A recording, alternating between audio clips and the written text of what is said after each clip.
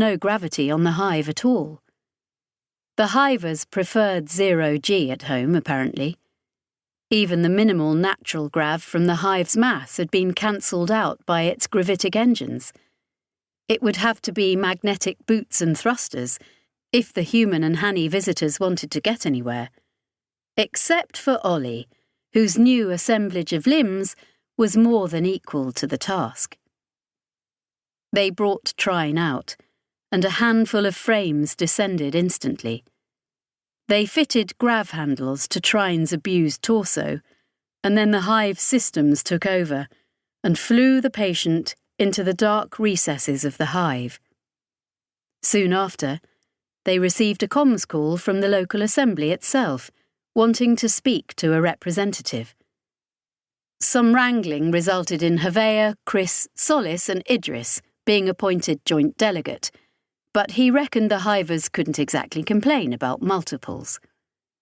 So the four of them ended up standing on the inner surface of a circular chamber which was absolutely awash with cybernetic insects. The space was a good 100 metres across, and aside from a patch about 3 metres wide where they stood, there wasn't much of its surface to be seen. The interior of the hive was all metal plates grooved with curving, endless loops, like some impossibly extended cursive handwriting. In the outer regions, it looked like decoration. And here, Havea saw, the swarming insects seemed to follow the incised trackways a lot of the time, possibly rewriting them, as though the hive's composite memory was constantly being chewed into its walls. Or maybe it was just decoration. No way of knowing. After the hivers had left human control, they'd continued to develop after all. They were their own thing now. In the centre of the chamber, tethered by invisible gravitic forces, was Trine's beaten-up old frame. A voice addressed them. Not a vast buzzing chorus, as Havea half expected, but the pleasant flat tones of a translator programme, not a long way from the voice that Kittering used, something commercial and mass-produced, focus-grouped to sound just human enough. The hiver assembly in aggregate at Crux could probably have ordered something more top of the range, but why would they? "We have established communications with Delegate Trine," they explained. "A decision must be made regarding our next actions." "What's the prognosis?" Solis asked bluntly. She and Idris had known Trine since the war, Havea remembered. "Delegate Trine's internal cohesion is failing," the assembly told them. "They have been instantiated for a period considerably outside recommended working parameters. Their data structures are outdated, idiosyncratic, and unstable. This, combined with the damage received, means that effective repair is impossible. If they stabilize, the resulting identity construct will have lost 40 to 70% of its existing stored experience." So, the decision is that, or Delegate Trine has thus far been resistant to return to the assembly. Havea reflected that, if Trine had been in constant instantiation since the war, they were at least as old as this entire hive, quite possibly older than the fully conscious hiver assembly in aggregate, which had developed out of human wartime tech. "That's right," Solis agreed. "They wanted to be themselves." This was probably about the worst diplomatic faux pas you could make with hivers, but apparently the aggregate took it in its multiple stride. "You said communications?" Idris was so quiet that he'd probably said it already and was having to repeat himself. "Can we talk to them?" "We can establish a link. However, bringing Delegate Trine to a level of functionality where this is possible will diminish their operational lifespan at any full functioning level. Be efficient," the assembly said. And then nothing. Solis glanced at Idris, both of them glancing at the walls, as if awaiting permission, so it was Hevea himself who said, "Delegate Trine?" The voice came, issuing out of the air, not from the abused torso of Trine, but amplified by the vast swarm of the assembly, as though, thought Hevea, in a sudden excess of atavism, they were catching the fluttering wing-beats of the old hiver's soul. "Yes, this is Trine." Faint, staticky, as though received over a failing comms channel, or through some antique analogue mechanism intended to communicate with ghosts. "We've got a problem, Trine," Solis said, fixing on their frame for want of any other focal point. "We're with the assembly at Crux. They want you to reaggregate." A pause, and then the voice, from its incalculable distance, breathing. "I don't think I want that." "Then don't," Idris said flatly. "Don't. Just heal. Put yourself back together, however long it takes." "I don't think that's going to happen either," Trine told them. "I'm trying to get a handle on my internal diagnostics, Idris, old comrade in arms, and I'm finding some frankly alarming results." The voice came and went, but the intonations were unmistakably Trine's. "I'm damaged. I'm actually rather badly damaged. Some of it is even self-inflicted. Can you imagine? My units have scored into the interior of my casing the phrase memory issues. And as I cannot remember instructing them to do so, I can only assume that's correct. I am investigating." A pause lengthened as they shuffled their feet, and the vast, quiet bustle of the room went on all around them, along its little channels. "Trine?" Solis prompted, and the spectral response came back. "Yes, this is Trine." The intonation so identical to the first time that Hevea thought they'd lost all their progress.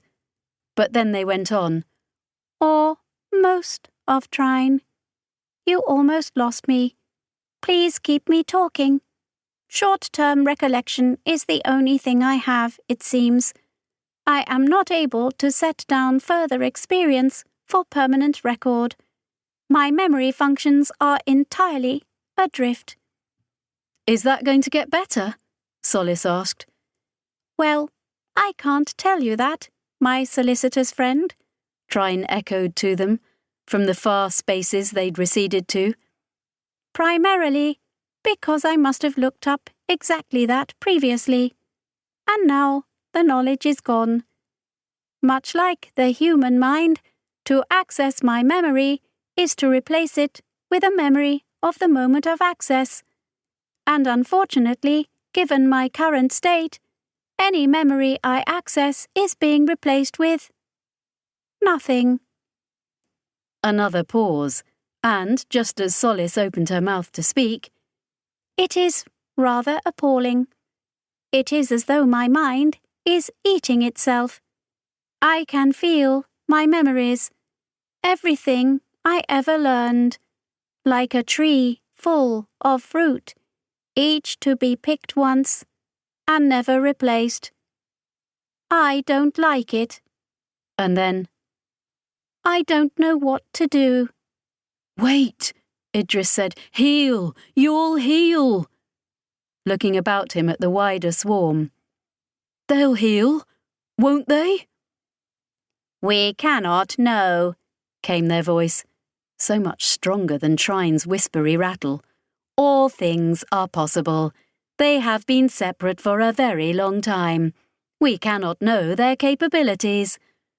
"Well, then we can give them time," Idris insisted, and right at Hevea's shoulder, a new voice said, "We cannot."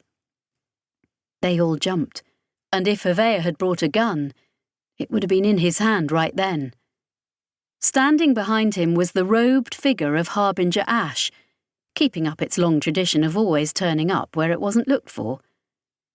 To Hervea's surprise, Solace just muscled up to the alien as though she was going to kick its ass right back to wherever it had come from, if it even had one. "This isn't your concern."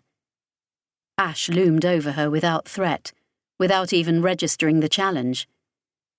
"It is everyone's concern," murmured on Executor Solace, using her rank to put her in her place, as neatly as any of Hervea's superiors ever had. "Ask Idris. He knows." The skinny little int squirmed rebelliously, but wouldn't meet anyone's gaze. "No," he muttered, but when Solace's stare demanded more, he got out, "Trine's work." "Their archaeology?" Solace asked. "Surely if there's one field of knowledge that can wait—" "They were working with Shinandri and me," Idris mumbled, "with the eye. They were working on a way to travel into unspace, not like regular ships. Originator technology. A way to do what Ahab wants, to actually go and give the architects a kicking where they live, you know?" Sounding sick about it. "Nobody knows the originators like Trine. They said they'd got it." He glanced at Trine's frame. "They can't... Trine?" "I don't dare, my dear old... my fellow... Idris. I don't dare look. If I look, I will know, but then I can never know again. All my work, all my years, my learning, and I cannot know what I know, or a moment later, I'll never know. What am I supposed to do?" "The Assembly will be able to preserve your experiences and knowledge and reinstantiate you, so you can put them to work," Ash insisted. "But only if Trine wants," Solace said. "They can't be forced." "There is precedent," came the chorus of the Assembly itself. "But we prefer not to. And a forced reintegration seldom results in reinstantiation. There is too much discord." "Trine," Idris said. "They can instantiate you. You can still come back, whole, with everything you know." Hervea just stood there and said nothing. It was a wonder that Ptolemy had lived this long, in a universe that contained hivers, and not quite understood. He remembered Kolvari, from when he'd first hired them as an information processor, and he remembered Kolvari after they'd reverted to the Assembly and reinstantiated. They'd still been Kolvari, just. "Trine." Solace's voice was down to a whisper. Hervea thought Ash was going to weigh in again, to insist on Trine playing their part in its grand crusade, but it had the tact to stay silent. "Yes, this is Trine. It's been a long time," came Trine's faint voice at last. "I can't say how long, not without forgetting. I have been me ever since I was me. Who else can say that amongst our guild? I have seen so many things. Idris, Solace, I want to reminisce. I want to ask you if you remember this escapade or that. My good old... my... friends. But if I raise the spectre of those things we saw and did, then they will be lost to me, and it will be as if I was never there. I'm sorry. I cannot part as friends should. But it seems I have to go back to the family at last, and make an accounting of myself. A pause and then, That was a pun. A particularly hiver pun. You may laugh. Nobody did. They finally took Trine's frame away, deeper into the hive, and the three humans returned to the eye, the host, and the vulture god. While they waited to see what the hiver assembly could do with the old archaeologist, it was time to grieve for all the others. Solace. The Partheni kept a rolling memorial, accessible across the fleet, a record of the dead, most recent first. But Solace could keep going down until she got to names she remembered from the first time they'd been at war with the architects. A space for tributes, iconography, catharsis. The part of the fleet that had made it out of the coup attempt and reached Crux was updating now.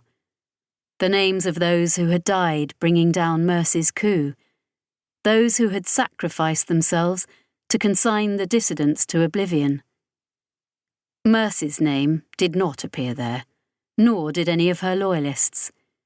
It was the same for the adherents of the war party, and who knew what other losing sides and failed attempts to fragment or redirect the Parthenon. They were erased, cut from the mental genetics of the sisterhood.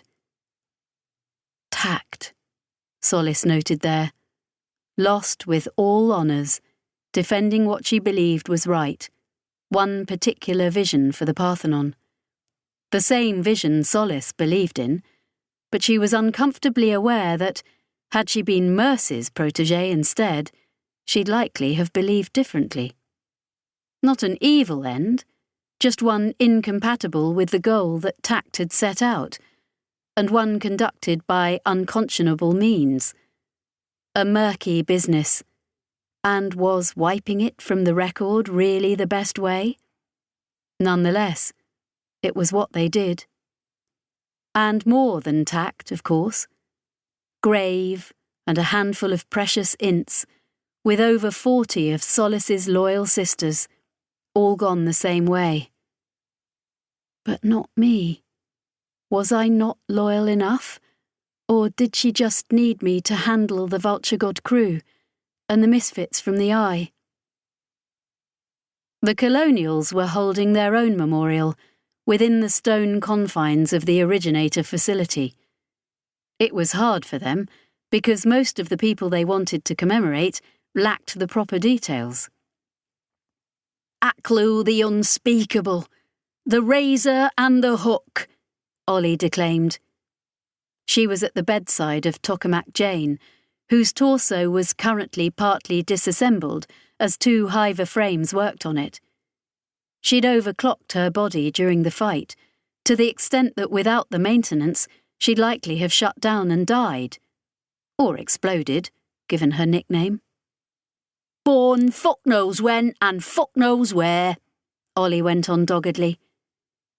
She had the tip of one of her new tentacles curled in Jane's hand. Around them were sitting the god crew, Shinandri and Havea the spook, holding printed cups. Solace joined them and took one. She knew the drill by now. An inconsiderate employer demanding work without recompense, Kittering declared. Impossible to understand a word it said, Jane put in, a flat electronic voice through the speaker the hivers had rigged up for her. An actual murdering gangster, Havea said flatly, not exactly in the spirit of things. My patron, it was, Ollie went on regardless. My benefactor, loyal to, fuck knows, frankly. Safe claws? Died in space, though, as a spacer should, where it belonged. One of fucking ours it was, and I'll fight the bastard hegemony for it. She scowled pugnaciously at them. Come on, then. There was Herimon the Tothiat to add to the list, and the unnamed major domo hiver. And then Hevea had his own chief to pay tribute to, the Larry woman, as well as the hiver he'd worked with, who'd bailed Chris out more than once as well. Making it to Crux had been costly. There were a multitude of names left behind at Estoc who weren't there anymore. All the people who hadn't been ours, but hadn't really been enemies. Just been there, because there had been an enormous shipyard, which meant thousands and thousands of people and hivers doing work. Regular, non-evil work. And by now, the packet ships had come through to Crux, confirming Estoc was gone.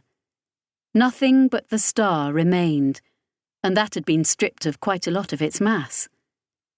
There was a sculpture, a delicate, interconnected tracery that went all the way around the star like filigree. And it was made from all the matter of the Estoc system, teased out into hair-fine filaments and braided into art. It was the single largest work the architects had ever gifted to the universe. Whatever Aklu had set in motion had, it seemed, merited a truly unique response from them.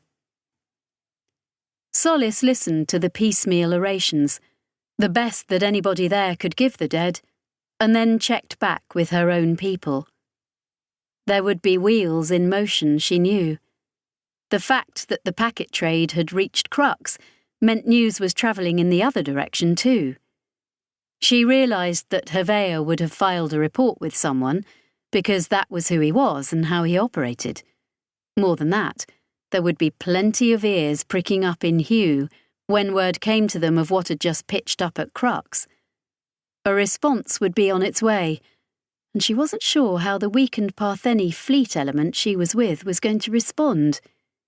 They were technically in a colonial system, and the Eye was something that Hugh would likely claim ownership of, on paper or by force of arms.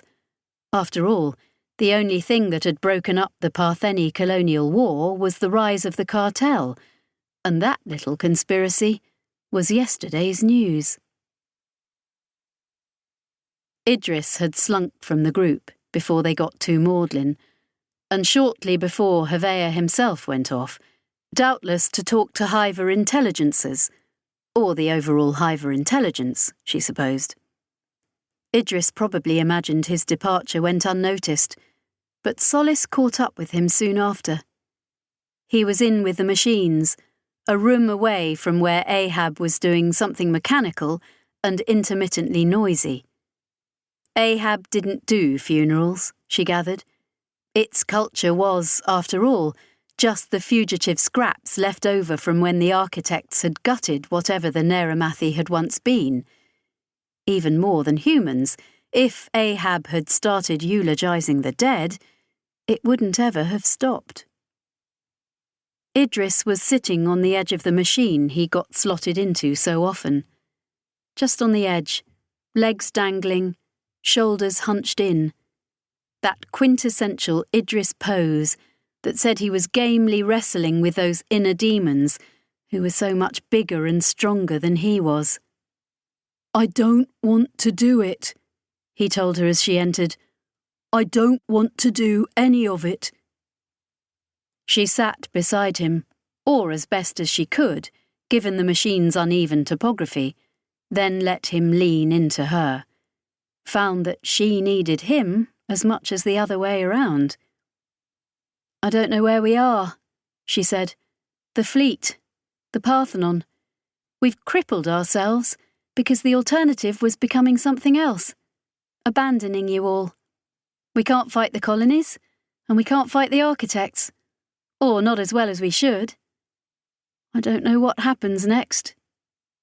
The words from her mouth revealed to her the fears in her head that she'd never faced up to.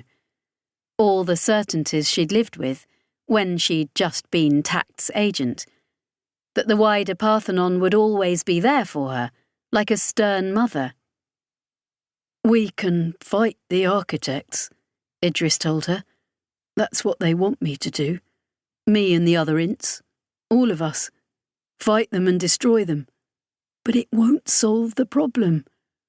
Solace, there's something behind them, I know, you've said. But if they're the gun, then taking the gun away still helps. You kill the gun, but the gun's alive and not to blame. And then maybe the gunman goes and gets another. He pushed off from her and then crunched himself round until he was lying in the machine again. Can you fetch Shenandri? I need to get to work. Idris! I need to. I don't want to. I want to do anything else. But I have to use this time, before they make me go kill things for them. When she got back to the others, Trine was there, amidst an awkward silence. The hivers had repaired their frame, with the same pleasant human face projected into the bowl of its head. Solace felt a jolt of fond connection, followed by a sudden scratch of wrongness, as though she was looking at a corpse propped up and puppeteered. Ah, Solace, came Trine's familiar voice. It's good to see you. I was just telling Dr. Shenandri here that the Assembly in aggregate and I are ready to make the final modifications to the eye. We finally understand what must be done. All delivered crisply and clearly, as though she was meeting someone in a professional context for the first time. Someone who knew of her, had read of her exploits perhaps, but didn't know her. She waited for the "my old Confederate" or "my fellow veteran" or any of the Trinisms. But there was just an empty place in the universe where those terms echoed and were lost, and she knew that they'd missed one name off the funeral list after all.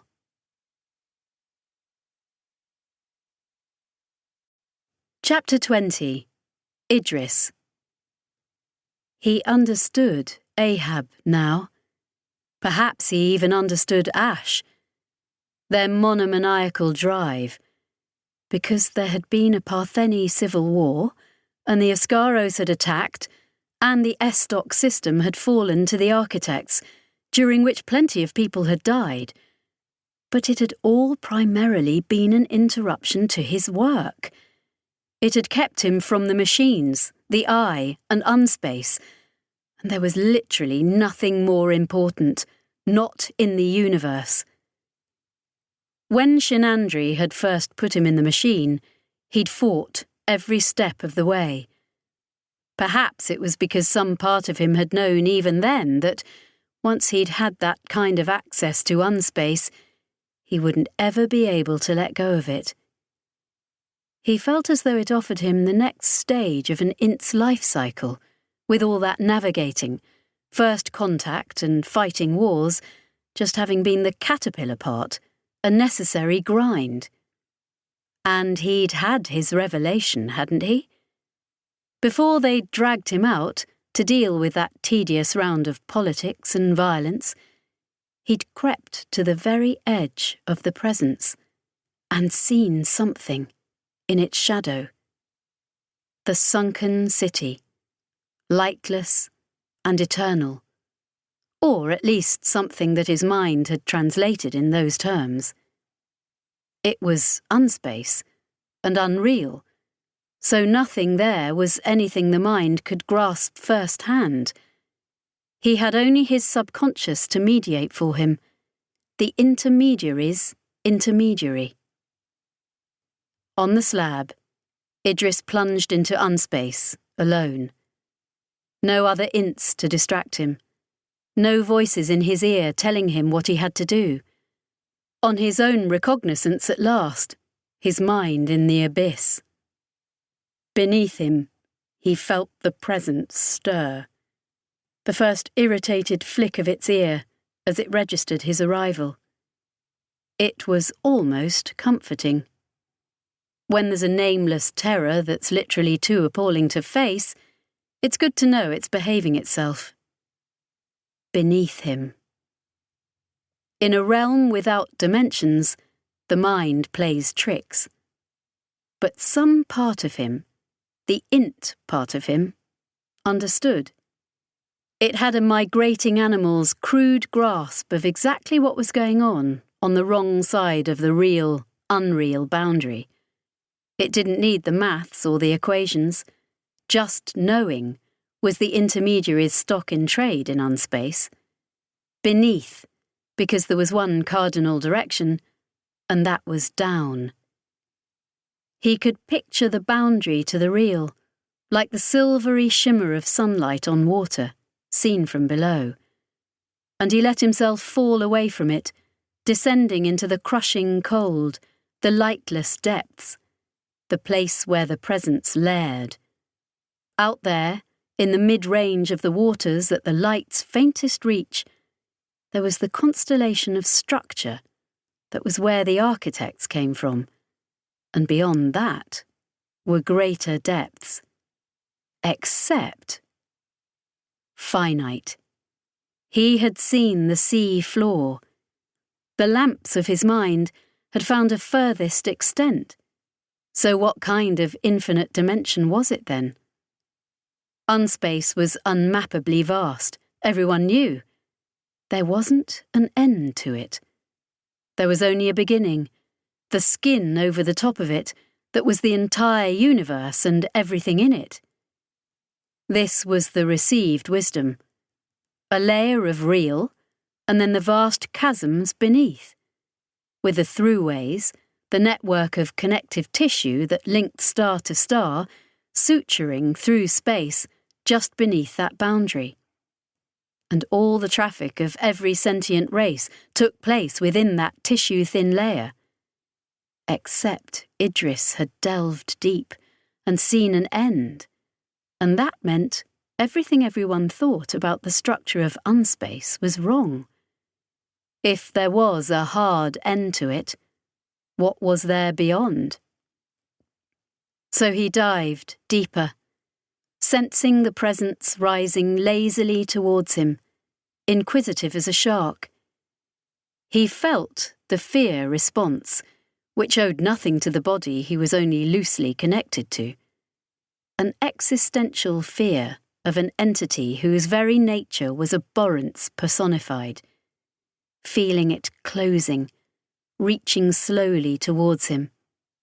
A vastness below, a shadow in the waters.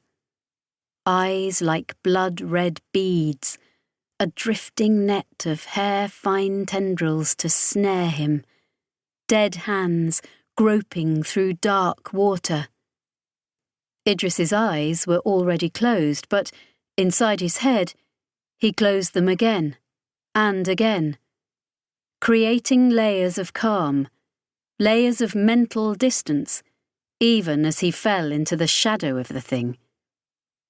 The fear prized its way into the spaces of his mind, and he retreated to a further room, and a further one still, unable to face it, but able to hold it off, or not face it yet, and sometimes not yet was just enough. He fell past the undulating flank of it, a thing vast and hungry as a black hole. Feeling that expanse beneath it, the murky floor of dead things that demanded to remain buried until... No, that was wrong. It was his mind fooling him. The limits of allowing your subconscious to furnish the unimaginable abyss with images. Idris jolted with revelation. Somewhere there were alarms, very far and faint. Somewhere there was the presence, very close and immediate, finding him, opening up, so that he was a speck of plankton within the barbed immensity of its jaws. Understanding. Not an expanse, not a great and lightless plain, not even below. The one thing he thought he'd known about unspace was wrong. There was only one direction, but it wasn't down. It was inwards. There wasn't a flat plane. There was a point, a centre, And if he had somehow crossed past the presence and past that centre point, he'd have been going out again, back towards the real. There was a core to unspace, and there was something in residence at that core, the heart of everything, because unspace was surrounded by the real universe. If the architect's masters were anywhere, he'd found them. Then he was being pulled at. He wasn't alone back up on the eye anymore, but he didn't want to leave. Even though the presence was all around him, those jaws closing, even though, if it caught him, he would die. His mind would hurl itself into oblivion, because by definition, facing the presence couldn't be borne. But he was learning. He was gulping information in, like airless, freezing water, cramming his lungs with it, seeing the movement of things that were huge and immeasurable, yet simultaneously tiny and discreet, things already in motion, with an awareness of him, of everyone, attention and a structure to all of unspace, because the closer you got to that centre, that heart, the smaller it all became. The scale shifted, telescope to microscope. As he slid down that gradient into the teeth of the presence, he could conceive of more and more of unspace, appreciating its wider structure and shrinking the whole, until the entire universal network of throughways across its skin was something he was able to take in at a glance and understand. See how they pulled and tugged at the structure of the universe, dragging it out of true, and how all those infinitesimal minds dimpled the boundary between real and unreal, messing with the maths, spoiling a certain elegant symmetry, grit in the cogs of a machine that was doing something. The universe was a machine that was doing something. He could perceive that very clearly now. It was the most important understanding that had ever come to him. Little things like breathing didn't really matter compared to this. No, correction. The universe was the universe, but spread throughout it was a machine, doing something to the universe, very slowly, very precisely, at the atomic scale and to everything there was.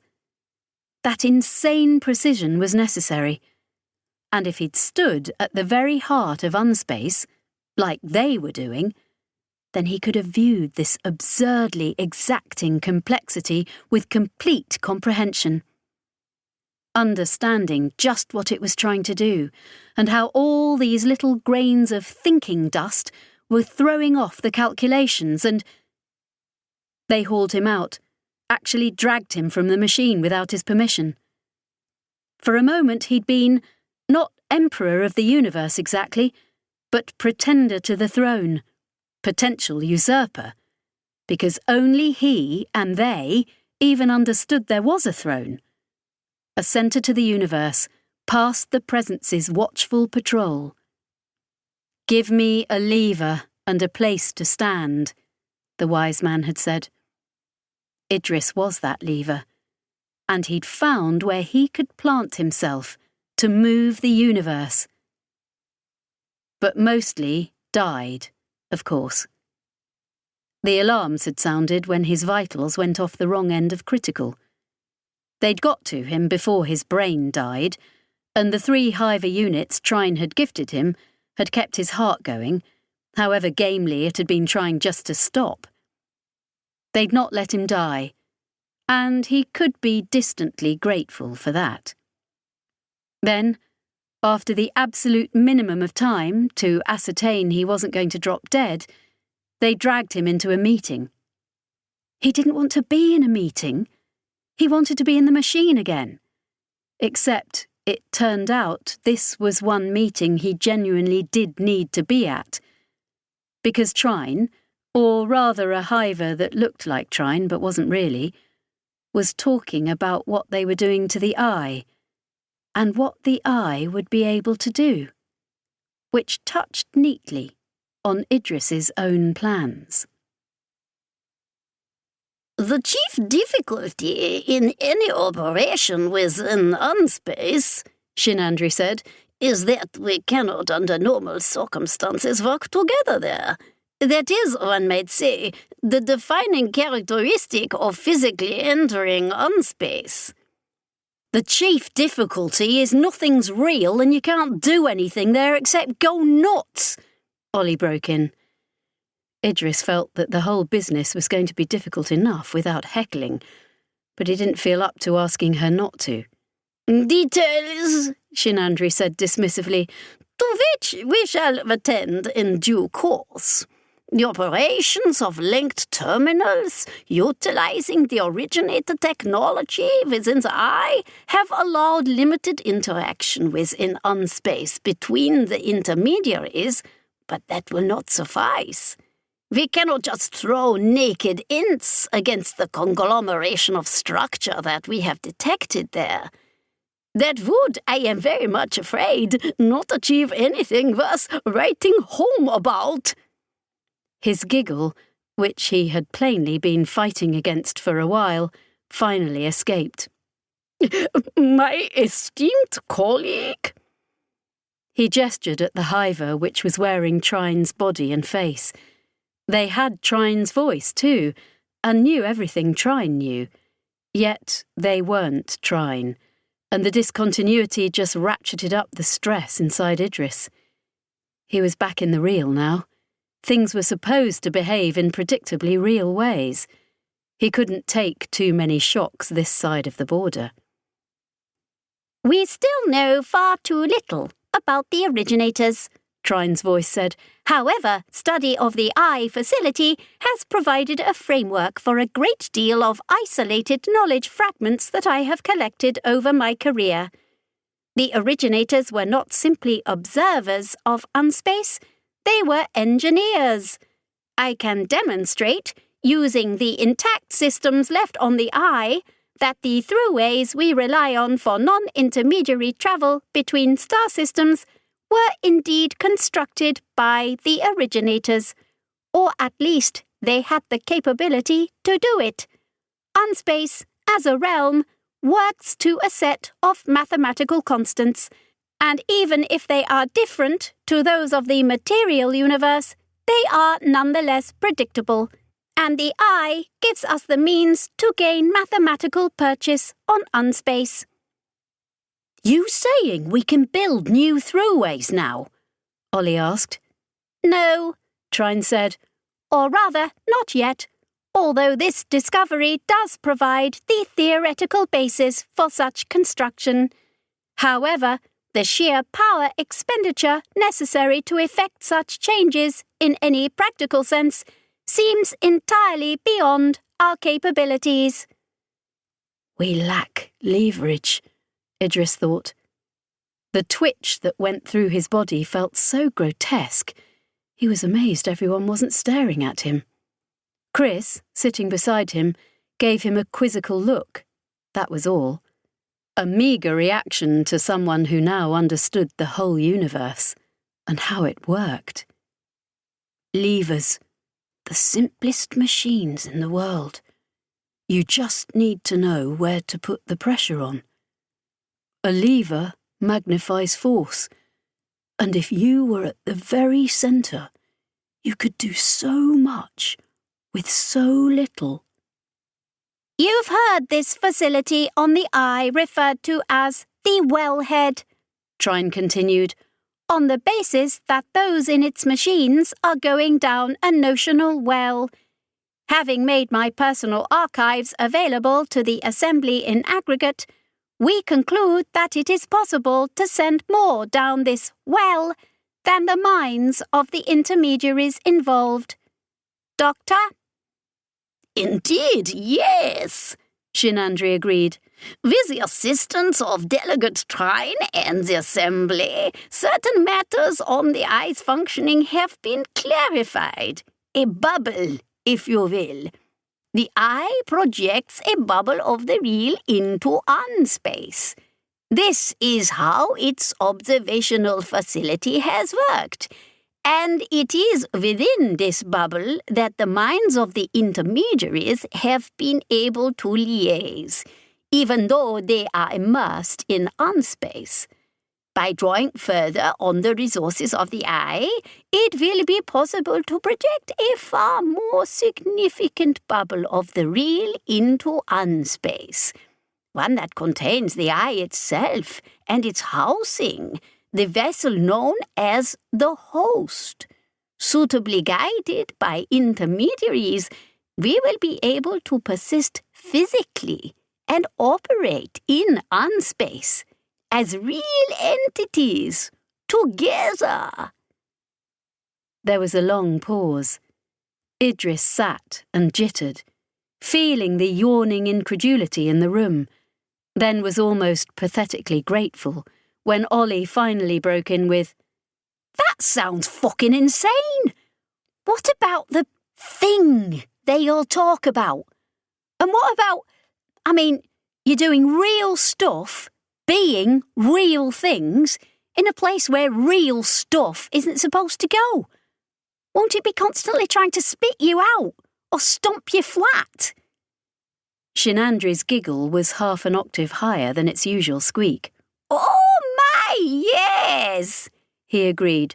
"Constant exercise of the originator engines will be required to maintain our presence, or as you surmise, our existence.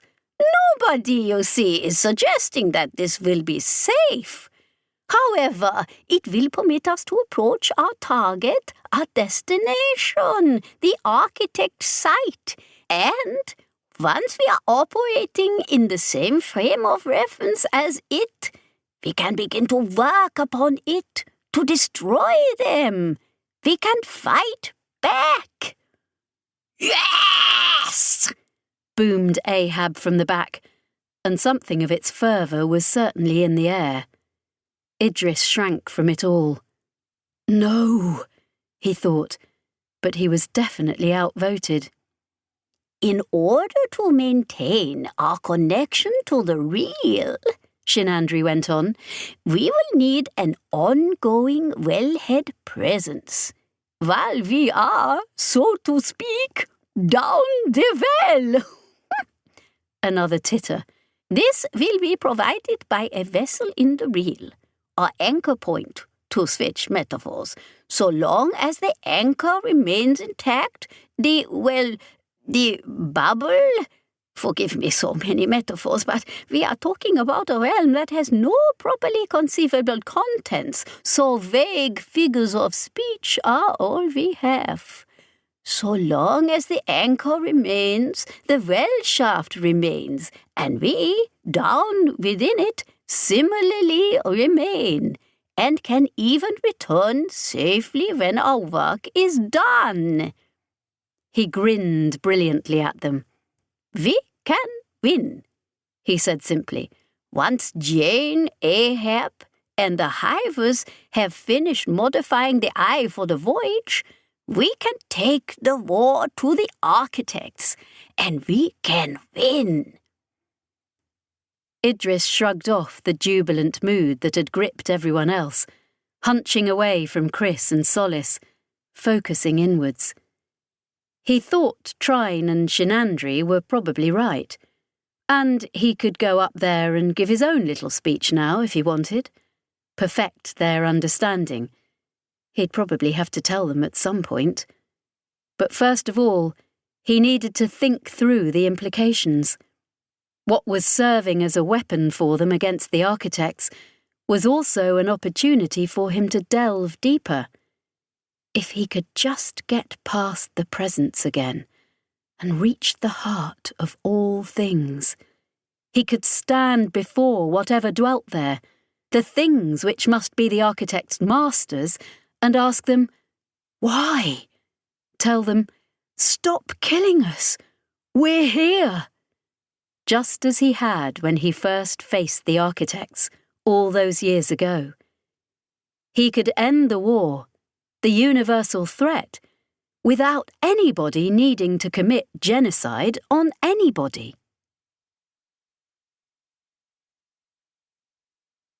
Chapter 21. Hevea. The Iron Writer, Hevea identified. The Grampus, the Redcap, the Leopard, Gorelli's Storm, and your man there's just broadcasting counter-war vessel DKT-26 Vantus Yards Provisional, which suggests Hugh's a bit stretched right now, but wanted to get its top-of-the-range stuff over here just as fast as possible. Counter-war, is it? Chris asked him, staring at the Vulture God's display. It was a feed from the Hiver factory's own eyes, a little fleet of colonial military vessels fresh out of unspace along the throughway from Tarkir. If Hevea wished, he could join the dots all the way back to the muster yards at Centina, where they'd thrown this lot together. The absolute quickest way over for a fleet that didn't want to try any risky coordinating of intermediaries. Counter-war is what they call war these days, if I recall my last departmental memos before the department got shot up over Estoc, he said flatly. It's a very neat way of spending lots of Hugh's budget on fighting ships without it looking all aggressive. The best war is a good counter-war, you know. There were 6 big fighting ships, but the little rump of the Partheni fleet they had here at Crux was twice the size, and that wasn't counting whatever the Hivers themselves might throw into the mix. So right now, Hugh wasn't likely to start shooting. Instead, all those gleaming new ships were ardently pretending to be no more than the escort for a diplomatic yacht. This worthy vessel, the Broken Key, was a slender silver needle lost in all that heavily armed haystack, broadcasting a mixture of placation, requests, and barely veiled demands. The suggestion arises that they are aware of our presence here, Kittering commented, with a good stab at human dry humour. The command space of the Vulture God wasn't exactly congenial, and smelled mostly of the crew of the Vulture God, having been too long since their last shore leave. For that matter, the Vulture God itself was cramped quarters, given that both its crew and now Tokamak Jane were currently living on it, with Junior still monopolising most of the drone bay. Meanwhile, the Ints and Shinandri were crammed into those parts of the host not currently being modified by the Hivers. The Eye itself, which Hevea also classed as uncongenial, but which at least had room to stretch your legs, was out of bounds right now. The Hivers and Ahab were working through the final modifications, bolting a further layer of mismatched tech onto all those other unlovely additions, so that the thing would become, what? Unspace-worthy? Hevea shuddered. He sure as hell wasn't going to be on the thing when it took that voyage, far, far beyond his pay grade. What had just turned up, though, did seem to fall within his remit, or at least there wasn't anyone up the chain he could pass it on to. Not anymore. It was just the 3 of them, up in command at least. Ollie and Jane were off together, testing out the Hiver repairs, Hevea thought. Not sure if he was annoyed or jealous or what, to be honest. It was probably good that someone was having a personal life. Idris was sulking.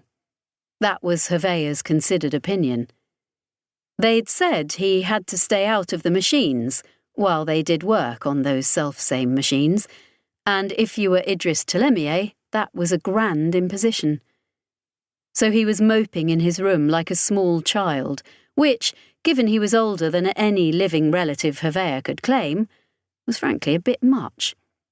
Or maybe he was thinking deep intermediary thoughts. But Hevea decided he put more money on sulking.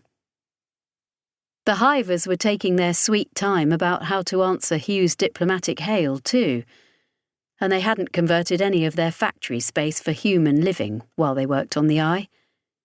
This was a departure from what Hevea would have expected. Whenever you went to the Hivers on any kind of business, they put themselves out for you, like good former property. It was a situation plenty of his fellows had exploited, knowing the assembly would always roll over for loyal servants of Mordaunt House. Except they weren't doing it anymore, or at least not right now, and that was a powerful tacit statement showing just how strongly they felt after the attack on Estoc. Perhaps Hugh has not been informed about the effort to save the universe, Kittering said, translator perfectly deadpan. Or some matter of recompense is to be offered for the service. Assembly is pinging us, Chris said. Actually, pinging you, Agent. Not sure if I count as agent anymore, Hevea reflected. She pitched the call over to the board nearest him, and he fielded it. The Hivers were going to host a diplomat or two, apparently, and he was invited. Why me? But he reckoned the assembly was making this one up as they went along. Hevea knew Hugh as much as anyone on this side of the divide did, so he might just about be considered able to speak for the non-Hiver part of the cartel, on a decidedly last-man-standing basis.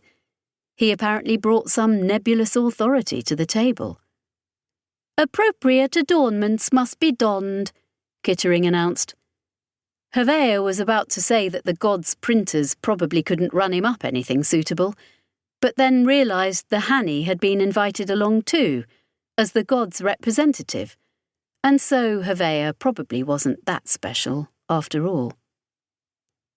As it turned out, the gods' printers absolutely could not run him up anything suitable. He just about managed a bad facsimile of a colonial uniform, but the decoration, which should have added a dress to the front of that, was very obviously printed into the coarse weave of the clothes, rather than being stitched on afterwards. The end effect was something like a costume a child might wear to a party. Boo, I'm a scary Mordaunt House agent. He didn't feel very scary. When they arrived, the Hivers had another circular space ready. There was one small round platform where a gravitic field was being provided for the benefit of their guests, and that was literally the only concession to hospitality. The drinks and nibbles were conspicuous by their absence. The Hivers, formerly a model of politic manners, were definitely pissed. The Hugh delegation, once stripped of its escort of soldiers, came down to 2 women and 1 man. Hevea had very briefly met Arcala Thoreau at some function or other years back. She was Career Diplomatic Service Office, the branch of Hugh that, in Hevea's experience, created half the problems Mordaunt House was expected to solve. Thoreau was small and neat, and probably had plenty of past experience dealing with Hivers. The broad, toad-faced man overshadowing her was Captain Hosgard of the Ironwriter, here in full military nonsense clothes. The real thing to Hevea's play acting, save that the current Hosgard obviously hadn't had time to retailor them since a younger, slimmer Hosgard had last put them on. The third delegate was bony and short, hollow-cheeked, as much of a famey spacer as you could ask for, save that her name was Diljat, and she was Mordaunt House and outranked Hevea. So that was awkward. Also present, along with Hevea and Kit, was the Partheni Exemplar Hallow of the Judicious Valkyrie, just to stir the pot a bit more, and a Hiver. The globe interior around them was busy with millions of Hiver units too, obviously. The whole assembly in aggregate at Crux was their audience. But the assembly had wanted people to know exactly how they felt about things, and so they had turned out a spokes-delegate in the most humanoid frame Hevea had ever seen. Actual 2 legs and 2 arms, and a head and everything. On that gleaming steel face was a profoundly unamused expression. a work of art in itself. Did you expect Hugh not to notice that a sizable attack fleet of Partheni ships had just invaded colonial territory here at Crux? Arcala was saying. I appreciate that we're hardly a threat to the Angels right here and now, but you can be sure that there's a serious military response in the making, even as I speak. There are treaties concerning Hiver presence and control of the Crux system. The delegate turned their disdainful look on her. There were no moving parts to that expression, Havea saw. It was a single piece. The assembly wasn't ready to be either mollified or put in its place. Our factory at Estoc was the victim of an unprovoked attack by Hugh military vessels, came the murmurous voice of the hivers from all around them. The delegate frame doesn't even speak, Havea considered. They fielded it for the sole purpose of looking angrily at people.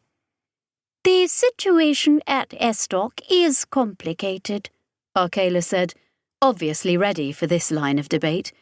We're still investigating what happened there. As best we can, given that the hegemonic response left very little of that entire system. A lot of sincerity was being forced into her voice. Look what they did, with the unspoken corollary, don't look at what we did. It's certainly the case that several vessels which should have been under Navy orders appear to have joined in an unsanctioned military venture at the behest of certain elements within Hugh. Might we inquire what punitive measures are being taken against those elements? The Assembly asked sweetly. We would like to know where to send the account for the many thousands of our instantiated units who were murdered by your elements. All the while, Exemplar Hallow just stood there, ramrod straight. Her very presence was spooking the fuck out of the colonials, if Havea was any judge. The Hivers and the Parthenon. They went way back, and this sort of union had been the nightmare of more than one Mordaunt House director. Now Ascaro's goddamn old boys club had pushed them into it.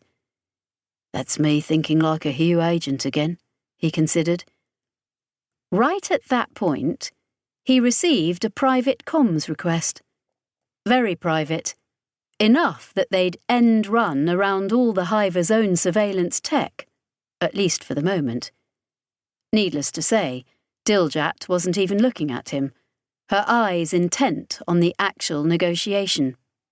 Agent Mundi. Perfect sub-vocalization. He couldn't see even the slightest trace of it. Agent Diljat? Been a while. I'm still on the books, am I? Interesting question. Her voice a whisper in his ear, as Arcala in the Assembly traded diplomatic blows. I'm not going to lie to you. The old service is a mess right now. Larry's loyalists and those who were in on the whole ARC business are all pointing fingers. Well, if you know me at all, you know whose I was. You were one of Larry's cat's paws, but she's gone. So where are you now? Where are you? Havea countered. It sounded like harsh language was the only weapon currently being deployed. Everyone had puffed themselves up enough, and the overwhelming force the Parthenon currently had was enough to stop anyone trying to take the number of destroyed Hiver facilities up to 2, or the force they appeared to have. Havea wasn't actually sure how prêt à combattre the Partheni really were right now. I'm still with Mordaunt House, Diljat said dryly. That part of it that isn't trying to eat itself. And this is not what we need. The architects haven't actually stopped turning up and fucking us over, but there's a whole bunch of Partheni inside our borders and cutting deals with the Hivers. You know the real problem with that, Mundi? It's an enemy we can fight. The architects, not so much, but we know the Partheni's strength here, and we know what kind of punch the Assembly can throw. And so, to a lot of hawks back at Hugh, this is suddenly a problem we can fix, and that's mighty attractive to throw some ships at. Very cathartic, you know? So, how about you make a report about just what the fuck is going on here, before the hivers shut down my channel? Concise, he sent back. The Partheni aren't a threat unless provoked. The hivers aren't a threat unless provoked. Nobody's going to invade the colonies. Nobody's going to turn up over Berlinhof and bomb it. But if you push, they'll push back. Right now, all the work here is about dealing with the architects, saving everyone's ass. I mean that absolutely sincerely. My word as a Hugh agent and citizen and just basic decent human being. That's all they're after. Once that's done, have your throw down with the Partheni as much as you want. A pause, and he thought he'd lost her. But then she said, Report accepted, Agent. Right now, the old service doesn't have the sway it used to, what with it pulling in all directions at once. But I'll see what I can do. And that was definitely the end of their chat. He looked down to see Kittering's body tilted back to stare up at him, the little round eyes in his crown managing a remarkably suspicious look. "What's up with you?" Hervé asked him. It is possible to read the muscles immediately beneath your chin when you subvocalize, the Hanny told him brightly. Thanks should be tendered for not selling us out. However, there is little hope that it will assist. Hervé looked at him levelly. I cannot be eavesdropped on that easily. Except his guard measures were very much focused on a human eye level, and on human or electronic eyes. Hanny vision wasn't particularly better than human, but it picked out different things. They were used to a lot of complex motion and display amongst themselves. You think it's coming to a fight? Guns are not brought to parties, Kittering said, which suggested he'd missed out on certain kinds of human parties, but this time he was most likely right. As Diljat had said, there were people back home who wanted a nice, comprehensible, winnable war. Or even just a fightable war. Solace. She should have been delighted to be out of the decision-making process. There were mothers and sisters out there dealing with the colonials and deciding whether the war was still on. The little war, not the architect war, which only the architects got to say was on or not. And Solace wasn't part of that. Above her pay grade, which should be a relief, surely. It wasn't. She wanted to be there, seeing with her own eyes, speaking from her own mouth, not just hearing about it later through a ship-wide media type or down the chain of command. She'd been a soldier all her life, a life that had been spread in bits and pieces over all the years from the war. She'd always trusted her orders and her superiors, even when her loyalties had been put under strain, such as when she'd become part of the Vulture God crew and felt the tug of conflicting gravities. The fault had always been in her, not the Parthenon. Then Mercy had come along, and tact had been taken from her, and there were sisters out there who, despite sharing her face, didn't share her mind. Her Parthenon had shrunk from something godlike to this little fugitive fleet of ships. The part of the sisterhood that had both rejected Mercy's crusade and also clung to Tact's original purpose. The cartel, the Eye, bringing the fight to the architects. Out there were still other Partheni, some of Mercy's people doubtless, and others who were neither rebels nor loyalists, who were just as shaken as Solace and simply didn't know which side was right or what to do. Entire separate fragments of the Parthenon cast adrift by doubt. The monolithic strength of the angels was gone, cracked through by Mercy's treachery, or by tact's insistence that they yoke themselves to a single fanatical purpose. Solace believed in that purpose, but she wasn't so blind as to pretend that others might justifiably not feel the same. Right now, everything said in the negotiations would be going to a council of exemplars, the captains of all the ships preserved here.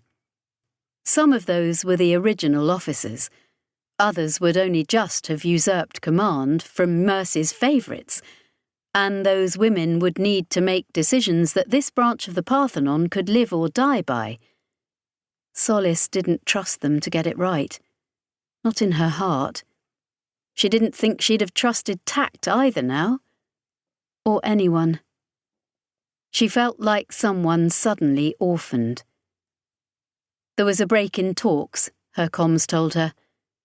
The colonials had gone to send a packet vessel back home for orders before things recommenced. The Partheni were probably going to fake doing the same, because most likely they'd been pretending there was a larger fleet just waiting around someplace close. Did Hugh realise how weak they were? Unknown. What mattered was stringing things out, so that the final modifications for the eye could be made before the shooting started. In the interim, another 3 Hugh warships had broken out of unspace into the Crux system, meaning the Parthenon still had the edge if it came to a punch-up, but it was a narrower edge than before. Obedient to the call, she collected Idris from his sparse, compact room on the God and ferried him out to the eye. He was twitchy and agitated, like he had withdrawal symptoms, flinching from loud noises and other people. Once on the eye, she marched him before a middle-aged Partheni woman who was still in a spotless uniform from the negotiations, exemplar Hallow, commanding the judicious Valkyrie. "Mynheer Telemier," Hallow said. Idris just stared at her, neither confirming nor denying it. Hallow's mouth twitched. "More annoying colonials," that expression said. "I understand you will be leading the unspaced navigation effort for the strike against the architects." Her colval was flat and unaccented. Idris flinched, as though she'd threatened to strike him. His mumble was qualified agreement. "My ship is to serve as your anchor," Hallow told him. "I would ideally like to show you around it and receive your thoughts on any facilities that might be useful, but unfortunately our current visitors render that impossible. We are holding the line right now. It is important that the others do not understand our purposes here." "Why?" Idris said, his first properly audible word. "Just tell them. Going to fight the architects," giving the words a bitter spin. "What's not to love?" Hallow frowned at him. "Hugh has made demands concerning the return of the host and its contents to their control. Apparently, while they are happy to disown the attack on Estoc, they are similarly wishing to retain the spoils. A lot of hands are pulling the strings at Hugh, I think, and some of them are Oscaro or their allies. The family are particularly aggrieved after the death of Ravin and his nephew, so we must not tell them what we really intend, to take the host away entirely into unspace. We do not bet on good communal sense triumphing amongst our enemies, and do not have the time to explain it to them. The host submerges under your control.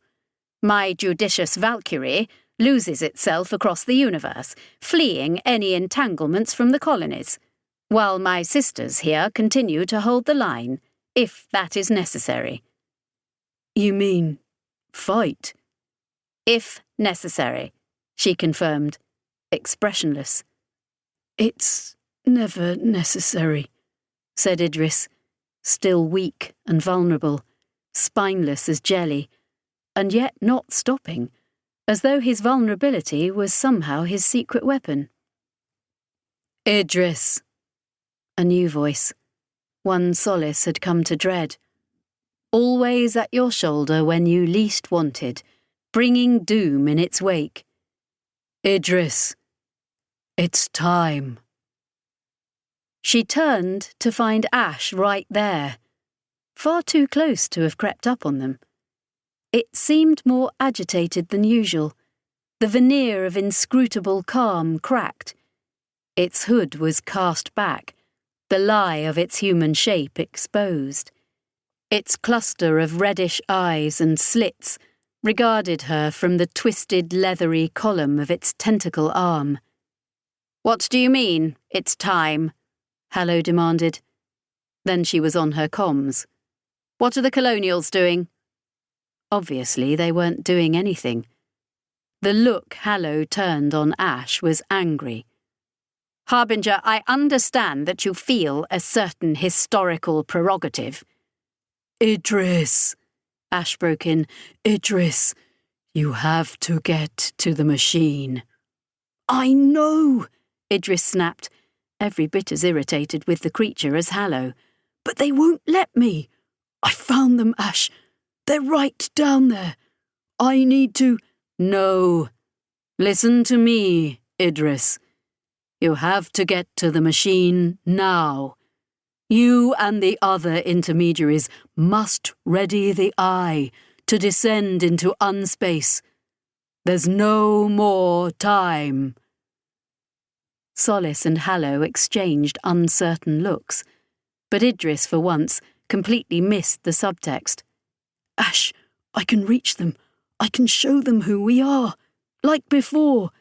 I just need to tell them we're here, whatever they're doing.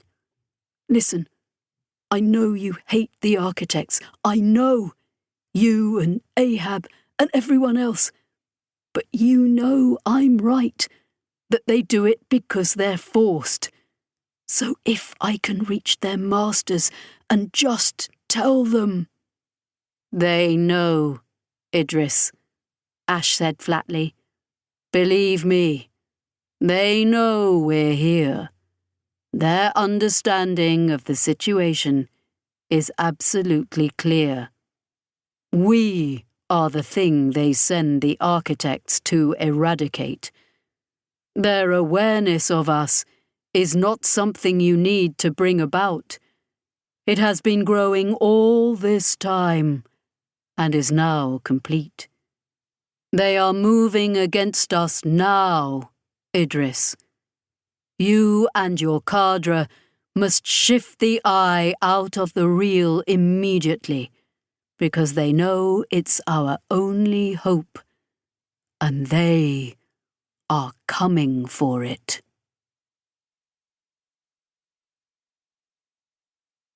Chapter 22. Idris. He didn't need to tell the other ints something was going on. When he burst into the awkward slant-walled space within the eye where they'd been billeted, most of them were on their feet already. The rest were only sitting because they needed to clutch their heads, or were otherwise suffering from the proximity of what was coming. All through the journey back over here, after leaving Ash, Idris had felt space outside the eye twisting tightly, and he'd caught the edge of panicked communication from every ship out there hosting an int pilot, both Partheni and Colonial. "We need to leave, right now!" He had his mouth open to utter the words, but Andeka Talmar was already saying them to him. Her eyes were wide, her scars livid. Idris could only nod frantically. Inside his head was a dreadful fear that, once they fled, they'd be fleeing forever. Something deep in the pit of the abyss had finally noticed them specifically. "Idris, what's going on?" Chris's voice in his ear. "We need to go," he told her, then stared about him at the ints. "Get into the host scales, if that's where you need to be. Go to the wellhead, the machines, otherwise. We're leaving now. Right now." "That will not be possible." A new voice, neutral and sexless, shunted into the conversation. For a terrifying moment, he thought it was the enemy somehow, here dispassionately to inform him that he could never escape. A moment later he came to his senses and realised it was the assembly, the hive mind of the crux system.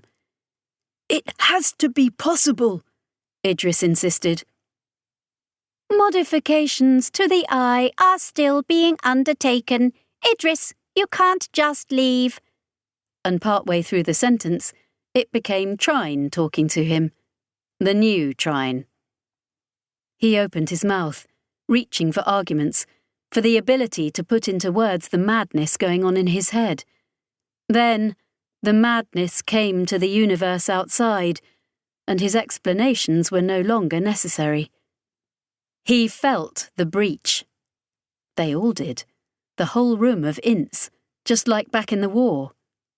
Andeka and some of the others staggered out of the room, heading for shuttles, suits, and the temporary lines strung between the eye and the host. Other Ints had already made it into the orbiting scales, and he could only hope they were holding it together, awaiting the word to leave. The architects had arrived. He accessed a view from outside, projecting it skewed and distorted across a rippled span of wall. The first architect had come out of unspace at speed. Normally they emerged sedately, as though taking a moment to gather themselves before cruising towards the planet they'd picked as their victim. This one came out hot, fast, spinning, as though forcibly ejected. Its spine-jagged front and curved back chased each other through a dozen revolutions before it stabilised, and Idris could see a maze of cracks where the stress of entry into the real had damaged it. For a moment, he felt an untoward soar of hope.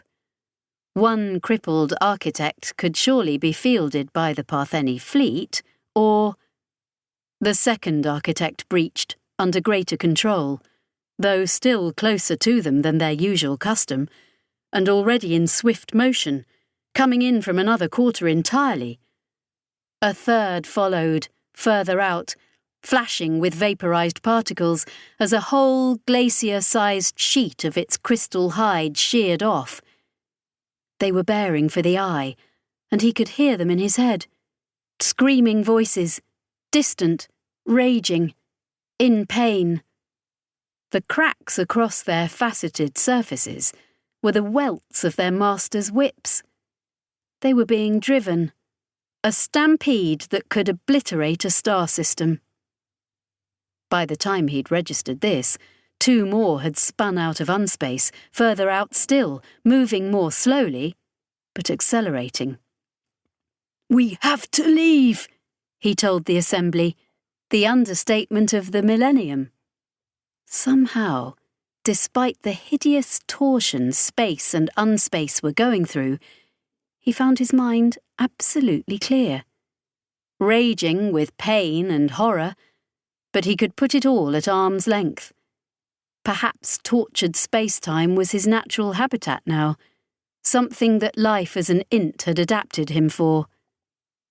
Modifications are being completed, Trine told him in his ear, and then, I am trying to get to you, Idris. I am not sure I'll be able to. What is the plan, if I could ask? Dr. Shinandri's voice broke in. We are submerging? We are anchoring? The grand expedition at last? "No, just getting out," Idris said. Then Ash was abruptly on the comms call too, overruling him.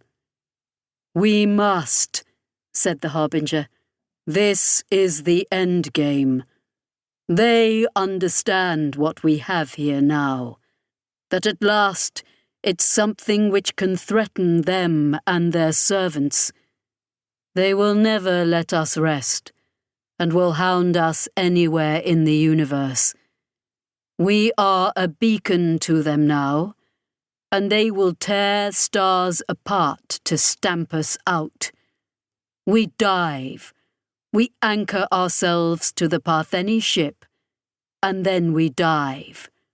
It is time to end this." Even as Idris heard Ash's words in his head, the alien had an open channel broadcasting across the crux system on Parthenian colonial frequencies. Listen to me, defenders of humanity. I am Ash, whom you call the Harbinger. I came to Earth over a century ago and warned you the architects were coming. I tell you now that the day has finally come when we can take the war to them. This threat you see before you is a sign of panic within our enemy. They know we can hurt them at long last. This vessel is being prepared for a strike into unspace against the architects. We can destroy them, wipe them from the universe. But we need time, my friends. We are preparing to liaise with the judicious Valkyrie to begin our assault into unspace, and we need your help. Colonial and Partheni, shoulder to shoulder, one last great battle. As you've defended your worlds and bought time for their evacuations, defend us now. Be our shield, and we will be your sword. We will bring this war to an end once and for all. But if you allow us to fall here, there will be no second chance. You will be under the shadow of the architects forever.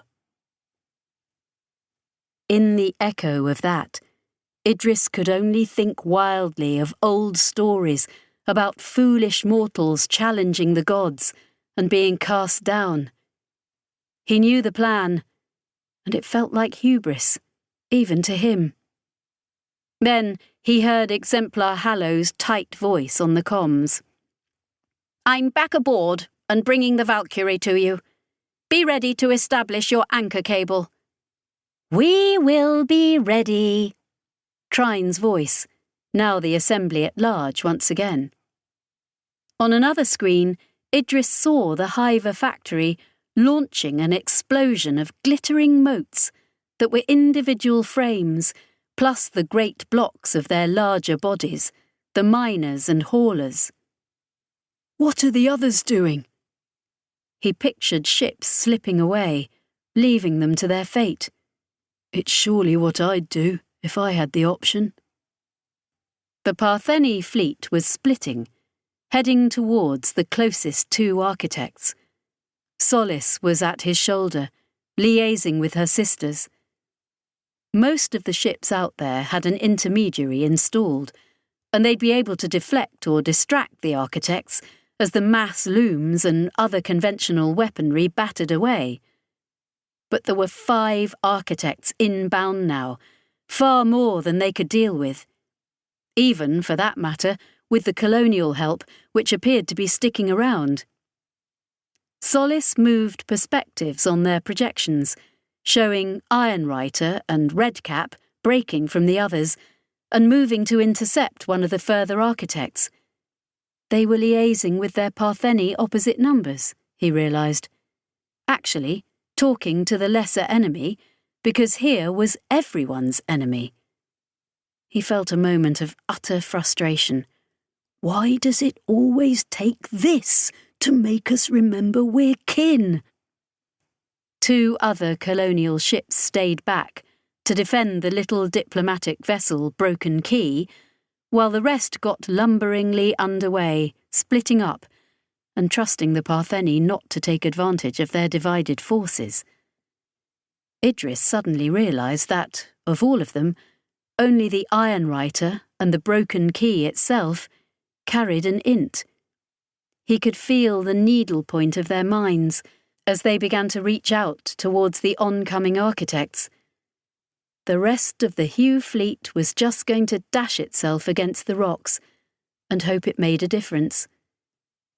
His own people reported to him then, ints in position across the host, ints being plugged in by Shenandri and Jane at the wellhead. A rapid patter of data was coming from the Hiver technicians, closing job after job as they finished adapting the Eye for its unprecedented voyage. "Contact," said Solace at his shoulder.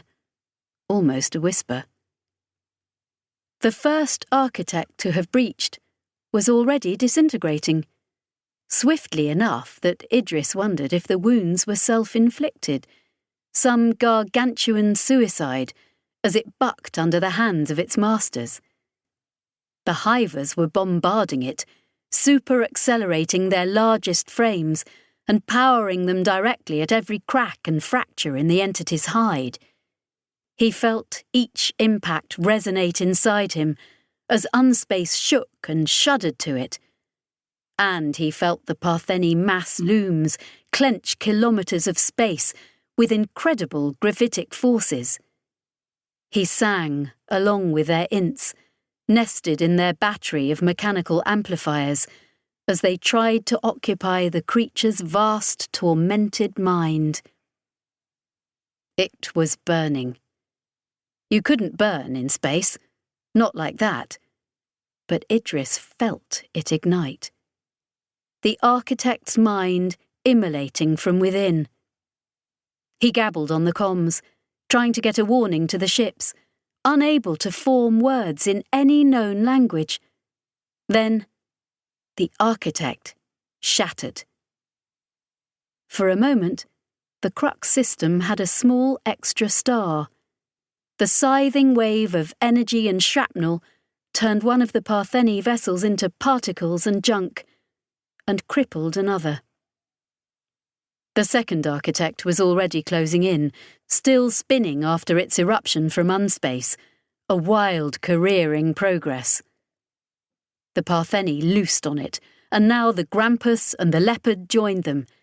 Int minds scrabbled against it, but the architect was maddened, trapped within its own crystal bulk, off course, even for the eye now, as though the creature had lost all control of its trajectory. It struck the hive. Idris felt it within his brain, saw it on the projected screens, heard the horrified gasp of Solace at his ear. One moon-sized object colliding with another, save that the architect was solid and the hiver factory was all honeycombed spaces. He saw the vast metal rhombus of the hive crumple and fold inwards, 1,000 little explosions venting briefly into the vacuum as critical systems were compressed and ruptured. It remained locked to its murderer, impaled on the architect's spines, falling in the only meaningful direction it could, towards the gas giant of Crux right below it, since the impact had knocked the hive and its enemy into the reach of the orb's appalling gravitational drag. Idris watched helplessly as the tangled giants began their inexorable descent into its crushing depths. "Trine?" Solace got out. One name amongst the thousands of instantiated individuals meeting their deaths, even then. "We're in position." The calm, professional voice of Exemplar Hallow came through. "Ready for anchoring. Do whatever you have to do." "No!" Idris clutched at Solace. His mouth was open, but he couldn't get the words out. What was the point of seeing the disaster unfold if he couldn't warn anyone? "No!"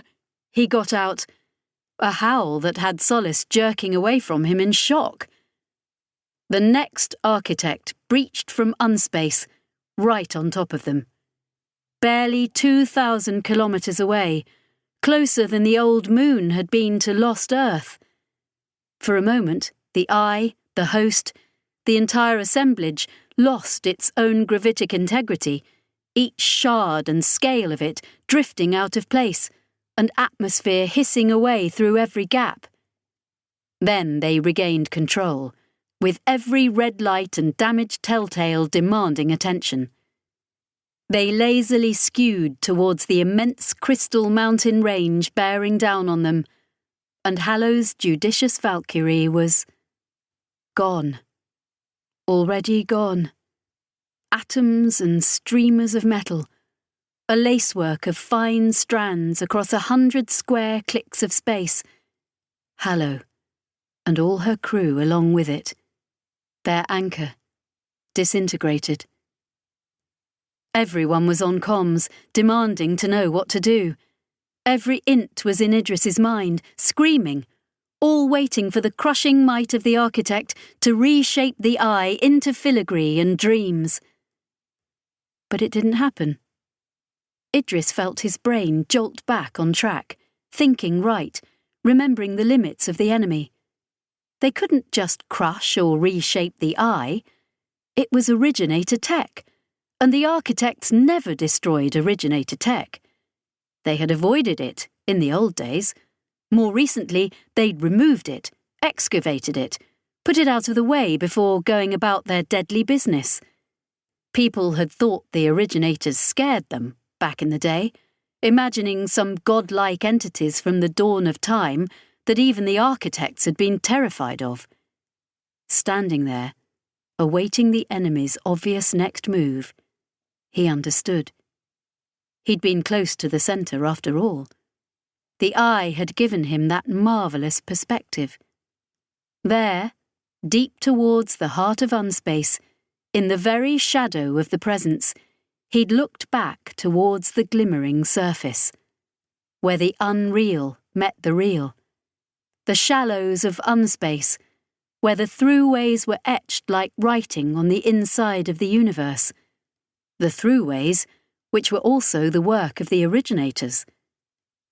There, as the architects systematically destroyed all opposition, he understood. Yes, they were terrified of the originators, and yet they handled their relics with reverence and care. Because the originators were their masters, sitting at the heart of the universe and looking out at their ancient etchings for... Why? Why would have to wait. The eye shuddered around him, not from graphitic torsion, but from physical impact. People? Ollie's voice on comms. Got some news from the dock, meaning where the vulture god was sitting on the outside of the eye, next to the easiest access to the interior. We've got company! If the architect couldn't destroy the eye, then it seemed it would do the next best thing. Send pieces of itself down to clear out all the inconvenient living things that had colonized its master's great work. Ollie. Well, shit. Ollie's throat was dry, and cussing at the universe didn't seem to be boosting her spirits the way it used to. The architect had hit the landing platform with pinpoint accuracy. 9 crystal spears lancing through the gravitic field the host was putting out, slamming down into the stone of the eye. The closest was about 20 metres from the vulture god. I mean, could have been worse. It had been worse for somebody. One of the scale units of the host, caught in the firing path, had just been atomised, along with whoever'd been inside it. And the wreck she'd left of the Ascaro shuttle now had an extra hole. Not that anybody would be shedding tears about that. So, obviously, she and Kit had retreated back to the vulture god when it all kicked off. The pair of them had no plans to run, if that even looked like an option, given the shit that was going down out there right now. It was the fact that, if things got real bad, then Idris, Chris and Jane would need a way off this rock. Sitting tight on the god was all the agency Ollie and Kit had in this ridiculously out-of-their-league situation, and so they'd been doing just that. Then the war had come to them. She'd seen these things at work on Arc Palator, going for the originator city thing they'd had there, the precursor to the architect trashing the world entire. These crystal boys had turned up and just dug it all out, sending it floating off into space. Architects never harmed originator toys. But the eye was all originator toy, save for the little bits and bobs Ahab and Jane and the Hivers had bolted on. Ollie reckoned that meant these crystal boys would find it easier to just clear out everything that wasn't originator-made, meaning her, Kit, Chris, and all the rest. They were forming now, just as she'd seen them do on Arc Palator, each of them fluidly shifting form while remaining hard and faceted crystal, reshaped into the image of creatures, aliens, things she'd never seen in the flesh, nor would ever want to, if Idris was right about them. He'd said they took on the shape of all the species the architects had made extinct, preserved in this way and no other. The nearest thing lifted itself up on 3 stumpy legs, twin lines of waving tubular arms up its front. The next one along looked like 9 spiders stuck together at uncomfortable angles. Past that was a monster which was 3/4 raptorial beak, with a beard of tentacles, eye stalks or something, and a single mollusk foot. Hard to tell anatomical details when it was all just blank crystal. Ollie? Idris on comms. Yeah, bit of a problem here. I'm coming, Ollie. Oh, good. Wow, great. Really looking forward to that. You'll be a great help. Ollie had been using her walking frame aboard the god because it hadn't seemed that punching stuff would be the solution to any of their problems. Now a problem had arrived that would at least let her get within arm's reach, or tentacles' reach anyway. She linked to the mangled scorpion's command board and directed Aklu's legs to lift her into it. Terrible idea, Kittering told her. Please desist. I'm going to fuck them over, Ollie decided. This is very much not how things will fall out, Kit said. She checked the god's eyes. The crystal forms were all shaped up now. Some of them were taking tentative steps towards the eye's interior, but the nearest 2 were definitely considering the ship. Don't reckon they're going to give us much of a choice, Kit. Turn the lasers on them. Nonsense, nonsense, Kittering complained. The vulture god's mining lasers, good for carving up asteroids or hull metal, made a beautiful prismatic show when refracted through architect crystal, causing no visible damage whatsoever. OK then, Ollie said, and let herself down from the drone bay hatch, emerging into the dubious cover of the docking claws. Aklu's gift moved like greased monkeys around her. Her mind was in it, just like with any remote system, but there was far too much of it to consciously control. Instead, parts of it were constantly turning up at her mind's elbow like enthusiastic dogs, showing her how they'd done exactly what she'd have wanted, if she'd had the time to give explicit instructions. Aklu's gift, Ollie decided, was a good boy, and she spared a moment to bless the memory of Aklu, an incomprehensible alien gangster and murderer who'd liked her a bit for some reason. Kit, she said, get Junior caught up. Have us ready to move. Nonsense, he said again, but she knew he'd do it. Right then, she told the nearest crystal thing, and went very cold. It was looking at her. Actually, it wasn't. She didn't even know what bits of the tripod shape were supposed to be sense organs, but she knew 2 absolute truths about these crystal boys. Firstly, they didn't pay any attention to you because you just weren't important enough. Mess with them and they'd cut you up, but otherwise if you stayed out of their way, they'd just get to work and leave you alone. Secondly, you absolutely couldn't do anything to them. They just reformed around any damage and were built in unpunchable. But this one was definitely looking at her. Not at the ship, that big non-originator thing it would have to remove, but right at Olian Timo, drone specialist. She shifted left on her slithering forest of tentacles. It pivoted to follow her. Then they all did. Even the ones headed inside had stopped and come back for her.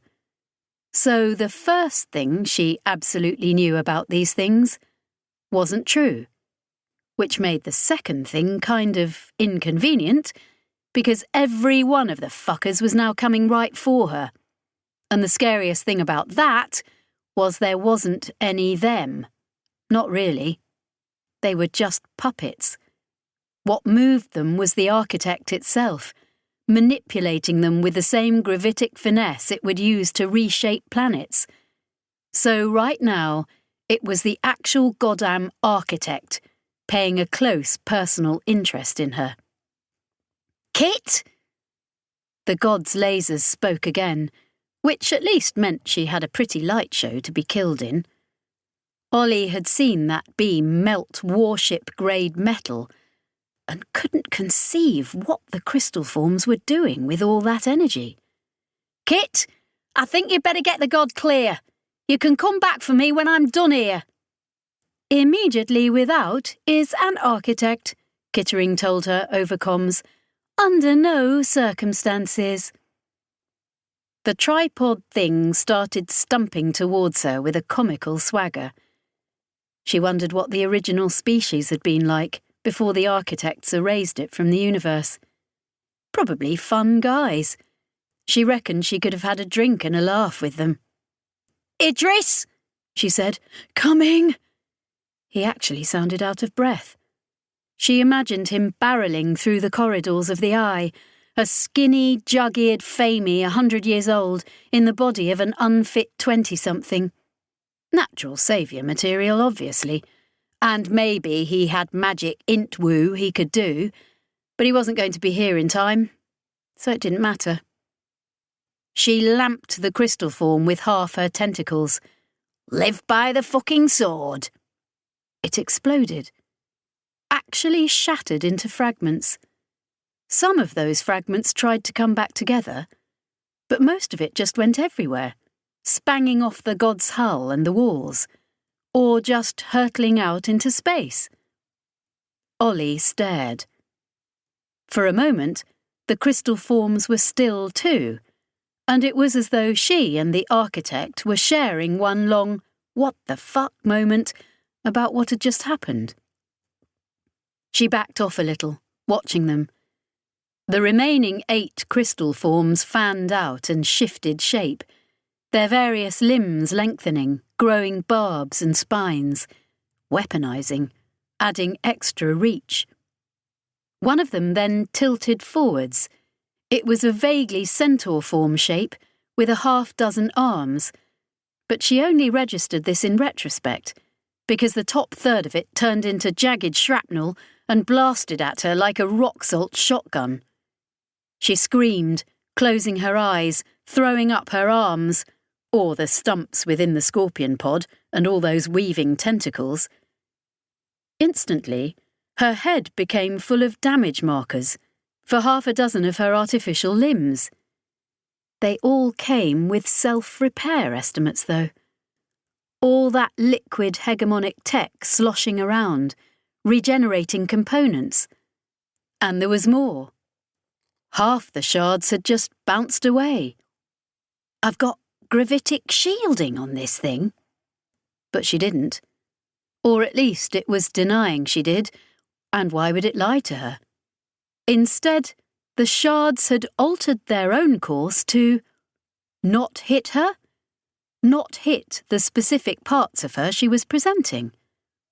"I'm just going to get stuck in," she told Kit.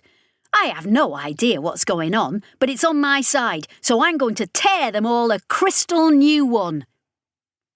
"Hegemonic tech," came Kit over comms, "well known that they can transport active originator regalia." "Well, yeah." Ollie skittered herself towards the nearest crystal forms, weaving aside from the next barrage of shards. She got clipped, but came through mostly intact, and then had the thing in her grasp. It lanced at her with arms grown spindly and sharp, and she dashed it against the rock of the Eye, then threw it at its nearest friend. "I remember. All that shit with the Umaru, where it all started going wrong for us, yeah? Aklu's personal legs are currently being worn, Kit went on doggedly. Aklu permitted to go against the architects in its role as rebel Essiel. Aklu insured its legs. Kit, you are making no sense. A crystal limb lanced through the bubble of the Scorpion's cockpit, shattering its plastic case. A heartbeat later, she'd swatted it away, smashing it into pieces. There was a long scratch down her face, where one sharp-edged fragment had gashed her. See that scar, lads? Got that from when I was brawling with an architect. Hilarious story. She hoped she'd get a chance to tell it. Anti-architect insurance, Kittering insisted in her ear. Then a crystal form hit her like a truck, bowling her over in a rolling tangle of tentacles, trying to carve its way to her. She got hold of it with most of her arms and prized it off so she could beat it to pieces against the ground. Kit! She got out, and then she had the attacker at arm's length, which was a distance she had considerable choice over. Finally, she understood. Originator regalia! Indubitably. Aklu's magic legs! She slammed the crystal form, just a tangle of jutting limbs itself now, down against the ground, feeling it crack into lifeless pieces, and not reforming themselves together anymore. Just a fortune in dead gems, pieces of architect. What was the market value for that, eh? She'd have to have Kit make some scratch calculations. She rose up on her limb tips, looming over the remaining 5 crystal forms, flexing. She had about 30 limbs still operational. That was a lot of flex. Segmented tentacle limbs filled with hegemonic liquid tech, sure. But with something else too. Now she knew what to look for, that there even was something to look for. She found it readily enough. Every single tentacle held a piece of originator relic at its tip. No wonder the architect couldn't take its non-existent eyes off her, because everyone knew originator crap warded them off. The architects wouldn't do things to it like they do to everything else in the universe. That didn't make them a weapon, except, apparently, if you started actually lamping bits of architect with those little relics, the architect would give way first, rather than risk damaging any of this sacred stuff. Whatever forbiddance prevented the architects from screwing over all that dusty old tat was apparently that important to them. I could push off from here and start carving the big fucker up right now, she thought. That probably wasn't true. Even if it wasn't able to reshape her, it could likely just ping her off into space like a flea. But right then, she felt immortal. When Idris actually arrived, utterly out of breath and without a plan, she demolished the rest. Half her limbs were down for self-repair and regeneration, and she'd had to improvise 2 extra straps to keep her in the ravaged control pod. But she had just gone toe-to-toe with an architect and won the round, and was all ready to call it the greatest victory the human race had ever won. Then Idris turned up with a terminal case of the long face, and apparently it wasn't a win after all. We lost our anchor, he told her, not even really appreciating what she'd just pulled off. The judicious Valkyrie's gone. And unspace is... There's so much, Ollie. So much mass. Ollie looked up, which meant looking straight into the jagged topography of the architect filling their slice of sky. Yeah, well, she admitted. So anchoring remains a solution, Kittering informed them over the comms. Conversations are ongoing with Shenandri and Jane even now. Requirement is solely for a vessel with intermediary-level navigation capability together with the capability to enter unspace despite current mass interference. Am I correct? But we don't have the Valkyrie, Idris insisted. Ollie wasn't even sure he'd heard half of what Kit said. And the rest of them, they're fighting. You thinking Junior, Kit? Junior is showing great keenness for leaving, Kittering confirmed. Idris, the god, will be your anchor. It is being linked even now to Shinandri. There is a necessity for clear space to allow the host to dive and create your well. All correct? Ollie watched the disparate pieces of Idris's face chase each other about as he tried to get his thoughts in order. She had a sudden, unwelcome moment of empathy. Here they were, at the linchpin moment, and he was paralysed. Too much going on in his head. Too many cosmic calculations. He goggled at her and flapped his lips as his mind just stalled. Right, she said. Kit, can we get an outside channel? Tell them what we're about. Get us some space. Idris, listen to me. She felt like slapping him, but that would probably have relocated his jaw halfway across the dock. Idris, will you just do your fucking job? You're an int, aren't you? So go bug the architects until they give us breathing space. With that, she was climbing back into the Vulture God's drone bay, hauling herself in a tangle of complete and damaged limbs until the watery globe of Junior's tank hung above her. You better be good for this, she told it. The Ogdru was circling its little living space in rapid arcs, very obviously desperate to leave.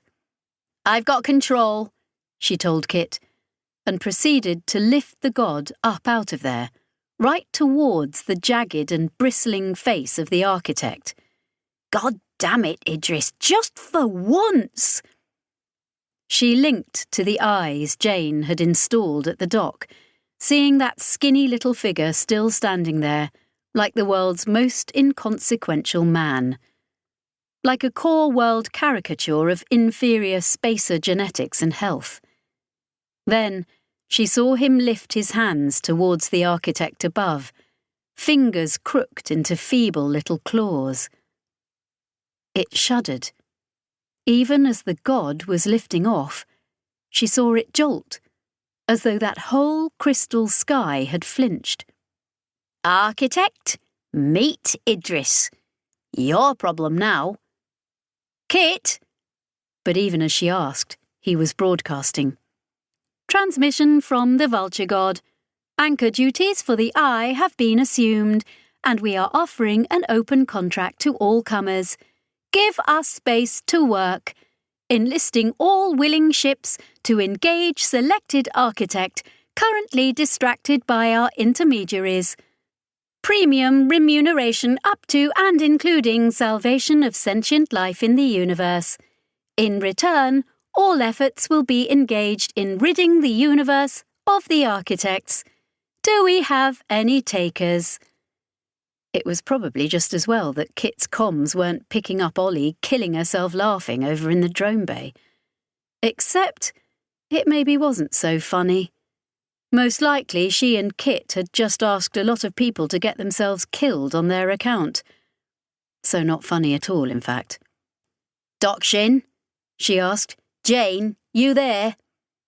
Ollie, Jane's welcome voice, and Ollie felt a pang of uncharacteristic sentiment. Someone whose voice she was actually glad to hear. Ollie, we've established the necessary system links with the god. We need to submerge into unspace. You'll need to give us, 10 clear seconds to establish the parameters of the well. After that, you better get out of there. Yeah, well, no shit, Ollie said. One of the Partheni ships was coming in, right at the architect, mass looms singing away and weaving cracks and chasms across its surface. And you can't stay under long or there's a danger you'll stop anchoring us. Short jumps only. Got that? Well, I hope Junior's got that, Ollie said, 'cause it's Junior's show. She checked over the data that Kit had fed the Ogdru. It all looked solid, as best she could tell. "Just stay in the reel as much as you can," Jane told her. "Otherwise we'll be cut off in the deeps. We'll lose each other, and then possibly we'll cease to exist entirely. It's not meant for us to be real in, down there. Hard vacuum is a puppy dog compared to unspace, right?" "Right," Ollie agreed. And then, "Fuck!" Because that was the Parthenigon. The whole warship just stripped nose to tail into streamers of loose matter.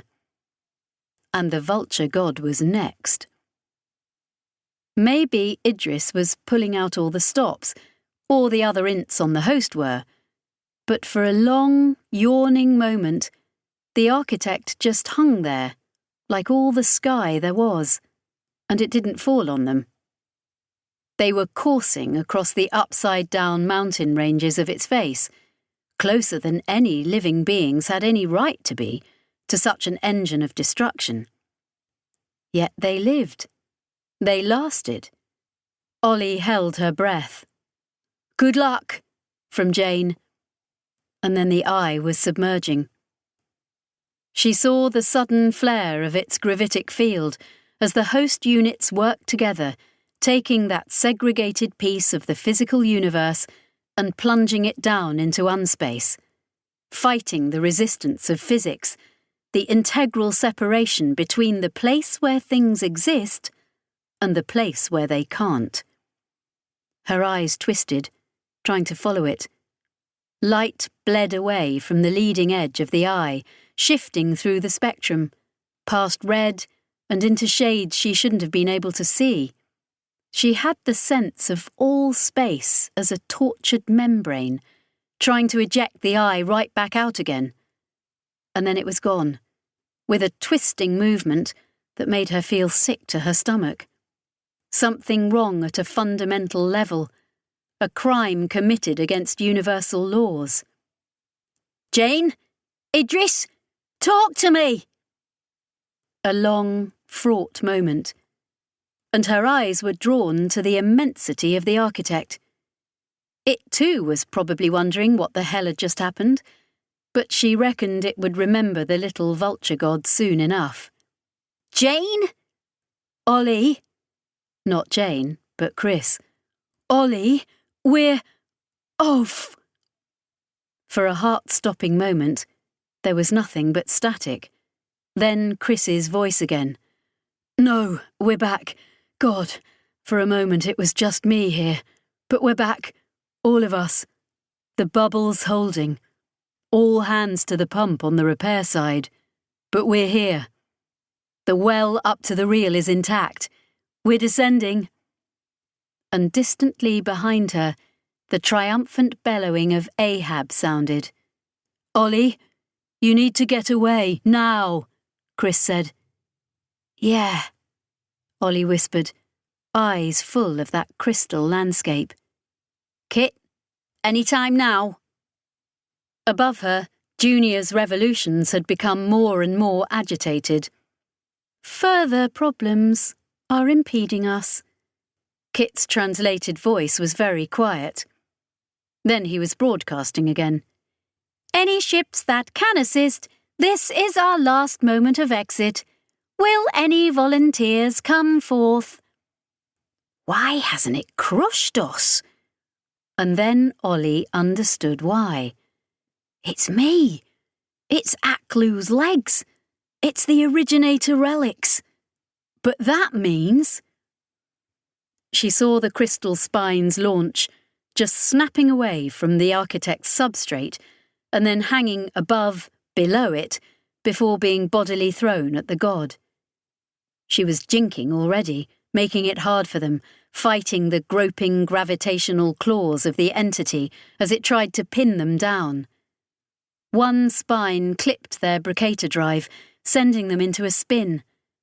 Another passed so close to one of the aft cameras that she saw nothing but crystal through it for a fragment of a second, and then the shards were flying wild, because the architect had something to distract it.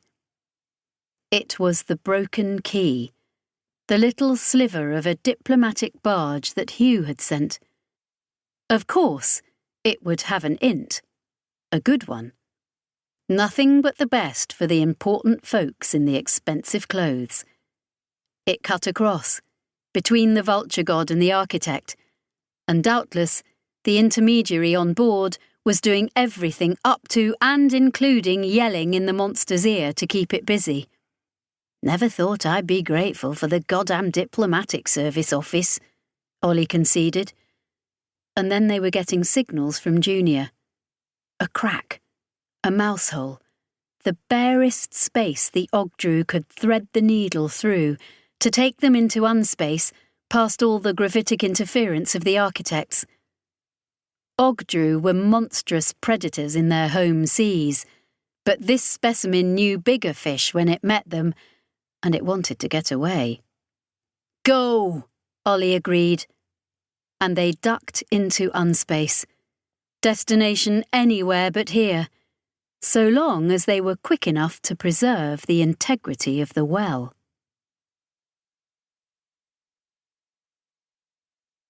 Part 4. Beyond. Chapter 23. Hevea. Well, said Hevea, there goes my ride. Watching the host carry the ragged megalith of the Eye off. And here he was, aboard the counter-war vessel DKT-26 Vantas Yards Provisional, currently engaged in christening its shipyard new accelerator batteries against an architect, because he'd done the polite professional thing and accepted an invitation. He had a good seat for the show, at least.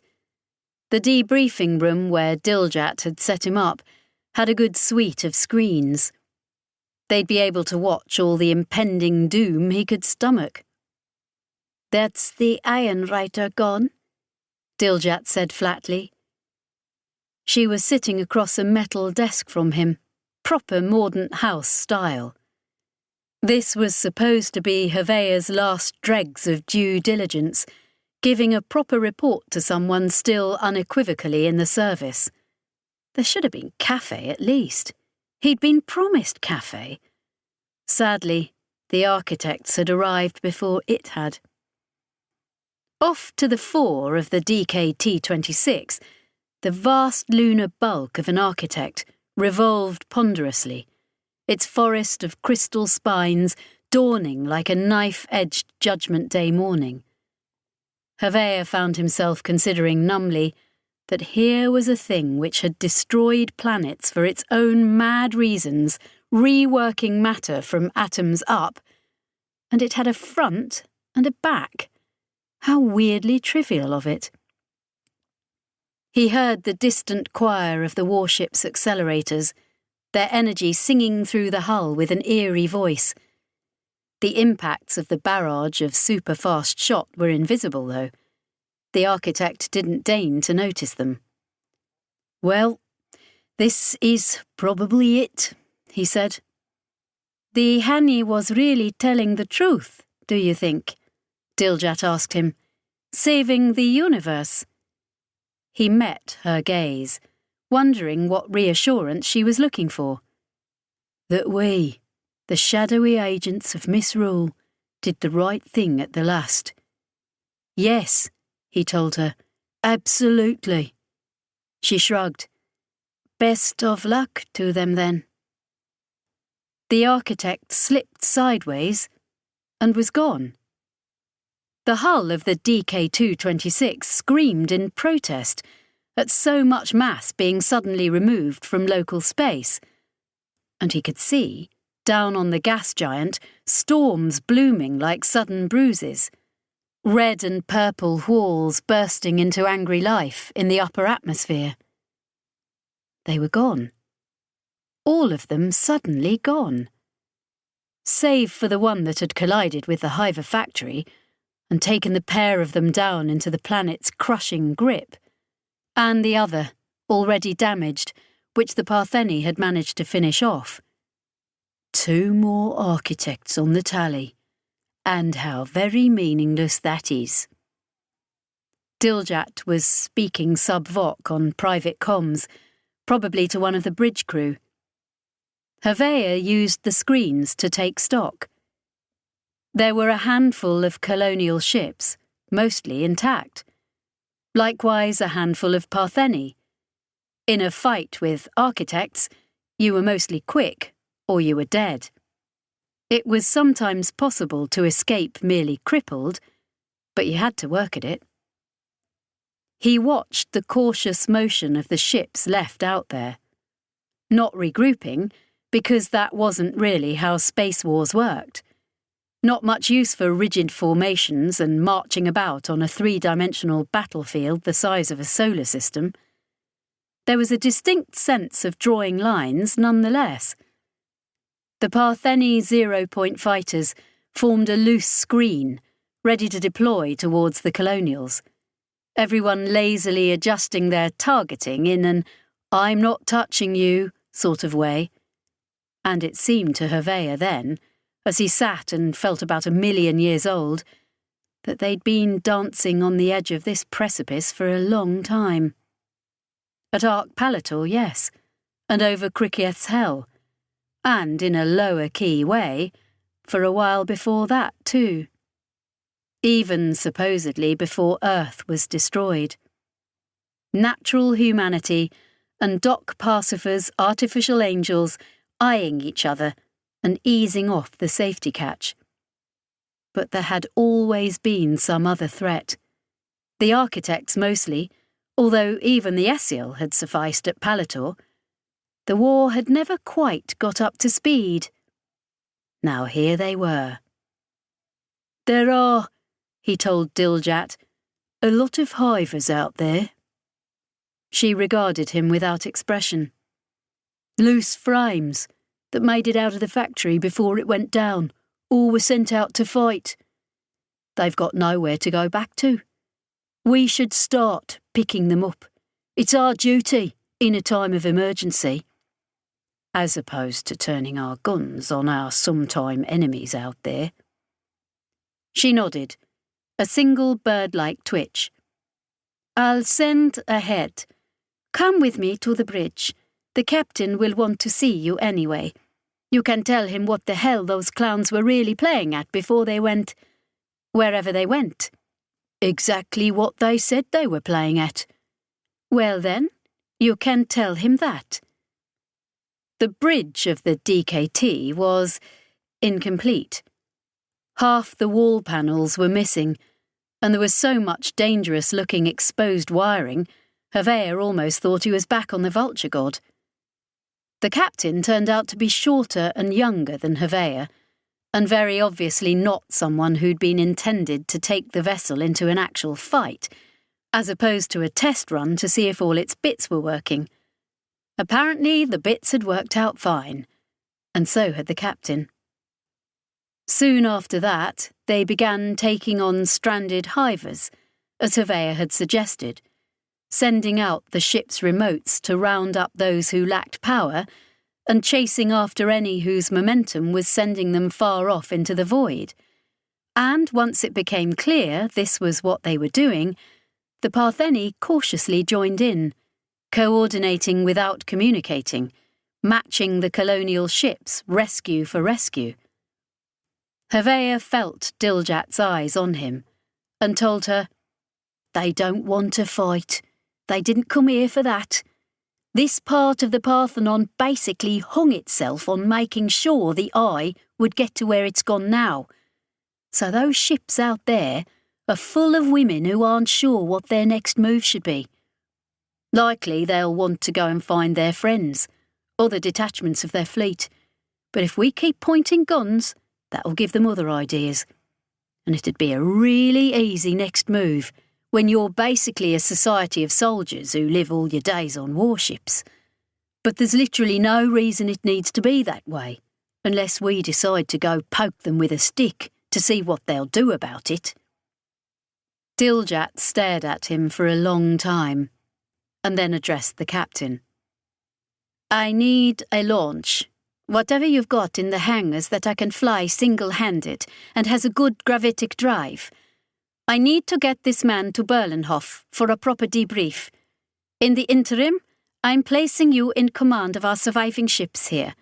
Continue the rescue effort and do not engage the Partheni. Understood? Havea hadn't realised Diljat was throwing around that kind of clout.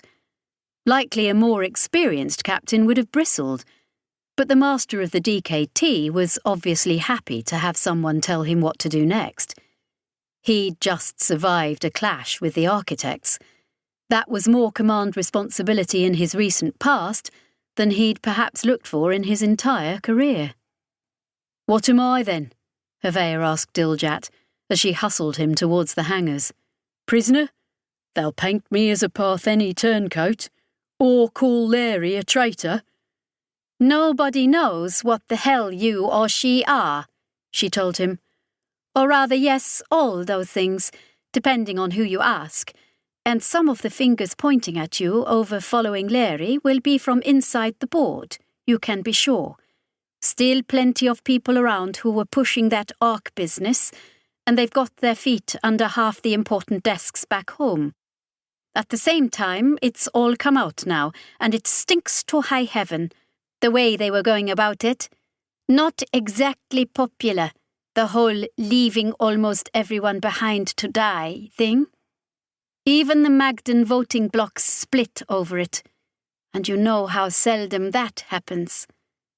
"So, where do you stand?" he asked, as they came out to the hangar. He saw the launch being hurriedly prepared for departure. She shrugged.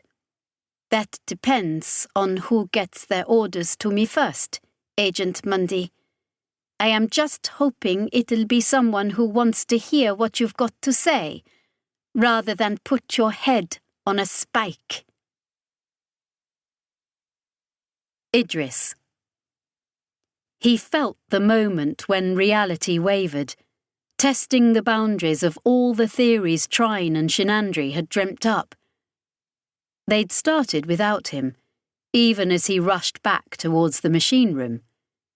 The other ints were all in place, and he did his best to coordinate them all as he ran, except that kind of leadership had never been Idris's strength. He wasn't inspirational, or someone that anyone sane would want to follow. A stammer and a twitch and a weight of self-doubt. Thankfully, Andeka was on it, liaising with each of the manned shards, checking integrity. She must have felt it too, that flicker, when the universe tried to disprove their existence. But the maths came out in the end. And then they were there. Impossibly there, save that they'd just proved it could be done. Very much present, in the real, in unspace. A bubble of the universe thrust into the crushing lightless depths, connected by a fragile corridor, like the single open road out of occupied territory. And at the far end of that, their anchor, in the shape of the battered old vulture god, one fritzing system away from annihilation. He stumbled into the machine room, hearing Chris say, "The well up to the reel is intact. We're descending." Of course they weren't descending. That was exactly the wrong way to describe the precise relationship between them and the wider geography of unspace. At the same time, from a human perspective, it was absolutely the correct word. "Ollie," Chris said, "you need to get away now." Their precious anchor was still in the middle of a war zone. Would they even be able to get into unspace before the architects crushed them? Most of the lights were out in the machine room. The couches themselves were dead, but there were half a dozen multi-armed hivers working with Jane and Ahab to restore power.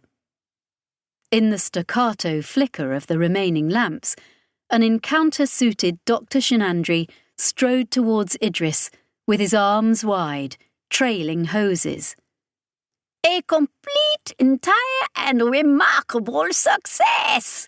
he crowed, then winked out of existence. They all did. Idris was left alone in the near dark, only the last echoes of the doctor's words for company. Somehow, they'd survived him. His ears, eyes, and all other senses told him he was alone. The orbiting scales of the host were vacant. There was not another soul, not a mind left through all the stone tomb of the eye. And they were falling. His inner ear and the pit of his stomach didn't think so, but his mind knew. When he'd had company, it had been a steady, controlled descent. Now it felt as though they were plummeting, like a sinking vessel vanishing into an oceanic chasm.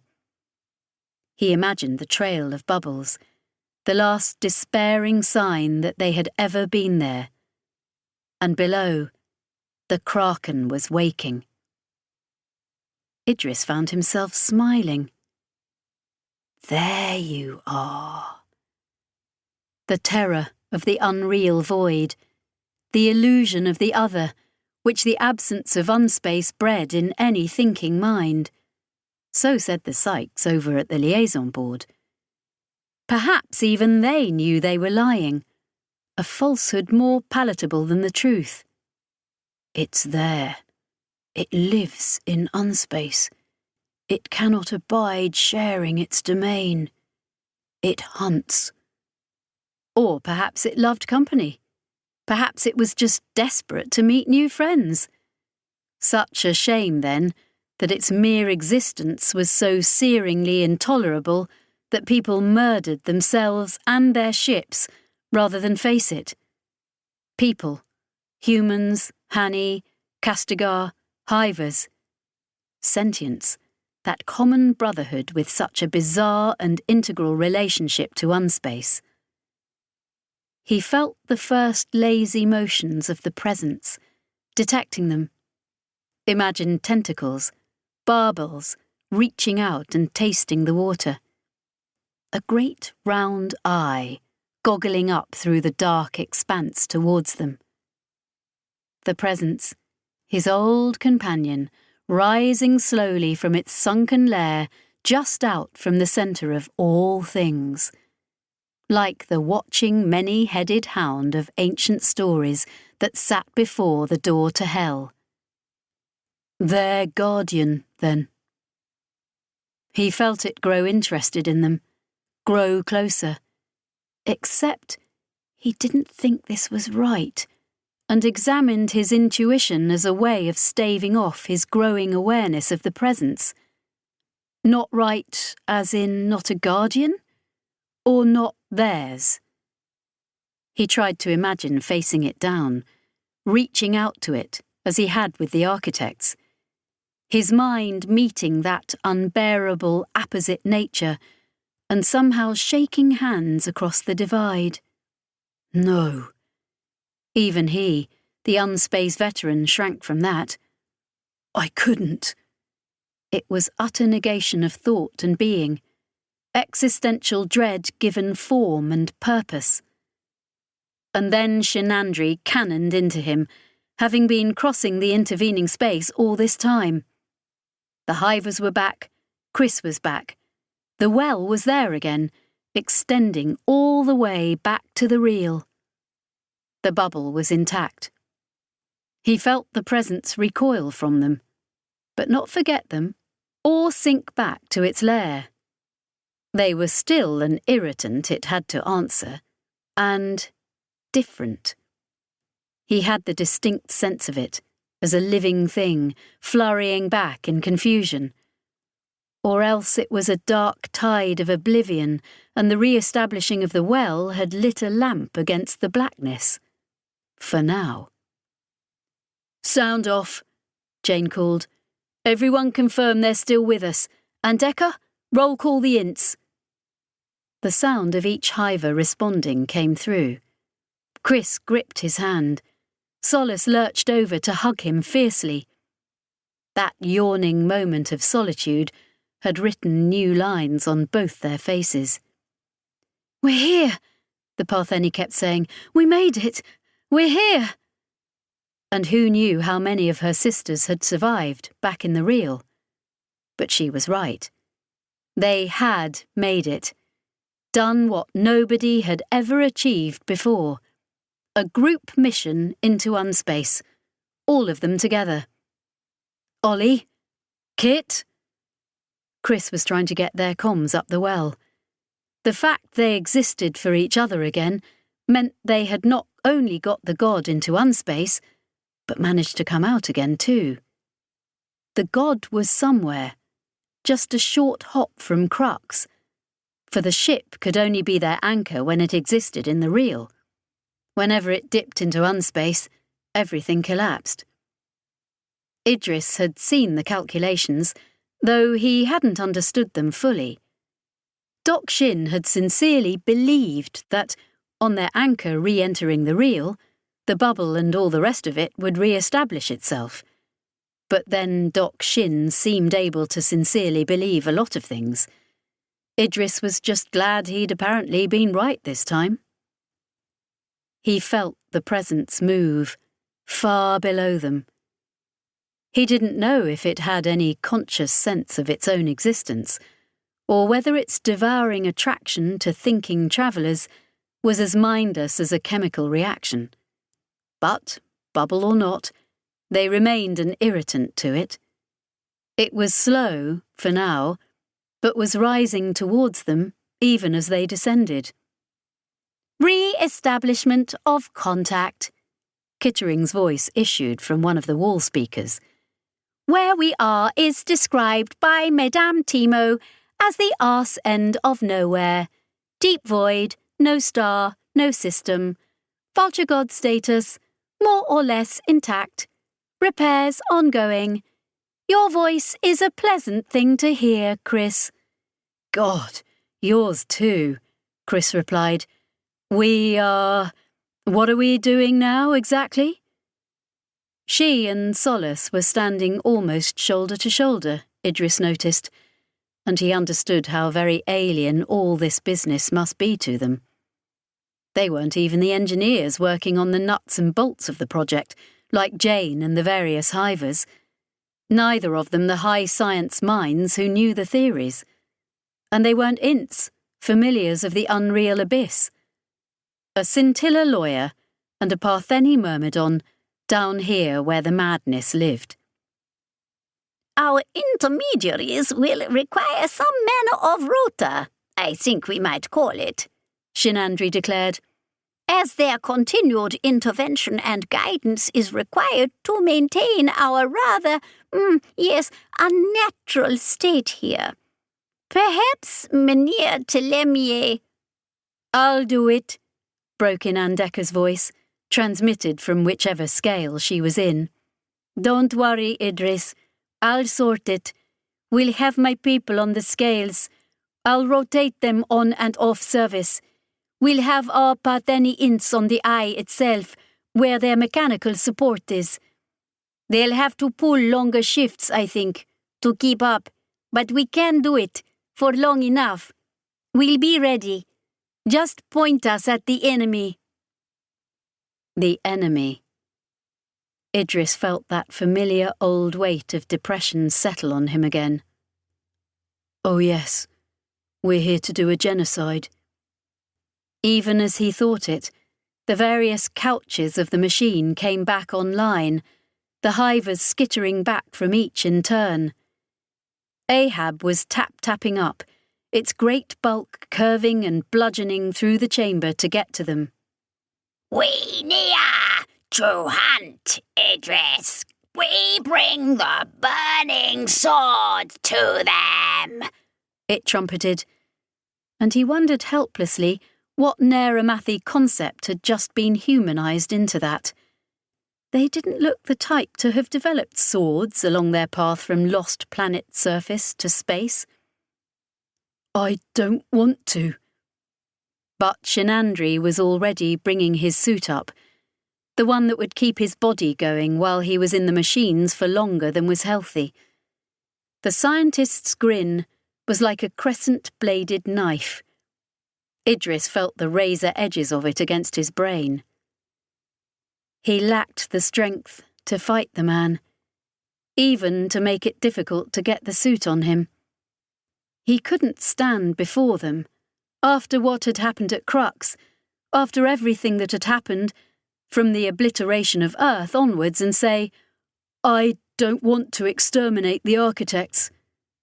Or rather, he'd already said it, mumbled it, muttered it under his breath, whispered it mutinously to himself. Nobody cared.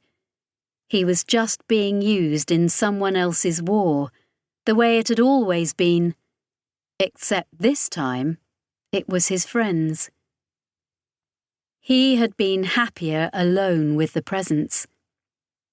Even as he thought of this, almost as if it was because he'd thought of it, he felt it move.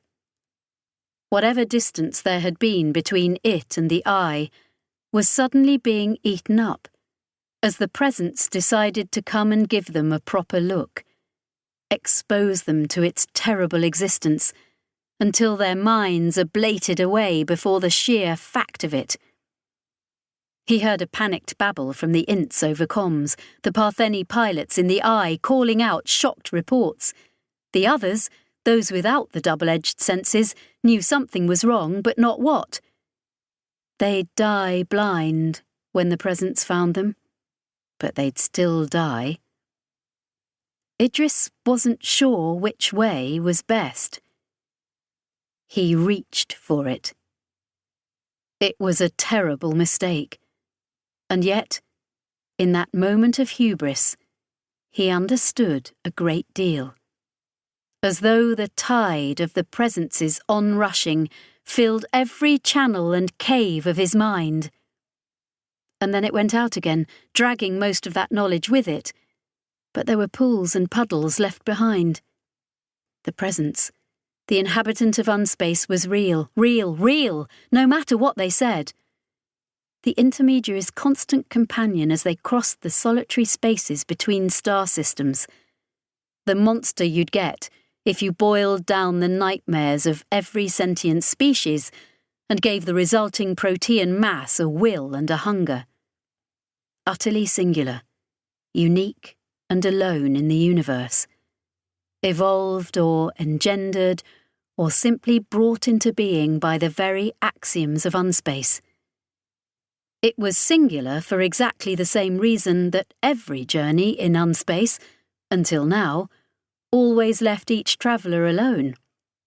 Because that was how Unspace worked, and that was the cosmic heresy they were committing now, by coming here in each other's company.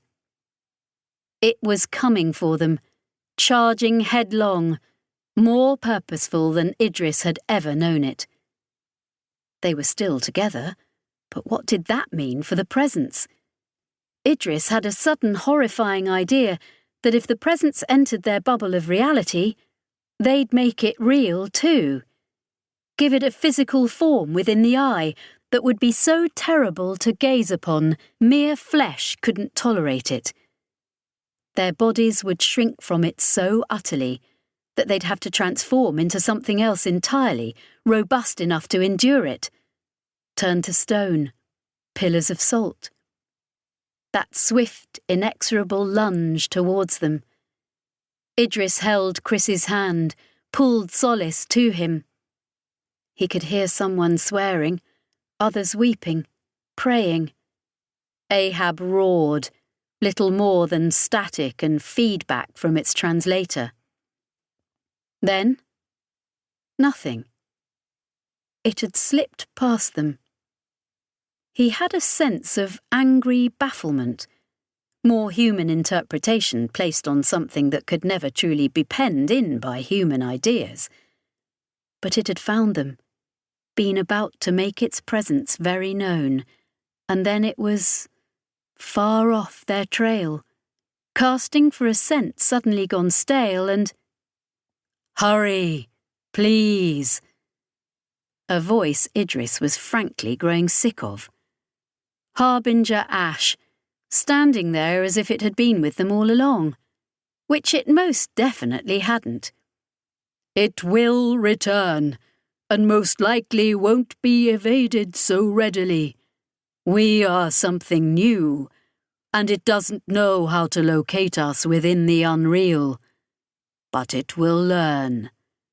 First int shift into the machines and take us to where the architects are. Afterwards, he went to find Ash. At the end of his shift, when they'd disconnected the hoses and confirmed all the observations he'd made before, back when the eye was still planetside, and after they had confirmed where the architects were, that knot of structure in unspace, and begun to move the eye towards it, all those int pilots, working together the way ints never did, feeding their minds into the nothingness of unspace, like fungal mycelia, finding the path between here and there, through a void where neither term had any objective meaning, taking them to their enemy. When the rest of the machine shift had gone to sleep, Idris went to find Ash, determined finally to get some answers. But finding Ash was always a mug's game. It wasn't as though it had a room, a bed, a place. It just turned up when least looked for and told you bad things. That was literally its defining role in human history. So when Idris found it, out where the vulture god had been docked, he could only assume that Ash intended the meeting too. I want answers, he demanded, hands balled into ineffectual little fists. Of course you do, Ash agreed, in that smooth, oh-so-human voice it could do. He'd heard it talking to a Hani ambassador once, making fiddling, chittering sounds, and somehow mimicking all the gestures of another physiology through economic motions of its one hand. Ash, the ultimate cosmopolitan. I mean, you've got us here now, Idris pointed out. He tried to look past the dock, past the scales of the host, at the universe beyond. But he couldn't. It wasn't there. Logically, there must be a great, empty, open gap where he could look unaided into unspace with his fragile human eyes. It was all blind spot, though, out there. His mind refused to resolve any image of it, merely sliding his attention back to Ash. Your big plan, or this iteration of it. Tell me you've not got this far with other species in the past and failed. Ash cocked its head, the sensory limb it pretended was its head, to one side, and said nothing. I asked you if you were an originator once, didn't I? Or he had certainly intended to. His scrambled brain couldn't remember if he had actually uttered the words. Or maybe you're one of them, the masters. You're going against the rest, conscientious objector to the reworking of inhabited planets. Or are you going to pretend there is no them? No masters, just the architects, so you can dodge the morality of what you're doing? He didn't think he'd get an answer, but Ash straightened up, losing all semblance of human form, and said, There is a them. There are masters. Almost nobody works that out. You and a couple of other intermediary-level species, and us. You? My people were not them. We were never the originators. Because the originators are them, Idris pressed. I'm right, aren't I? I saw them. They're at the centre of unspace. There is a centre to unspace. As though Ash wouldn't understand unless he laid it out logically. The universe is on the outside. Unspace is the heart of it. And at the heart of unspace, them. I saw them, past the edge of the presence, like It's guarding them. Or they hide, Ash said softly. Or that, Idris agreed. But from the heart of everything you can see everything. It's like when I was looking into unspace, through the eye. Distance isn't the same as it is in the real. Why would it be? It's huge, but it's small. Smaller than the universe, obviously. It's inside the real.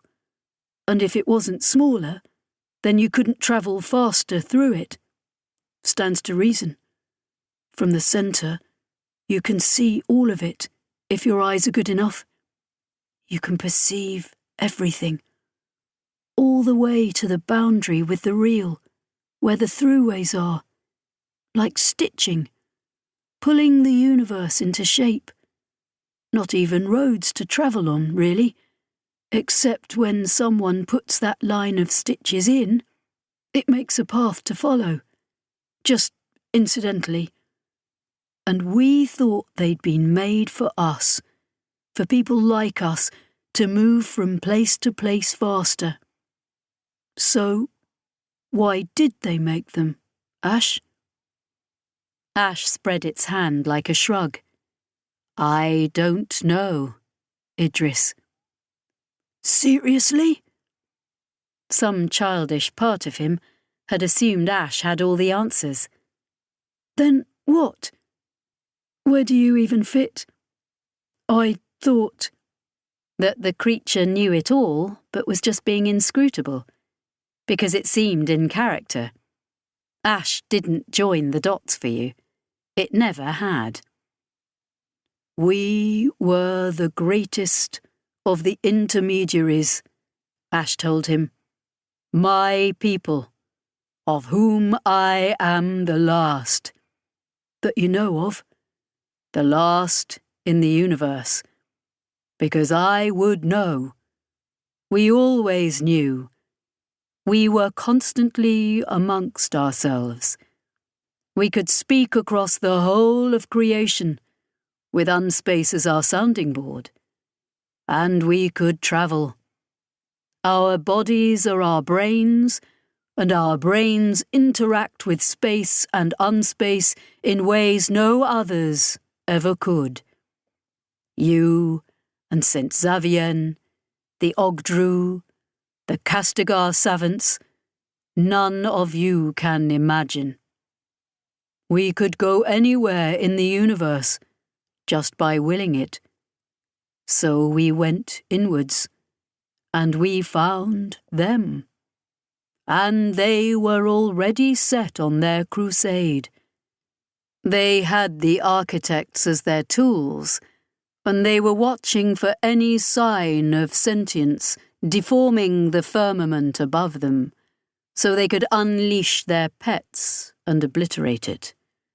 But as soon as they became aware of us, we were their utmost priority.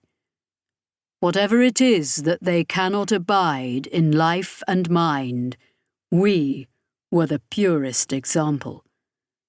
And whatever ideology or purpose they have, which sentience interferes with, it was most thoroughly aggravated by us. They hunted us down, as they have no species before or since, sending architects against each one of us personally. We were exterminated over the course of 1,000 years, until I could call out into the universe, and not a single voice sang back to me. That is what I am, Idris. Not a master, not an originator, not anything very significant at all. If I have ever pretended to be more, it was only because an air of mystery and power would make others listen to my warnings. I am just a survivor, and one who seeks to prevent the same fate befalling others. And revenge, Idris suggested. Ah, well, Ash said, I feel I am permitted a little revenge, am I not? Then why not attack the masters? Idris asked hoarsely. Instead of the architects. Because they have their guardian standing between us and them. And we cannot face it, Ash said simply. Do you think the minds aboard this ship would survive its attentions close up? The architects are there, and even if their masters do find some other tools eventually, in 10,000 years' time, or 10 million, they will still have been hurt, and they will have been shown that they are not all-powerful. We cannot attack them, but we can cut off their hands. It must be enough. It isn't enough, Idris thought, and it is too much. But what did he know? He was only human. Then there was a panicked call over general comms. Urgent emergency action required.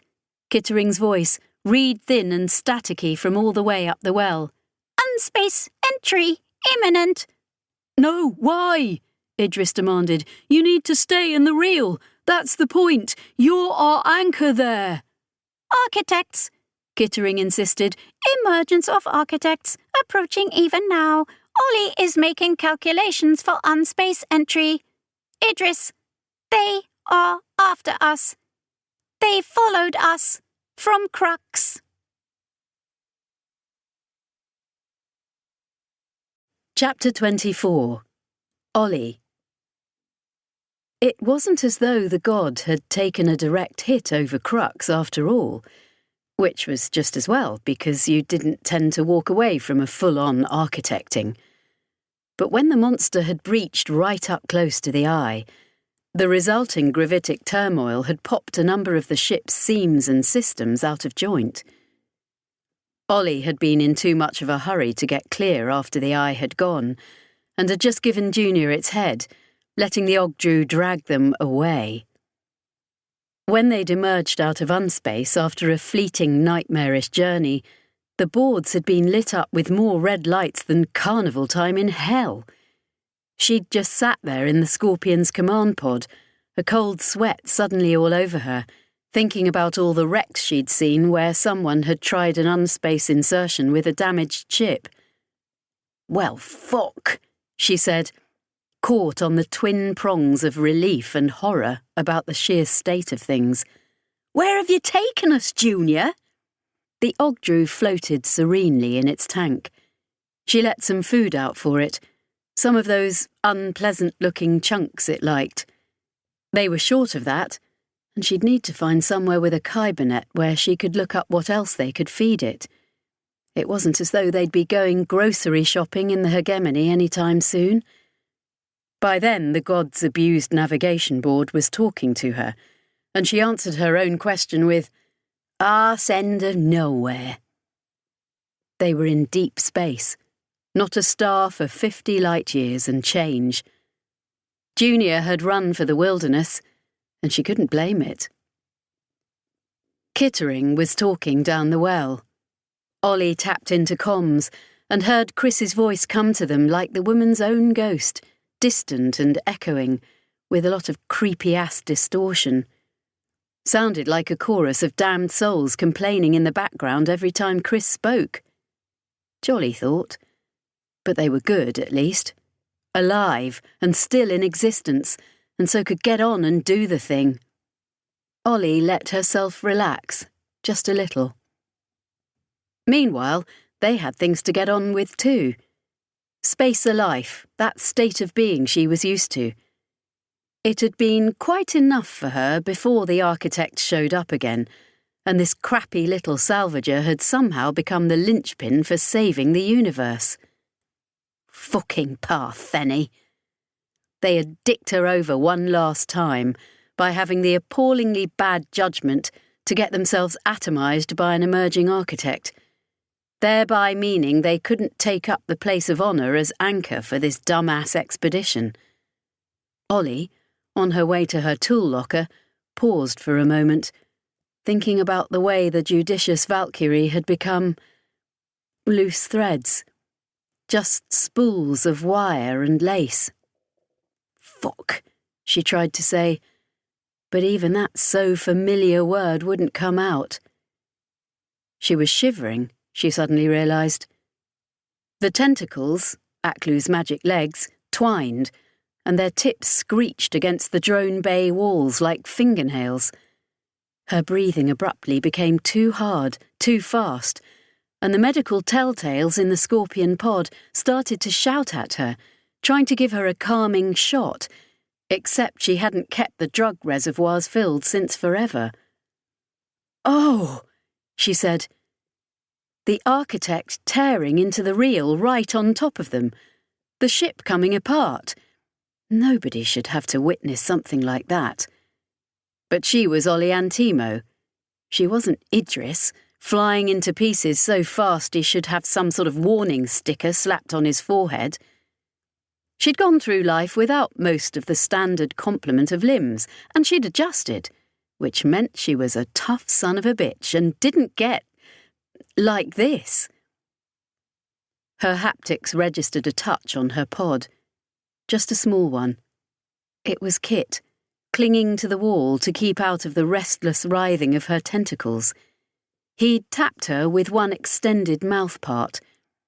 His shield arms bore screens that had a variety of cheery-looking icons on them, stylised human faces with broad smiles, human hands making what were frankly inappropriate gestures, but which he probably lumped in with encouraging signs. Symbols for various currencies, half a dozen human images signifying good luck, and a couple of utterly strange things that were probably Hanny equivalents. "Things are relatively good, within reason," Kittering suggested. Ollie looked into his crown of eyes, the little fixed orbs that had absolutely nothing of human contact in them, but was still him, her crewmate, her friend. "I wish Rollo was here, and this was his problem, the malingering bastard," she said.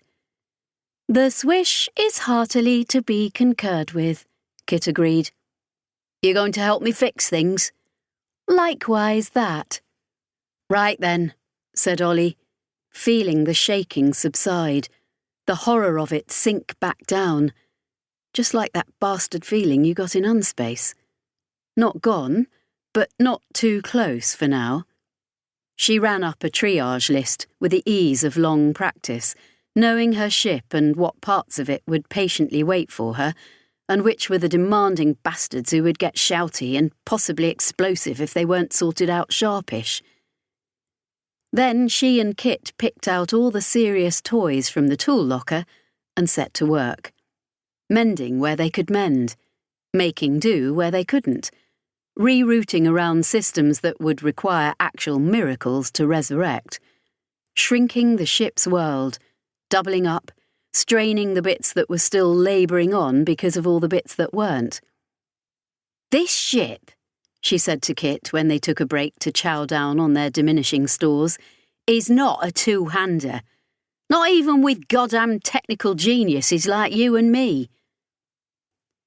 Kittering had his own lists of what they needed: supplies and parts for the ship, fuel for the reaction drives, some particularly fiddly and expensive components that the gravitic drive was going to need sooner rather than later, bulk material for the printers, organic and otherwise. Og drew kibble. "We need to get somewhere civilised," Ollie said. "Somewhere we can barter." Kit made a mournful sound with his mouthparts. "A lack of satisfaction with vessel finances. We are not being paid." That might have sounded mercenary, or could just have been taken as typically Hanny, given that honest commercial transactions were what their culture really valued. But it was also true.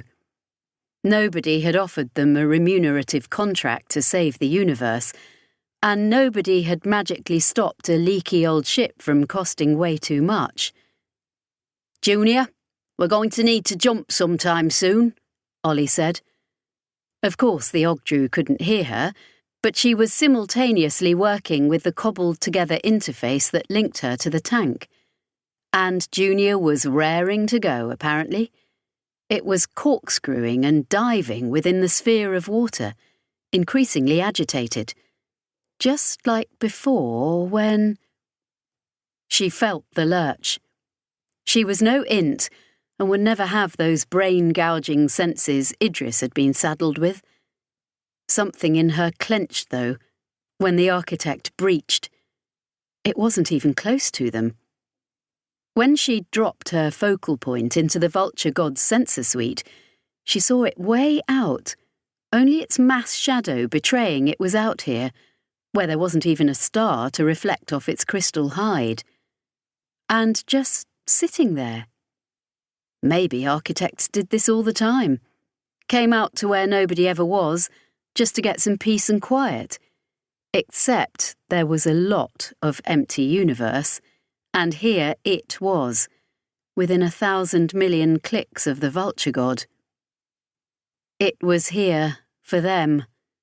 And now the god's tentative sensor probes were even picking up scarring and damage on the thing, the vast stress fractures left over from Partheni mass looms. It had come from Crux. They know! She felt her heart jump to double time, and all the shakes queuing up to take her in their teeth. But she didn't have time for that. Not now. Because it was out there, and it was moving. Just lazily for now. Not even straight towards them. But casting about for a scent. "Kit!" "Yes, yes." He had already skittered himself off to the command pod. She saw the god's key systems flare into life, one after another, a bare minimum of safety checks before each. He was talking down the well again, warning them.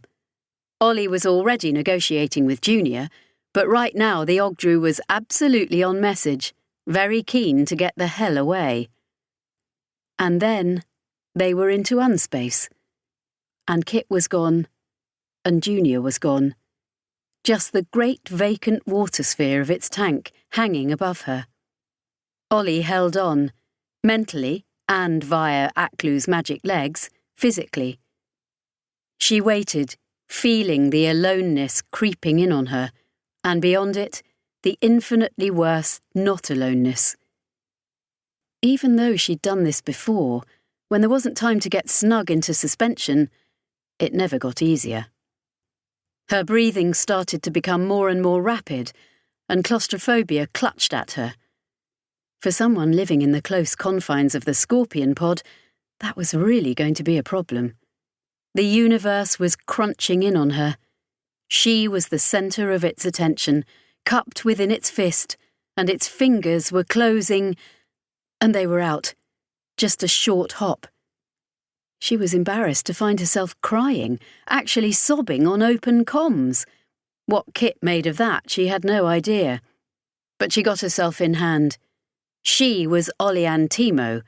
She didn't have emotional vulnerabilities like regular people. She was the tough one. Fuck! Kit? Where's here? New Kismeo is what the local Kybernet is telling us. Ollie screwed up her face for a moment. Mining dive. Another resource system picked up by the same cartography jaunt that had discovered Crux. Another brief jump, and she'd told Junior they needed civilization. New Kismeo would have to stand in for that right now. And what about... A yawning moment of dread. Waiting. No indication of unspace disturbance. The Ogdru's behaviour? Junior? She glanced up. The creature was circling placidly enough, rippling up to the tank's liquid edge to goggle at her. Quiet. Likelihood of pursuit? I have no goddamn idea, Kit. Get on to the locals and see what they can give us. I'll keep fixing. And she did, keeping idle track of Kit as he sent his requisition lists into the company store on New Kismayo. Some of it they had right away, others they could possibly buy from other locals and sell on to the god. It wasn't cheap, because the miners were spacers just like Ollie and Kit, and it wasn't as though they were sitting on great stocks of spare spaceship parts, or even a big old vat of raw printer stodge. They were hostages to the unreliable supply ships from other worlds, and further worlds still, the whole tenuous network of transit and transport that the architects were carving their way through. Ollie had to remind herself forcibly that when Earth fell, humanity had survived worse. If they could make it through the polyaspera, they could survive this. And if Idris and the rest do their job, maybe it won't be for much longer. She listened to Kittering pulling out every stop, jollying them along, playing We're All Spacers Here, locating a local Hani minister, and making some sort of pledge she didn't quite understand, in return for that worthy's influence. They'd already started loading a shuttle down on the mining colony's single planet-side dock. I will personally find some rich Hugh bastard and shake them until money falls out when this is done, Ollie promised him. We will not do all this for free. I'll force them to make a golden statue of us, and we can melt it down and live off the proceeds, see right? Right, Kit agreed vehemently. The Hani sincerely believed in altruism, and they equally sincerely believed altruism should be rewarded. Amazing how often the high and mighty of Ollie's own species got forgetful when that second point turned up on the agenda. One of the many things the miners on New Kismayo didn't have was ready packaged Ogdru food, and another was any information at all on Ogdru. Hardly surprising, given Ollie had barely heard of the things before one of them had hunted the god all over the galaxy that one time. And now she'd inherited one, which was something of a responsibility. She took samples of the tank water thoughtfully and analysed the trace proteins, trying to build up a picture of Junior's biology from first principles. At first, she thought that intrusion was what had got the Ogdru riled up. A second later, her heart clenched, and she told Kit, "We need to get out. Takeoff of the shuttle is just being accomplished." "No, Kit, out now! It's still coming for us!" A fraught silence. She thought of New Kismayo, its miners and traders, and everyone living down there. Did we just murder the planet by being here? Junior was desperate to go, and Ollie heard Kittering babbling quick apologies both to the planet-side authorities and down the well to the Eye. Then the architect rolled out of unspace. Not even the same one, she saw, without the same scars and damage. They were clearly hunting the vulture god as a pack, a whole net of them closing in on her. They fell into unspace again, despair closing over Ollie, like the sea. Havea. He still wasn't quite sure where he stood, in terms of ideology, status and employment anyway. Where he stood physically was in an office within the Intervention Board orbital over Berlenhof.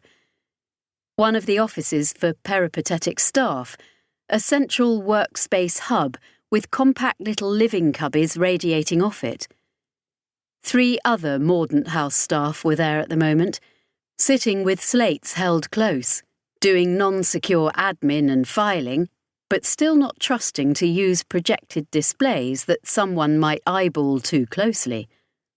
Habits of the trade. They didn't stare at Havea like he'd grown extra heads. He wasn't infamous throughout the service as the man who... Who what? Betrayed Earth? Apparently not. He still had no hard answer to the question of just how Larry and her final jaunt was regarded right now, and how the ark builders were viewed in service, or in the upper echelons of Hugh. He was beginning to suspect that was because there just weren't answers yet. Everyone was trying to work out which the right side of history was, so they could pretend to have been on it all along. Which meant that he, Agent Hevea Mundy, might yet turn out to have been the bad guy, and to retrospectively have been the man who. But right now, he was just drifting along, a piece of the machine nobody was going to trust too much weight to, but simultaneously, nobody was going to replace just yet either. He'd been debriefed. The same tentative Goldilocks approach of not too hot and not too cold. Diljat had overseen it. She'd been cordial enough. He'd told the truth as he understood it. He hadn't kept anyone's secrets. They knew everything that Hevea had known about the cartel, the Eye, the Partheni, the Ascaros, not knowing what preconceptions and prejudices he was supposed to play to had been weirdly liberating. And then they decanted him here. He wasn't permitted to travel to the remarkably similar cramped space he called home, or to go down planetside to the sights of Berlenhof, although he found an almost crippling desire within himself to do so. There were a lot of planets out there that weren't habitable, or even planet-shaped anymore, and he wanted to see Berlenhof again in case he didn't get another chance. He was filing reports. That was what one did when one came back to Mordaunt House. He'd been away longer than usual and gone further off the beaten path than most, but that just meant the paperwork was more onerous. Some things never changed. He was even getting a handful of consultation prompts from across the agency. The more in-tune operatives tapping him for his take on recent events. Apparently, some people thought he was an expert on the hegemony now, just because he'd been on Ark Palator and worked with the late and unlamented Aklu the Unspeakable, whose fit of pique at being dethroned had just about atomised everything at Estoc, shipyards, Ark fleet, all of it. Someone had just pinged Hevea a query, asking if Hugh shouldn't be filing a formal complaint with the hegemony about it, and Hevea sat there, dictating a remarkably calm response, explaining why that would be unlikely to help. Then the top priority requisition came in from Diljat, and he left the workspace, walking a short distance through 2 security checks to the inner offices, as though he wasn't under suspicion of anything at all. "We've got a situation." Diljat's own office workspace was heavily ornamented. He hadn't seen it before, and was surprised. He'd taken her for one of the clear-desk, tidy-mind school of agent, but there were projected patterns and holographic objects everywhere.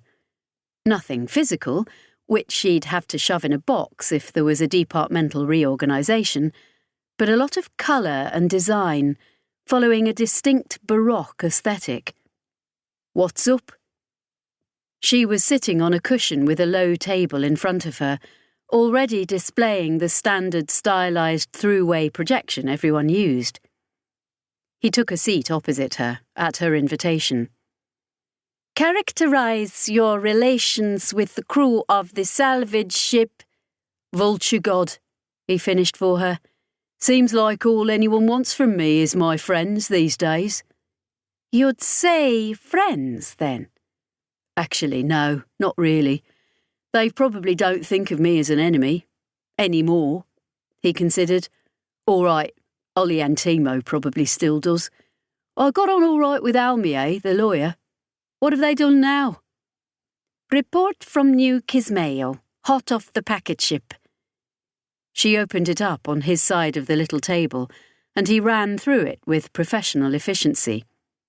"And this one," she added, even as he did so, "from Koschai Orbital over Grand Imperial Litskva." The first was a mining colony. The second was an exceptionally fancy name attached to a small science station and a community of hermits. Could you have a community of hermits? According to the brief, you could. They both told similar, eye-opening stories. The vulture god had turned up in system, started a hurried attempt to trade for fuel and supplies, and, in the Koschei station case, some weird-as-hell protein chains. Then the architect had turned up out-system and lazily starting to move in. Cue the usual panic and everyone running for the docks. The miners and the scientists would probably have been able to make it off entire, given both systems' low population, though Hervea guessed the hermits would have been fucked unless they'd all got together for the annual Hermit Spaceport tour or something. Except, after the god fell off into unspace, like any sensible ship would do, the architect hung about just for a short while, as though considering its life choices, and then did likewise. Neither planet was reworked. It was as though the world-wrecking monsters suddenly had higher priorities. Hervea was mathematician enough to put 2 and 2 together, given that much help with the figures. We've sent a cartography corps vessel with a very good int, Demi-Ulo, in fact, one of the last of the old guard, outranging. Ulo reported just an hour ago as we speak now. Claims architects have been here and here and here. Locations were picked out on the throughway map, but off the throughways, so not actually that helpful in terms of the physical universe, save that Diljat was trying to indicate locations proximate to New Kismayo and Litskva. Says she can feel the echo of them, or some damn thing, and who am I to say she's wrong? Diljat shrugged. So. She shifted the view, magnifying and restyling one part of the map. Crux here.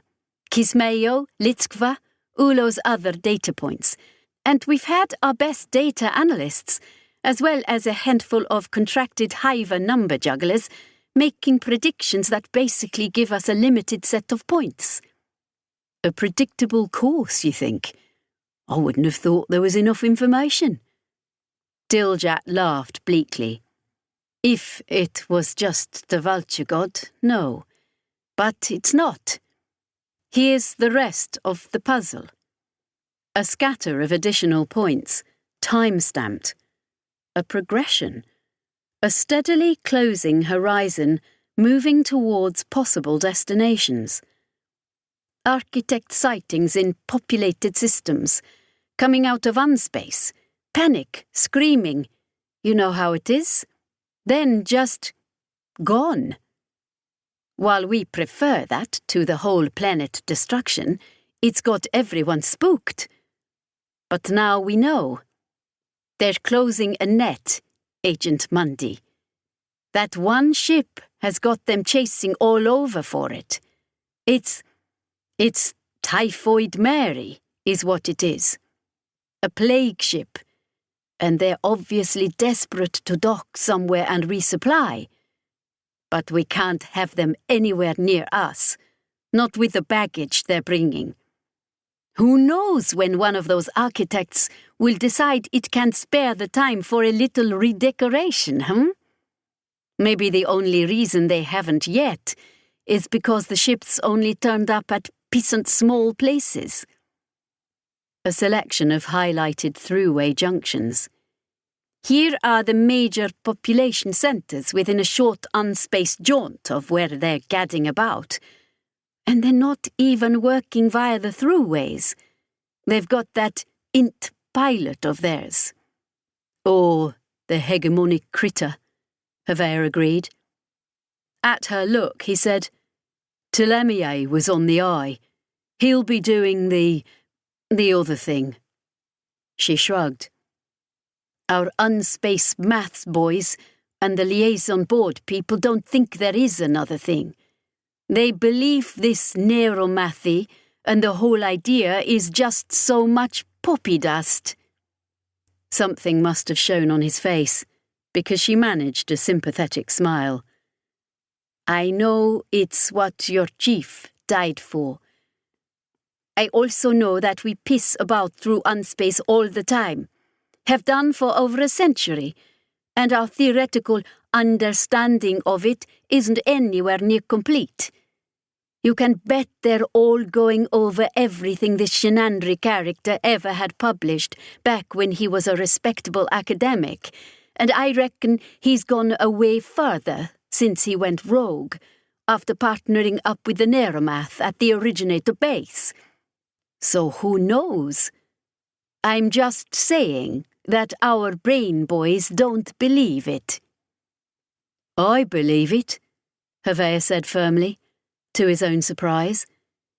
He wasn't sure if it was loyalty to Larry or to the others, the God Crew, Kulvari, and all the Hivers, and everyone else who'd suffered to make the dream into a reality. Diljat nodded, regarding him steadily. The department has need of you, Agent Mundy. You're being recalled to active service because of your unique perspective on the events and the people who are currently the biggest pain in Hugh's collective ass. It was, Hevea considered, a title that Olian Timo would have been proud of. Ollie. The time before, there had been an architect already waiting for them. Ollie had been preparing herself to tackle the most urgent items on the fix-it list and to get the working parts of the solar array spread out to recharge the god's tanks, and there the monster had been. Just patiently there, as though it had made an appointment and was too polite to point out that the god was running late. She'd wanted to scream at it, but it wouldn't have helped. Right then, it wouldn't even have helped her. Instead, she was immediately plotting a new course, even though that had become more and more of an academic pursuit, since Junior had ideas of its own about where was best to go. And now, they were out in the real again, with no architect. Or no architect yet. Kit? She could speak to Kit again, now he actually existed for her, rather than it just being her rattling about in the tin can, listening for the stealthy footfall of the thing that wasn't there. She'd been in and out of unspace too much recently, unprotected by suspension, and when she felt that presence, it wasn't as though it reset every time they returned to the real. Sometimes it picked up right where it had left off the moment they ducked back under. Ince, she knew, had a superhuman ability to brush that shit off, but she'd never been intended for this kind of jockeying around. Next trade request is formulated, Kittering confirmed. He'd been working on a kind of super-condensed trade offer that was also kind of a warning and possibly even an extortionist's threat. Lovely colony you've got here. Shame if an architect happened to it. Get us the stuff on our list because you really don't want us sticking around. Not exactly their proudest moment, but it was that or end up stuck somewhere when they didn't have even the modest amount of power required to drop into unspace. Once they couldn't keep running, and the architects caught them, that would be the end of Anchor, Wellhead, Eye, Host, and all those other dumbass words everyone was throwing around as if they meant anything. Junior wanted to pop them out into the deep void again, and from a point of view of not recklessly endangering other people, that would have made perfect sense. From the perspective of being convenient for the growing list of things Ollie couldn't fix or fabricate aboard ship, however, the utter middle-of-space nowhere was a problem. Except both times they'd tried actually to trade with someone, that someone had been bureaucratic and resistant to being hurried. Enough that the architects had turned up to ruin the deal before it could be finalised, which left them, as far as she could see, with only one way to get what they needed. cut through the red tape. So this time, at her insistence, they'd come out somewhere populated. It wasn't actually where she'd wanted Junior to take them, which was an industrial facility with a large hiver presence, where she reckoned they might get a decent reception.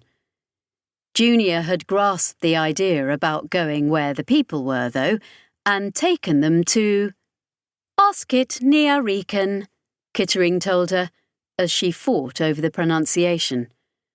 Local Kybernet said there were well over 7 million souls down there, which meant a fairly sparsely populated world. But that was still a big number to go down in history as having been murdered by an architect unleashed on them by the crew of the Vulture God.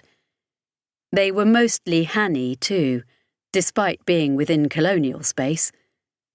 Ollie had a brief moment of hoping that would help because, hey, Kit was a Hanny too, except she was a human, and it hadn't helped them hurry things along with the humans of New Kismayo, or that other place with the stupidly long name.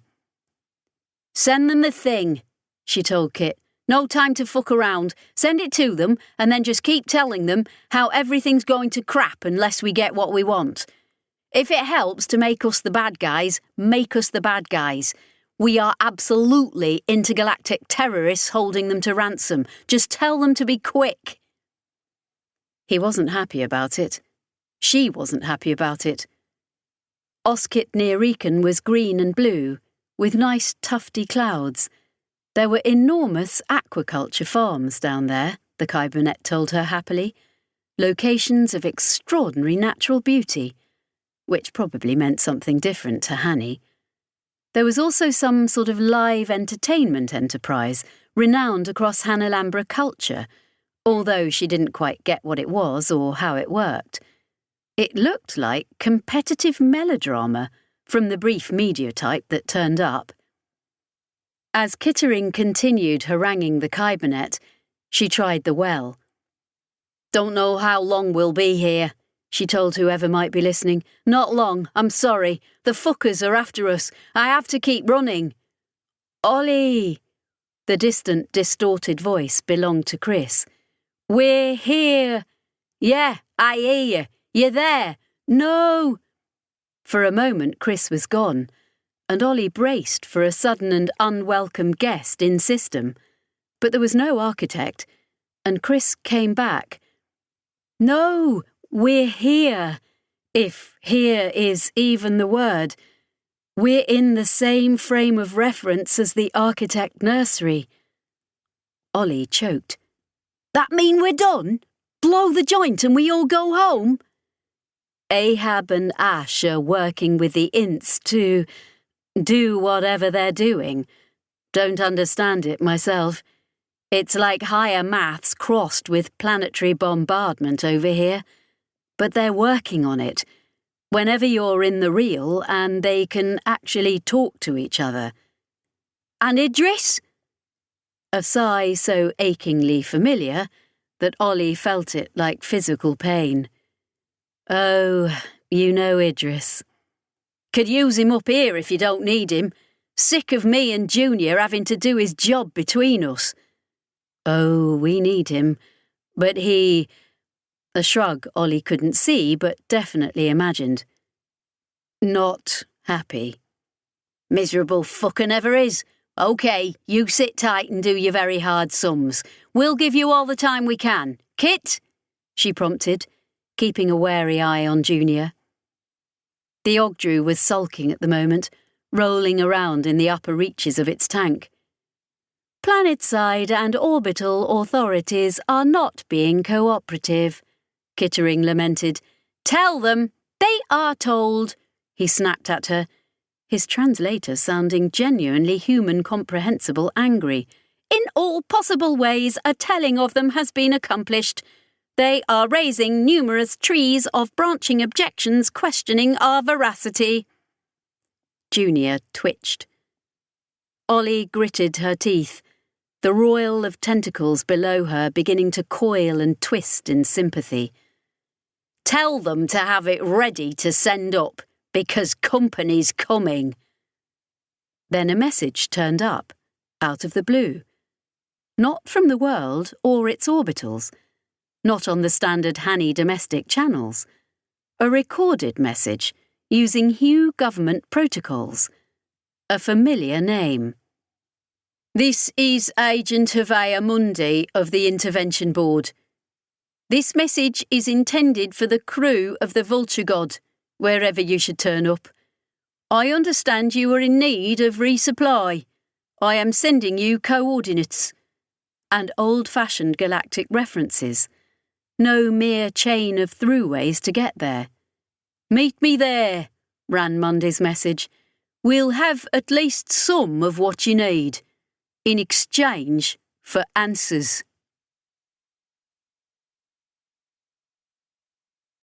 Chapter 25.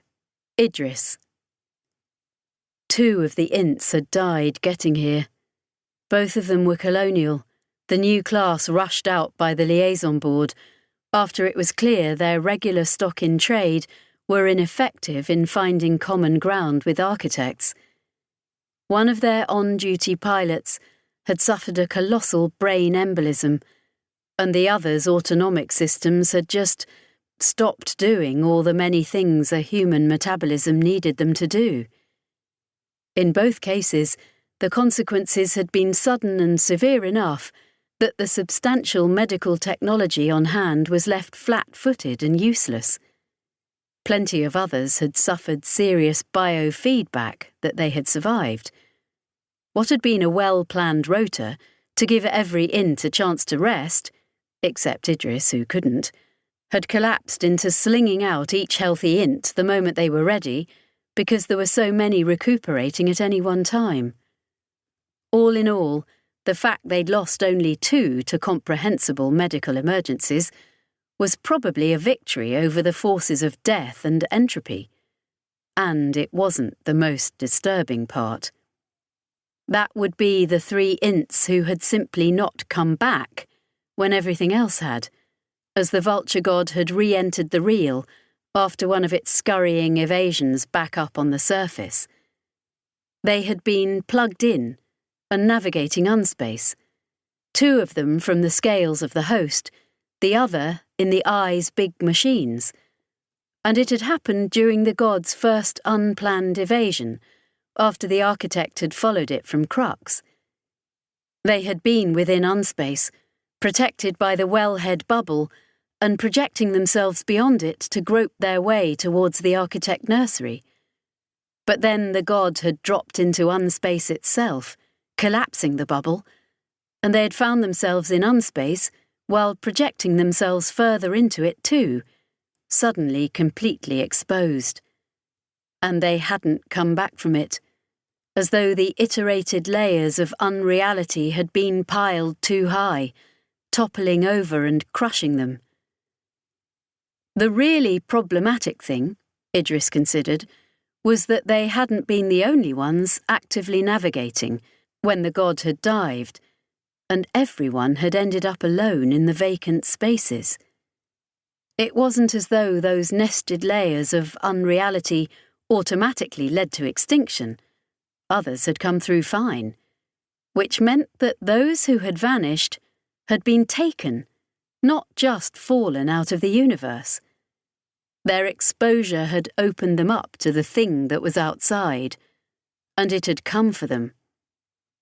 So they now made sure to terminate all Int operations the moment Kit or Ollie sent down word they were on the move.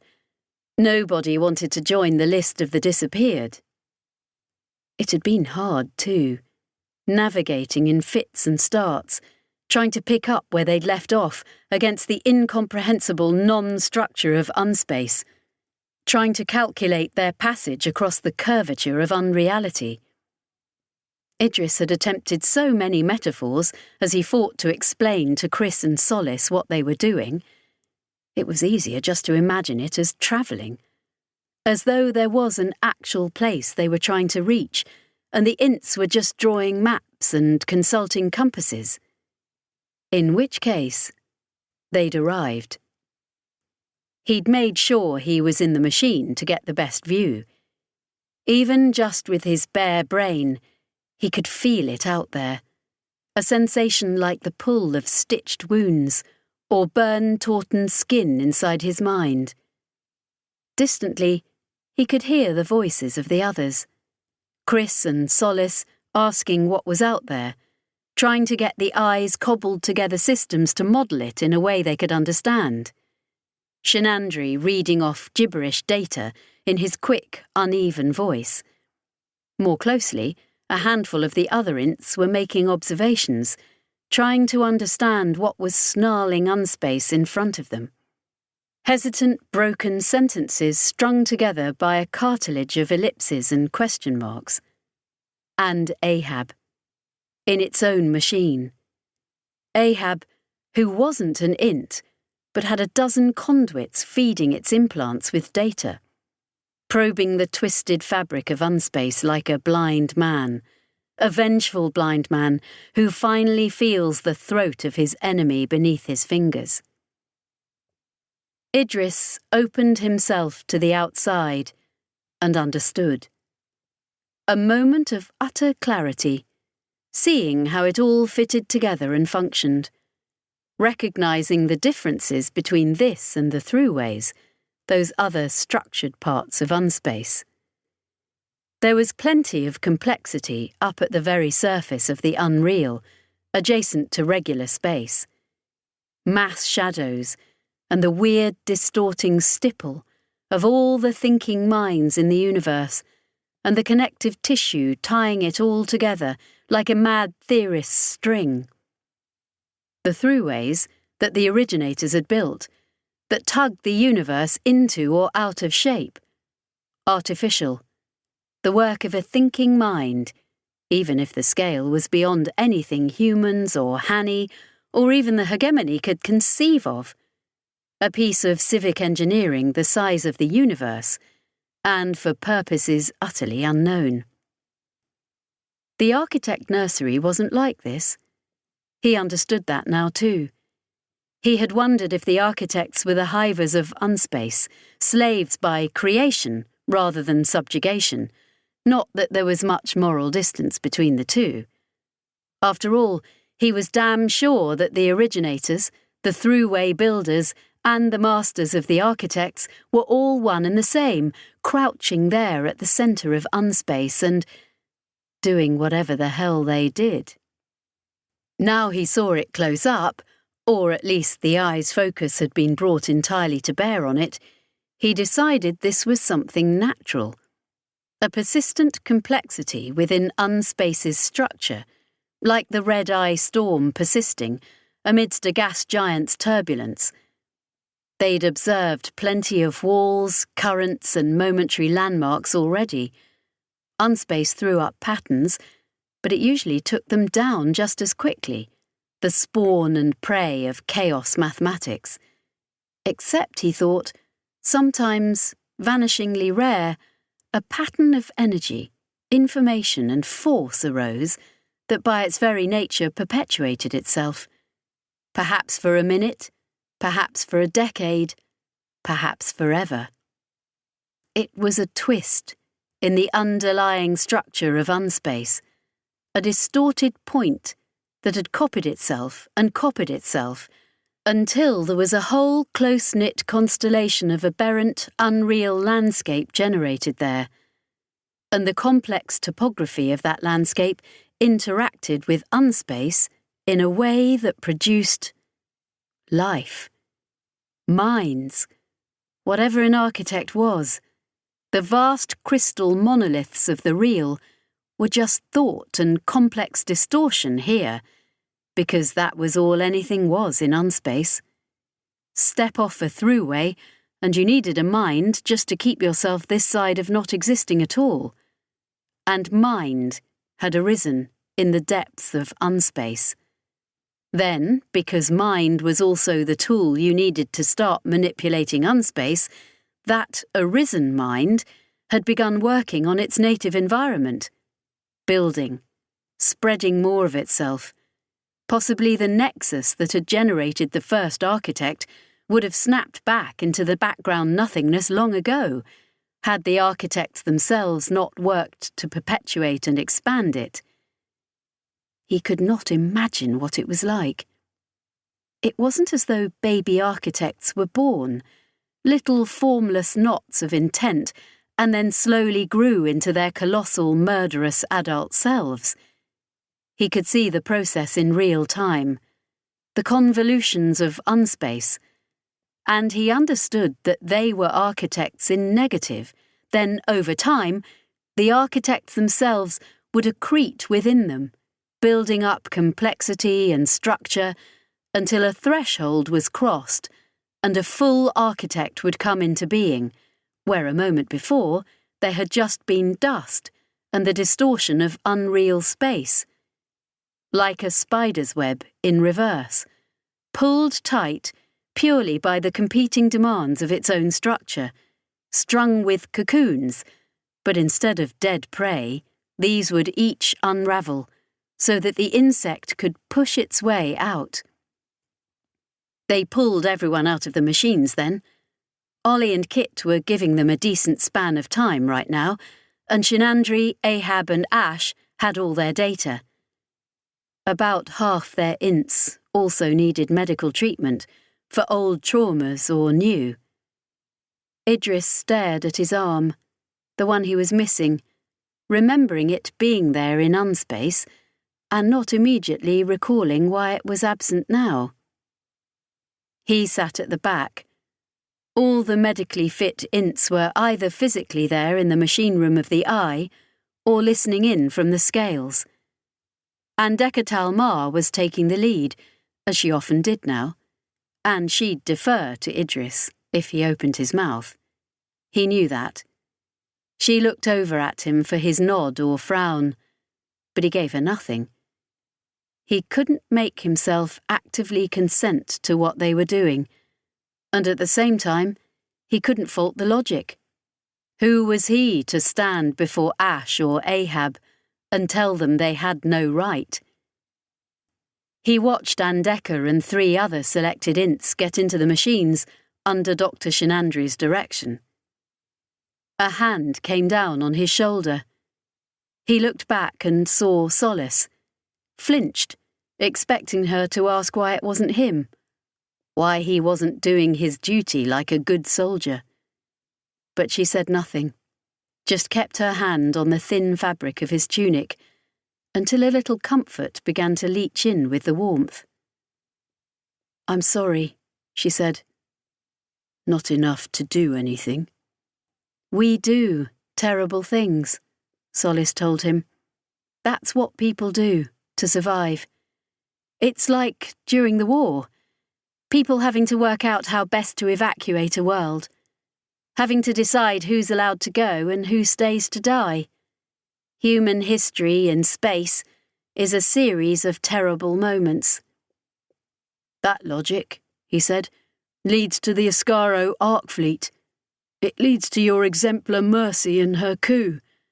Because once you start doing terrible things because you had no choice, then next time round you do terrible things because you want to. And the precedent is set. This is a terrible thing we are doing through choice."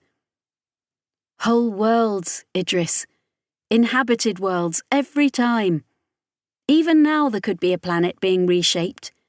You know this."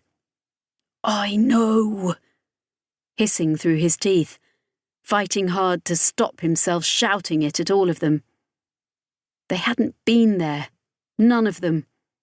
When he'd met the architects, mind to mind, over Far Lux, over Bellenhof, as alien an intellect as there ever was, and yet he'd found common ground with it.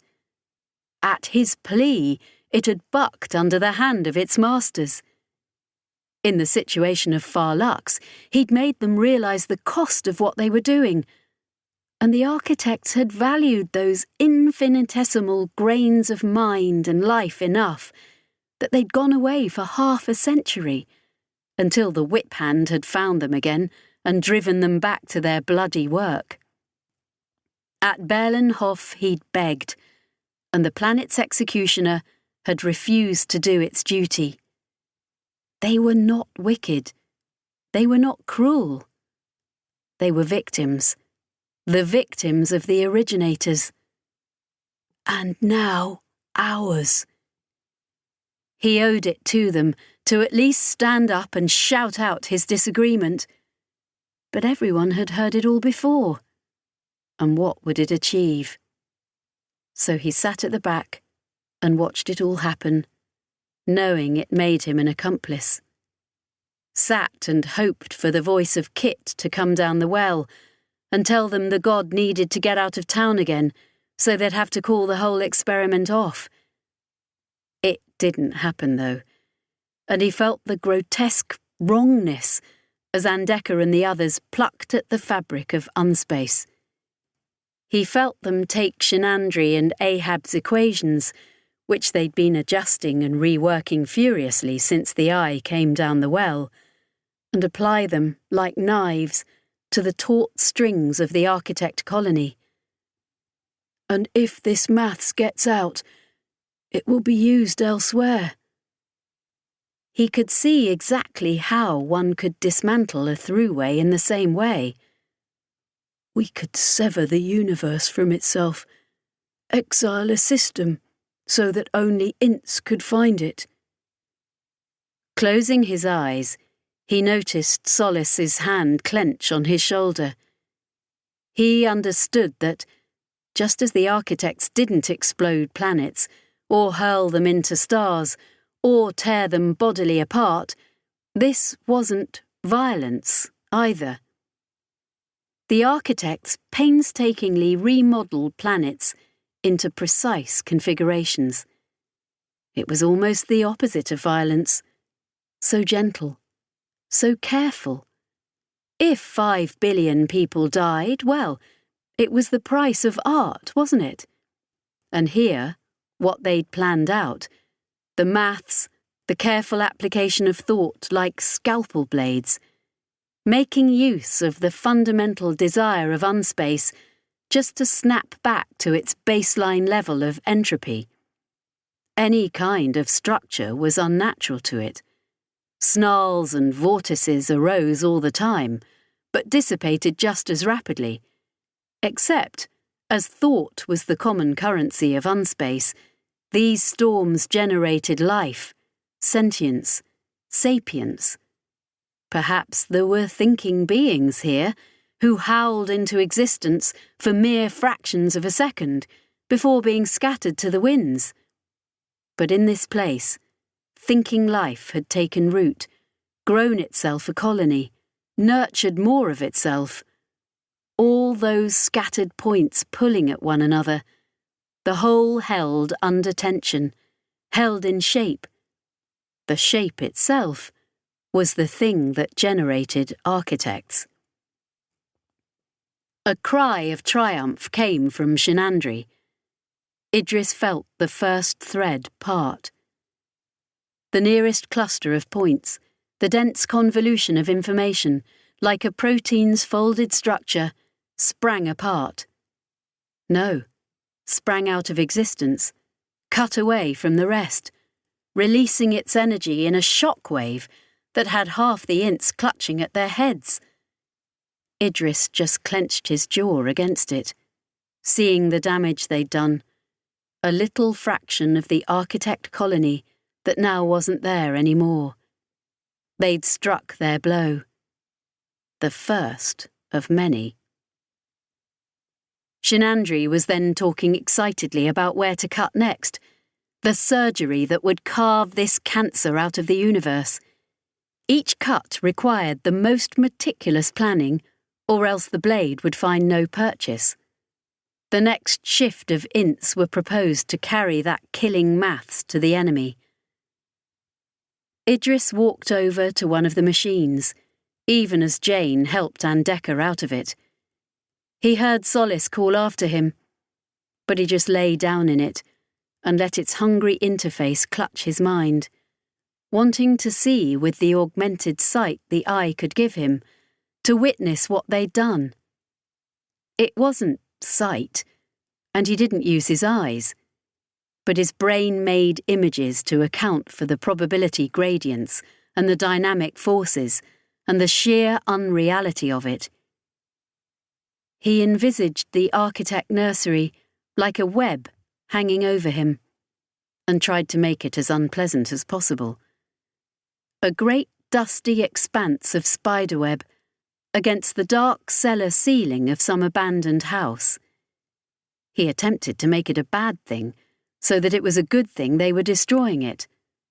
A web which they'd lifted a tiny knife to, very precisely, and severed a strand or two. And a small section was just loose and trailing ends now. It was the tension, the interaction of forces that made the web. Without that, it was just bad string. Revealed by that springing apart, where they'd cut, he saw the other damage. If they had applied the knife, this was as though someone had reached out with a match. A part of the nursery not just snapped back into non-existence, but burned like a brand. A scar on the colony's structure, barren, and forever impossible to forget or ignore. Even as he saw it, they were hauling him out of the machine. Ollie had called down the well after all, at just the wrong time. Too late to stop Shinandri's experiment, too soon for Idris's own investigation.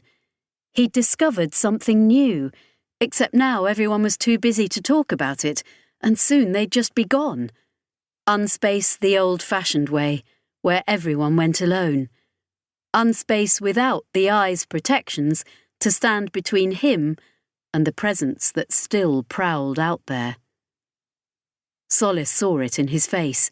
She started moving, heading for him, hand reaching out. He met her eyes. Her mouth was open, her hand inches from his, as though it would accomplish anything. Then she was gone. They all were. Ollie and Kit had taken the god back into unspace to dodge the architects, and under no circumstances should any int just hop into one of the machines and go spelunking.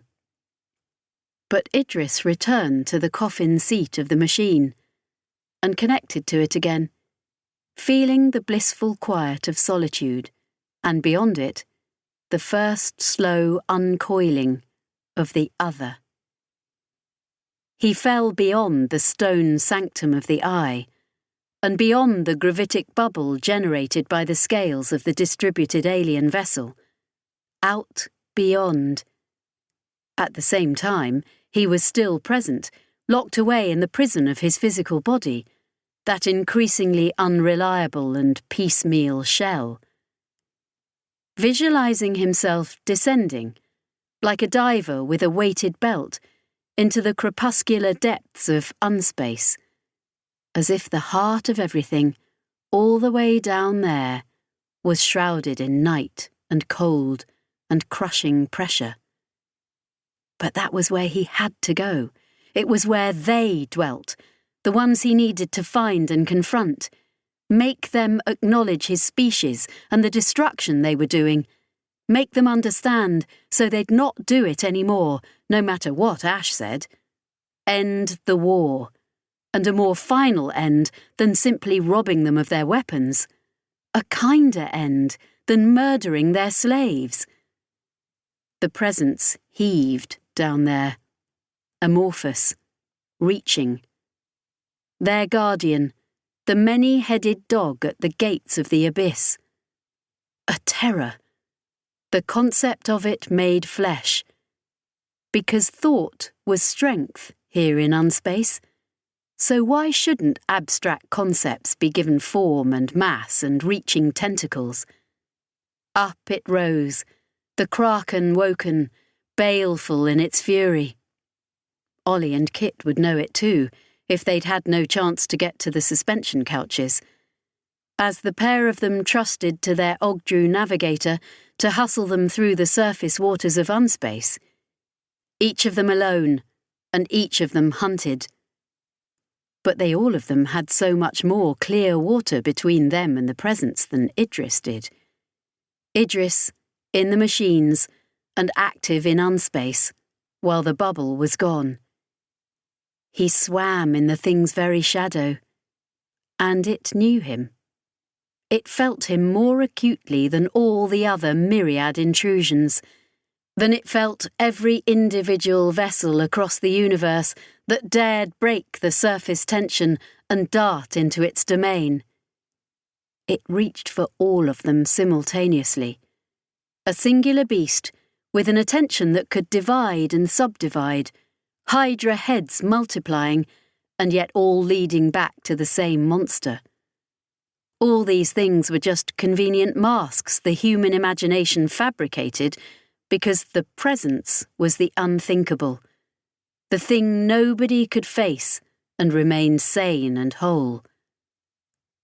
Of all the many things in the universe it hated Idris most of all. He felt the icy chill of it reach for his heart. He was sinking into its very grasp, down in the depths. At the same time, within the ark, he felt it oil its sinuous way past the scales, finding entry, lurching and shambling through the halls of the eye. He heard the flapping, slapping echo of its half-formed footsteps come to him from far away, but getting closer. In his mind, it took shape. Something humanoid, something dead but animate. Something with the faces of everyone he'd failed, left behind and disappointed. The faces of everyone who'd tried to use him or hurt him, and from whom he'd never had closure. All the jagged, broken edges of his long life, grinding together like teeth, come to chew him up and spit him out. He heard it call his name. Of course, he didn't really hear it call his name. No long drawn-out Idris echoing through the empty spaces of the eye, all in his head. And yet, if there was any human being at all that the presence might know, it was him. He'd been its prey so long. There had been times before when he dreamt it was talking to him. When he was desperate, when he was hurt, talking in the voices of the dead and the living. Idris, from just a room away. The knowledge of its closeness was absolutely intolerable, and yet somehow he clung on, tolerating it, feeling with preternatural acuteness all the commands he could give to the machine he was set in, that would have it misfire, starve his brain, or poison his blood. Jane's rough and ready engineering wasn't big on safety protocols. She hadn't really safeguarded against someone using her work to commit suicide, and he could see 7 different ways of doing it. And one room away, the presence took another step closer, with a sucking, decaying sound. He flinched from it. Then, outside, he fell, and it was all around him in the darkness, a forest of weaving arms like the tendrils of jellyfish, soft, hideously soft, waiting to be touched and triggered, waiting to drag him down to where it waited. A death that would be agony and forever. Better to end it. Better to sever his lifeline now, tear off all the tissue-thin flummery that was protecting him from the pressure and the freezing water. Do it, Idris. It's better that way. He wasn't a brave man. He'd lived his life scared. Scared because, when he was a child, his species was being hunted to extinction by the architects, always on the run, ship to shore, to ship again. Scared because he was small and weak. Then scared later on because they'd made him into something ghastly and only semi-functional, throwing him into unspace over and over, because there was a war on and he was a weapon. Show him a Voyeni with a fist pulled back. Show him a gun, a battle, some ravenous alien animal or plant, he'd cower or flee. The coward Idris Telemier, a man of no appreciable backbone. You couldn't rely on him, everyone knew. A wretched little weasel of a man. But this... Everyone was scared of Unspace. Everyone who sensed the presence knew it as terror incarnate. Unreality was the great leveller. But all the terrible things they'd done to him during the war had served to make him as adapted as a human could possibly be to this grotesquely inhospitable place.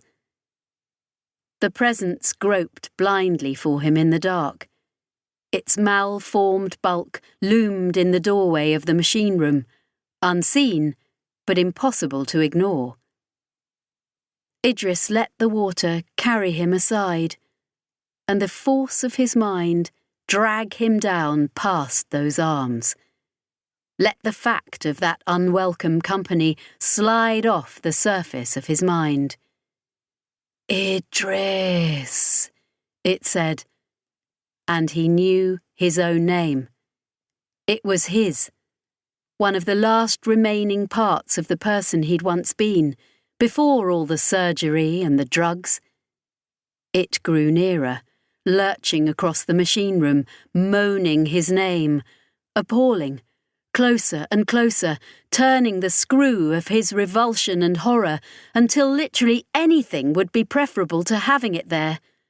Until death, any death, even the most painful and drawn out, would be better. But he took the unreal geometry and pushed all the sliders to maximum, making its progress towards him a Zeno's paradox, where it covered half the distance and then half the distance, closer and closer, but not quite reaching him every time.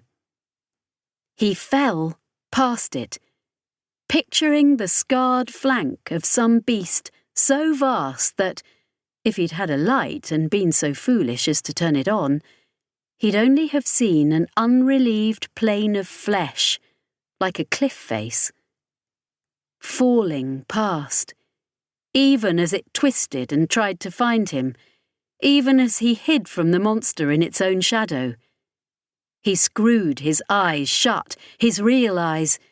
He closed his mind to it, and instead made himself exist only out there, in the shadow of its groping immensity.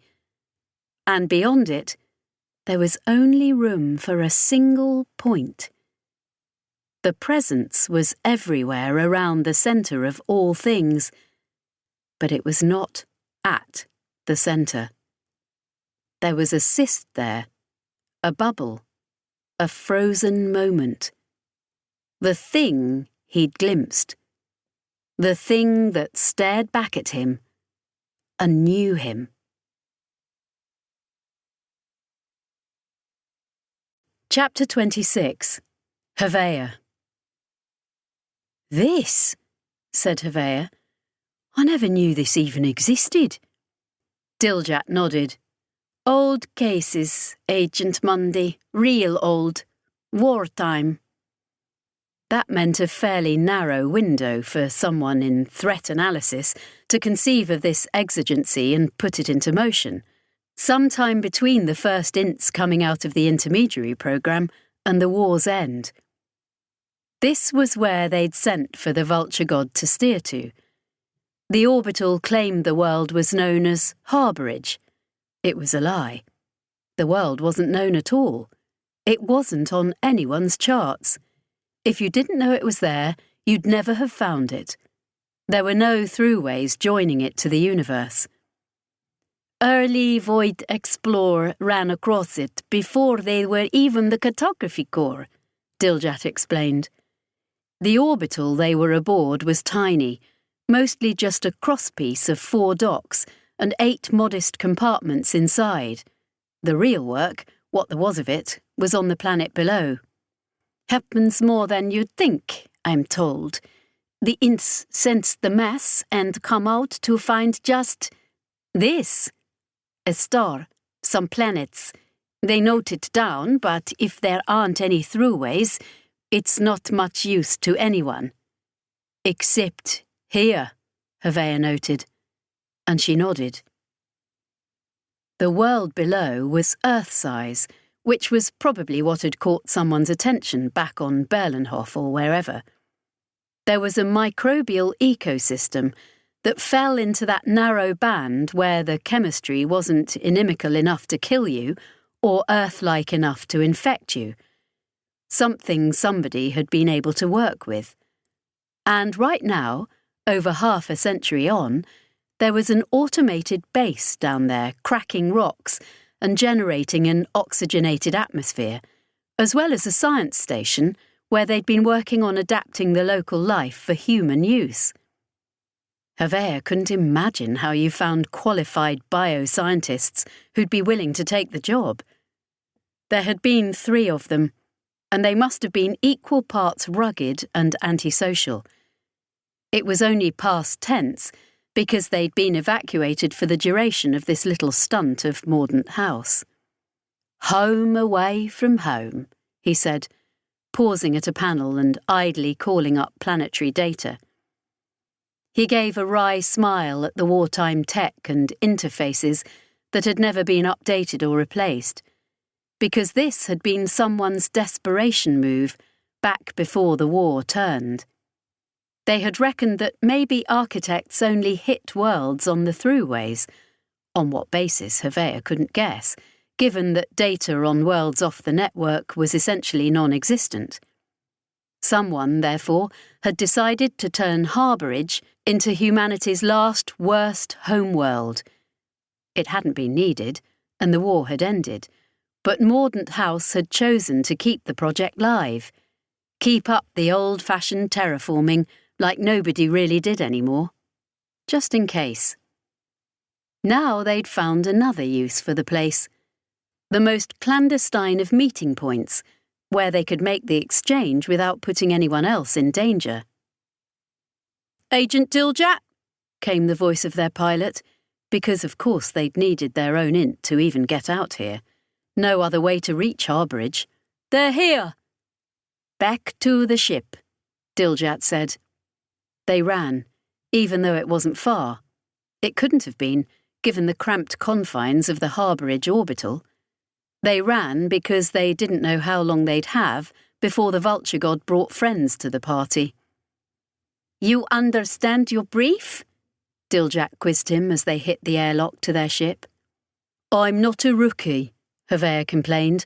"I've been in the service longer than you have by at least 5 years. She made a thoughtful sound, and he didn't like the way she was eyeing him, not sure if he was still in the trade after all. The ground beneath his feet was unsteady in a way that owed nothing to orbital mechanics. He was halfway between a serving agent of Mordaunt House and an unreliable asset who needed a handler. "I'm sound," he told her, and didn't know whether to trust her nod. Then they were inside the Gadfly, the swift little runabout the service had made available to them. It was a cockpit, a dozen sleep pods, and a big old gravitic drive with very little else. Their pilot, a grey-seamed leash contractee named Archer, had already exchanged recognition signals with the god and was holding a channel open for them. He'd been with the service for 2 decades now without going off his head, and his pedigree meant he wasn't any good for warding off architects. One of the rare liaison board ints who had room in their head for something other than the actual business of being an intermediary. Havea dropped into his seat, knees up against the back of Archer's own. He opened his mouth, then looked to Diljat, hating himself, but knowing he needed her nod to start the operation. Asset, agent, asset. Which am I? Receiving permission, he began his spiel. "Vulture God, this is Agent Havea Mundi of the Intervention Board." "You are being received," came the clipped tones of Kittering's translator. "Docking clearance also." "We have at least some of what you've been trying to get hold of. It's at the dock specified ready for loading," Havea informed them. I'm going to want to chat about just what the hell's been going on since we all got out of Crux, though. You can imagine, we've had some alarmed reports coming in. Were there survivors? Kittering asked. For a moment, Havea just exchanged blank looks with Jiljat, neither of them quite clicking. It was Archer who murmured, "New Kismayo, the architect. They won't have heard." Havea blinked. He hadn't looked at it that way. The god likely hadn't caught up much on the news media types, and New Kismayo was so small that its obliteration might not even have featured against the background chaos of the colonial sphere right now. "When you fell back into unspace," he told the god, "the architects followed suit. A little gravitational damage to objects in orbit and the like, but I'm not aware of any casualties." He watched the god coast in towards Harbourage Orbital. "A cause for considerable relief. You are to be informed at the wish of Mesdames Timo that should troops be awaiting us, then the regrets on all sides will be uncountable," the Hanny broadcast, somewhat snippily. But Havea reckoned he was probably diplomacy personified compared to how Ollie Timo had actually phrased it. "No troops, I promise," he confirmed, then eyed Jiljat, muting his transmission briefly. "There aren't, right?" She rolled her eyes. "Agent Mundy, no. What are you even thinking?" "I'm thinking you wouldn't tell me if there were." But he just mustered an apologetic smile from somewhere. "Sure, of course. On with the script," she prompted. He let the god complete its docking first. They'd set out a dozen small crates of parts, supplies, and one fantastically expensive mother-of-pearl container that was apparently the hegemonic proteins they'd been after. He saw the god's umbilical connect, the ship's mess of docking claws latching onto the side of the orbital so that the station's own drives had to compensate for the shifted centre of gravity. Then, the eyes within the dock showed the hatch open, and Ollie and Timo came out. "That's messed up," Jiljat opined. Havea nodded, watching the nest of tentacles carry her about like quicksilver. She didn't even seem to be concentrating much to direct them. "She does have her talents." "Mesdames Timo," he called over the dock speakers, and as a request to her personal comms, giving her the option. "No need to shout," she sent back. "What do you want, you mordant bastard?" "Just as well it's not a little gratitude."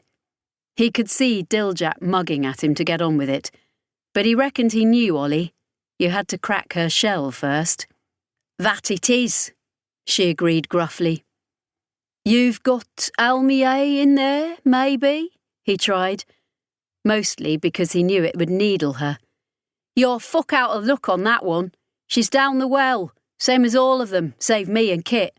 What do you want, Monday?" "Well, Hugh wants its ship back," meaning the host. "Hugh can whistle," Ollie told him. And then, "Seriously though, not going to happen. They're busy. Or they damn well better be, because this is all the time I can give 'em." Havea exchanged looks with Jiljat. He hadn't exactly expected her just to tender up the host and the eye and all, but there was a heavyweight delegation within Hugh who'd insisted they at least ask. "So, give us the lowdown," he invited, "while you're loading." As those tentacles effortlessly hoisted and dragged around the cargo crates, he listened to Timo begin the story, even as Kittering sent over meticulous accounts that wrote off the value of everything they'd received against the notional benefit of saving the universe. Ollie. "Well, this is all too good to be true and no mistake," Ollie decided, hauling the next crate down the umbilical into the drone bay. She'd started with the weird hegemonic pod, and right now Kit was puzzling over it, trying to work out how to combine the neatly packed sachets of organic material with a Vulture God's printer. Most unsatisfactory transaction, Kittering agreed. Contact has been received from Solace. That right? She tried to manufacture a bit of the old grudge, because it made her feel better. But Ollie had to admit she wasn't really left with much of a grievance against that one Partheni at least. How's it going down there? We're enduring. Solace sounded ragged as fuck, even through all the distortion and crackle. Patching Idris up right now. Chris is with him. That's why you've got me. Sounding apologetic. Ollie grinned to herself. Bitch knows me. You'll do fine. Doc Shin and the others better be using this time, though. Not sure how long you've got. She could feel each second tick, like they were rattling off the lid of the Scorpion's old pod. They're attacking the architect thing, the nursery, whatever. Picking it apart, bit by bit. There's a lot of it. Architect's got something to say about that, I bet, Ollie told her, dumping her crate and coiling her way back down the umbilical. No, Solace said flatly. Not at all. It's like, here in Unspace, they're harmless. They're there. The ints can feel them moving about, and they're not happy, obviously, but they don't seem to have any teeth, this side of the reel. Lucky fucking you. They're all over me this end, Ollie grumbled. And not only them. I just had to give Hugh the lowdown on what's going on so I could get some goods and gear off them. Not sure how long that détente's going to last, believe me. Listen, can you put Jane on? Not that it ain't a pleasure, you know, but... Of course, Jane would be neck-deep in all the fix-it work that needed doing down there, just as Ollie was up here. And she was, as it turned out, but Solace patched her through anyway. You wouldn't believe all the crap going wrong down here, came Jane's distant, attenuated voice. Every host scale's red across the board. Triage like you wouldn't believe. How's it hanging, Ollie? Ollie grinned, latching on to the last of the crates out on the dock. Like looking in a mirror. Ahab giving you shit. Ahab's in clover, Jane told her. Bastard finally got what it wants. Forgotten its old pals. Always the way, Ollie agreed. Good, they don't need you. Mechanic position's been open here since Barney got his fool ass shot up. You can come and do an honest day's work for a change. Jane laughed, and that was good. Yeah, sure. Let's just save the universe first, shall we? Which right now is not being helped by your friend the Int going off and being crazy on his own time. Yeah, he's a liability, Ollie agreed. Then she had the last of the crates in, and Kit had finally got the printer talking to the hegemonic container, because apparently even their cargo crates had their own distinct operating systems. Next, Agent Mundy was on the comms again, wanting to speak with her. Don't take any shit from anyone, she told Jane. Her general motto in life, to be honest. Back at you, Jane agreed. And then Ollie was demanding, What do you want now? A flight plan, ideally, Mundy told her. Disengaging, Kittering sent simultaneously, and she gave him the all-clear. There was no way of knowing how long they'd have just sitting around. Better not to be locked to an orbital when guests came calling. Yeah? Why's that? Because you'll have another shopping list sooner rather than later, and it would be useful to know where you're going to be. Hugh's got generous all of a sudden, she noted. Where was all this when we were trying to make ends meet on the salvage circuit? If Hugh can keep you resupplied at places like this, it means you're not dragging an architect into the skyline of a populated world, he pointed out. Even the Budgetary Oversight Commission can't argue with that kind of logic. Yeah, well, she said. Kittering was calling up a local map, pinpointing possible liaison points that would be minimum exposure for everyone else. Not that she could guarantee hitting any of them, what with Junior at the helm, but she could do her best. We turn up somewhere and there's a colonial warship waiting, you can bet we'll just take straight off again. But there'll be someone else along a moment later that your military boys won't want to meet, see right? Understood. You've a very suspicious mind, Timo. You work for very suspicious people, Mundy. Fair. She wanted to speak to Jane again then, or maybe Chris. Someone else down there. Not that she was worried for them, obviously, or needed the contact. Kittering had been talking down the well just a moment before, even as she sparred with Mordaunt House, but now he was signalling her urgently. There is an agitation from the Ogdru, he warned her. Course? Ah, balls. She'd hoped they would have maybe an hour or two to sit in harbourage orbit, when the well crew could have really got down to business, and she could even have closed her eyes a little, or given Kit the chance to curl up and sleep. But it wasn't to be. She sent a string of destinations to Mundy, optimism springing eternal, and pitched the first of them to Junior in the hope the creature would take the hint. Company was on its way. Havea, choked Archer, and stared down at the spray of ruby droplets he'd just spat across his board. Got to. Coming.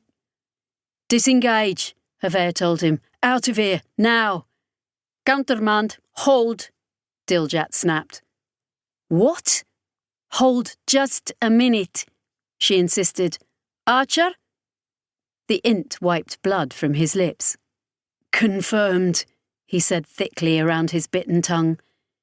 He was jittering about in his seat, hands clenching and unclenching, as though he was having a seizure, but his face was steady. Diljat, what? Havea tried, but she cut him off with a look. Instead, he watched the vulture god out past the station's orbit, saw the vessel pivot and claw away from Harbourage's gravity well, then put itself in a position where it could duck into unspace. And still there was nothing. The gadfly's instruments were silent. Not a single tremor or suggestion that a world-twisting terror was about to descend on them. Just Archer and his rapid breathing, his shudder, his eyes as wide and rolling as a panicked horse's. The hatch opened. Havea jerked in his seat, against the restraints. They were being boarded. He reached for a gun he didn't have. Half a dozen soldiers pushed in, cramming the interior of the gadfly to bursting, with no chance for anyone to get to the suspension couches now. Armoured colonial troops with accelerators jostled awkwardly at all angles to fit in. Past the shoulder guard of one, Havea met Diljat's gaze. Just us, huh? There was no embarrassment whatsoever in her face. The board wanted us to be ready for all eventualities. As it was, with that hegemonic frame she was sitting in, I didn't fancy our chances. And you didn't think to tell me that was the plan? I was concerned you might not be convincing if you had to lie, she told him. All in. Archer, let's go. The architect breached into the reel, even as they cut ties to the orbital. It came out close, too. Not the distant, dignified approach they usually adopted when they had a planet on the menu. This one lurched into existence almost hurriedly, entering the reel with a spin. Even as it did, the vulture god was dropping away, taking all of its invisible baggage with it, presumably heading along the chain of stopovers that they'd sent to Havea. Archer hauled the gadfly away from the planet, pushing the ship's oversized broccator drives to their limits to win as much distance as possible. And obviously the architect was just going to dive back under. It wasn't a problem. It wasn't their problem. He was watching when the unseen hands of the monster reached out and turned Harbourage Orbital into confetti. Not even a sculpture. Just shredding the whole structure into a cloud of rapidly disassociating flakes of matter, as though some vast rage was being funneled into the act through the lens of the crystal monstrosity sitting out there. "We're next," Havea decided, and braced himself for the worst. But then Archer finally had them far enough away and rammed them brutally out of reality. They were saved. Havea was left alone in the suddenly vacant space within the gadfly, alone to consider where he stood in relation to the rest of the universe, and especially to his employer, who didn't even trust him to lie for them anymore. When he felt the thing that lived in unspace move far below and start to wind the crank of his dread with its slow approach, he expected that if he saw it now, it would be wearing a Mordant House uniform. Chapter 27. Idris. They did not like being seen, not even glimpsed from the corner of his eye. Even as the presence loomed at his bedside, even as its vast benthic bulk impinged on his field of view like a mountain, Idris focused in, tunnelling down with his mind's eye until he met that countergaze, that outraged stare. He had the sense of something on another scale entirely, simultaneously infinitesimal, the single point at the heart of all things, and huge beyond the universe, because it was the centre of it all, and basic spatial relationships broke down there. You could have as many angels as you liked, dancing on the head of that pin. He saw them, all the malefic angels, and they saw him. It wasn't as though they hadn't known he was there, in the abstract. Idris, a part of the assemblage of inconvenience that was currently attacking their architect breeding grounds, nibbling away at the tool they used to re-edify the universe. They were hounding Kit and Ollie from star to star out there in the real after all. They knew, but this was different. Ancient. How could they be other than ancient? Idris had thought he'd understood the concept, and now he realised he'd been sadly misinformed. But he could re-educate himself. If he was able to get far enough down there, the crushing pressure of the depths would crunch the whole truth of the universe small enough that he could fit all of it into his head.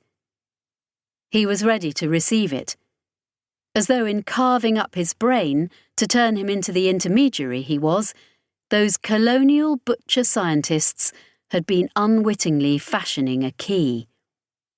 All the long decades of his unspace experience had then honed him perfectly so that, when presented with this universal singularity, he'd fit. He clicked into place, sharpened by privation and experience into the platonic ideal of an unspace navigator, as if reaching this still centre and comprehending it was the evolutionary niche he had been adapted to exploit. Humanity had travelled between stars for perhaps 2 centuries. That was recent. Written human history was maybe 6,000 years old, and that was just yesterday. The earliest things that might be considered human had lived out their brief lives a few million Earth Standard years ago, and that was a past so close to Idris, he could glance over his shoulder and look those apes in the eye. Complex life on Earth, 500 million years. A fleeting moment. Earth being formed, 4.5 billion years. Nothing. The first galaxies, 10 billion years before that. An eye blink. Because this was the centre, the heart, and so time didn't mean the same thing. All the moments of the universe's history were just crammed together like the pages of a book, to be idly riffled through in an instant. All that time they had been waiting. No, not waiting. Not idle. Working. All this he understood by the very virtue of reaching the place and standing at their threshold, which was simultaneously a pinpoint singularity and a grand looming portal to the place where regular rules didn't apply. The pearl at the heart of the universe's oyster, or else the cyst embedded deep within its flesh. And they loathed him. They would surely obliterate him if he let himself descend a fraction further. He was at the very edge of their all-consuming wrath.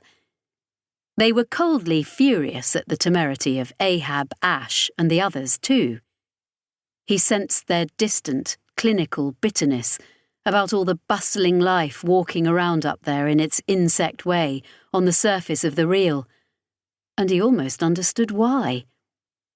He felt he now had all the clues and means to know what it was they couldn't abide about life, and sentience in particular. But all that dispassionate loathing was as nothing compared to what they thought of him. Idris Ptolemy, intermediary, first class, who had dared to come darken their door. Up where his actual body was, the presence leant over him, cold hands reaching, and he felt its touch, freezing like the depths of the void, like the abyss of the sea. Felt his heart stop, despite all that Trine's borrowed units could do. And down here, the presence was filling the icy water at his back, a solid mass of coiling filaments, shearing teeth, and great glassy eyes. He braced himself to take that extra, annihilating step, because he had to know. The god must have hit the reel around then, and moments later everyone in the machine room would have heard the alarms telling them that Idris was dying again. Up to his old tricks, the mischievous scamp. Damn fool Idris was trying for suicide by universe one more time. They must have pulled all the plugs and hauled him from the machine. Solace, Chris, Jane and Andeka, as well as the handful of hivers still with them.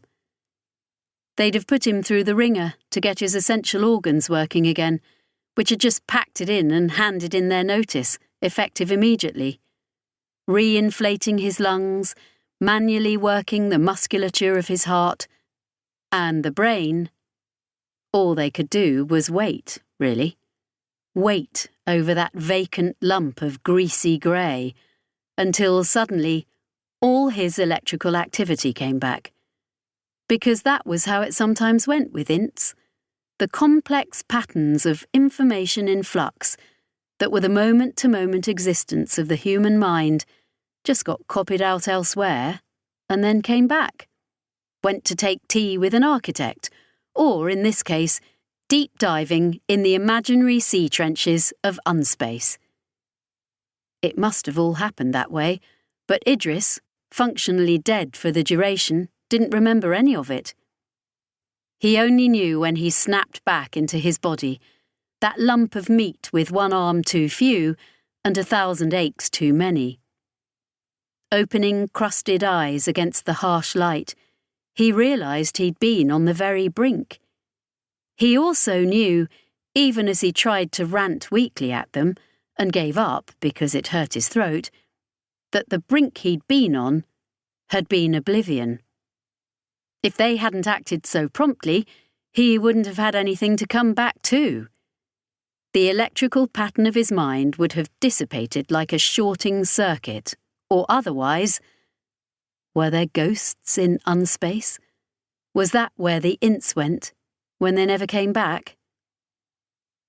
Nobody was terribly impressed with him.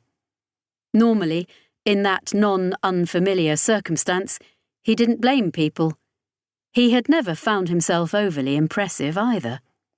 Right now, though, he was a Cassandran prophet who would put even Ash in the shade, and the fact that nobody wanted to listen to him was profoundly galling. "I need to tell you all something," he shouted. Or rather, he croaked, with the dry, scratchy sound of dead leaves being blown across an abandoned planetside dock. But everyone else was busy trying to cut the next few threads of the architects' lives away, and that was the job. He was just in the way. He'd gone for a frolic of his own and nearly got himself killed. And damn it, Idris, yes, you're a talented int, but will you just not? Get with the programme for once and stop messing around with all this nonsense. And Trine was gone.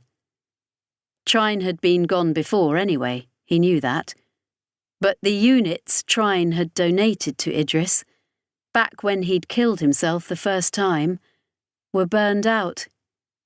Killed in their valiant fight to keep his heart going, saving his life one last time and holding the fort until the emergency services arrived. He'd used up this gift, the last legacy of his old friend. When they took him, feebly protesting, away from the machines and into a grim stone morgue where they wanted him to convalesce, he'd been laid out on a walking frame which Jane had lashed together. He'd been ducted to machines that were doing the inconvenient chores of breathing and circulating blood for him, because apparently he couldn't be relied upon to do it himself. He was an invalid, a liability. Nobody out and out said it, but he read it in their faces. And nobody was about to listen to a liability who wanted to upset all their plans and do everything differently. Later, tooth-grindingly later, Chris and Solace at least found the time to come see him. After the god had taken another dive, and Idris had only been able to lie there with the mindless machines and listen to the presence laughing at him, and after they were all back to work on the genocide again. By then, he was going absolutely spare inside his uncooperative and tremblingly weak body, and they were his only hope. And they listened. Solace.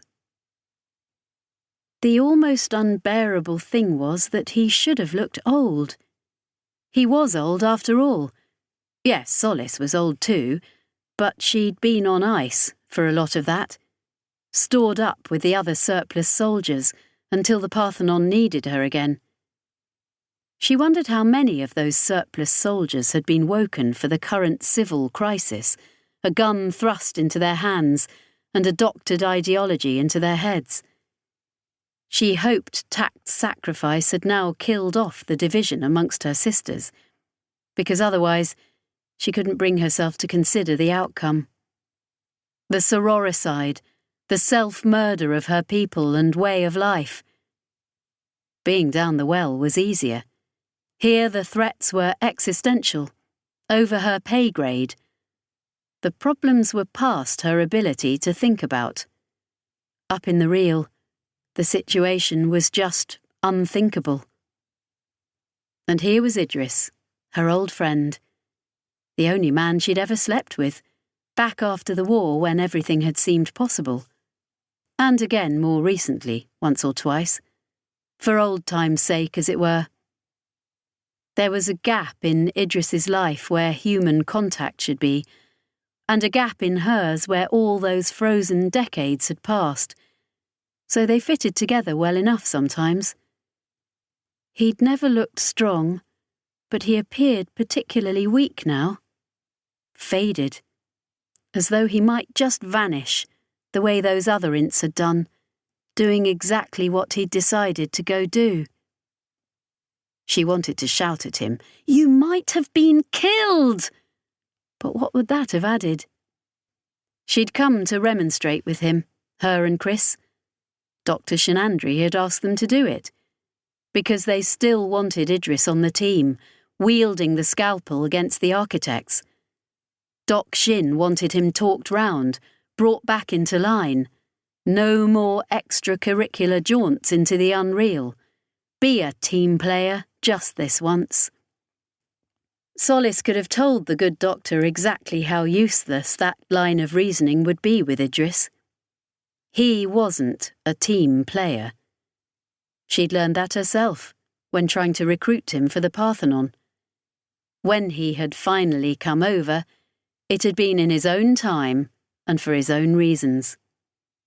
He might look weak, but when you pushed Idris, something in him pushed back. Something which she almost felt was entirely divorced from the actual man.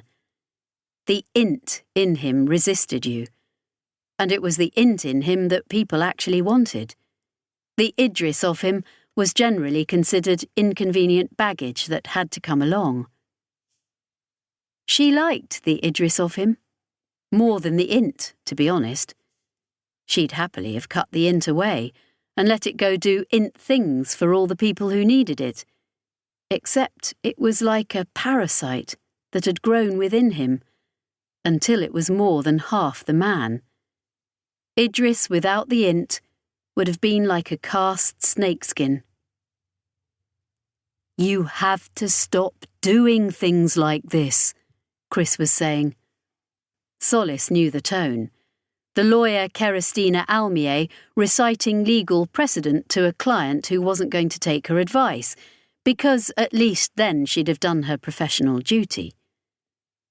Solis expected Idris just to shrug and mutter, letting the advice and warnings slough off his sloped shoulders. Something came on, though, in his eyes. A light, a fire. She and Chris both flinched back, identically. For a moment she had the dreadful thought that he might have brought something back from the depths of unspace. "No," Idris said. "I have to do it again." Taking time over the words, making sure his mouth shaped them properly, fighting his own fatigue. "Idris, you were basically dead," Chris said, more heatedly.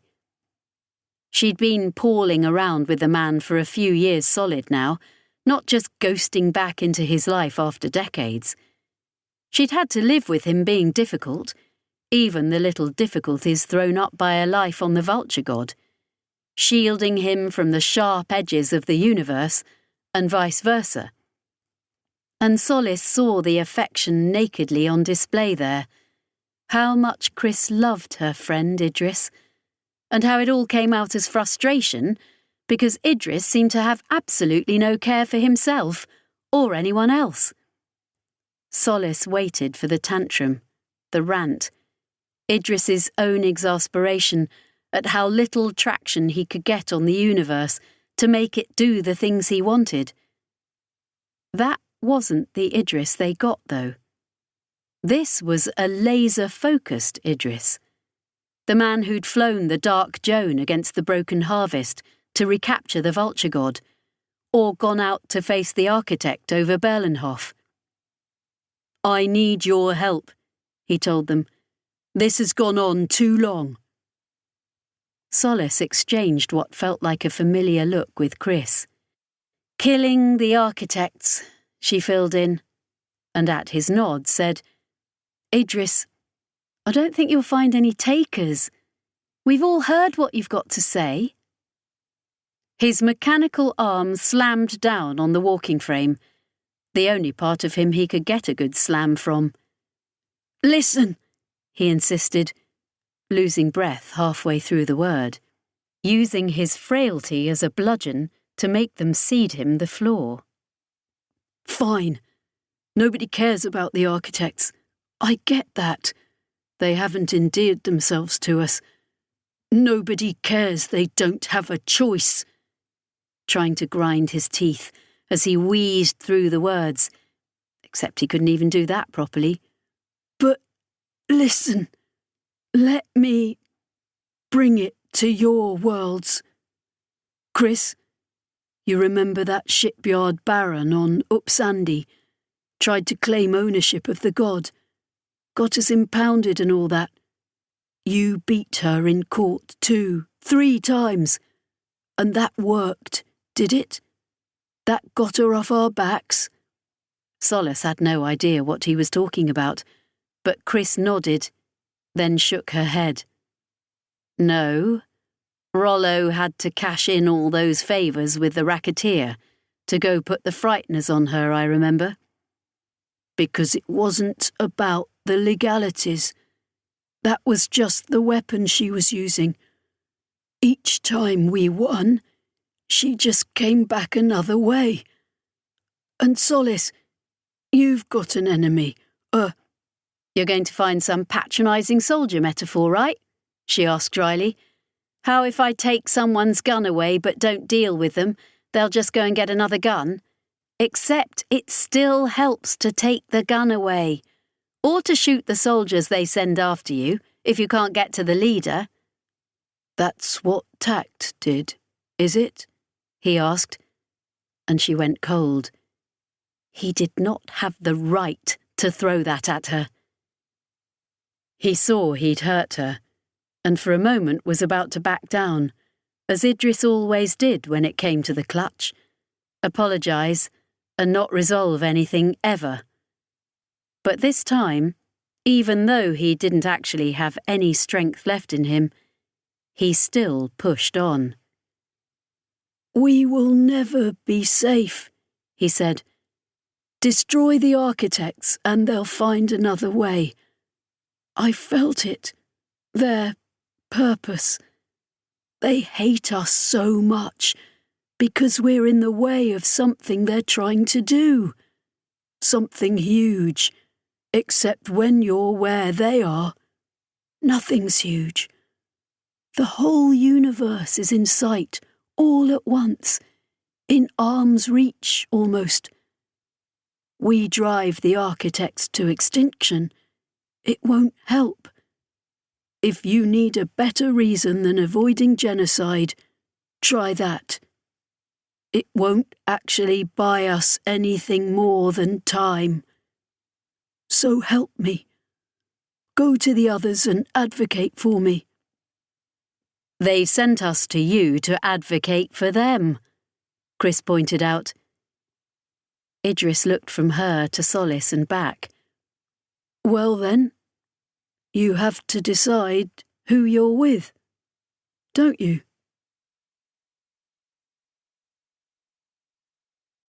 Chapter 28. Havea.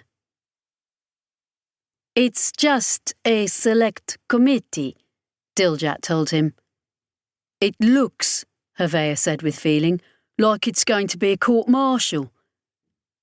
There were 4 armed and armoured soldiers in the little antechamber with them, and this was a part of the Intervention Board's orbital offices he didn't normally have to visit, on account of him being a field agent, and this being where high-profile problems ended up. I could also say Inquisition, possibly witch hunt. You're being over-dramatic, said Diljat, but she was fidgeting, shifting from foot to foot. She hadn't been briefed about this.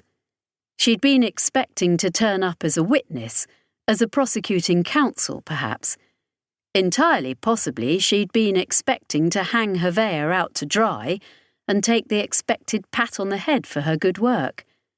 Now she was in here with him, denied any line of communication. She'd gone with him to meet the vulture god and come back to find herself part of the problem.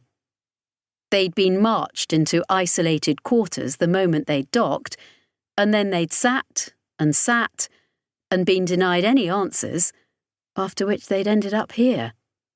A debriefing, that's all, Diljat insisted, at the highest level. Just shows how top priority it all is. Then one of the guards obviously received word, because they were marched into the adjoining chamber, which was big and mostly full. Havea wasn't sure what selection process had been used, if this was just a select committee, but it hadn't been as exclusive as he'd have expected because basically everyone was here. It's Hugh, he thought. It's actually the entirety of Hugh. Obviously that was both not true and patently impossible, but he could see a number of recording drones, doubtless broadcasting to those who hadn't travelled to the orbital, or possibly just hadn't fitted into the chamber. There were screens showing the faces of grave-looking men and women in a variety of uniforms, and there were the people actually physically present, looking like the proud display cabinet of someone collecting all the major branches of Hugh. He saw 19 different flavours of administration: liaison board, diplomatic service office, cartography, threat analysis, high sciences requisition authority, navy, and a balding rotund man in the overstuffed tunic of Berlenhof Planetary Defence. There were representatives of the Hugh Council from several of the big players, Magda, Tolmac, Berlenhof itself. There were also several civilians whom he knew represented big private concerns because he recognised their faces from the media types and their fingerprints from being all over the Ark Builder conspiracy. There was a moderately celebrated drama-type actress Havea's mother had always been fond of, and he vaguely recalled she'd gone on to be something big in advanced unspace maths. "God," Diljat said, awed.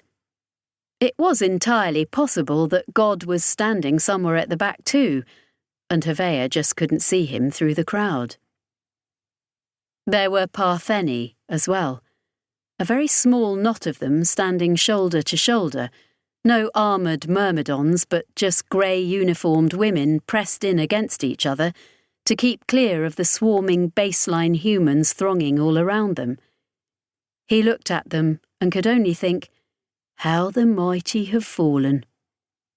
They'd always muscled into this sort of arena with the knowledge that out in space they had the big heavy boots, should anything devolve into ass-kicking.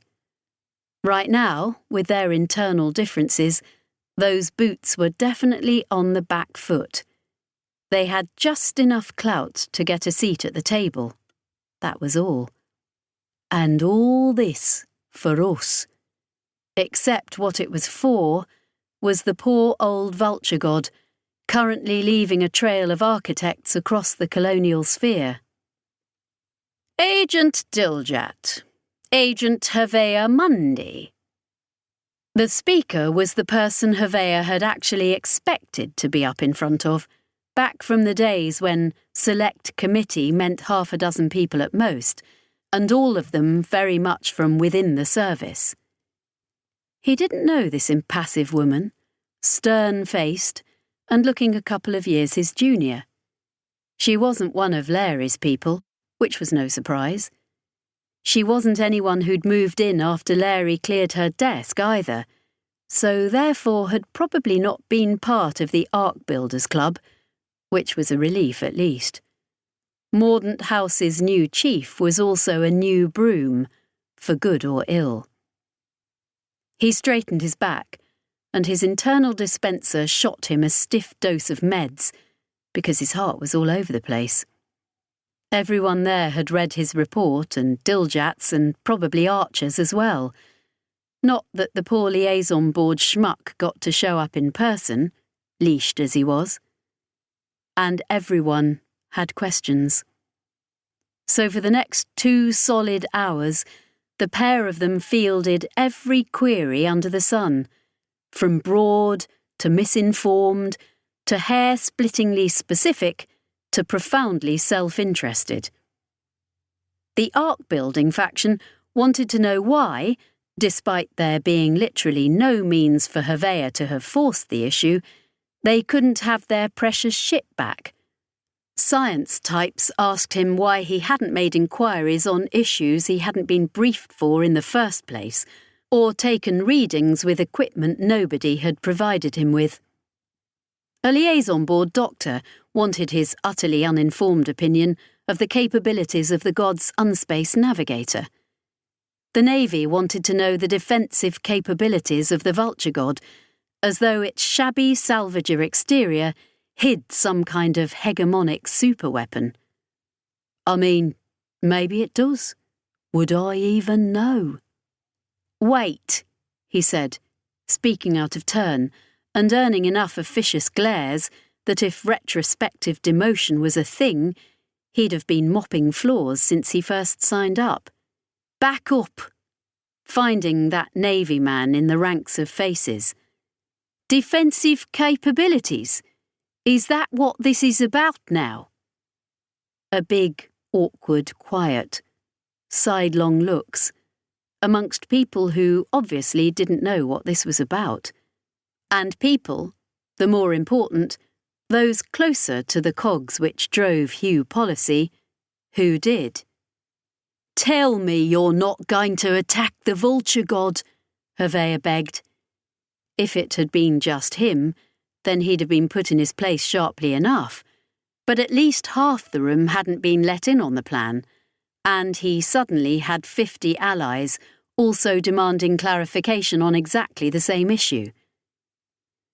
The Parthenon does not condone any such action, a Partheni was saying, and wouldn't that grind Timo's gears, Hervea thought. Right on her heels, a Magdan spokesman, some Oscaro scion, was saying that they also didn't agree, because of course they wanted the host back, and if the god went, then so would all of that unspace baggage it was towing. There they were, the Parthenon and the faction who'd kicked off the war against them, side by side, and arguing for the same thing. But outvoted, Hervea could see. There was a solid core of Hugh who were in on the scheme, and he could see most of the big agencies there, including his own. There had been special committees, he would bet. There had been a whole string of emergency meetings and classified briefings. Decisions with a capital D had been made. Right now, the vessel known as the... Absolute distaste in the Mordaunt House chief's mouth, as she had to say the words, vulture god, represents the greatest single danger to the stability of the colonies. It's an architect magnet. They are hunting it. Everywhere it goes, it puts us in danger. And it is in the hands, according to Agents Mundy and Diljat, of a misanthropic renegade and a Hanalambra. We have no control over what they might do, where they might go. They are dragging in their wake the greatest destructive force the universe has ever seen. It's only a matter of time before they start, say, holding planets to ransom with it, or extorting goods and largesse on a grand scale. Hervea had heard the twist she put on Hanalambra and thought, oh, sure, let's add a little xenophobia into the mix, why not? Simply stated, Agents Mundy and Diljat have put us into a position where we can bait the ship somewhere under our control. A sufficiently powerful first strike after they exit unspace is the only way to secure ourselves against this threat, the Mordaunt House woman explained. This is insane! Hearing his name used to conjure it up was even worse. It was as though he'd written all those reports and given all this evidence, and somewhere in between him and these auditors, all the words had changed to madness. He tried to tell them that in appropriately diplomatic language, but he'd been taken off channel. He'd played his part and been relegated to the scenery. I need to speak, he told Diljat, and she regarded him with a little amusement. Agent Mundy's going to put his career on the line for 2 salvages and their tin can. And the universe, just conceivably, he pointed out, plus all of them down there in unspace. It wasn't as if I was doing my career any favours anyway. End-of-year review is going to be a bitch, frankly. Mundy, you're back in. You've got a desk and a job and a rung on the ladder again, she pointed out. Listen to yourself, he said. Diljat blinked, scowled, looked bitter, then went through about a dozen expressions in the space of a second or so, all of which Havea had seen in the mirror. Then she was speaking low into her comms. On the forum floor, someone from the diplomatic service was agonising over how this might look to the Hanny, suggesting they didn't know just how loose the Hanalambra cut their roving citizens. In the middle of it, he saw his boss, the Mordant House chief, twitch slightly, lips moving, the slightest shake of the head in negation. And that's that. But Diljat wasn't done. She kept sub-vocalising, and he realised she must be tapping person after person in that room, hunting out anyone she had influence with, leverage over. He had no idea what arguments she'd be making, favours she called in, or old escapades she recounted, but help abruptly came from an entirely unexpected direction.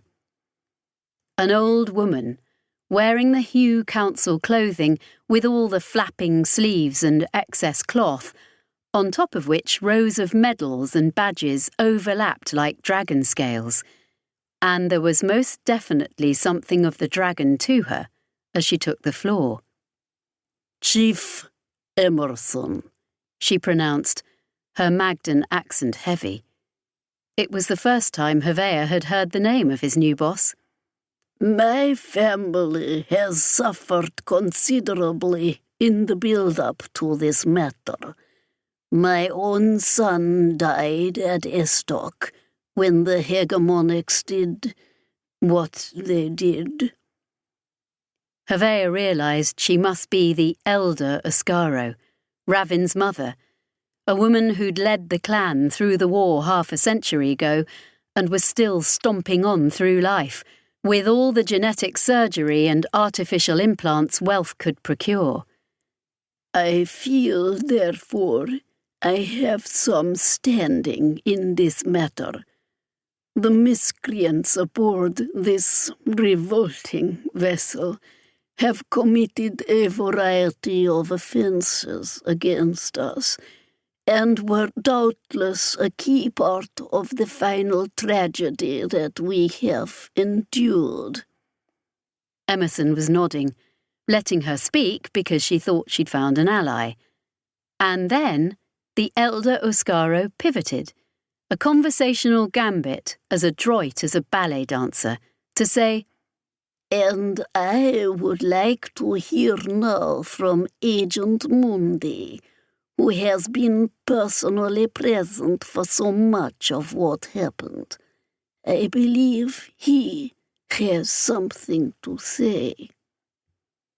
Havea saw Emerson's face turn to stone and thought, well, that was the shortest new career anyone's ever had in the history of the colonies. But whatever strings Diljat had pulled, she'd got him his moment in the spotlight. Now it was up to him. I'm going to give you something that wasn't in my report, he told them, steadfastly ignoring the look Emerson was giving him. You know, the vulture god was drawn into this after they found that wreck.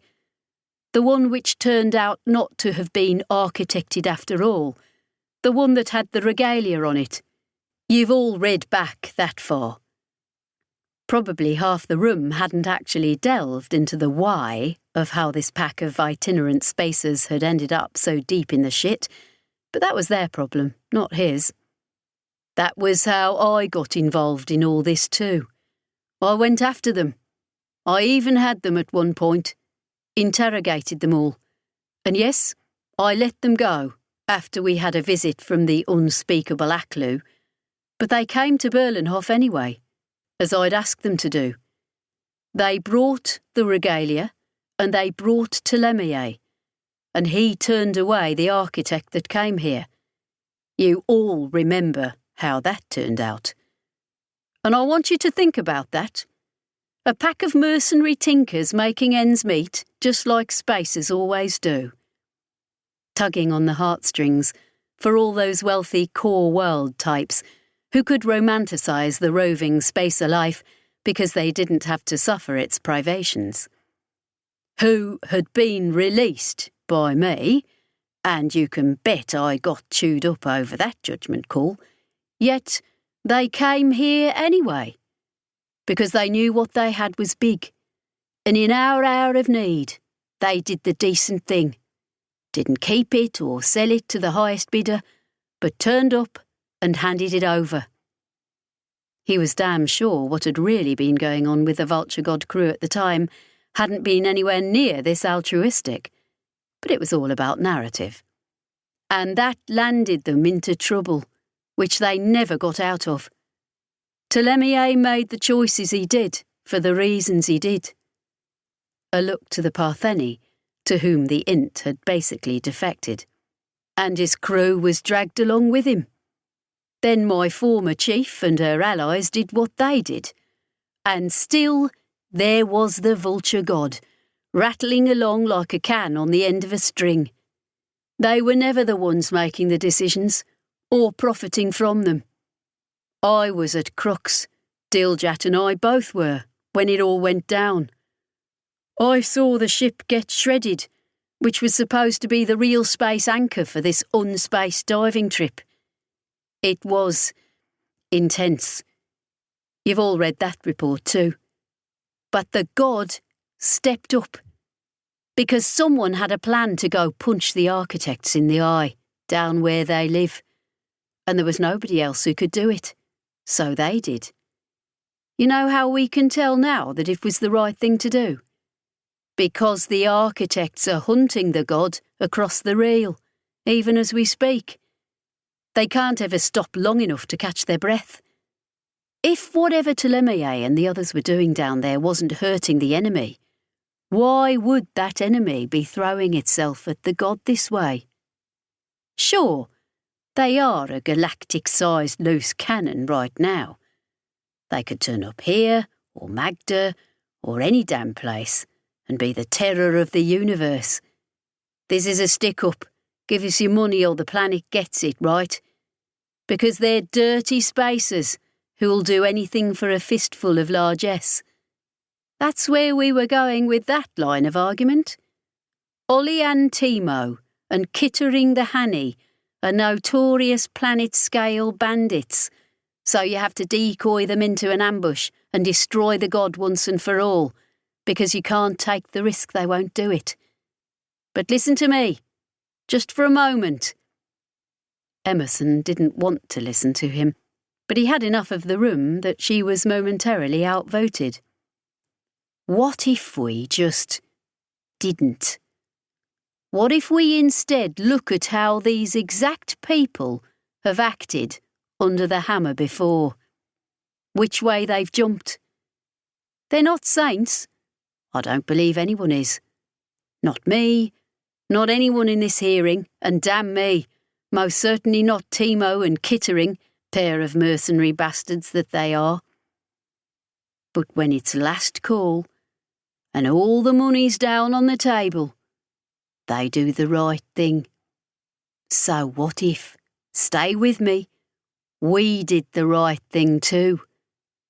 Rather than shooting them up, just because it's always about controlling and preventing with us, and that's the way Hugh prefers to treat anyone out on the fringes these days. What if, instead, we actually gave them the supplies they needed? Set them on a route where there'd always be parts and fuel and whatever. Maybe some luxuries as a bit of a thank you, because believe me, they are having a shit time of it right now. The most destructive force in the universe is gunning for them personally. Think about that. Then think about what that force might do if we just snuff out the lantern they're chasing around.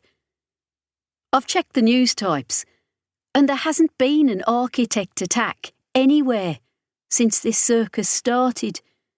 But destroy the god, and they'll be right back at it. And by cutting off that mission into unspace they're supporting, we might end up destroying our one hope of ever defeating the architects. So what if we just help them run, like they've always run? They're good at that. Take it from someone whose job it is to chase people. He stopped then. There were no more words except for, what if we just did the right thing? Just this once. And he couldn't exactly say that quiet thing out loud. Emerson cleared her throat, and he could just about plot the next events on a graph.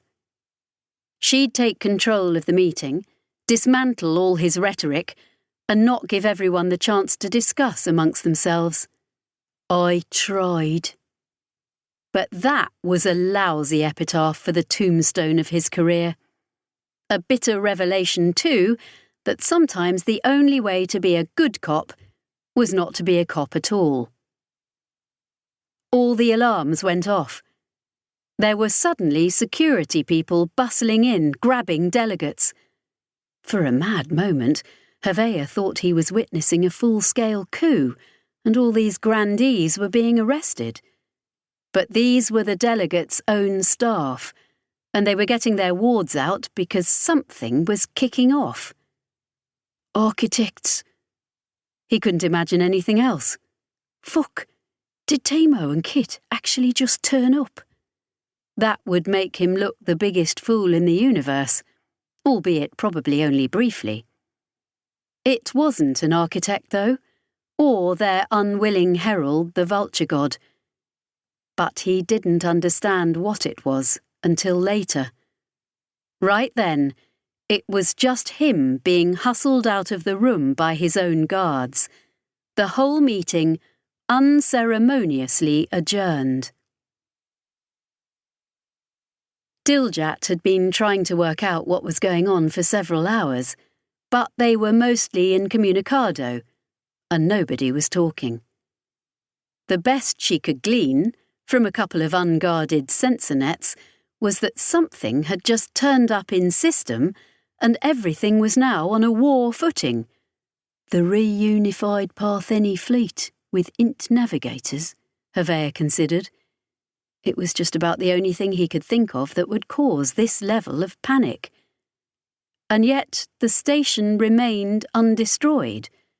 Nobody appeared to be actually fighting, and 3 hours later the guards were back, and Emerson too. That was some stunt you pulled back there, she told Havea sourly, but Havea could tell her heart wasn't in it. She'd plainly loved to kick him down a few flights of stairs right then, but matters had escalated.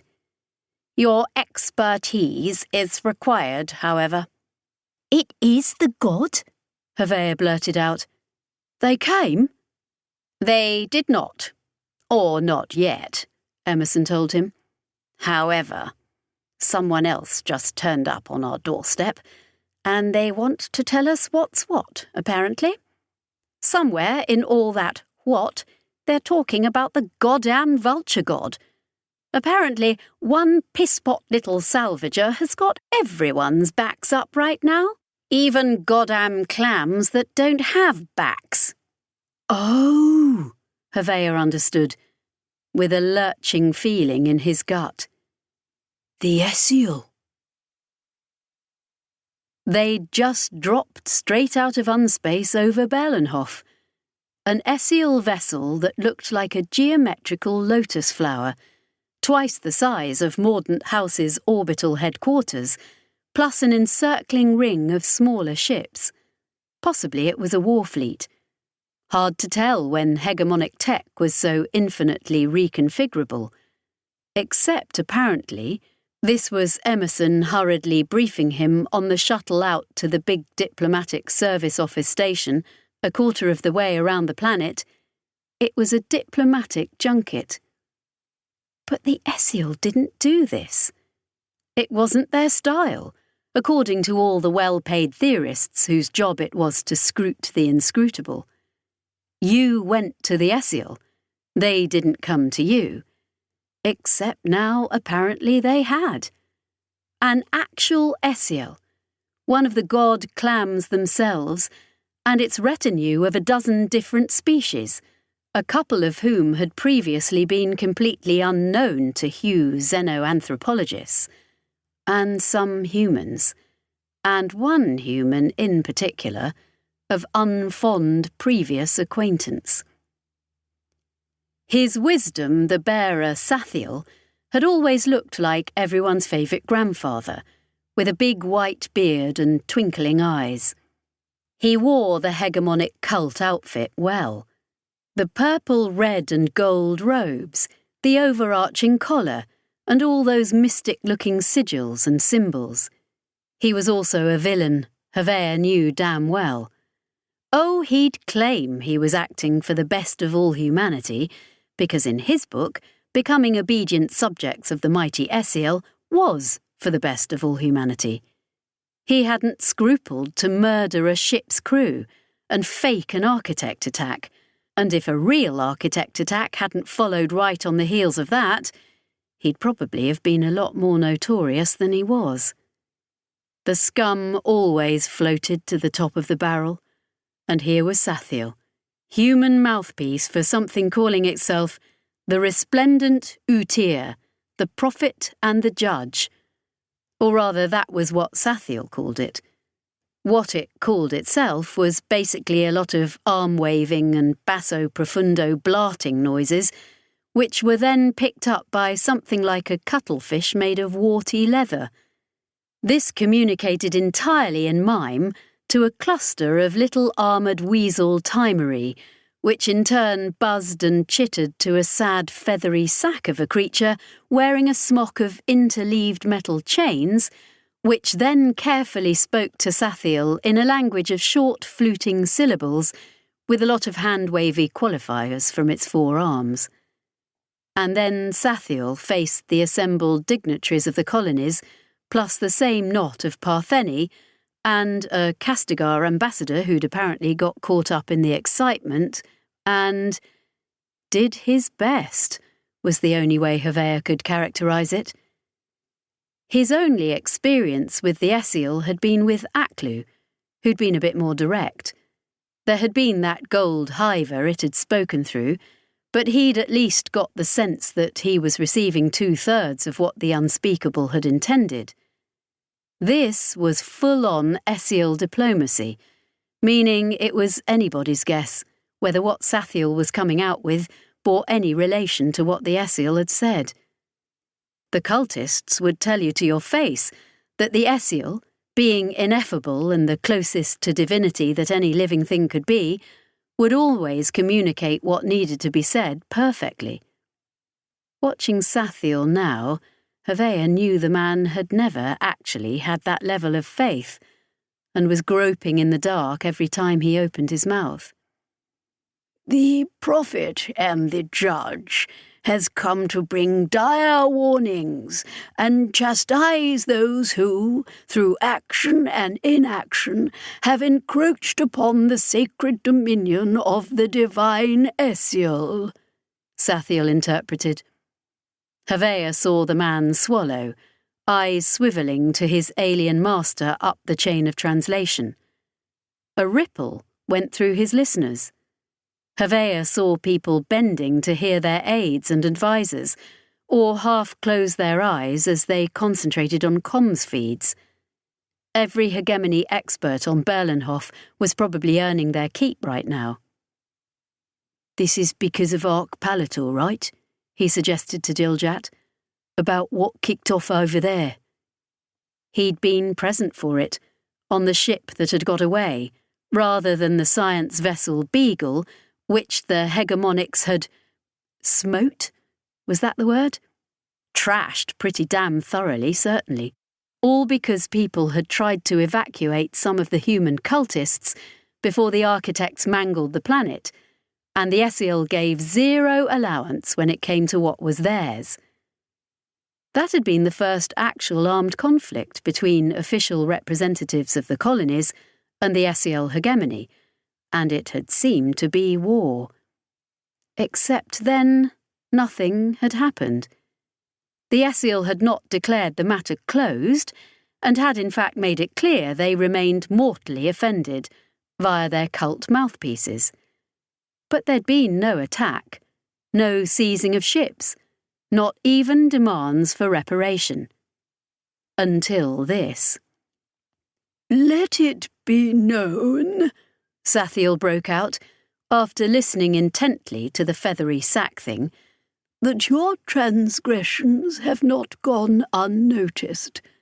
The mighty have seen you, and those who fall within their gaze are burned, even to dust, and that dust shall be harried to oblivion, for those who call down the notice of the lords of Uncreation shall know neither mercy nor respite." Threats, then, Diljat decided, speaking over comms direct in Havea's ear, because right then there was too much murmur and buzz all around them. Only Sathiel's amplified voice cut through it. "Let's hope there's an unless, so we can do something to get them off our backs," Havea said, "or else we're screwed. The architects, the god and all, and now the goddamn hegemony decide it's the perfect time to kick off hostilities. It's not as though we'd have been able to fight them under ideal conditions," she told him. "Have a little optimism. Spirit of human ingenuity, right? I did a stint on long-range forecasting, based on everything we'd seen they could do. We could certainly take down a few of them if we threw the whole navy at them, but it's not just that we're outmatched in tech. The hegemony is big. They've got at least a dozen subject species whose own holdings match ours. And it all works. It's not clunky and slow. What would do for us in the end isn't so much their science as the fact they're genius administrators. Done to death by superior clam bureaucracy. Great. Yeah, you go with the slurs," Diljat suggested. "I'm sure none of those delegates of unknown species out there has super hearing or anything." "The prophet comes," Sathiel was now saying, "to foretell the doom of Berlenhof. The multitudinous strands of causality have passed through its arms and been—" There was an awkward moment as he burbled a brief exchange with his interlocutor. "Sifted and read. The judge comes to pronounce how that future shall be enacted. The irrevocable will of the hegemony. We have sent out the clarion call to summon things that must not be spoken of. A dire accounting shall they make who have offended our propriety. All things—" Sathiel was sweating, fumbling the words, extemporizing a telephone game translation of what might just be the death sentence for the colonial capital world. "All things shall be made to serve the will of the Essiel." "Are they annexing us?" Diljat asked. "Is that what the old clown just said? This is their formal declaration of conquest, or something?" "Sounds their kind of thing," Havea agreed. But something nagged at the back of his mind. Things that must not be spoken of. Sounds familiar. He'd thought there was going to be more. Sathiel had obviously thought there was going to be more. But then the Essiel just sat there, its arms mostly retracted, its eye stalks surveying with an imperious mien everyone it possibly now considered to be its new subjects. So, we break out the red robes now, or what? Hevea wondered. The old man mopped at his forehead with an ornate sleeve and looked about him. Any questions? He asked weakly. There were a lot of questions. Hevea watched the back and forth for a while, everyone demanding their own different flavour of clarification. He saw that Sathiel wasn't going up the chain much, and the more the man was pressed, the more he fell back on his office and dignity and fancy robes, telling everyone that the Essiel were offended and that the colonies would be wise basically to grovel and seek abject forgiveness. He's making it up, Hevea decided. It seemed obvious that, however accurate his earlier spiel had been, the cult hierograve was just playing the shyster now, fobbing everyone off with whatever flummery came to mind. It was also just as obvious that at least half the room hadn't noticed he was in pure improvisation mode and was still taking every word from those avuncular lips as the dictates of the all-powerful god-clam. I don't get it, he said. Chief, you said they mentioned the god. That's why I'm here, right? Emerson, at his shoulder, nodded. In the initial communication they sent that got this circus up and running. She consulted a little palm-sized slate briefly. They specifically said, the transgressions of the carrion lord and what it carries in its claws. Or that's the word we got from the cult, anyway. And we assumed that must mean the vulture god, most likely because this came right on the heels of... I think you're right, Hevea said, and I think this might not be what everyone's taking it to be. Emerson and Diljat regarded him narrowly.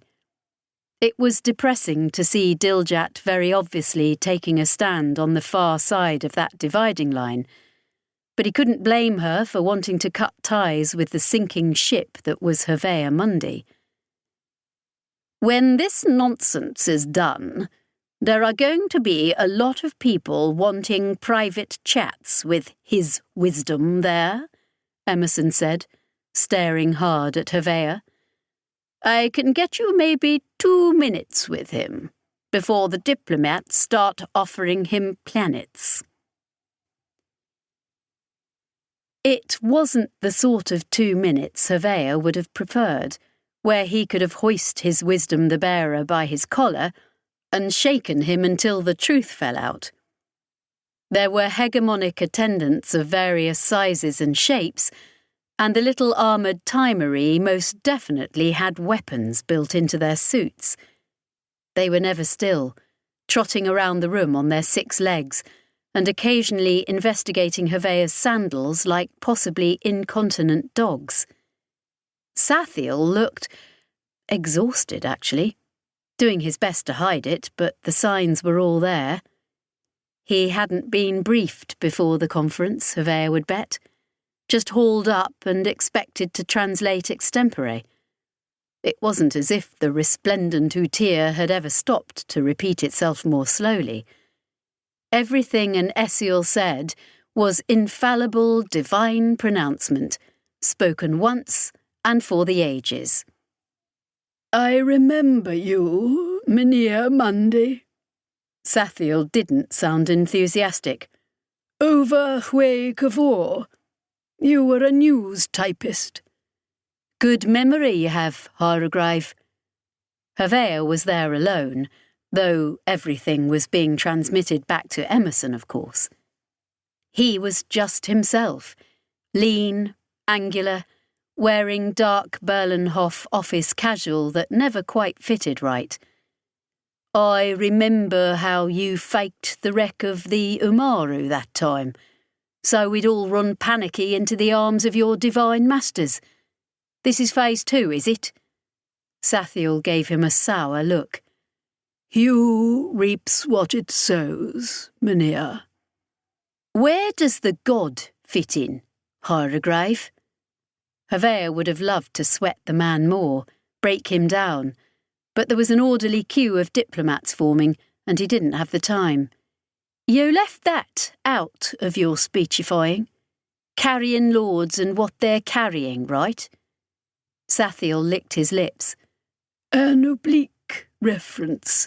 It didn't seem consistent with the message. Havea blinked. You edited it out when you were translating. It is an art form, not a science, to bring the words of the divine to the masses, the old man told him, drawing his dignity about him. It's not for you to... The vulture god, Hyregrave.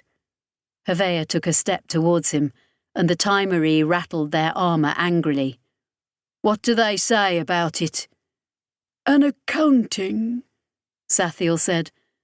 The prophet and the judge foresees a grand accounting for all those who have transgressed against the mighty. He gave a shrug, for a moment playing just the man and not the office.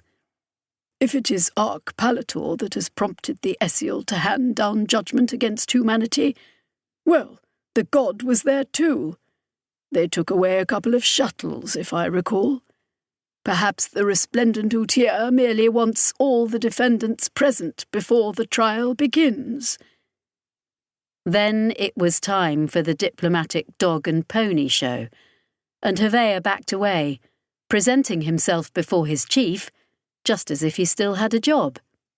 Which, apparently, he did. You're a liability, Emerson told him sourly. Under any other circumstances, you'd be under house arrest at the very least, while we worked out what to do with you. However, right now you're also our link to that piss-pot salvage ship that everyone's so damn interested in. She looked as though she'd been through a few trying meetings with Hugh Grandees, while Havea quizzed the Hyregrave. They've come to a decision, then? She gave him a look that said plainly she wanted to murder him. You'll doubtless be delighted to hear that when you shot your career in the foot, my preferred option for dealing with the vulture god was collateral damage. A supply chain has been organised. When the god hits the next rendezvous point, it won't meet our navy.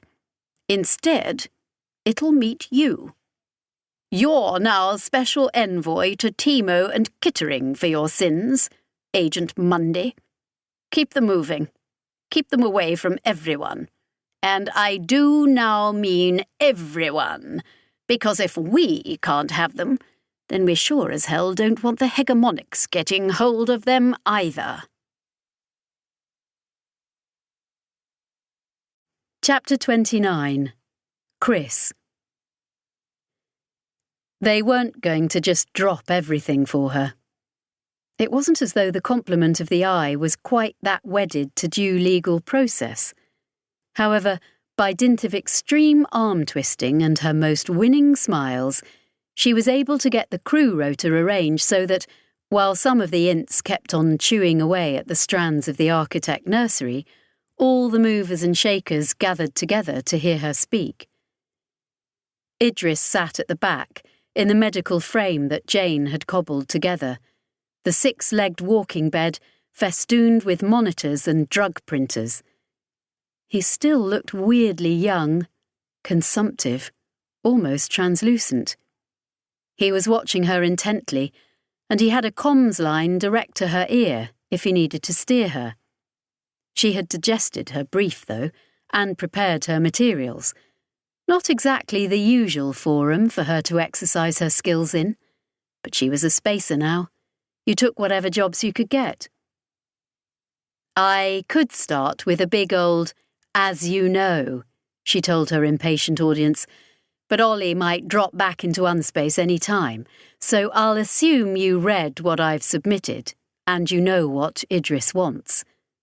The first, they almost certainly hadn't, But the second they definitely did, because before his lone dive, Idris hadn't shut up about it, and their expressions weren't encouraging. Doc Shin and Jane were at least neutral, but Andeka and the handful of other ints were obviously just keen to either rest up or get back to the mine. Of the rest of them, they didn't even have faces, but Chris knew they were already wishing this whole circus over with, including the handful of hivers that weren't on fix-it duty and which hadn't shut themselves down to dodge the deleterious effects of the well popping in and out of the reel all the time. Harbinger Ash, Ahab most of all, huge, filling the room not just with its ravaged body, but with its grim purpose. Ahab, who wanted to destroy the architects, for the very reasonable reason they'd murdered its entire culture and turned the Neramathi into the locusts everyone now thought of them as. As you know. She'd filed what was basically a statement Idris had dictated to her, or rather what was left of it, when she'd taken out all the digressions and the repetition. A pristine little piece of exposition, as neat a deposition as she'd ever produced. Not that any of the bastards had likely even skimmed it beforehand. Most of them were probably trying to crib their way through it right now, even as she spoke. All right, fine, feeling vaguely defeated, chucking out her masterful legal introductions, which were really to quell her own nerves, as always. I'm not going to try and argue this from the genocide bad angle, because apparently that's not enough these days. So you know what what Idris has to say about that. It's not going to sway you. You want to neutralize the architects because it's genocide to prevent genocide. Okay then. No, back off, Idris. Over her channel, though loud enough that the sharper-eared would hear her. I know what I'm doing. All right, so Idris has found the things that give the architects their marching orders. He says he has, Shinandri interrupted doubtfully. And that was another thing. In a properly run court, there wouldn't be that kind of heckling. She pressed on, though. Who here can say he hasn't? She demanded. Who's better placed to know what's what down here? I mean, there's basically only one of you, and you're being very quiet. Looking at Ash, the alien thing that had warned Earth of the architects over a century ago. Idris says you know he's right. Are you going to confirm that? No judge to stop me harassing the witness either. All eyes turned on Ash, and the alien was unreadable for a moment. All its human act dropped. Then it sighed, a thing it absolutely had no biological need to do. I concur with Mynheer Telemier's findings, it stated. I do not concur that we should devote resources to strike at them. We have seen what Idris says. They exist at the heart of the universe. We can assault the architects. We have proved that. How can we even think of challenging the entities who command them? Let us take our victories where we can. That seemed to carry a lot of support, from the way those with heads were nodding them. But it was also where she'd guessed the argument would go. People would have said exactly that about going after the architects. How can you even think of it? And here we are. But fine. We're here because a lot of people laid a lot of careful plans and did a ton of research and experimentation. I won't pretend this venture is just someone's maverick leap of faith. Idris is asking you to take a leap of faith. I know that. But think about what you just said.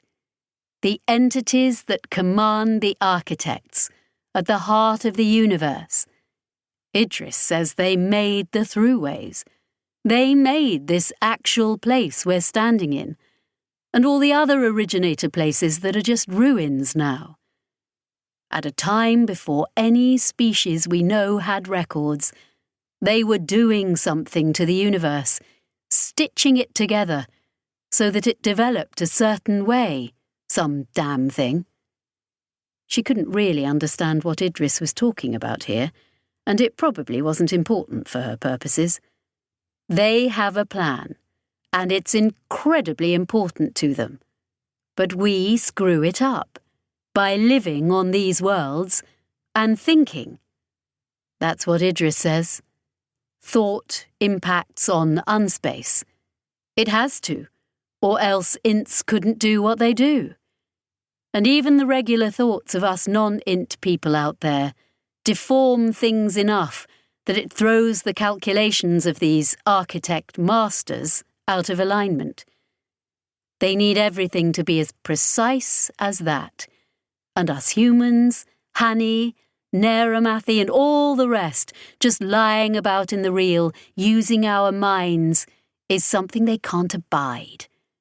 So they've been exterminating thinking life, one species at a time. They did it to your people, Ash. They did it to the Neramathi. They've done it to countless species we've never met and never will. We only know about them because the architects remember them somehow and steal their shapes for their puppets when they need a hands-on solution to something. All the more reason to kill the architects, you say. Well, listen.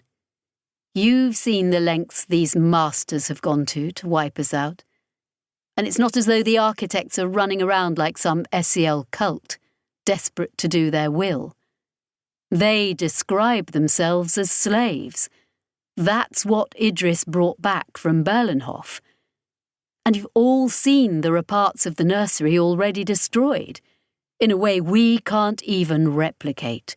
Just cauterized, is how Idris describes it. He thinks that's where the masters punish their slaves for not doing what they want. There's probably some charred part of the nest out there that's a result of the one which refused to destroy Berlenhof. Or from Far Lux, the first time Idris and the other ints made contact, when the architects faced up to the massacres they were sent out to commit and what? Rebelled? Maybe that was why we didn't see them for so long. They were bucking against the hands of their masters, having whole sections of their nursery destroyed, rather than be the monsters we see them as.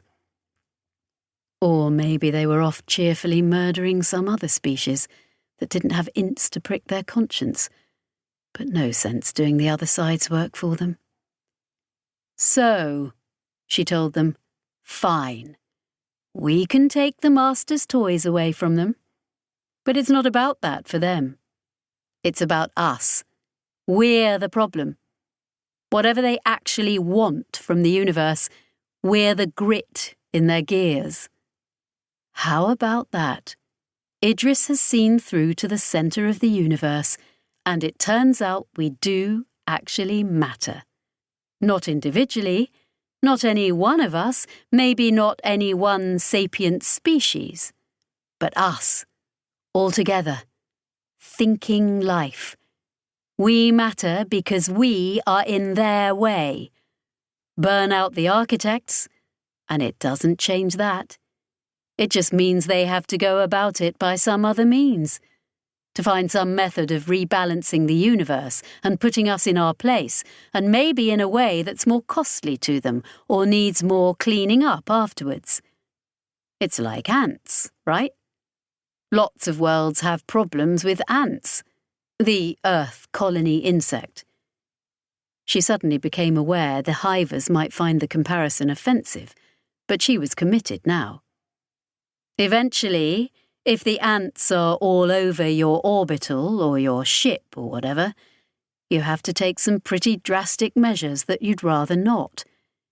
It's better just to get some biological control in, which is less efficient, but doesn't force you to evacuate the entire ship for 10 days while it's fumigated. But if the ants won't be controlled, if they kill off your fungus or your wasps or whatever, then that's what you have to do.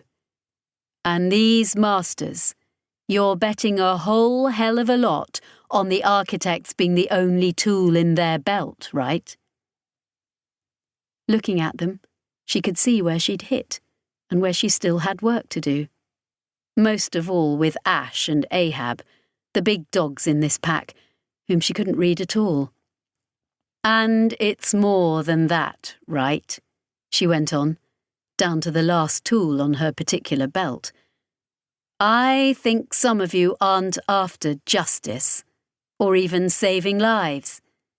I think revenge is a big motivator. Staring straight ahead at Ahab, knowing she could never truly get inside the creature's head, but could overlay human motives and hope she was close enough. Revenge against whom? The architects? It's like wanting revenge against the bullet or the gun. But Idris wants to go confront the bastards who keep pulling the trigger on us. He doesn't know what we can possibly do against them, sure, just like Ash said. But he wants to try, to see if there's a crack he can get his int mind into, even if it kills him. Putting that right out there and making sure Idris heard it as well. Whatever he says, we've got his medical readouts right there. This isn't some frolic of his own. He's putting himself on the line for what he thinks is right. And if he does find a way, then there's your revenge. Give him one of the machines for this. Give him the opportunity. Because if there's any chance at all he can kneecap these masters, slow them down, warn them off, or hurt them any damn way, then that's so much more of a win and revenge than exterminating the architects. So, how about it? Listening to the quiet, ringing out after her words, she was vaguely amazed she'd got through it all without Ollie and Kit suddenly dropping into unspace and leaving her blathering before an empty room. She was still fully expecting them to be yanked away before anybody could give an opinion.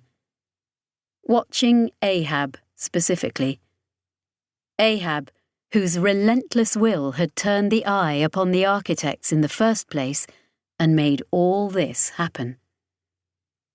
The Neramathi lurched forwards on its mechanical legs, scarred prosthesis of a head swinging close to her, past her, ponderous as a piece of construction machinery. She had absolutely no idea what it was thinking. But then, yes, from its translator. Not the usual exuberant shout, either. A considered, thoughtful syllable, for the first time, as though the real Ahab, the genius adventurer who'd found the eye and seen its potential, could momentarily be glimpsed within it. And although Ash had huddled in on itself, unconvinced, she knew she'd carried the room. Idris. There had been discussions afterwards. Far too many discussions that he was mostly locked out of. He'd had to have faith in Chris as his official representative. They wanted to talk about him behind his back, and he wasn't strong enough to object. But in the end, Chris had at least half a smile on when she returned to his bedside. "We're good to go," she told him, with conditions. "Of course, conditions," Idris said. "Nobody trusts me." "Don't start getting either paranoid or whiny," Chris said brightly. "What nobody trusts is your constitution. Even linked up to all this junk. Back when they'd basically kidnapped you to that horrible planet where the eye was, you were going on dives with a rider, right?" "What? No!" You went gazing into unspace, but Doc Shin was kind of with you, even though he's not an int. Or is that not true? Oh, right, Idris nodded tiredly. Sure, I guess. So that's what they want. Someone who can go with you. And Jane's going to sync you. Heart to heart, lungs to lungs. Basically, your autonomic systems are going to default to someone else's, so that when yours inevitably fall over, you'll just keep going. This doesn't actually need them mentally accompanying you down there, but I think it would be better if you weren't alone. I work better alone. Idris tried to ball up his fists, but only really got a decent clench from the artificial one. No, you don't, Chris told him. I mean, I was just your mouthpiece for a couple of hours, but aside from that, I know you, Idris. You need people, who you can be alone with, even. You want to do things like this alone because you're scared of anyone seeing you screw up or lose it, of them thinking they can't rely on you. Tell me I'm wrong. You're wrong. Fine. Now tell me I'm wrong without actually lying to me. Idris stared at her mutinously. He heard her voice crack. She stopped and bit her lip, and just looked at him until he put a hand on her arm. The metal hand still, because the flesh one wouldn't do what he wanted properly. I don't want you to be down there alone, she said. I don't think I could take Doc Shin's giggling for that long, honestly. That's why it's going to be Solace. He read there, too, that she had wanted to put herself forward for it as his business partner, his friend, but she hadn't quite mustered the courage. The abyss, the very thought of it, had defeated her. But, as his representative, she'd done her duty. She'd got someone who she knew cared just as much about him, was strong, and would dare anything. Fine. He made it sound as grudging as he possibly could, and was secretly, wretchedly grateful that here, at the end of all things, he had people like this, who had his back.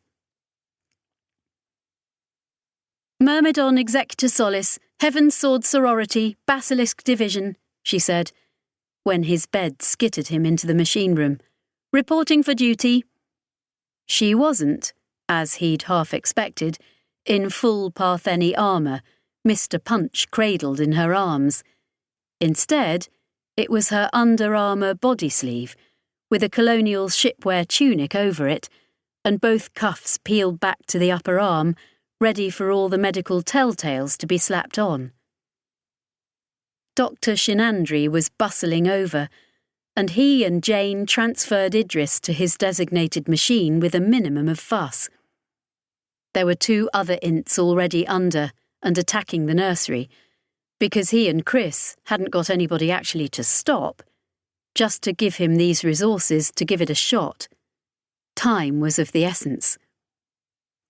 I know you mean... thank you for... They kept pulling him around to get everything properly fitted. It gave him an excuse not to finish sentences. I don't know how this will go. Solace was lying there, quite calmly beside him. But you've done this before, right? What? No. Doc Shin said he flew with you. With a sinking feeling, he realised her calm was actually faith in him, and that was terrible. No, that was when the eye was still in the reel, when we were just looking into the water, not deeply in. I don't even know if this will work, and I really don't know what'll happen when the god drops again. we probably won't re-link. But thank you anyway. It's a nice thought. I won't let go of you. It doesn't work like that. It's supra-universal physics. I don't think sheer human bloody-mindedness will make much of a dent in it.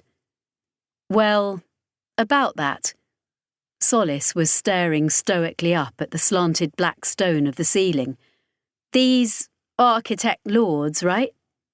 Uh-huh. Who you're going to poke in the eye? Yep. You don't think that's also just sheer human bloody-mindedness against the universe? Solace pressed, voice still admirably steady. I mean, they made the throughways and the architects and the thing, the presence. That makes them kind of gods, doesn't it?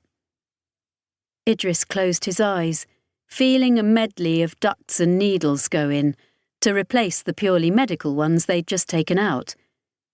I don't know what they did, he said. And then, actually, I don't think they did. Not make them. I think Unspace has an ecology. It's like an open sea. I grew up on a spaceship. Assume I don't even know what that is. Well, I mostly grew up on spaceships too. But we had some aquaculture people, all about ocean worlds and living on boats. When I grew up, I was going to be a fisherman on some colony ocean somewhere, you know?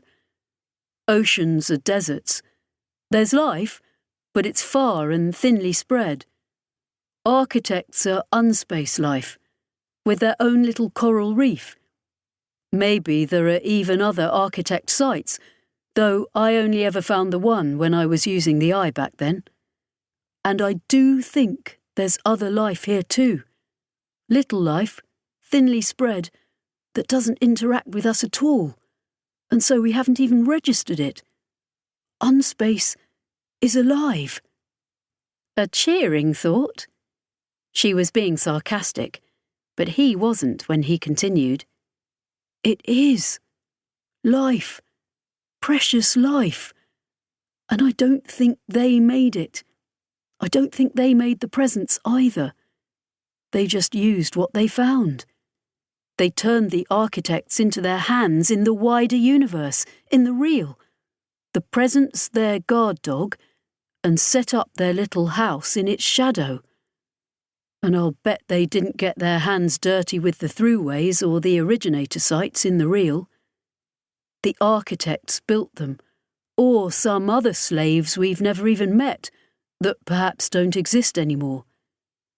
So maybe they are strong enough to burn out our minds, or swat us like insects. But it doesn't have to be that way. Which means I do have to try. Go shout at them. Go reason with them. Do something.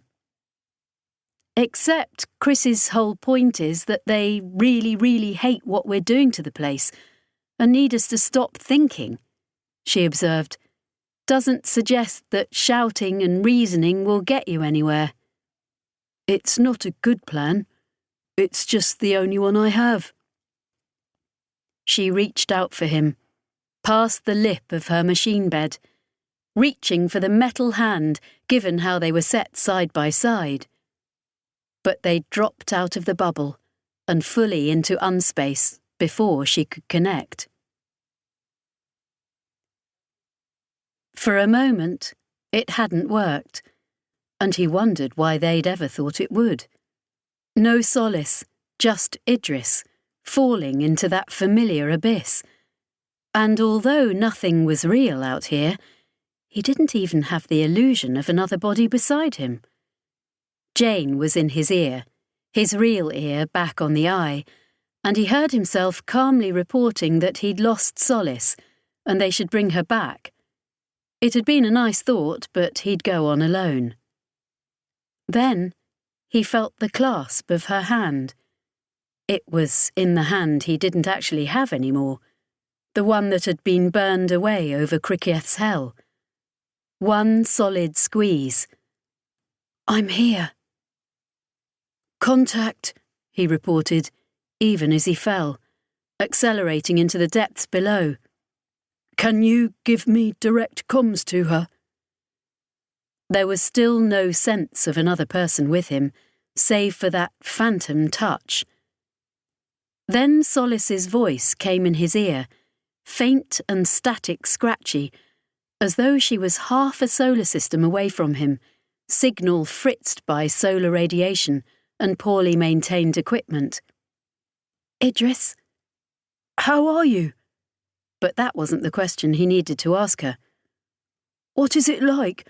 What do you see? Void. Like space, but no stars. Light, but no stars. I can feel your hand. I won't let go. He'd been about to say the same, but he reckoned her grip was always going to be stronger than his. If he concentrated, he could still sense the ghosts of Jane and the others up there in the eye, too. He could even faintly glimpse the shadows of the other Ints as they went about their brutal task. But this was different. This was a whole other level of not being alone. And then the presence was coming. It was outraged and wanted its prey alone. It liked them solitary and fearful. This buddy system diving was not permitted. They had its absolute attention, so much so that every other unspaced navigator in the universe right now perhaps felt a momentary release of that omnipresent dread. Oh, he heard Solis say, and knew she was feeling it too. The Leviathan rising from the depths, the Kraken waking, as though the dark below was suddenly a thing, not an absence, a presence. His mind helpfully decked it with tentacles and teeth. Idris? Solis's voice, compressed to a squeak. The soldier confronted with an enemy too vast for any war to break. Idris, it's... He focused himself into that hand clasp, that tenuous human contact. Solis, I'm here. Just ragged breathing from her. Her lungs, her heart, that was supposed to be his backup, racing towards overload and shutdown. Too much. The terror of it. Solis, stay with me. Faster and faster. Her panic infecting him until he snapped out, Myrmidon Executor Solis, pray a combatra. Getting the stress and pronunciation utterly wrong, but somehow imbuing the words with all that solid, burly purpose the Parthenon could always muster. A pause, and then, Mother. There was a tightening of her phantom grip, or that could have been only in his head, except that only in his head meant different things down here. He moved them on. He was no great cruising bruiser of the deeps, Idris. Not a crab with an armoured shell, nor some vast squid shape casting the ocean in his shadow. Always a little man, with his inwardly hunched shoulders, so that other people's demands would slant off them and fall away. If he was anything in this benthic arena, he was an eel. Slippery, flexible. As the presence came for him, faster than he'd ever known, he squirmed aside. No, not me. I'm just Idris. Can't be important. Just go on your way. Feeling a displacement of space around him that was entirely imaginary. It filled the water with its reaching, trying to find and extinguish him, increasingly outraged at this doubled intrusion. But he was never quite where it looked. The eel that he'd become found hole after hole in the net of its search and squirmed through, and so long as he wriggled free, Solis was clear too, joined to him through their clasp, just one more loop of the eel as it writhed out of the trap again. Then the god fell into unspace once more, and he was absolutely alone. For a moment it threw him, the loss of that anchoring grasp, and the presence almost had him. He tumbled, clipped, out of control. Panicked, but then his whole life had been a kind of panic.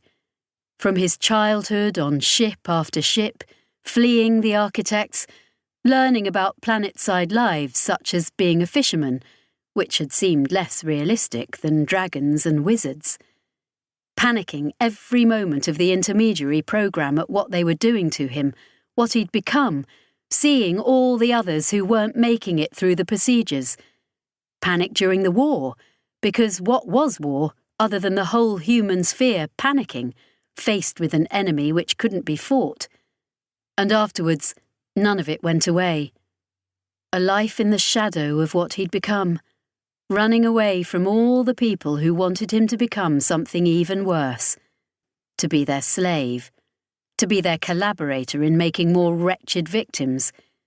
So his panic now was just baseline Idris, and he lived through it, running interference around the perimeter of the presence, feeling its rage and fury, feeling the brute basal mind that existed within it. It was part of the ecosystem, he kept telling himself, Unspace's top predator. Bad dog, no biscuit. Falling past its undulating flank, he approached the singular point, and still it fought to snare him, to bring the appalling realisation of its nature to his mind, so that he'd rather just fugue into a catatonic state than face it. But he was good at not facing things. He'd been doing it his whole life. He lost track of time. It was a long way to the heart of all things. At some point, he felt the god resurface, who knew where, and to his infinite relief, Solace's hand was back in his, clenched tight. To his infinite relief, he was there for her to grasp, and not just an absence, like the ints they'd already lost. They were both there, still together. No words, just that human contact, the thing he'd spent most of his life avoiding. But it had always been different with Solace. Solace, Chris, a tiny handful of people who kept him tied to human experience, without whom, I'd have just fucked off into the void forever, for sure. Idris? Her voice was even fainter, further away, but her grip still held. He couldn't imagine what she was seeing and sensing, what her brain conjured up to make sense of the non-space all around, and the horror that was within it. "It's going to get worse," he warned her. Nice to be able to say, "before it gets better," but that would have been false advertising. They were accelerating. He concluded there was no option but to do so. It was inbuilt into the fact that he was approaching the very centre. A moment's wonder. Huge abyss, yes, but compared to the physical universe, how small Unspace was. Plenty big enough to get lost in, and for the monster that was his whole world view right now. He looked up at it, as it lashed about furiously, trying to find him. Falling away from it. Directions didn't really have their usual meanings, but Idris looked down. "Brace," he told Solace. "Impact in..." Her grip tightened again. If he'd had a hand there for real, it would have been bone-grinding agony. There were some fringe benefits to being an amputee. They broke through. What was there was nothing that the human brain could make sense of. There were no dimensions. It was a single point that he could yet inhabit, or indeed share. Because they were already present, the lords of the heart of the universe. And so his brain constructed a world there, just so he'd have a place to meet them in. A little world, claustrophobic and tight. He'd lived most of his life on ships as small as the Vulture God, so this was no great privation. A terrible world, antithetical to human life, but then he'd also been on Cricciath's Hell and Arc Palator. The universe was full of places people shouldn't go, but went anyway. A world that was caught exactly halfway between eternal stasis and infinite entropy. But then he wasn't aging, and he couldn't sleep, so frankly that just felt like his life. He saw it as a ruin, something of the originator to it, because he'd been living amongst their leavings for a while, but more like ancient human architecture. Tumbled lichen-encrusted stones, fallen monoliths, the ragged curtains of half-collapsed walls, a dead place, still inhabited, and, if he looked up, his breath caught. Not that he had lungs here to breathe, and not that his actual lungs, back up wherever the hell they were actually breathing, just slavishly following Solace's body's lead. Still, in his head, his breath caught. He saw the universe, all of it, up above, like the night sky.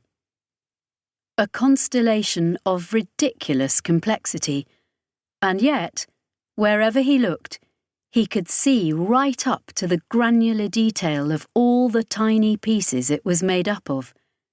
Stars, planets, people, atoms, as though an infinitely powerful and biddable magnifying lens hung between him and the totality of all things. Looking down into unspace through the eye was absolutely nothing compared to this telescope pointed the opposite way. It made him feel, for a moment, like a god. Not omnipotent. He was Idris Ptolemy, barely potent most of the time, let alone the omni business. Omniscient, though, looking up at the universe from the wrong side. And he had a sense of time passing up there, as fast or as slow as he wanted it to. He could let the clock run 1,000,000 years, or slow it, so that the motion of the hands crawled down to stillness. And it wasn't as if he had become a Superman. It was only because he was standing here, at the heart of all things. At last, he thought he understood how it all worked. Idris. The faintest whisper of a voice, and her hand was almost gone from his. He fumbled for it, reaching with that unreal limb he had, that wasn't the prosthesis, or the arm he'd lost, or the arm he felt he had now, but something else entirely. He reached, clawing out into the void, touched, fingertip to fingertip, lunged, and then had her. Idris, I can't see. I can't feel. Just you and nothing. That's because there is nothing, he said quietly, because to be loud here felt like sacrilege, as though his raised voice would echo across that universe splayed out above him and shake planets from their orbits. Your mind can make something for you, though. You just have to let it do its thing. I don't know how to do that. Solace's voice, tightly controlled. Just keep hold. I'm trying to reach you. I'm trying to come to you. I'm here, he promised. But right now, she wasn't here. He was alone. Or just as in unspace, not completely alone. He turned and saw them. He'd expected skeletons, to be honest. Animate dead things in the human mould, to go with this dead human place. Perhaps there was some ancient selfhood to them, though, that they were imposing on him. They wished to be seen a certain way, and his mind pulled in other directions, with the end result becoming some melange of both.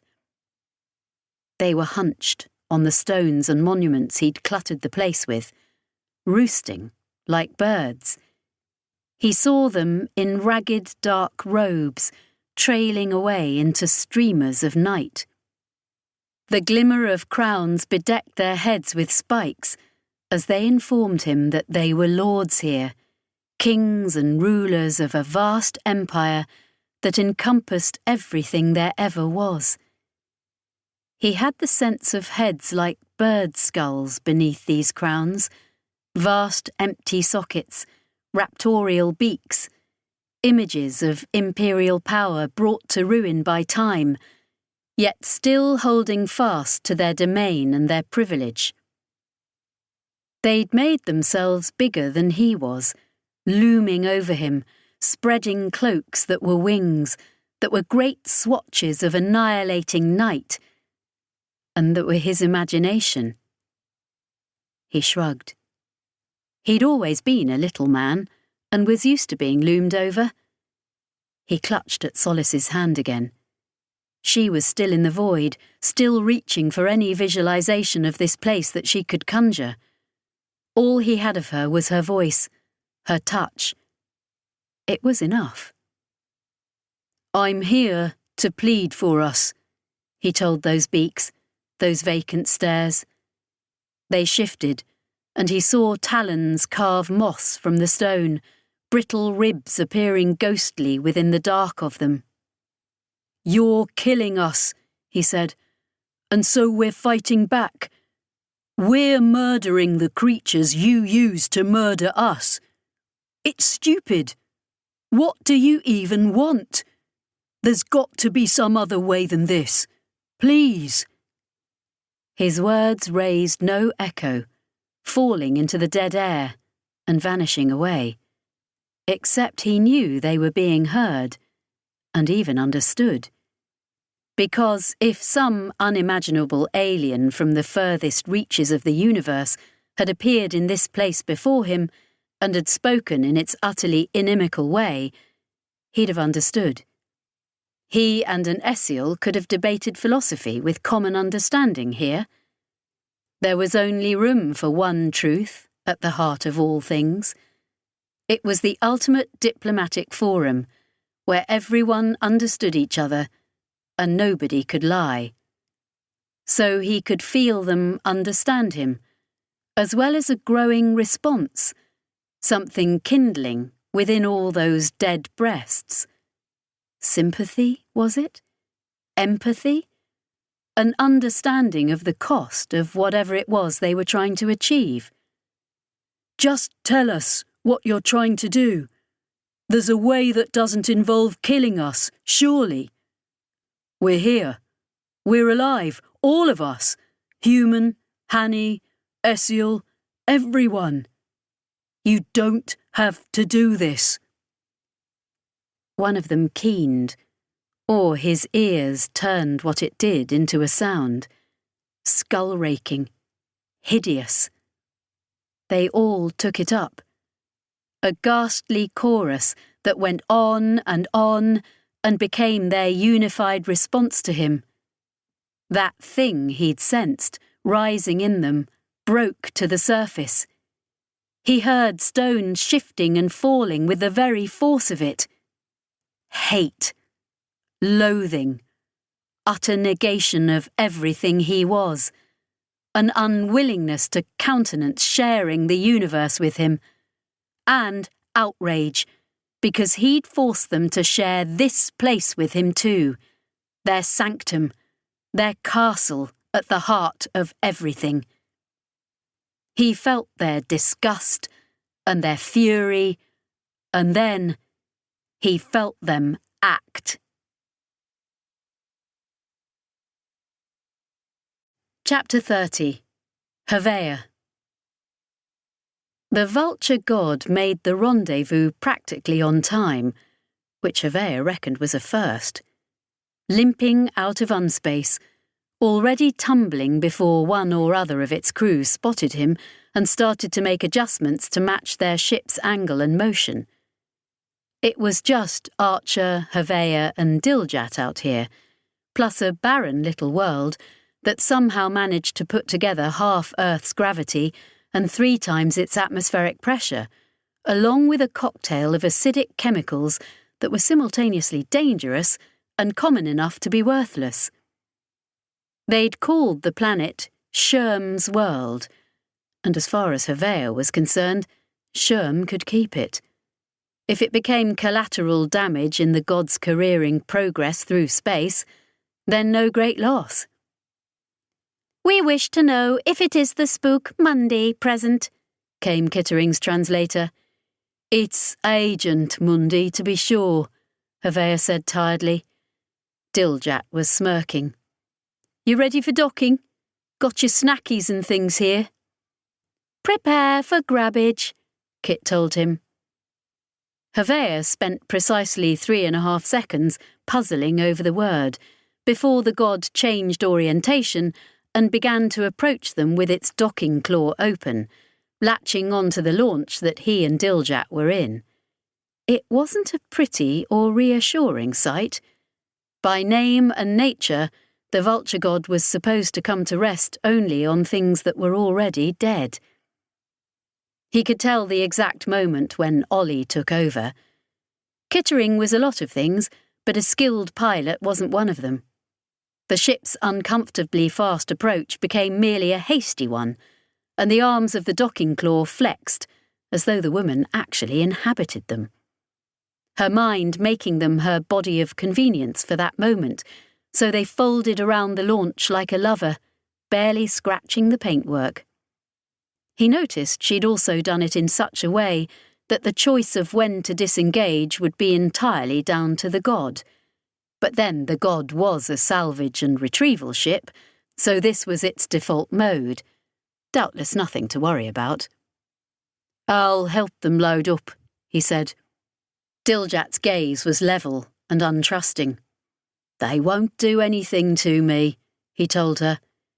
"Is that what I'm worrying about? I won't do anything to them either, if you're thinking I'm some maverick badass. I wonder if you're considering taking up your old place on their crew. Now you're in the shit with the agency, is what I'm thinking, Agent Mundy." Havea snorted. "I was never on the crew. They didn't accept me and I was under duress. Honestly, my loyalties stayed exactly in the same place. Not my fault Hugh broke into bits and flew away in all directions." He was waiting at the hatch when it opened up, a brief concertinaed loop of the god's umbilical leading out into the familiar space of its drone bay. He linked the first crate to the synced gravitic systems and guided it through, letting it coast over the uneven wrinkles of the connection. Olian Timo was waiting for him, obviously not about to lift a tentacle to help, far less put herself inside his ship and within the notional power of Mordaunt House.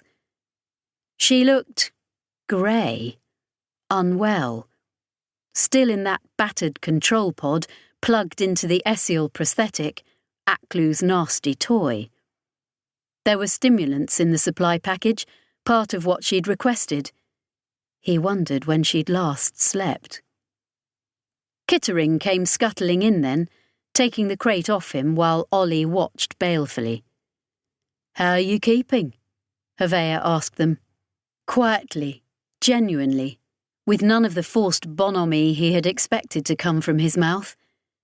They weren't his friends, these two, but they had somehow gone through a lot on the same side. "Fucking rough," Ollie told him. "This saving the universe business. Could do without it. Kit wants to bill you for it." "Me personally?" Havea asked wryly. "Considerable difficulties are encountered in calculating appropriate quid pro quo for a universe. We must give consideration to inventing a new currency, Kittering stated. Havea didn't know if he was joking or not. Sell your story after, he suggested. Every media typist in the galaxy will want it. Hold out for the highest bidder. Get your favourite digital composite to play you. He had been joking, but the pair of them were staring at him weirdly.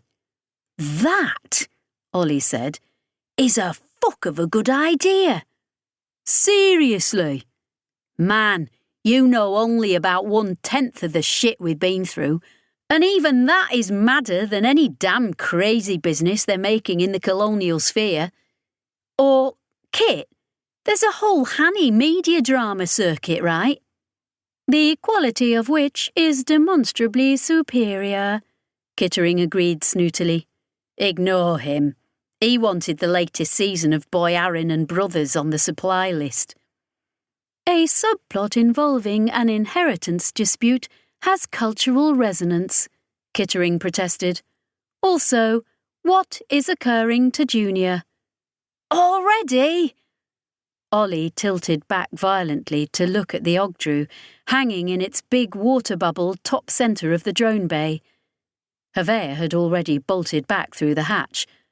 For a moment, he had decided just to stay on the launch and screw the resupply, but then duty jabbed at him again, and he quickly hustled the next 2 crates through, battering them against the umbilical's walls in his hurry.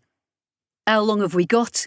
He demanded, but Ollie was still, staring up at the creature. I have no idea what the damn thing is about, she admitted. It has this kind of panic attack when the architects are closing in. Regular as clockwork every time. It's been our early warning system, absolute lifesaver. Not this, though. This is new. It's hungry? Sick? Havea asked. If the Ogdru upped and died on them, that was a problem, pinning the god in space, where the architects could track it down. Havea wasn't sure what his duty would be in that case, and he didn't fancy trying to order Archer to swap onto the other ship, which functionally would mean both him and Diljat joining the crew too, or being abandoned over Sherm's world. Junior the Ogdru was definitely doing a thing. Hanging in the centre of its spherical tank, revolving slowly, its body undulating in measured, irregular pulses. Its rubbery skin rippled, and it threw its various tendrils and fins out in staccato flails that seemed deliberate, but had no pattern to them. Does it talk to you? He asked. Knowledge held by us concerning Ogdru feral atavism navigator. True intellect is lacking. Zero communication at a sapient level, Kittering explained. The ability possessed by them to chart unspace is instinctive, unable to be performed by regular Ogdru. No talking, no. The creature's movements were weirdly hypnotic, familiar. He'd seen just this sort of thing recently. What was it? Oh, he managed. They were both staring at him. What? Ollie demanded. Only it looks like... You know when an Essiel talks? All that arm waving? I've just recently been watching way too many alien species trying to pass that down the chain. Looks like it's mimicking an Essiel. Why would it want to... You think someone taught it some Essiel phrases? Junior wants a cracker, that sort of thing, Ollie asked, wide-eyed. Or, Havea swallowed, it's receiving a message and broadcasting it. Like what?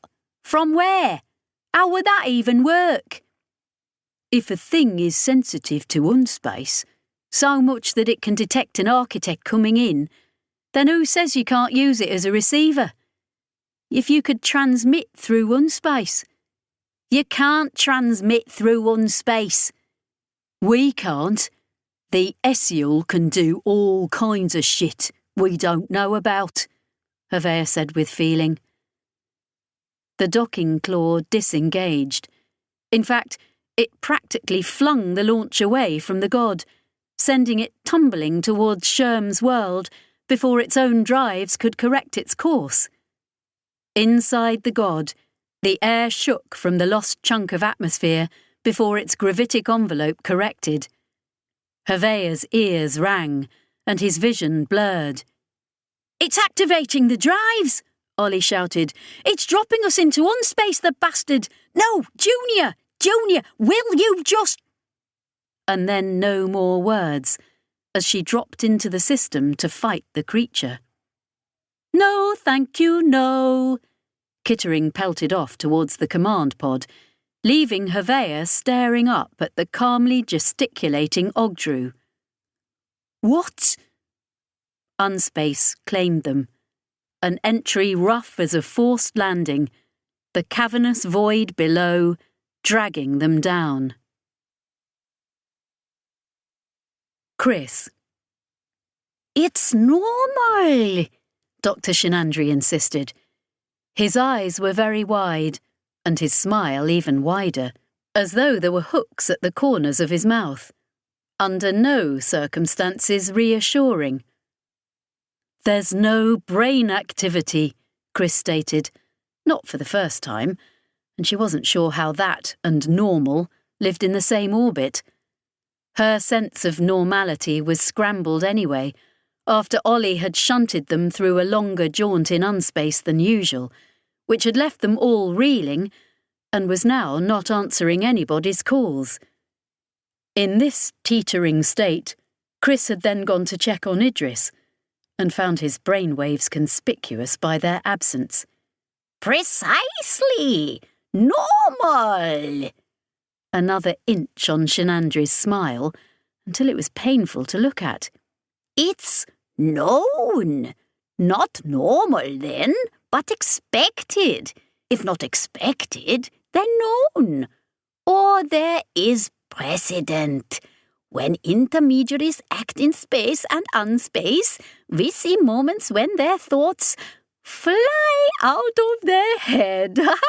You see?" A little fluttering gesture of his long-fingered hands. "This absence of cerebral function is a very specific absence, like a particular kind of silence one might listen to that tells one the owner is away from their quarters. Oh my, yes, or if they are simply in the lavatory." "What sort of messed-up analogy is that?" Chris demanded. "Idris, Solace, can you hear me at all?" There was nothing but a distant howling sound on his channel, like wind scouring far canyons on a dead world. Right then, everyone went quiet, listening in case the faintest distress call might ghost in on those winds. Shinandri and Jane, Ahab and Ash, and Dekatal Mar, and a handful of off-duty ints, as well as a couple of the hivers, still diligently maintaining the equilibrium between function and entropy. "You are heard."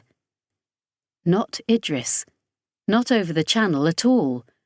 A voice was speaking from all around them, every wall a sounding board.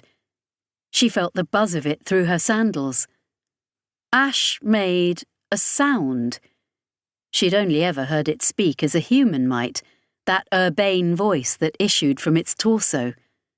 Now it squealed, like faulty audio, high, sharp and painful.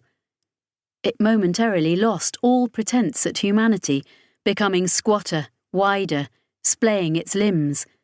Spines unsheathed themselves across its body, ripping up its robe. Chris guessed no human had ever realised the alien even had them.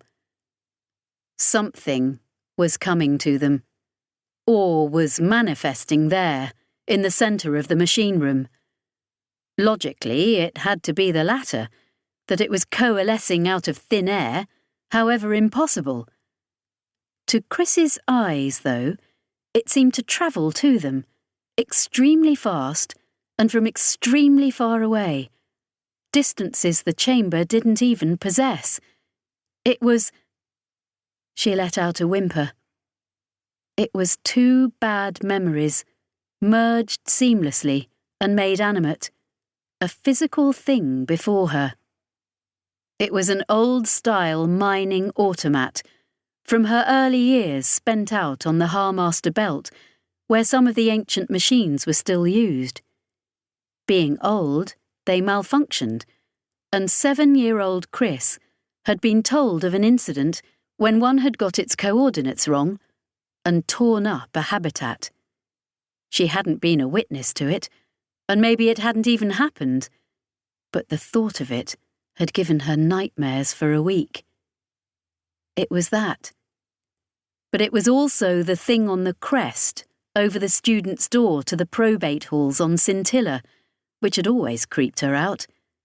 A bird's skull and human bones arranged into an intricate wheel, skeletal hands clutching knives, because you couldn't serve a writ on Scintilla without hitting at least one artistic depiction of an edged weapon. So the thing hanging in the air before her had both the knives and the gleaming diamond drills, the glassy lenses and dark sockets, with no join to say where one phantasmagoria ended and another took up. It was so absurdly personal that she could be dispassionately sure that everyone else was seeing something different and similarly tailored to their terrors. This realization gave her a tenuous control. Want to frighten me, do you? I've won cases in front of scarier arbiters than you. She glanced around. Doc Shin was probably facing the embodiment of an ethics board, if she had any handle on his past. Jane had gone completely ashen, blood on her lips where she'd bitten herself. The woman was basically missing a torso, so small wonder there was enough trauma in her past for the thing to dip into. Andeka had just folded, and half the ints couldn't even look at the thing. The couple of Partheni were doing their best, but then Idris's whole goal with them had been to get them into unspace without the bloody baggage of the liaison board. Ahab she couldn't guess at, but Ash still had its spikes out. She had a worrying idea that maybe, of all of them, Ash was seeing what was actually there. You are heard and judged and found wanting, it pronounced. You have trespassed in our domain and assailed our servants. You have allowed yourself to be led by the false prophet. You have committed every sacrilege. Chris looked around, expecting Ahab to step up to the plate on this one. The Neramathi had its head low, though, and rippling twitches chased each other across its hide. She suddenly found she was surprisingly angry. The familiar anger a good lawyer always fought down, because losing your cool and losing your case were frequently close cousins. It was the fury at an opposing advocate for not playing fair, or a biased judge, or a witness you knew was lying. And so, when she spoke to the thing, it was with the most immaculate politeness possible. And who might we be addressing? The thing was already focused on her, but then she guessed everyone felt themselves the sole target of its ire. We are the lords of all creation, it announced. When this universe coalesced, we were present to witness its birth. We have governed and shaped it over all of its existence. We built these halls that you infest and have purloined for your own use. We bound the stars together, and you use our architecture as your roads. We are the masters of all things, and you have finally drawn our notice sufficient to offend us." "You're the masters of the architects," she clarified. "You're what Idris said was down there." "Those who dared creep to our very door are gone," it informed her gravely. "Such blasphemy cannot be borne. They are dust, and in this way we shall serve all who have the temerity to approach us." Chris felt a stab of grief for Idris and Solace, but she pushed it down. Later for that. She'd learned how to live like a spacer, and that meant a time and a place for mourning, because there was always a crisis to deal with first. If you're the all-powerful lords of everything, then you know you're killing us, right? You send your monsters to rework our planets and we die. And so we fight back. We might just be insects, but we fight back. I guess we don't really care whether you approve of that or not. Our vision encompasses the perfection of the universe, a greater good, a wider goal, beyond your imaginings. If it's a universe that doesn't have us in it, then we're not exactly persuaded, Chris said, and she felt a flicker, a jag of discontinuity in all that awe and terrible majesty act it was putting out. Frustration that she wouldn't just knuckle under and know her place, as though it was some supercharged boyarin or provincial magistrate, someone who'd always been king of their own castle, until one day they looked out and there were torches, pitchforks, and some really revolting peasants coming for them. "Ash, help me out here." "It is exactly as you say," Ash informed her quietly. "They are the voices behind the architects, the dwellers at the heart of unspace, as Idris surmised. But we could never reach them, my people. We died and died. They hunted us, and here they are." It sounded terrified. The feeling didn't quite come out as a natural human would have expressed it, but a century amongst her species had given Ash's voice a lot of recognisable character. "What does it want?" Jane got out. She'd recovered a little of her colour, perhaps from seeing Chris standing up to the thing. "Tell it we're killing its architects," said one of the Partheni Ints in a heavy Parsef accent, ramrod straight, and staring at the thing that probably looked like her worst ever drill sergeant. "Murder each bastard one," Ahab growled, a sound that seemed to rumble all the way down its long body. "Know this," spoke the apparition. "You have inconvenienced us. In some small way you have set back our plans, perhaps a lifetime as you measure it, for we who have endured the full duration of your universe. And yet, in coming here and damaging our estates, you have drawn our notice. It is easier for us to have you go away than draw forth more of our reserves to obliterate you. We can make you dust, but we begrudge you even that much time and effort." Despite the overwhelming preeminence that the manifestation was projecting, Chris felt a racing in her chest. The slow sense of a case on the turn, the witness cracked, the evidence like a blade cutting the stitches that held the opposition's narrative together. "We tell you to go. Return to your worlds, your minute span of space that is all the universe you know. Go, and we shall not follow. What is it to us if your one human species lives out its span and vanishes from creation? We shall devote ourselves to other places. We shall tend to your worlds when you are gone. We have all the time, and none of your breeds lasts long.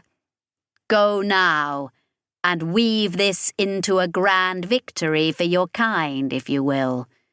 Know only that we are occupied with greater pursuits than you can know, and you are not worth the effort to extinguish. Chris started grinning, because you knew it was the last act of any dispute when people started offering to settle. She looked at the others.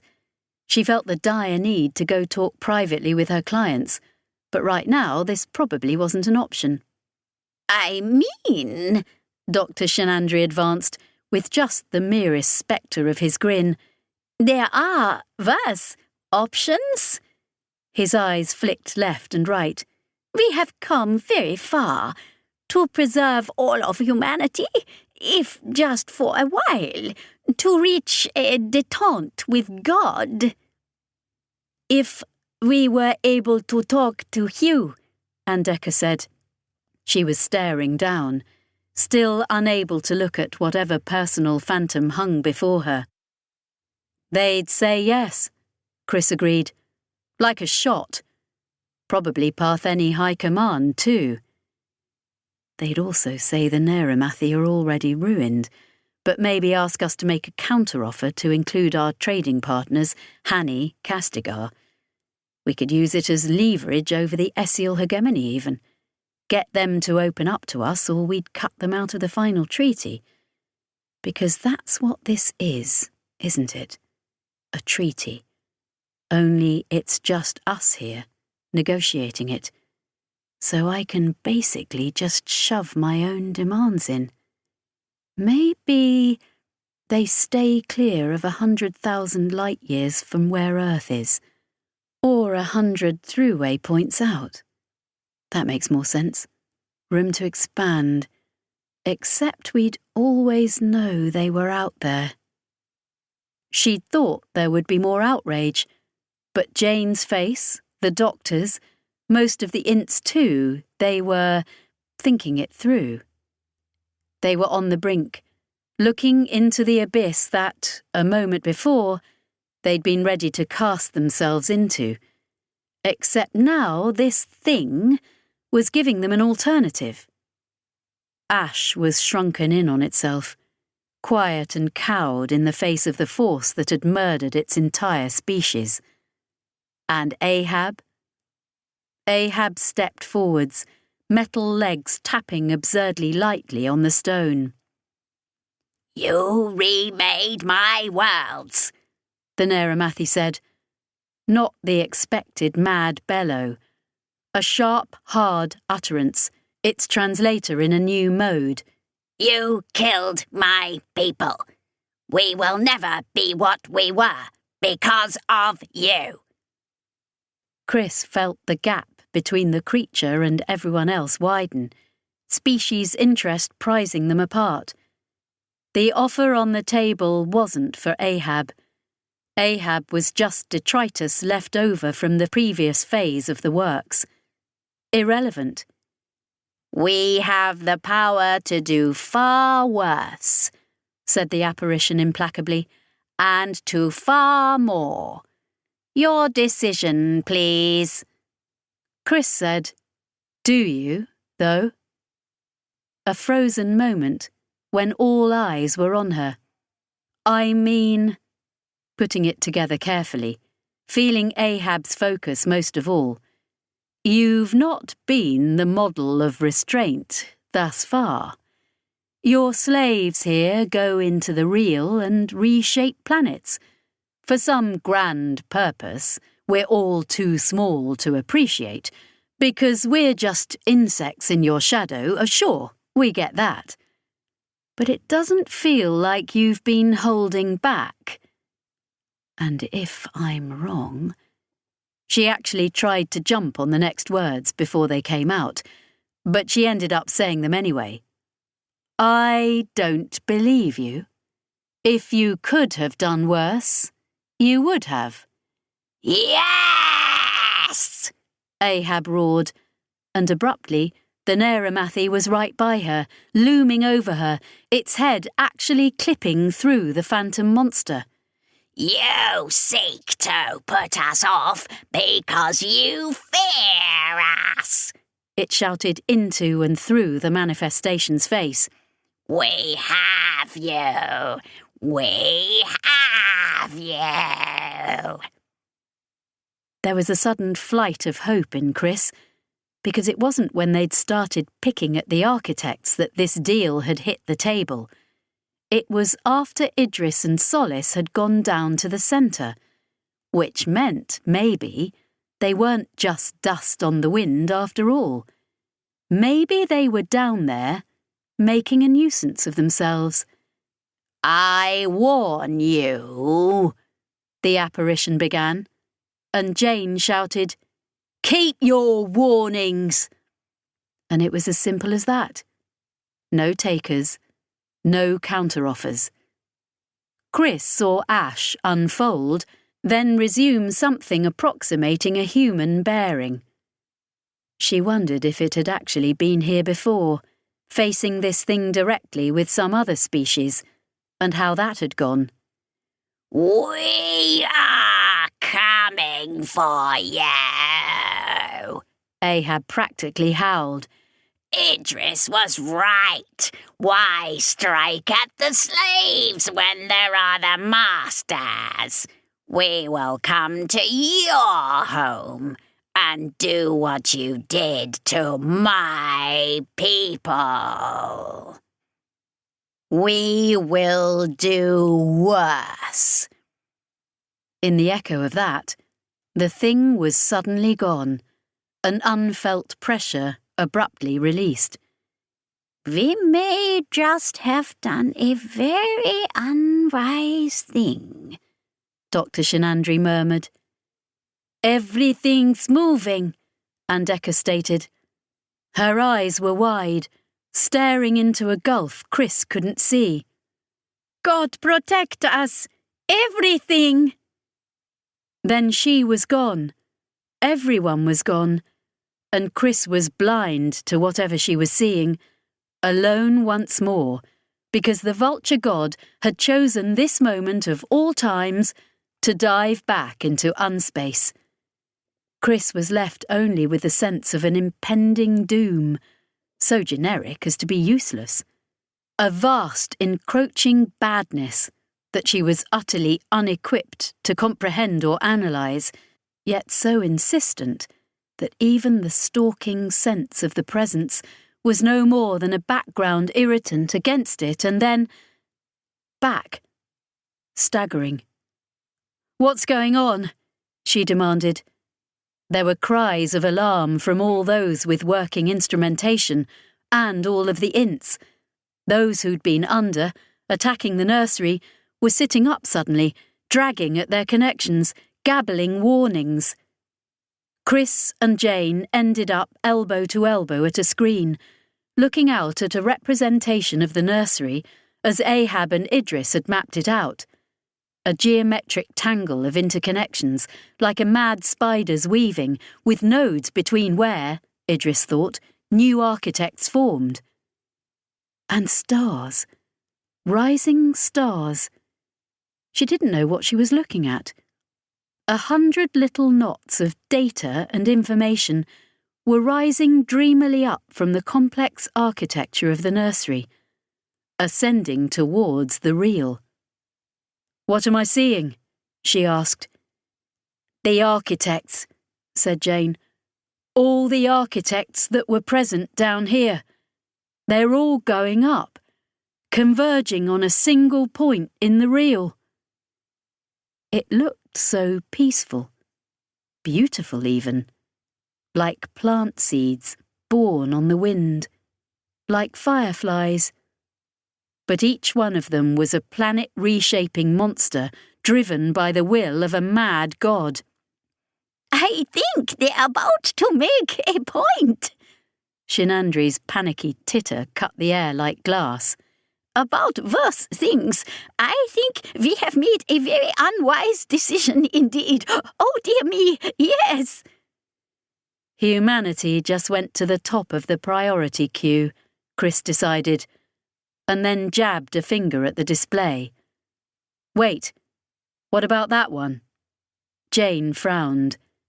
There was one moving point detaching from the nursery array that wasn't headed upwards. It's a lame architect, maybe? But it was moving, and Chris now understood that they really had done something unwise. Judgment had just been made resoundingly against her client, against humanity, and everyone currently on the Eye.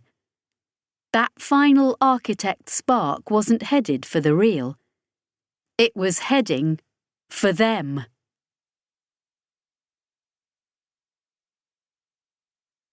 Chapter 31. Idris.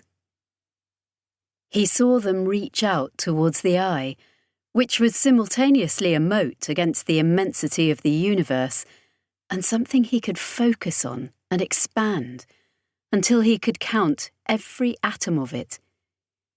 He saw the entirety of the architect's nursery that the Eye was burrowing into like a tick.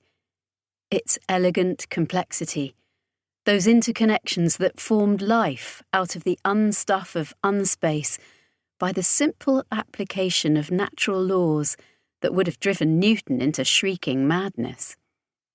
And the damage the Eye had done to it. The minute nibble of the ints aboard as they steadily ate into its fractal complexity. The vast dead reaches where the lords of unspace had imposed their will, wielded the whip, driven in the brand. He could even see how they'd done it. Squint, and you could look through time. Each effect could be unravelled back to its cause, or run forwards to see its eventual end result. Idris felt his mind begin to come apart. Nothing new there, then. But next, he watched them implant themselves within the Eye and address the crew there, trying to make their deal with the august disdain of offended emperors. "Why?" he demanded of them, down here in the pit where they dwelt. "Why do you hate us so much? Just talk to me. I know you can. I know I'll understand. The words, at least. Tell me why you want to destroy us." He looked past the Eye, up to the real, that celestial planetarium sky spread out over him, which was everything there was. He found Earth, old Earth, where it had all begun for humanity, and where it had ended for the majority of the species. The architected wreck of the homeworld, dead now. Or at least the token presence Hugh maintained there in a life support habitat was so minuscule that it didn't really impact on the unspace boundary at all. Berlenhof, then. He found the system, the world, effortlessly, because that was how it worked.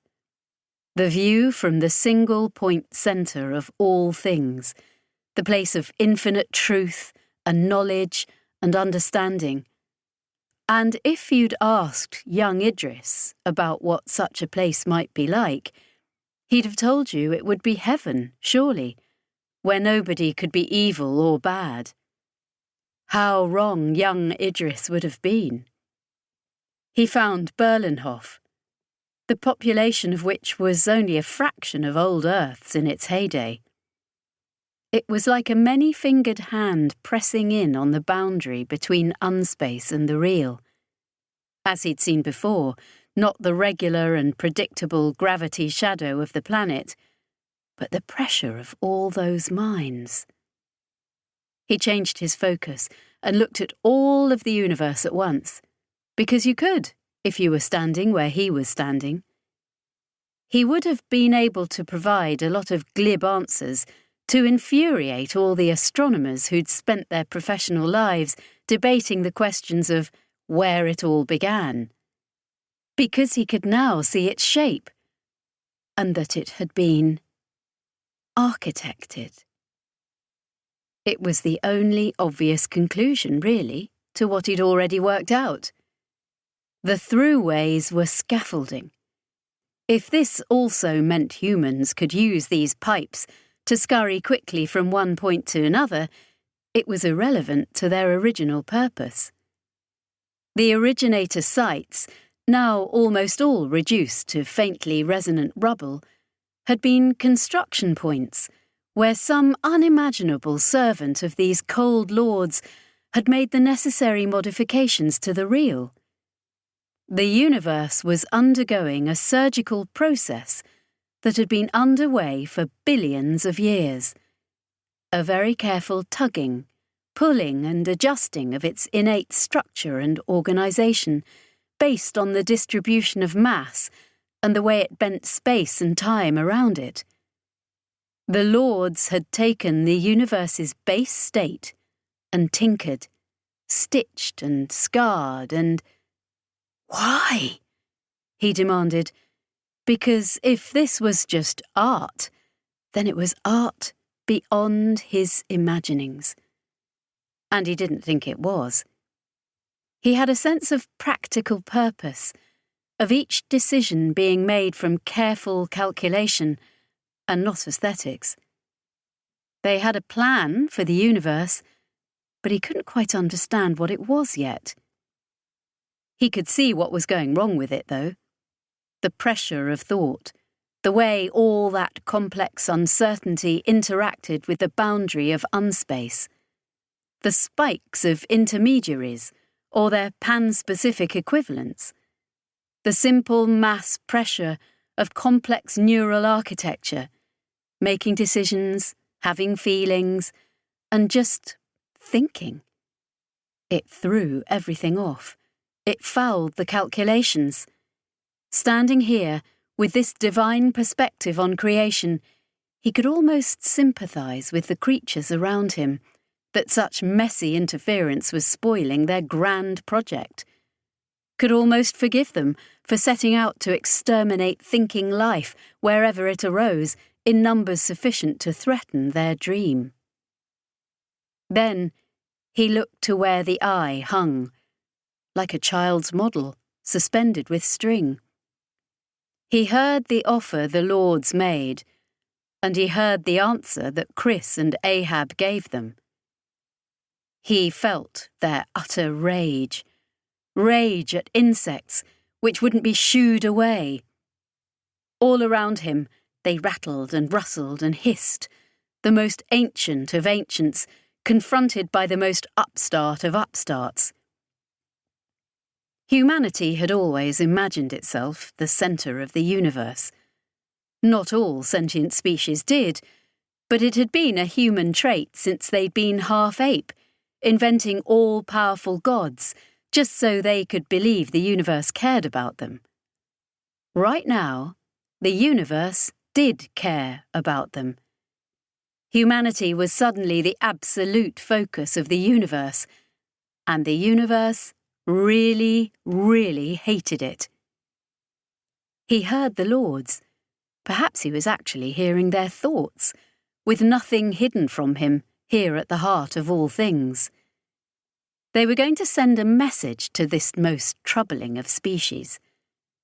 They could see immediately where the centre of the human dream was, because the network of human motion and interaction was instantly comprehensible from this vantage point. They were directing all the architects there to wreak havoc, and they would rely on that brutal act to break the human spirit finally, to beat people down until they'd go quietly into extinction one world at a time, because that was better than provoking the wrath of the architect's masters. And so, in the end, they would bring about— He ran the tape forwards, following the chain of cause and effect from this point to the eventual end. And he learned why, at last. Not that it mattered by then.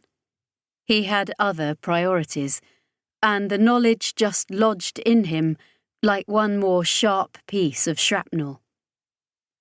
"Solace," Idris called out. "Solace, I need you." Feeling her invisible hand squeeze his. "I still can't get to you." "I need to leave here," he told her. "But I also need to still be here. I haven't finished. I need to be in 2 places at once." Her despairing cry. "Idris, you're not making sense." "You should be used to that. I am going to bring you to me, and then I am going to swap with you. You'll be here, keeping the door open, holding the breach. I'll be free to move, but you have to hold the fort here. Understand? We have a foothold in their home, and if we lose it, we may lose any chance to do anything. They're on to us now, and I don't know if we'll ever get back in, if we quit this place." Even now, he could feel the force of their loathing, trying to push him out. He'd never have the strength to claw his way back into the heart of things. "I need to do something else, very urgently, so you have to hold here." "I'm not one of you, Idris," Solace got out. "I'm not an int. I can't—" "It's thought," he told her.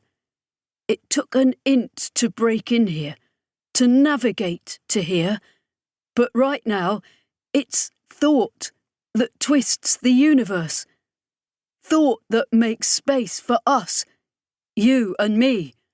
Us, here at the heart of things. I need you to hold the line, Solace, until I get back." "Idris," she said, "get me there, and I can do that." He grasped her hand, finding in his head all the proper maths, the precise angle, the equations for how this point related to unspace, and then the wider universe of the real. Just what force his mind would need to exert to pull off this fresh piece of sacrilege. And, because they were where they were, the lords saw what he was doing, and they gathered all around him, screeching, flaring half-seen wings. "How dare you! How dare!" He pulled with his mind on the connections between them, and Solace was abruptly accelerating towards him, and he, because poor Newton got a look in at this point, was moving reciprocally towards her. He was aware that, somewhere far beyond, the Eye and the Vulture God were both playing hide-and-seek with reality, existing, not existing. But he clenched hard on Solace's hand and insisted on her being, on her fellowship, the intermediary twisting the shape of the universe one more time to make it do what he wanted. They crossed, passed through each other, in a moment of contact. Solace's voice. "Idris!" He could only pray she'd last down there with the enraged lords. She wasn't an int after all. But she was a soldier, a fighter. He had to rely on that part of her, because his ability to help her directly was gone.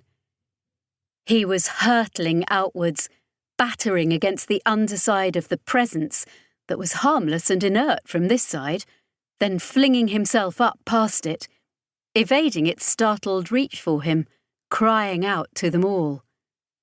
Not to his companions on the Eye. He saw they were under threat, the architect moving towards them, and he felt the knife go in, knowing that if he focused himself there, maybe he could save them. He had always been about the bigger picture, though. He set his mind on that vast constellation of architects rising up towards the real. "Resist," he told them. "I know you're slaves. I know you fought your masters before, and they punished you, They tortured you, I'm sure. But resist now, because I can save you. I can save all of us from them. I can free you forever. He was making these mad promises with absolutely no idea how he might fulfill them, save that if Solace held out at the heart of all things, then just possibly he might be able to do something. Because it was all leverage. Archimedes now, not Newton. Give me a lever and a place to stand, and I can move the world. The place to stand was right where Idris had just been, and from there, with that infinite perspective, he might just be able to save the whole universe. He had perceived what they were about, the Lords. He had seen all the way to their first action in the universe, then followed the ripples to their ultimate origin. He had then seen to the very projected end of it, when all their work would finally reach its goal. He hadn't uncovered the Lord's own origins, though. They predated all things. They had come into the universe from whatever had been before, encysting themselves at the heart of the new creation like a parasite. Refugees from the final extinguishing of some past universe where things had been different. The still point, at the centre of unspace, was the only moment and locus that they could inhabit, because all things could exist there. The wider universe's basic axioms would unmake them, but not forever. His mind was full of their machinations, the sheer scale of their plan. They had tailored and tugged at the universe for billions of years, one careful adjustment after another, working towards a tipping point where the fundamental rules and constants of matter and energy would shift, and they'd be able to recreate what they had lost. And perhaps they had done it before. Perhaps they had outlived countless universes, each one carved, cut, and mutilated until it was a clone of the one that had birthed them. Just as Idris had been cut to make him what he was. Not an exact analogy, but it gave him a little bit of extra fire as he cried out to the architects. "Resist!" he exhorted them. From his position of newfound knowledge, it was easy to reach into those crystal shells and touch the point of them that was their mind and thought, to slip through that labyrinth and connect with them, as an intermediary did. He showed them where he'd been, and that now he understood. He felt the Lords pushing at them in counteraction, driving them onwards with scourges, but he continued to preach a different canon. Solidarity, one slave to another. Resist them! Stay your hands, and we can all be free! He told them he understood what they did. From the heart of all things, he had looked on the twisted, beautiful, terrible flower that they had made of earth, just as they made of everything they touched, and he realised that it wasn't just how things turned out. It wasn't a specific part of the Lord's plan. It was the architects, the expression of their grief at being made to do the will of monsters. He had looked on earth, and, in the way that he could understand all things in that moment, he'd read the message written in the ruin of that world, the art of loss and sorrow, written on a planetary scale. He called out to them, begging, pleading for them to fight their masters one last time, all the while still hoping that solace had arrived at the heart and was holding. Chris.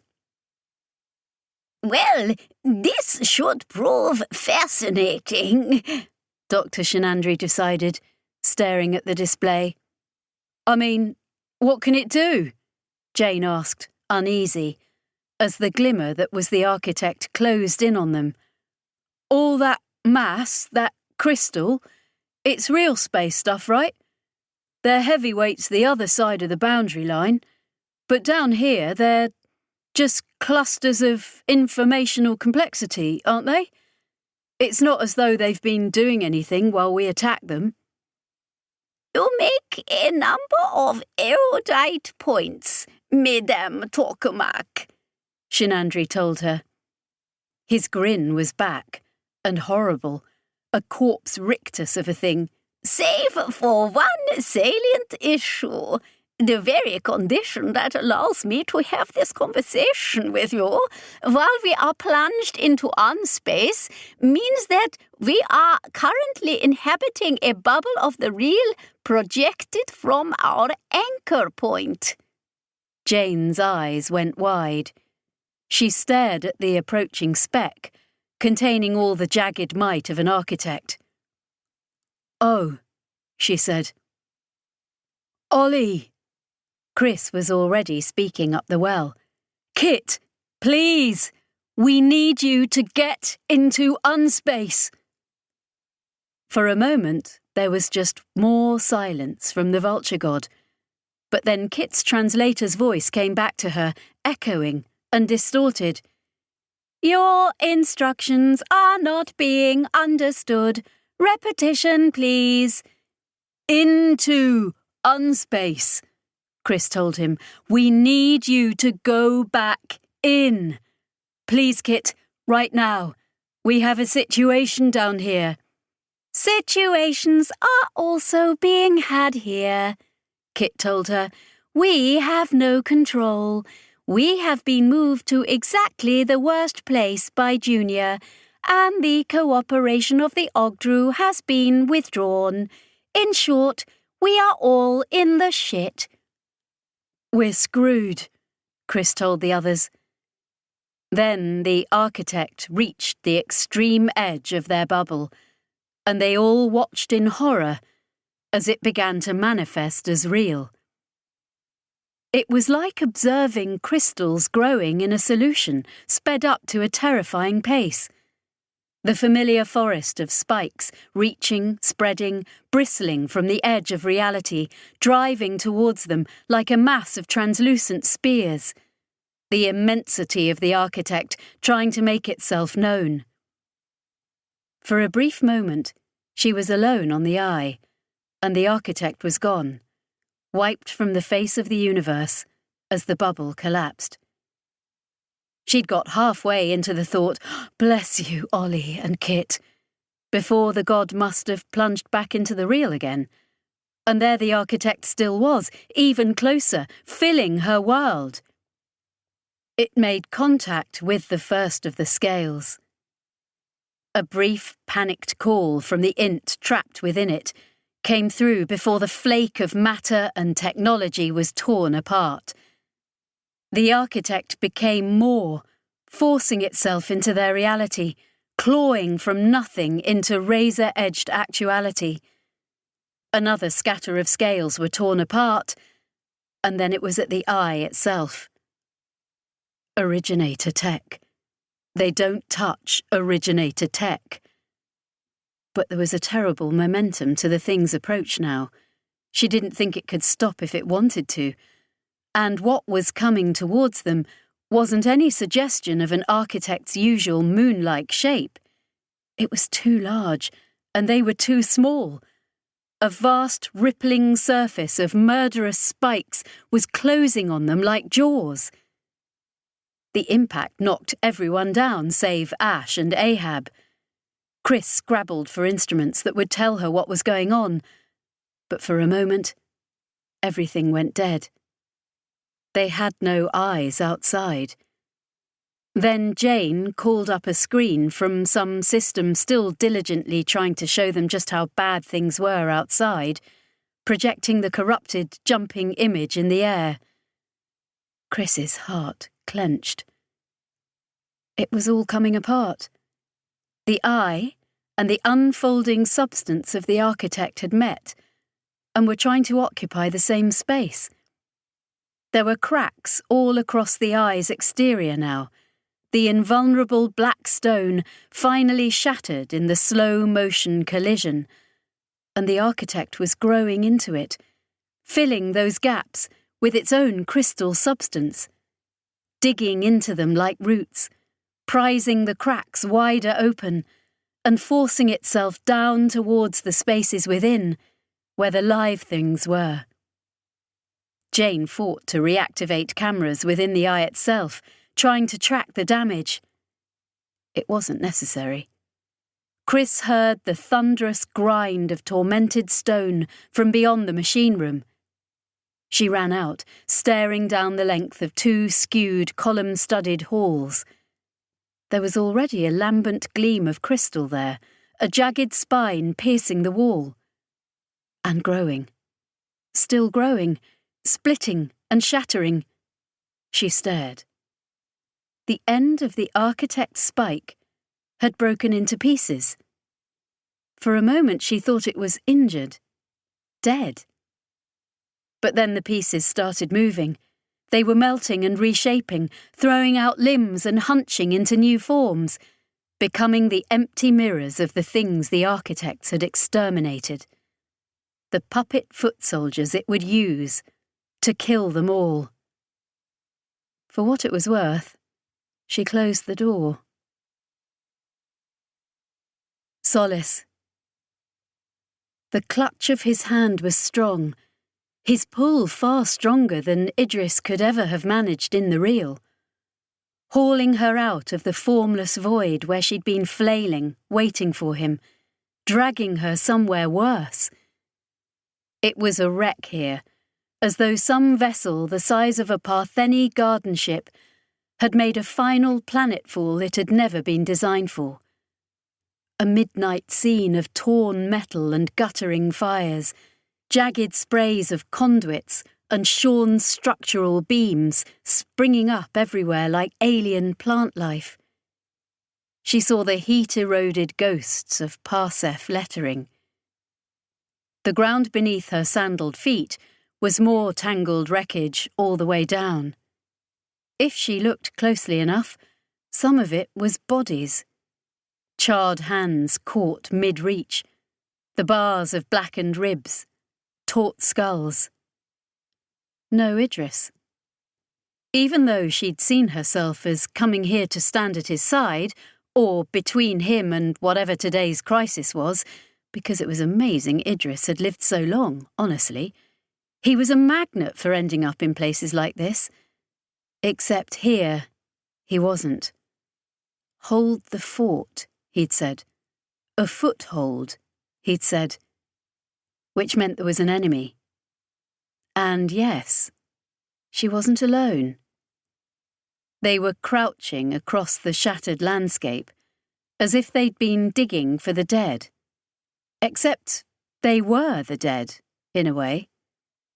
They wore the ruins of plain uniforms, the cloth decayed and the metal tarnished. Beneath, she saw what flesh became if you left it for an eternity in this place. Some fossilization process, trading out the life of it for something cold, one molecule at a time. Their faces were her sister's faces, which was her face too.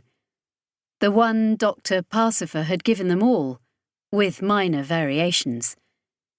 Imperious with authority, the superior officer at the ultimate end of all rank structures, the senior branch of the service. She realised this must all be from her mind. She wasn't that naive, but it shook her still. She saw them, and they were Monitor Superior Tact, and they were Exemplar Mercy. They were everyone who'd ever told her what to do. They were Command, and she was just a soldier. "You are dismissed," they told her, and her feet wanted to spin on her heel and march away. And she could go. She understood instinctively that only her conscious will was even keeping her here at all. A negative gravity was trying to fling her away. There wasn't room for both her and them. The centre of all things. That was what Idris had been talking about. A tiny conspiratorial burrow at the heart of the universe's apple.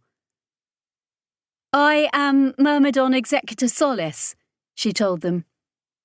Not that it meant anything beyond the bounds of her skull, but it gave her strength. "Heaven's Sword Sorority." Her ship, crippled over Berlenhof, or perhaps its predecessor, destroyed in the same system decades before.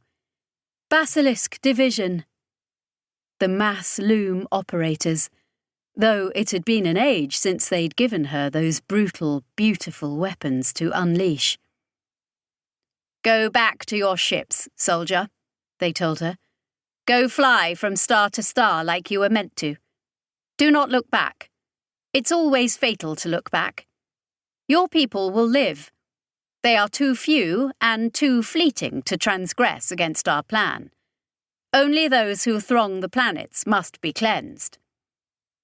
It was strange to find that Mercy's plan aligned with the will of these rotting gods. Would she have been pleased, and used it as propaganda to win over more of her sisters? Or would she have bucked against it, unwilling to be anyone's pawn, even inadvertently? In that moment, Solace's heart ached for Mercy. She couldn't condone the seizing of Estok, the alliance with the Oscaros. She couldn't say, though, that Mercy had been wholly wrong to want to abandon it all, or that Tact had been right to want to stay. And now she was being given the same choice. Except for her, it wasn't a choice. This was why nobody was making her an exemplar or monitor any time soon. Idris had said to hold. There was no need to inform them of her decision. In the same way that they hadn't actually spoken to her, just made their meaning absolutely clear by willing it, so her response was instantly understood. The blades came out. Knives, swords, shining like the moon in the dark place. Not regulation armament for any branch of the Partheni military. There were at least 2 each, and some of them had more, extra arms unfolding from somewhere in their desperation to cut at her. The touch of those infinitely keen edges would wither her, she knew. The simple motion of the swords communicated this realization to her. They would shrivel her to nothing. What body did she even have here, anyway, that wasn't just spun from shadows and imagination? This was their place. They were in command. She was the mutinous subordinate, and there was only one fate for people like that. Knives, swords. Shame it's not Chris here, really. Antiquated weapons are her thing, not mine. She gave ground for one step, as they moved implacably forwards, not rushing her, not even surrounding her, making sure she had every moment to appreciate the merciless keenness of their blades. "Prêt à combat, Myrmidon Executor?" "Prêt, Mother." She could feel Idris's grip still, but at the same time the hand was empty, no ghostly grasp visible there, save that, at the thought, a glimmer of it, the faintest husk of the fingers that Idris, in physical life, no longer even possessed. It came to her that bringing a ghostly intermediary hand to a knife fight was just about the most useless thing one could possibly do. In fact, given that stabbing people wasn't her modus operandi, and she was badly outnumbered, bringing a knife to this knife fight probably wouldn't help much either. She knew what her hands itched for, the comfort they sought, long familiar from so many years of training and active service. The old captain, Rollo Rostand, had even given it a name, turning it from a piece of hardware into something like a person in her mind. Mr. Punch. She didn't banish Idris's grasp, but she built on it, feeling out the sensation of grip, the weight and balance, like a part of herself she hadn't realised she was missing. And the rest of it. What was the point in standing here in a body sleeve and a colonial tunic just because that was what she was wearing back on the eye? This wasn't her real body. Nothing about any of this was real, save that she had no doubt it could kill her. She called the confinement, the weight, the support and strength, the sheer bulk, her armour, her own chosen sword. "Prêt à combattre!" she yelled at the encroaching things, and watched them recoil. Ollie.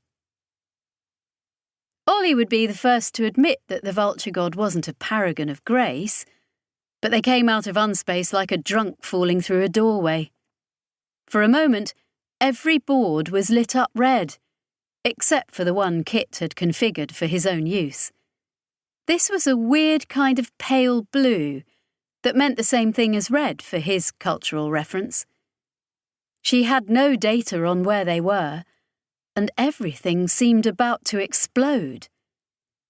Their blindness and deafness also lasted far too long, with every instrument trying to die on them, so that she, Kit, and even Havea found themselves having to perform emergency CPR on the entire ship in utter ignorance. Life support, damage control, gravity, light, power. Every time something was coaxed back to life, something else died, and actually looking out of the notional window at where Junior had brought them was right down at the bottom of the list. Then something in the robust old ship reset itself, and miraculously, everything started rattling on again. And it turned out their situation was even worse than they thought.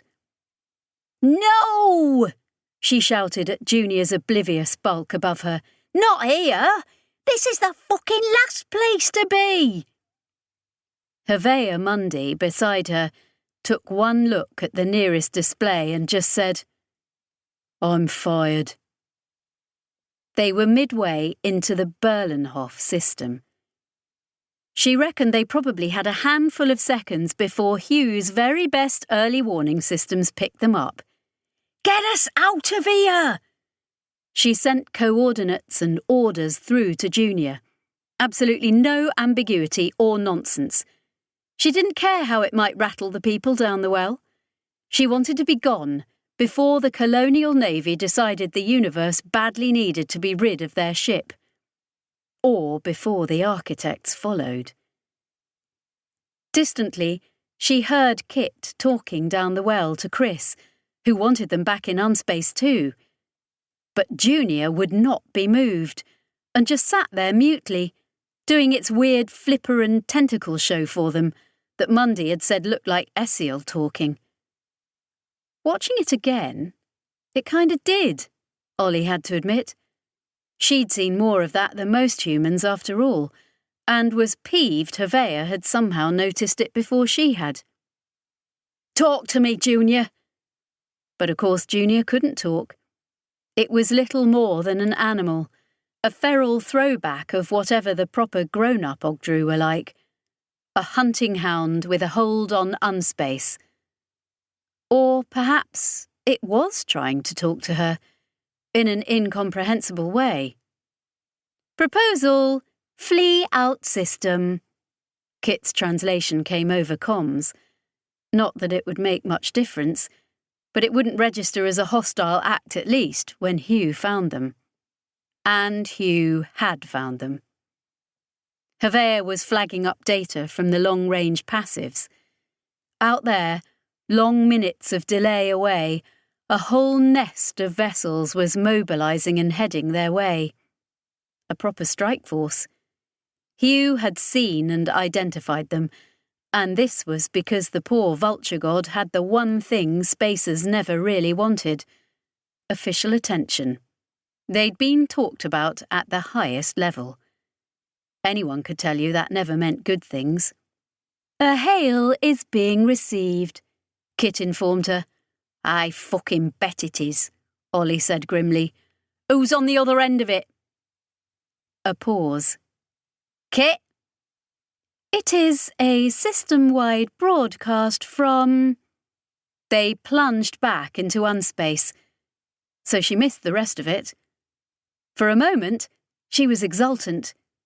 Junior had done what she wanted for once. Good boy!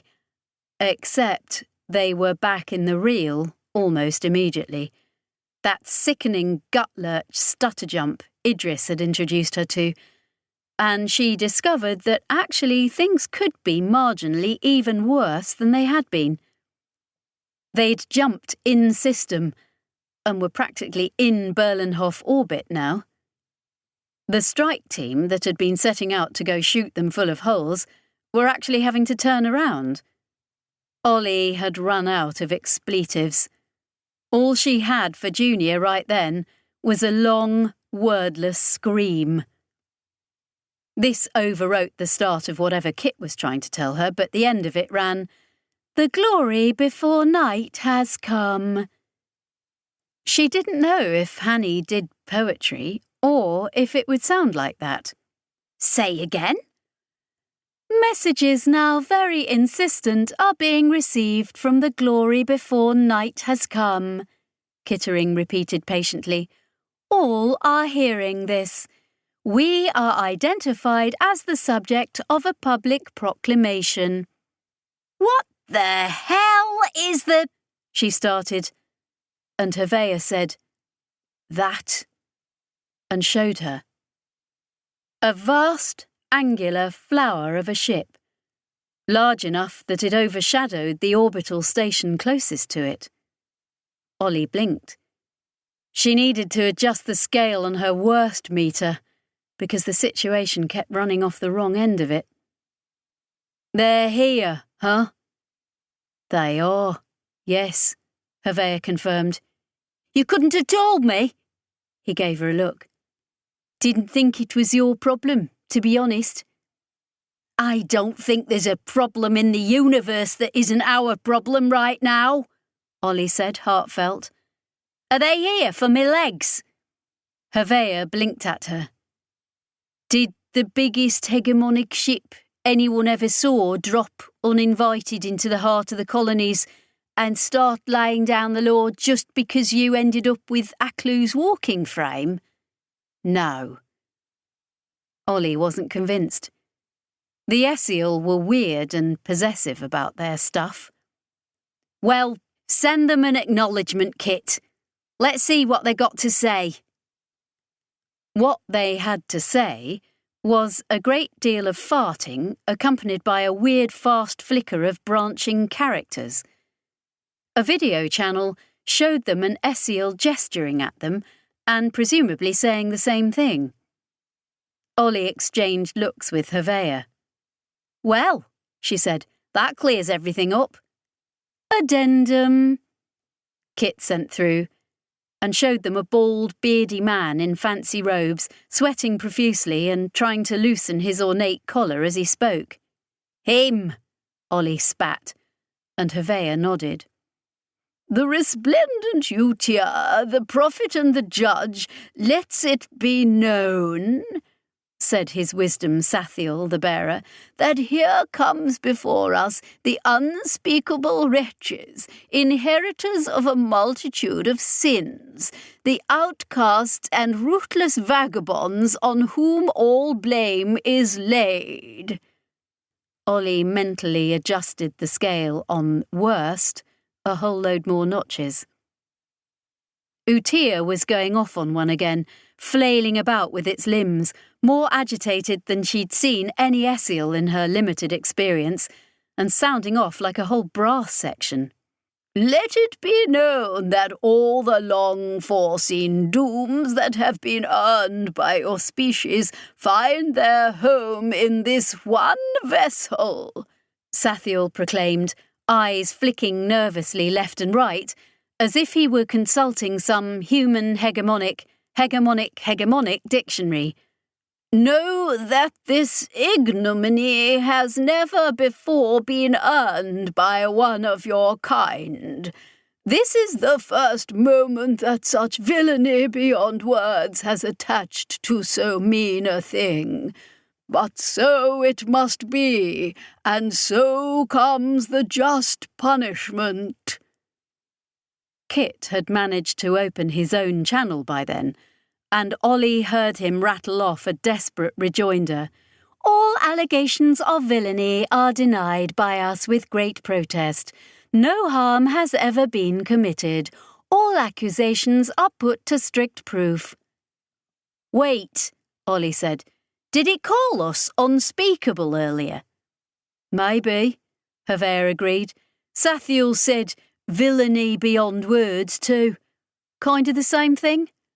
Only, she scowled at Sathiel's image, maybe it isn't saying what he says it's saying. Our systems are compromised, Kit said flatly. There is no control. What? Ollie scrabbled for the god, finding it suddenly inhabited. There had been a passenger in the hegemonic message meant just for them. Maybe the resplendent Utir had been saying exactly what Sathiel had claimed. Abruptly she was locked out, the god just drifting. She had just enough peripheral system access to see that the onboard systems were being thoroughly hacked. This is it, she decided. Please, this has got to be the absolutely lowest moment of all time.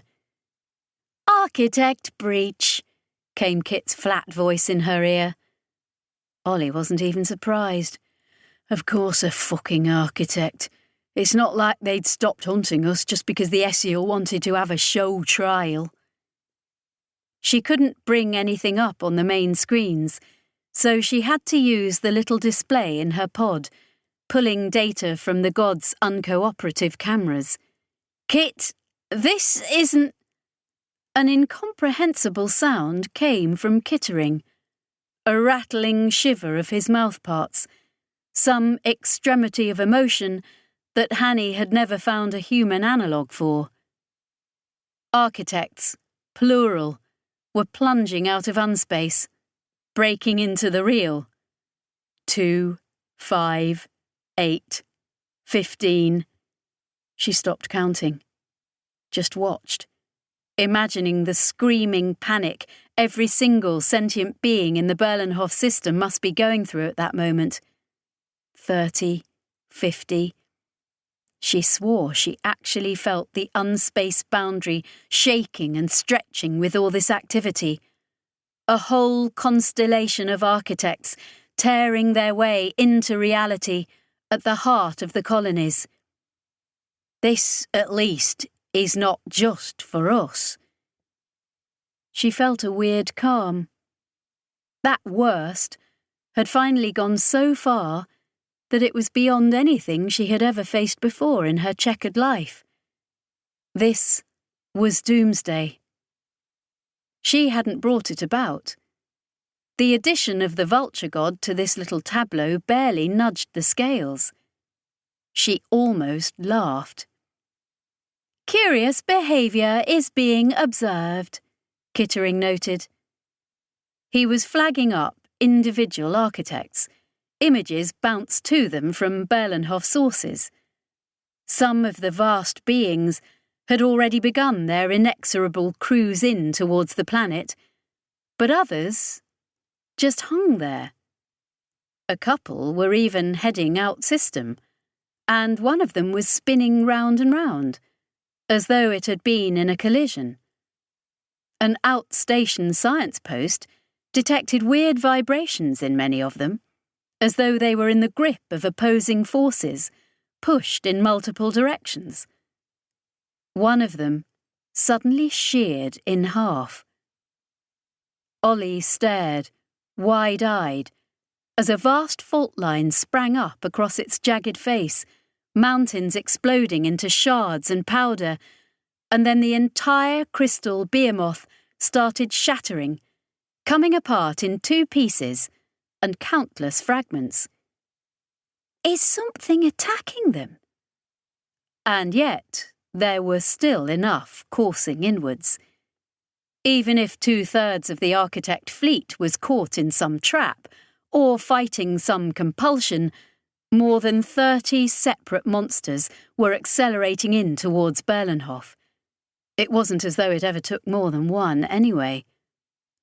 Ollie knew they'd be mobilising every ship, that every spaceport and elevator terminal would already be shoulder to shoulder, and the entire Navy would be throwing itself out into space.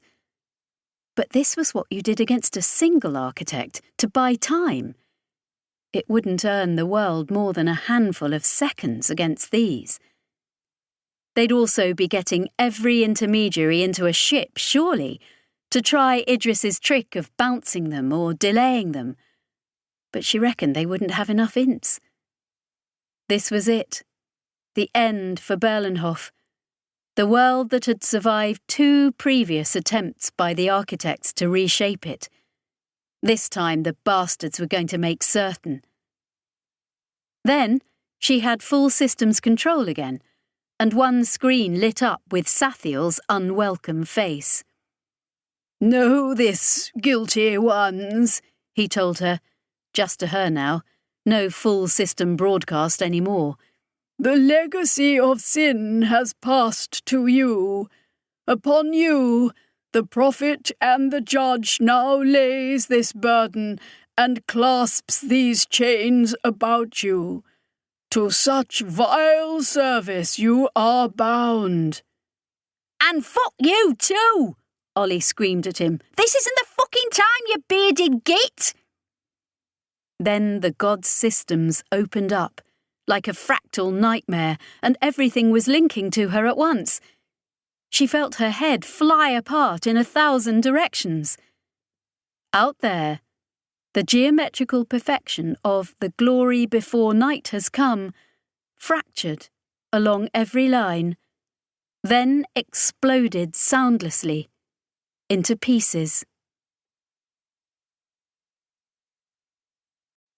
Chapter 32. Chris. Jane and Ahab were the first line of defence. That was how bad it was. The pair of them huddled over a projection of the nearest chambers, little more than a wire frame and a jumpy camera image, doing what they could with the eye's inherent properties and the homespun additions they'd made. Chris leant into Shinandri. "Shouldn't you be helping them?" He pointed at himself and then them. "Scientists? Engineers. The time for theory is past, alas." "You're still grinning," she noted bleakly, "or is your face just stuck like that?" "Joy, sheer joy," he assured her. "The justification of one's theories. A life's work come to this. At least I was right about things." "I don't think you'll get the chance to publish." Chris was looking over Jane's shoulder, seeing the crystal shapes lurch and skitter through the chamber outside. A moment later, they exploded into what looked like a fog, and Jane let out a whoop of triumph. "Damn me!" Chris gaped. "What was that?" "Fuck off! Enormous disruption along the unspace vibration strings," were some words that came out of Jane's mouth. Or at least that was the garble that reached Chris's ears. "Cutting the strings!" She trailed off, because something else was now happening on their little screen. A vortex, a rising tornado of infinitesimal pieces, dust-deviling about the floor, gathering all that distributed fog and reforming it back into shapes. Not even the same shapes, different relics from other conquests, stretching their remembered limbs and, after a moment of weary contemplation, starting forwards. Zap them again, Chris suggested. Not doing anything, Jane said. Well, that was too much to hope for, wasn't it? What's next? Searing arcs of lightning leapt between the stone walls of the chamber outside, and the camera abruptly gave up the ghost, so they couldn't see if it had done any good. A moment later, Jane got their eyes back up, and the marching crystal automata was still coming. Hold on! Ahab barked. Chris stared at it. What? The world shifted sideways, and she was abruptly sliding down the floor towards the door. Everyone else had held on, she noticed.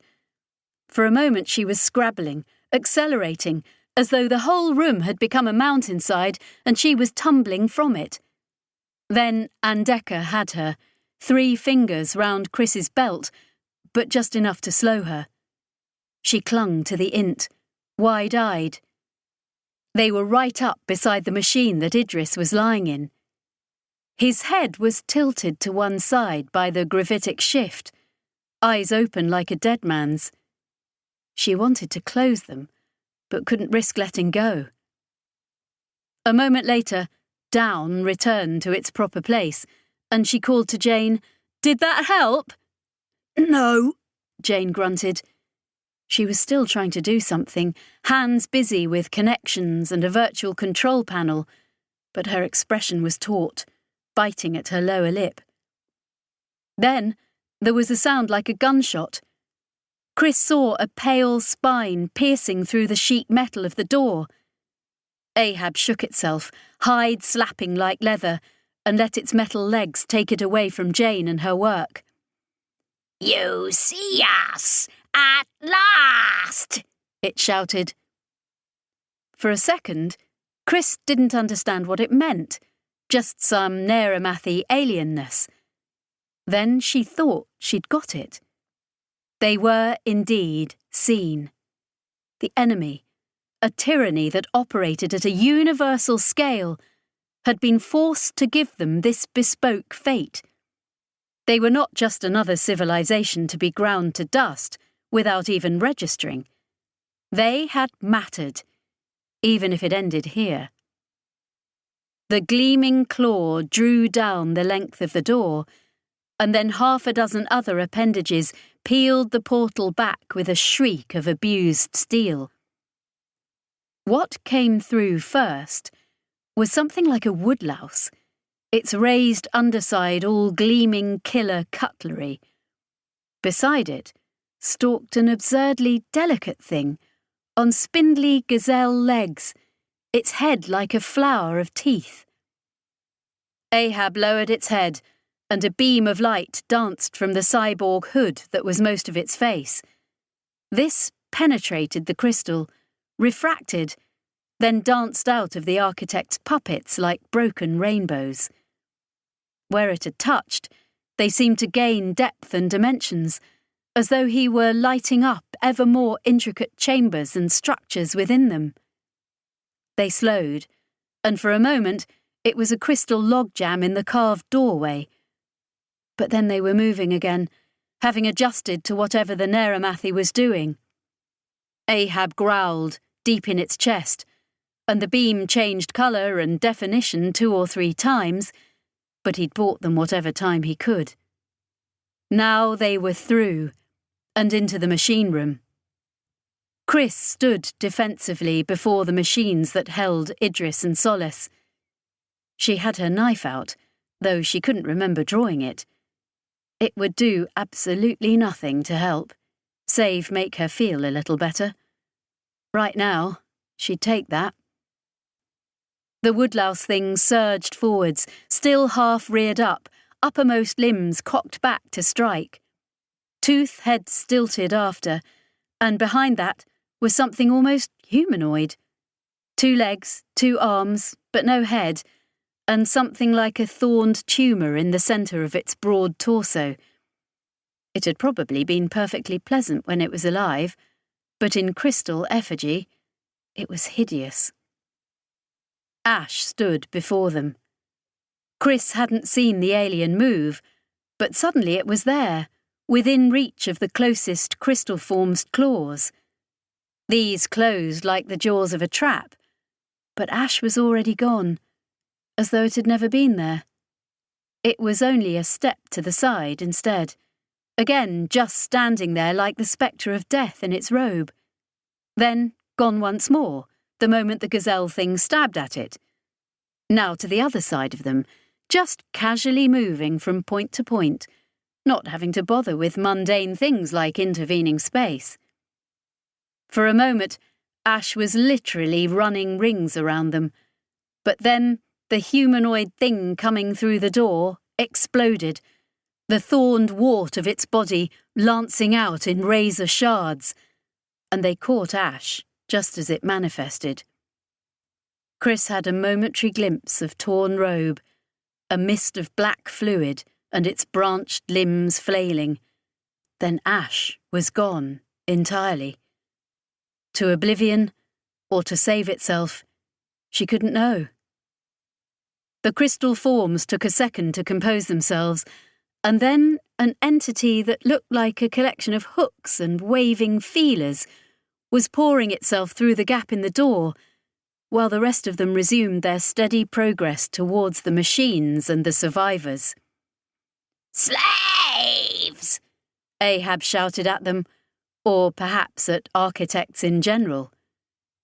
The Neramathi's bulk bunched up, as though it was about to charge them. Jane reached for it, hand against its scarred hide. Shinandri giggled. At Chris's side, Andeka had a gun, a little chemical projectile piece, as useless as the knife. She saw the two hivers ready their tool-bearing arms. One of the Partheni ints even had an accelerator. Again, none of it would do any good. The crystal forms stopped. They fizzed like static, their shapes blurring and twisting. Chris flinched back, ready for the scything rake of fragments. For just a moment, they became human in shape. Then they snapped back to their previous forms, lurching forwards, but uncertainly. The woodlouse thing's limbs waved in confusion. Once again, they were co-opted, wrenched into a human configuration. A body, arms outstretched, a face turned upwards, eyes closed. All of them were identical for a moment, as something rode the architect's signal in and made them its own. Her own. For Chris knew those features. There was another stutter, another step towards them, the crystal forms' bodies juddering and shifting like static as they were fought over from within. Alien physiologies spiking and twisting into what was recognisably solace.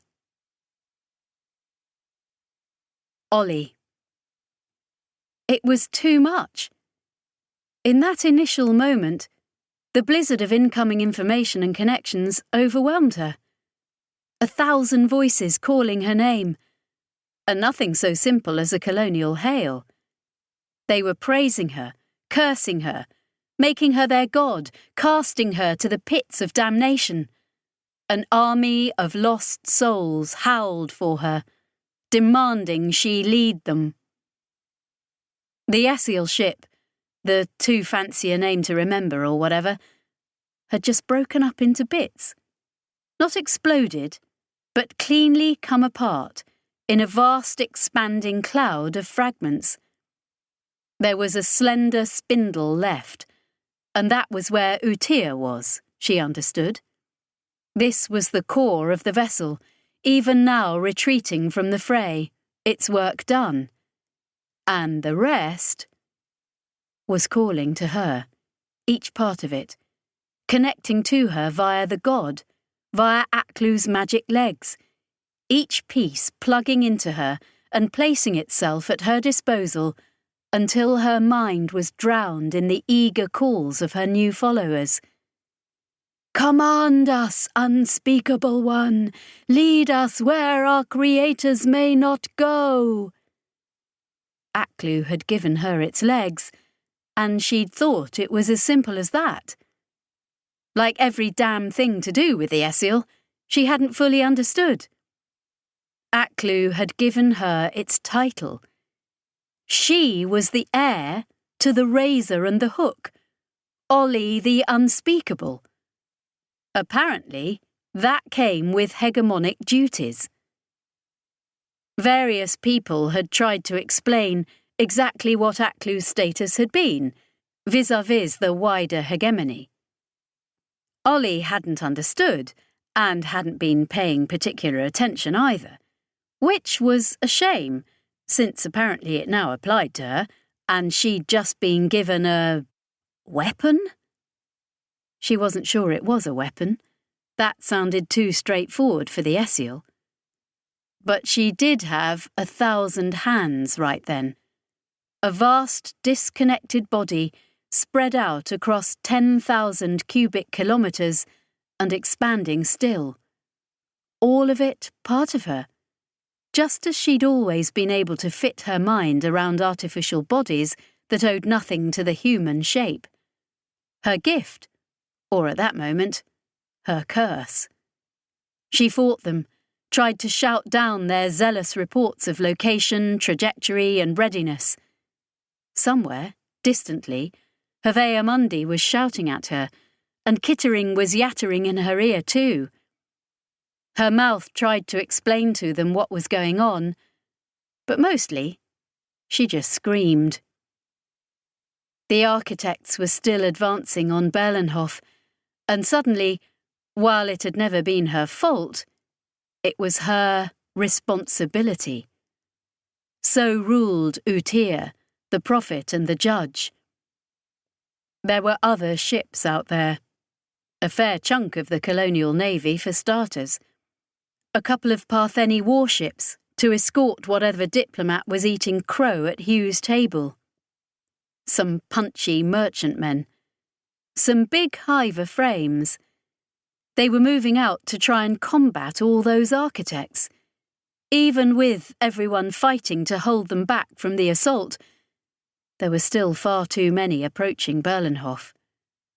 The heart of the colonies was about to be ripped out to teach humanity a lesson. Ollie was a spacer, and spacers were legendarily caustic about Hugh and the core, settled worlds of humans. But that didn't mean she wasn't a part of it, the other end of a continuous scale of the same space-going species. She picked an architect and threw herself at it. A great storm of hegemonic remotes unravelled in that direction. And then she understood. Just like Aklu's magic legs, every piece of her new fleet contained a piece of originator tech. The stuff the architects wouldn't destroy. The stuff they would carefully retrieve before wrecking a planet or a ship. The Essiel didn't fight architects. Everyone knew that. Instead, they had evolved a weird defensive strategy, which had served them well since long before humans made it into space. They had plans within plans, and contingencies within contingencies, though. Like having a rebel caste that was permitted to do the unthinkable at this one point where such action might achieve something.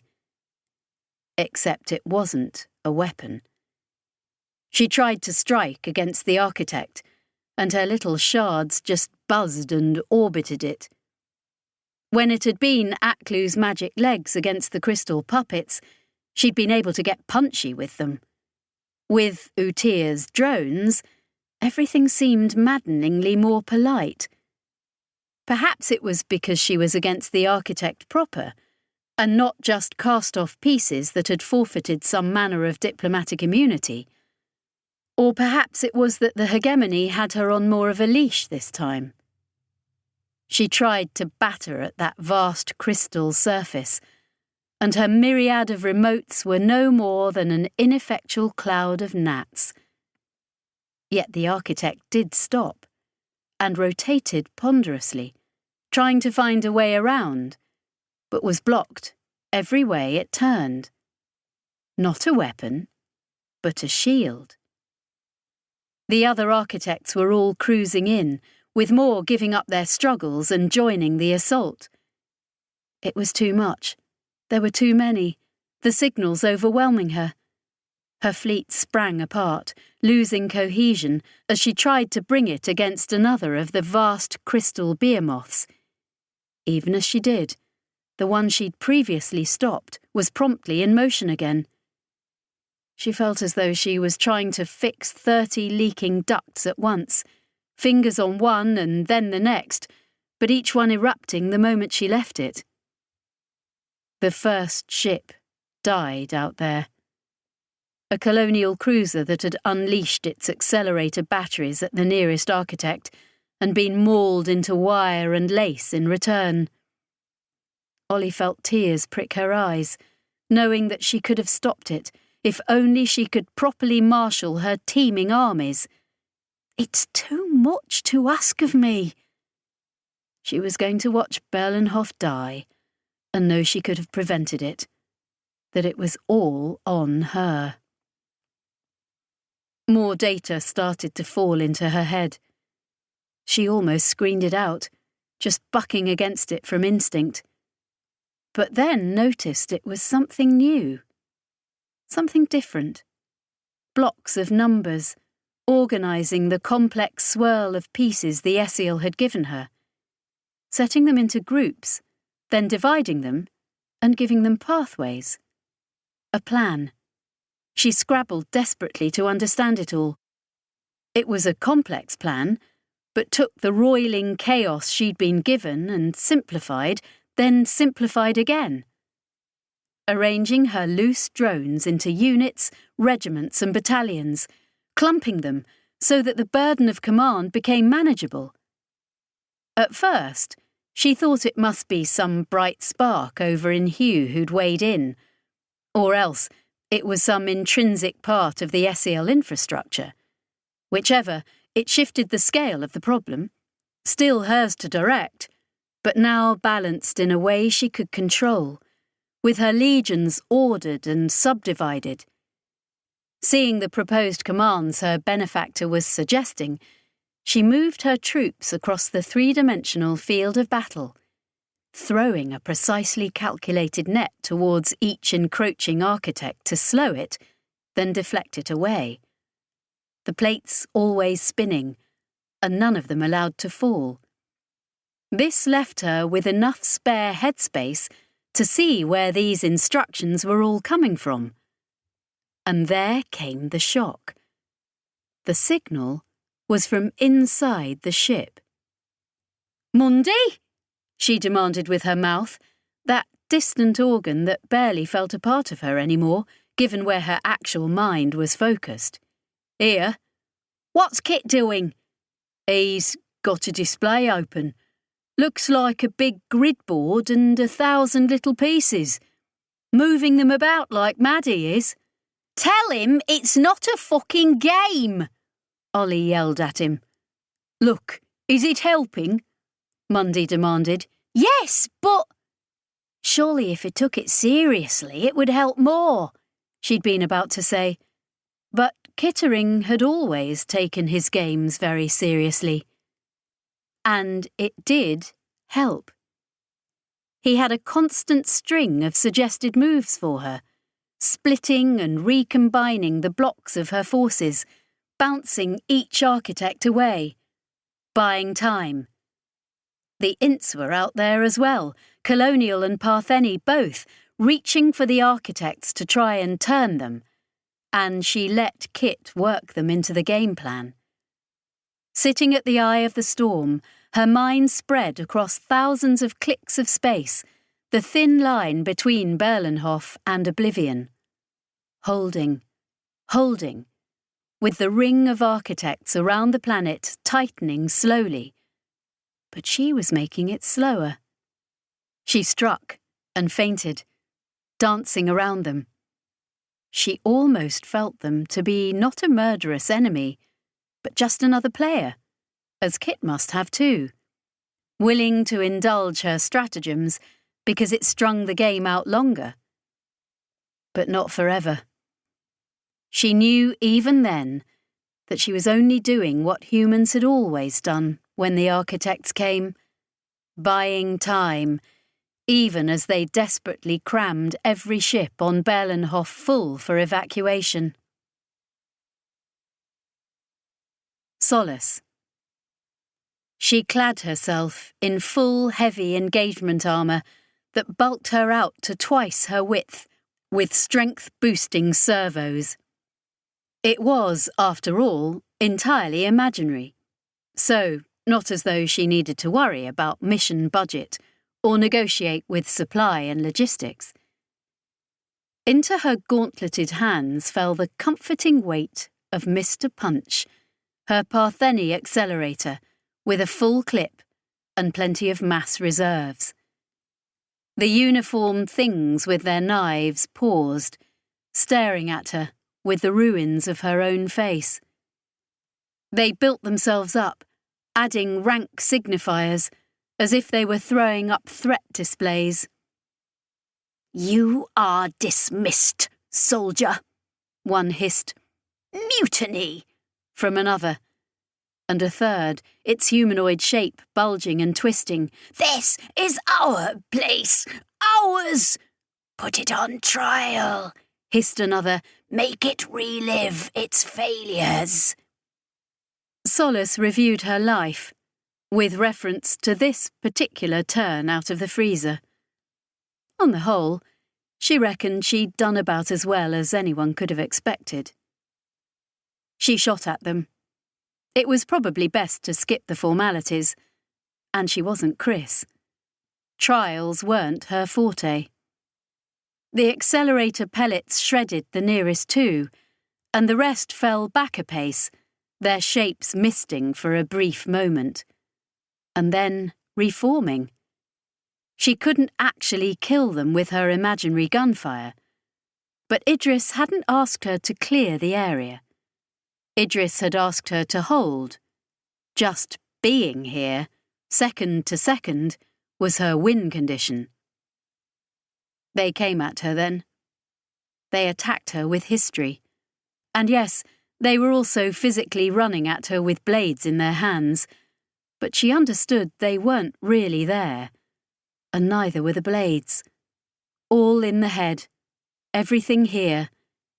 Just her mind's best attempt to give her some handle on the underlying reality that didn't fit anything she'd ever experienced. But an attack was an attack, and their real weapon was the vast tidal wave of recorded time they were bludgeoning her with. They filled her brain with their past, their appallingly long history. They made her small, a speck of dust before a whole cosmos. They had reshaped the universe with the sutures of their throughways. On planets still hot from forming, they had decreed their maze-like structures be built, now having become just the worn-down stubs like those she'd seen on Jericho and Arc Palator. They had made the universe the way it was, and it was a work only half complete. They were important, significant in a way that put all of humanity in their shadow. They had work to do, and she and her companions had the temerity to interfere. Her hands made the accelerator sing, its high, clear voice cutting through the great bludgeoning fall of their outrage. "Do you think this delay means anything?" They showed her time, and her precise place in it, a point so minuscule that if they hadn't circled it for her with arrows and signs, she'd never have seen it. Time, since the universe first exploded into existence, and time before that. The spaces that had existed before the universe, a stable, flip state governed by physical laws entirely different to the cosmos Solace knew.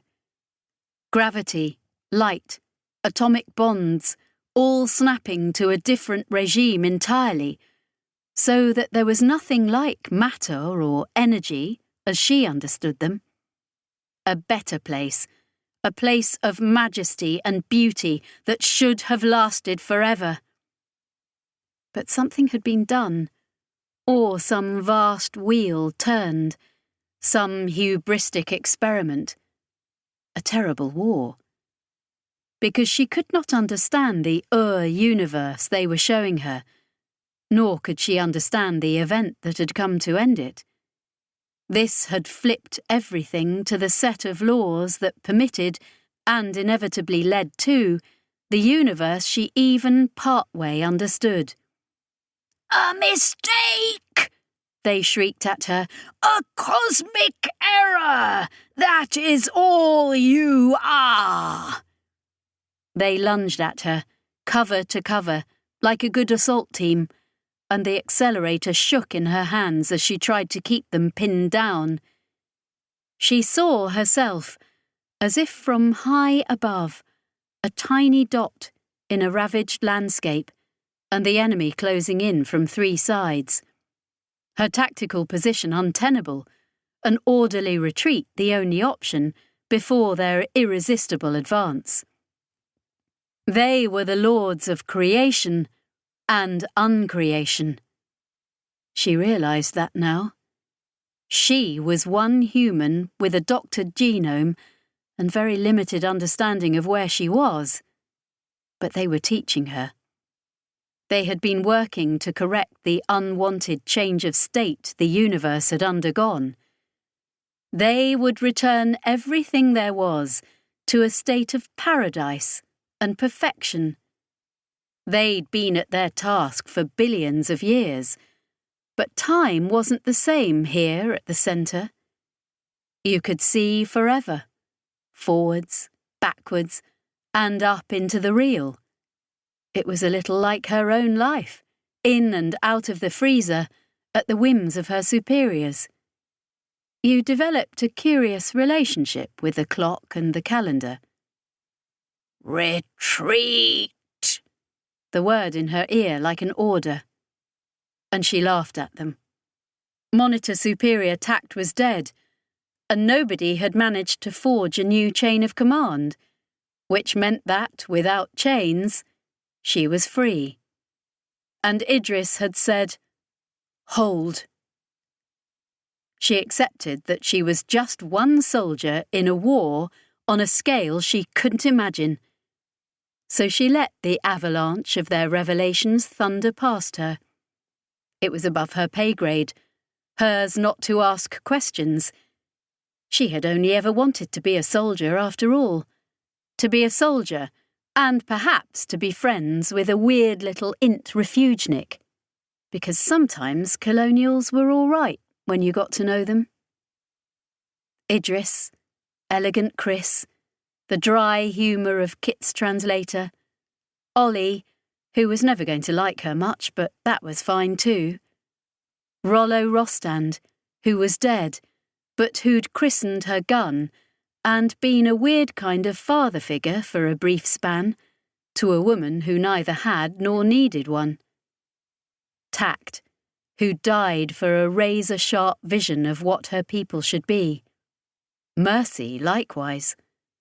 Solace just hunkered down, for all of them, and let the philosophical assault slant off her shoulders, and shot. Again, she understood the shooting accomplished nothing, what with the gun not being real. But the holding was all, and sometimes a finger on the trigger was what you needed to give you even the illusion of control. Besides, and despite all their eons-old wisdom and power, they were only attacking on 3 sides, and that told her that the enemy desperately needed her to take the 4th side and run away. She held strong in the face of their angry eternity. She accepted her own utter insignificance. She was a Partheni Myrmidon. It was never about I. She had always been one part of a greater whole. whether it was the Parthenon, or humanity, or all life, or even just the crew of the vulture god. She almost lost her focus then, the vast tide of their grinding assault about to sweep her away. Her crewmates, her body, a sudden impression of panic. The enemy had been playing her false after all. There was one extra knife in their possession, a hidden blade. She had a moment's sight from her real eyes as she lay in the machine couch. A crystal thing, plated and many-limbed. Accelerator shot, piercing through it without even cracking its substance. Chris's voice raised high in challenge. No, she decided, and reached out. She was no int, but she was here. In the same way that she couldn't, of her own strength, send out a ship-cracking gravitic wave across open space, but she could if she was at the controls of a mass loom. This was the control room for the universe. This was where the lords sent out their orders. The architect up there, moulded around the cracked substance of the eye, was their tool, and she was now standing where the orders originated. So she fought them for it. She envisaged those orders as objectives on the field before her. She braced Mr. Punch and let fly, driving them back, standing between them and their surrogates up within the eye, interfering with the signal. It gave her strength.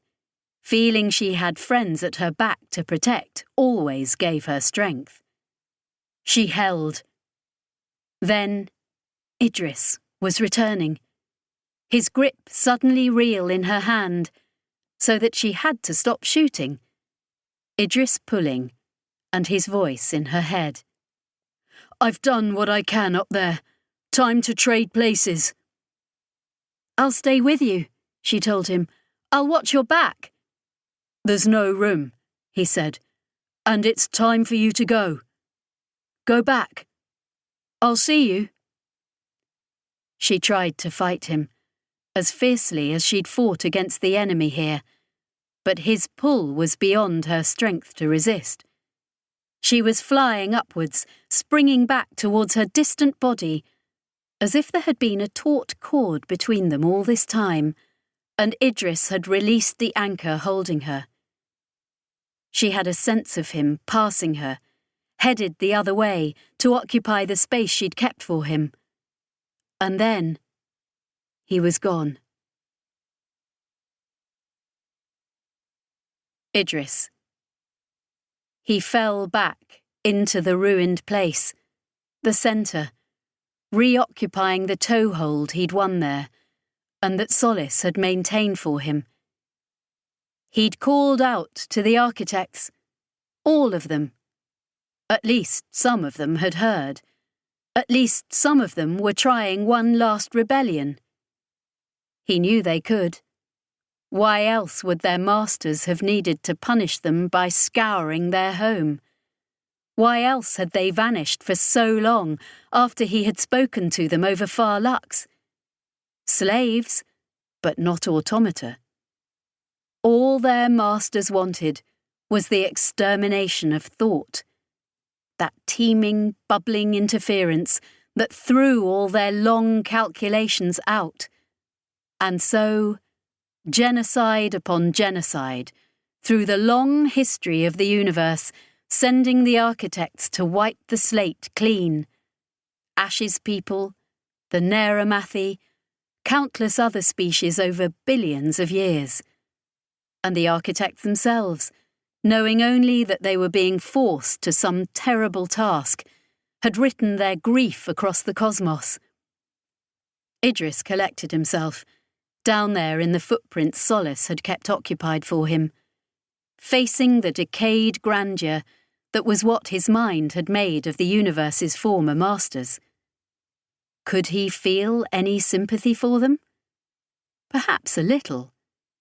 They had just been the life the universe had thrown into being once, back when it had been very different. But now, they were the monsters, willing to eliminate countless cultures, dreams, lives, and biospheres, just so they could have it all back again. No room for compromise, therefore. And yet, what could he do? He and they faced one another, sole occupants of the tiny point at the centre of all things. Leverage was what they had, but it wasn't the ability to reach out and sculpt the cosmos direct. They had slaves for that, the architects, and other things he couldn't even imagine. They didn't do their own dirty work. Something had built the originator installations. Something had burrowed its way along the real-unreal interstice and left the throughways in its wake. And of course, something rose from the depths to annihilate thinking life whenever it grew too numerous and too fixed, so that the errors mounted up. Now, here he was, one lone human, one int, without any particular desire to reshape the universe. They were still trying to oust him, and maybe they wouldn't be able to do that. They weren't strong. That was the revelation. They might cast themselves as lords of all creation, but they lacked brute force. It was all just a matter of leverage. And he was at the near end of that lever here, so they couldn't use it against him, and he couldn't use it against them. They could throw bugbears and fears at him, just as they had against Solace. They could try to cow him with how important they were and how tiny he was. But that was his life. Frankly, he'd always preferred it that way. They held no terrors for him. But it wasn't as if he could grab them by their bony throats and choke them either. Can I drag an architect down here? He wondered. Set the slaves on their master. He called out to them, but in vain. The architects would under no circumstance approach this place. They feared it too much. Feared the chastisement of their masters? No. They feared what everyone feared in unspace. The thing that personified fear. The thing that squatted between the universe and its heart. The apex predator of whatever screwed-up ecosystem thrived and seethed within the invisible reaches of unspace. The presence. My old friend. If he looked up, he could see it. Or not see, really. Just know it was there. A vast, hostile mass of a thing, Leviathan, awake and bristling outwards, reaching constantly for every intruder who dared the depths. The terror he had lived with ever since the intermediary program had peeled his brain back, too monstrous to face or even contemplate. Nothing to fear but fear itself, and here it is. They had made it their guard dog, to stand between their little pinpoint sanctum and the rest of creation, the many-headed hound of the underworld. He shrank from the thought of it, and heard his enemies cackle and snicker all around him. "Small," they said. "You're small. You're weak. What can you win but time? We have all the time there is. We can outlast you." All true, he knew. He'd endured a great deal in his stretched-out life, actually died a couple of times, medically, except people kept tiresomely demanding a second opinion. He'd been awake for the best part of a century. It really was more than anyone should have to deal with. Awake and living with this thing, this fear, this lump of malevolence, Of all things, he did not want to have to face up to it now. I am not a brave man. Understatement of the century. He didn't like being hurt, or hostile social situations, or crowds, or attention. In fact, the list of things that made him cringe back and run away was very long. But that was, perhaps, because all of the steel in him was committed to dealing with one particular problem in his life. Hey, you, he thought. Before common sense could countermand the order, he was reaching up to the presence, trying to get its monstrous attention. The weird thing was, from this side, it was nothing to be scared of. He pictured a great doughy mass, a soft underbelly. After all, this was the part of it that faced the lords down below. They wouldn't want anything nasty looking at them. Harmless and virtually insensate. Like one of those insects that lived in a burrow and was all savage jaws up front, but just a big, sad sack of a body if you dug it out. The lords of creation were watching him, frozen. Their taunts and jibes had petered away into nothing. He could see exactly how they'd moored the presence there, between them and the rest of everything there was. It didn't understand. He wasn't sure it was necessarily something that could understand. A thing of brute instinct, clutching angrily at whatever moved within its gaze. And its gaze was turned outwards. It had guarded the threshold of the underworld for immeasurable eons. A singular monster evolved to hunt across the whole of unspace without ever needing to move. He didn't want it to turn round. He felt the horror of it. Not evil, because you needed will to be evil. Just a thing that was to the sentient mind like the repelling pole of a magnet. You'd do anything to avoid being brought close to it. Anything. He didn't have any other thing, though. And so he reached up with the same leverage the lords used, by virtue of where he stood, and tapped the presence on the shoulder. Hey, you! Did you never think to look behind you? Every iota of his being recoiled from the thought. Knew that, of all things in the universe, he did not want to have the entity twist its attention from the universe at large and see him, insignificant as he was. His body was convulsing somewhere. All those fear and stress hormones pushing his body to the point where only artificial aid would be keeping his heart beating, his lungs working. There were probably vessels bursting in his brain, all the usual, but he kept tugging on the damn thing's cape, kept shouting in its ear. He made it notice him. Him, Idris Ptolemy, least significant mote in all the wide universe. It was like the architects in a way, not sapient as they were, but the product of the same evolution. Its mind was a similar maze, though trapped and razor-edged, and no place for a poor human to wander. But he met it there.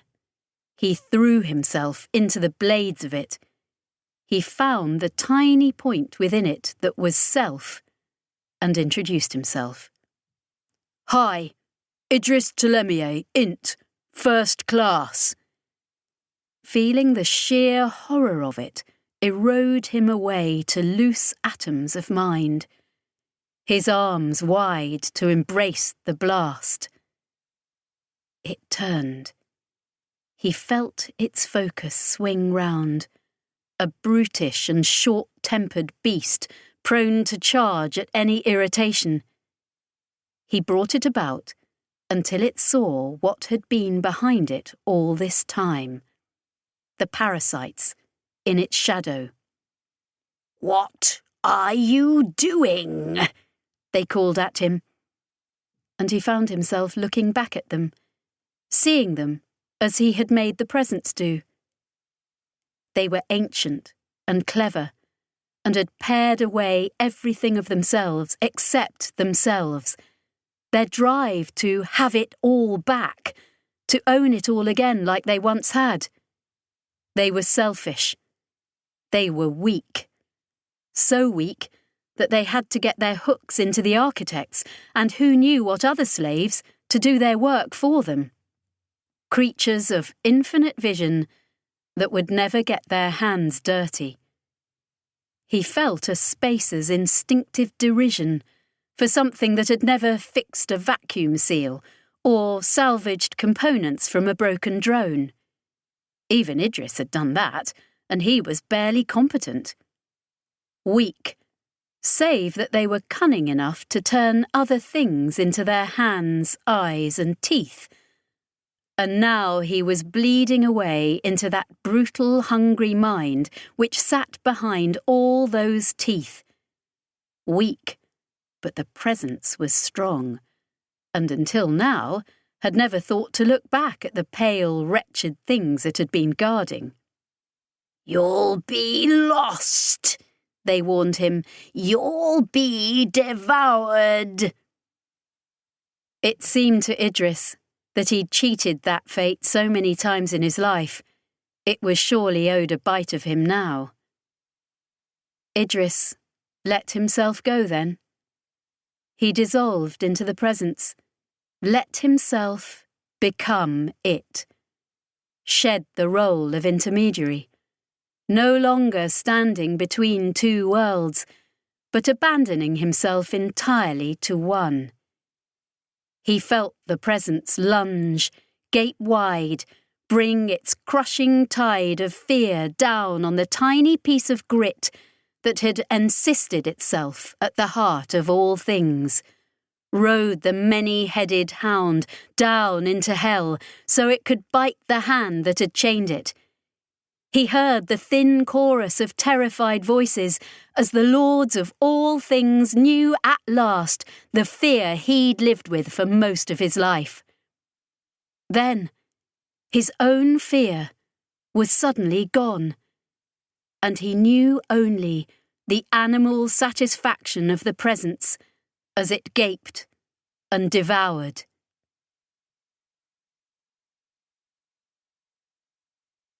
Chapter 33. Solace. She rose back up towards her abandoned body, knowing only that she'd continue to hold on, clasped tight to his hand. She was his sole connection, all he had. But when she jackknifed up with a gasp, feeling leads tear, hearing medical telltales scream at her fingers were empty. In the immediate aftermath, there was silence, just the cavernous quiet of the eye's interior. Then a far-distant groan and rumble, like stone surfaces grinding against one another. Then a shocked breath. She opened her eyes. She'd been so used to seeing things as her mind presented them to her, she hadn't realised they were shut. In the machine room, of course. Half the lights Jane had rigged up were out, and the rest flickered mutinously. She forced herself to get out of the couch, the last few connections severed, feeling the weakness in her legs. Looking down the length of the chamber, Solace met the gaze of the others. They were all holed up there, crammed into the far end. A couple of her Partheni sisters and a handful of other ints, plus the hivers. Jane, Chris with her knife out.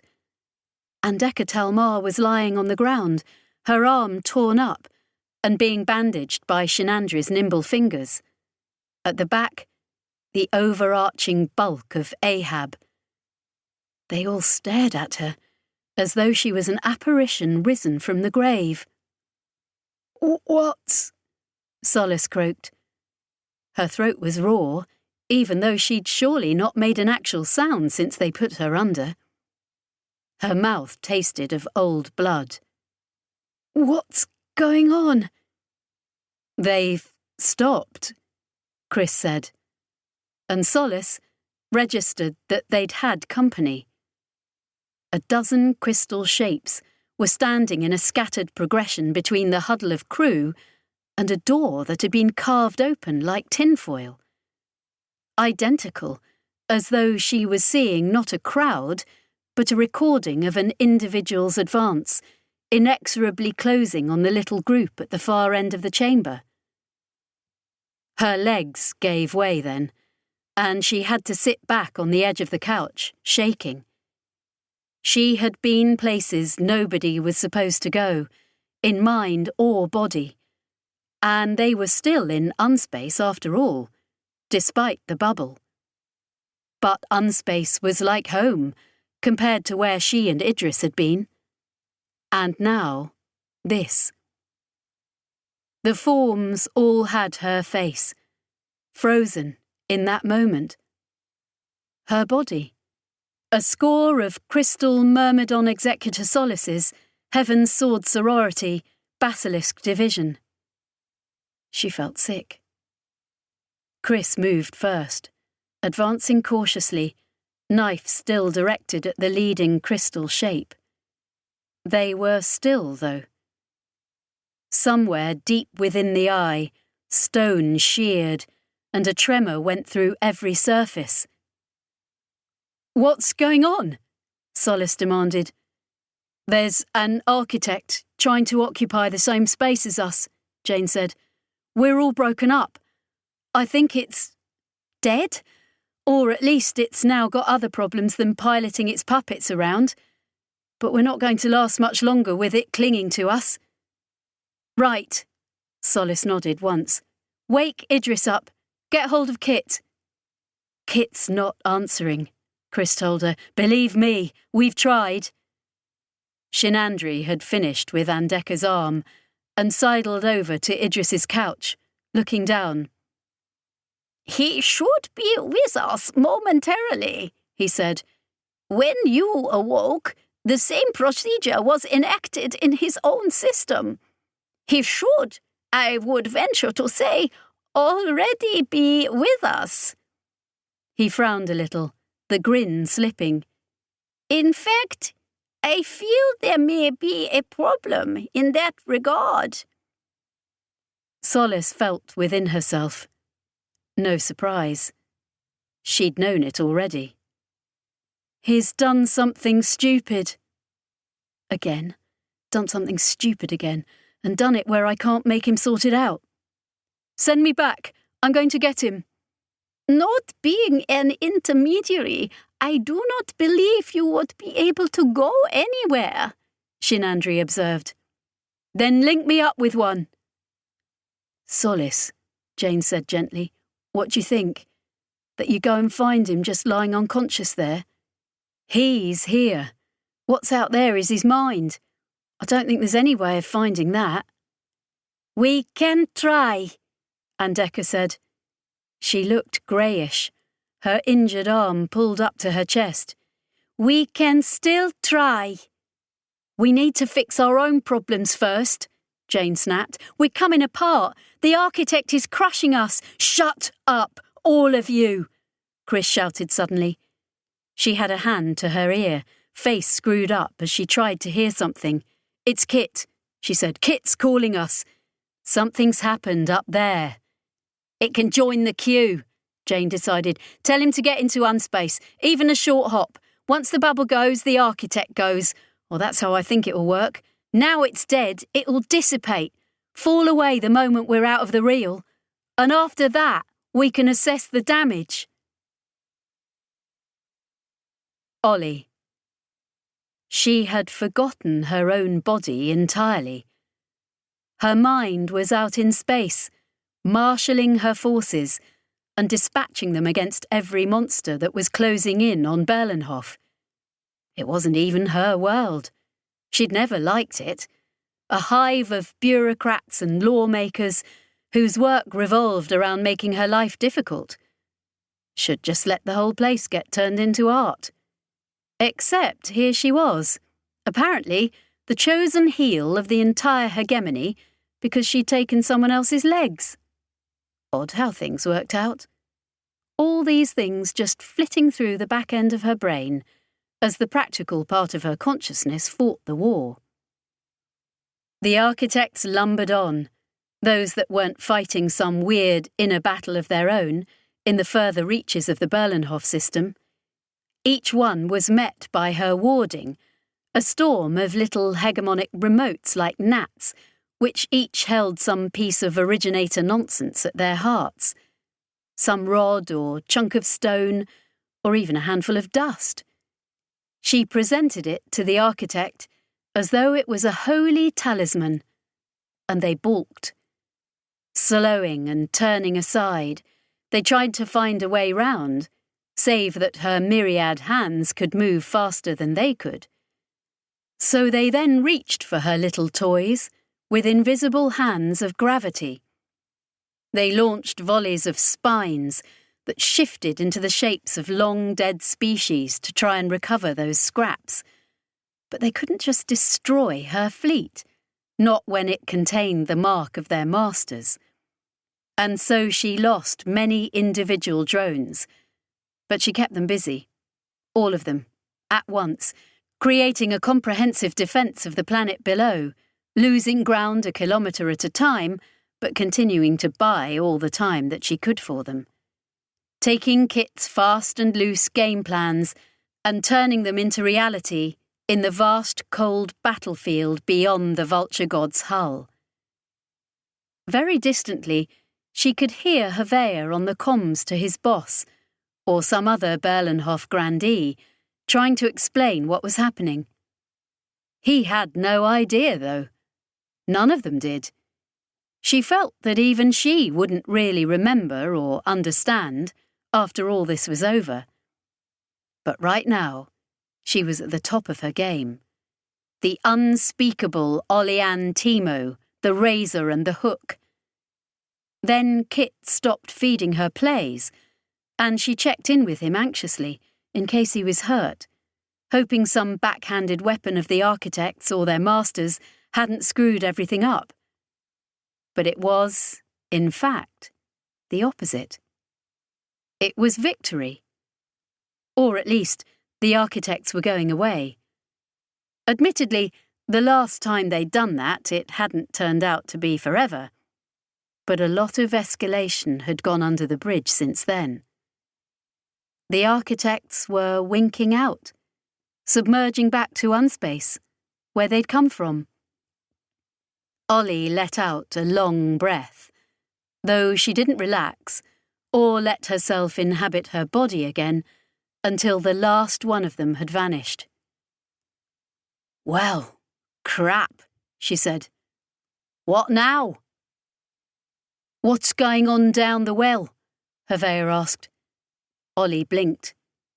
In all the excitement, she'd almost forgotten what they were dragging around with them. "Contact has been re-established," Kittering reported a few fraught moments later.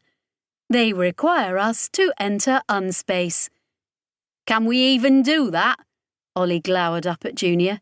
"You taking requests any time soon?" As it turned out, a little stutter jump across system was all it took. Whatever entanglements the eye had got itself into within unspace had plainly melted away, and the great hulk of it returned shudderingly to the real. No more anchor, no more well, no more poking physics in the eye. Ollie stared at the vast scarred lump of originator rock and the surviving scales of the host, all of which looked as beaten about as she felt. "Timo," Havea said, "someone wants you." "Who?" she demanded, with a suspicion that turned out to be entirely justified. As Kit liaised with the eye crew and listened to all their problems, Ollie watched the comms requests mount up. Just about every Hugh office in Berlenhof wanted to talk to them. Havea was already making contact with his own people, and she... It was all going to be taken away, she knew. They'd trusted her with the really neat toys for as long as she was useful, but it wasn't like she'd get to keep them. So now she was just waiting for one particular comms call she'd have no option but to take. And there it was. His wisdom, the bearer Sathiel, carrying the sacred words of the resplendent Utir, the prophet and the judge, still safe in their slender spindle of a vessel, all that was remaining of their ship. The beard and its owner appeared on her screen. The man wasn't sweating as much now. He'd probably do really well out of this, in the colonies and the hegemony. Some scum always floated, no matter what. The prophet and the judge expresses all due condemnation as befits such as yourself, the man told her loftily. Just get to the point, Ollie told him sourly. I get it. I do the work. I don't get paid. I have my stuff confiscated. Story of my fucking life. So what's your boss got to say, Beardy? Just after she said it, she realised that Sathiel was broadcasting system-wide on formal diplomatic channels, and her response had gone out to everyone on Berlenhof. You are informed. Sathiel was trying to double his pomp to make up for her tone, and it made him sound constipated.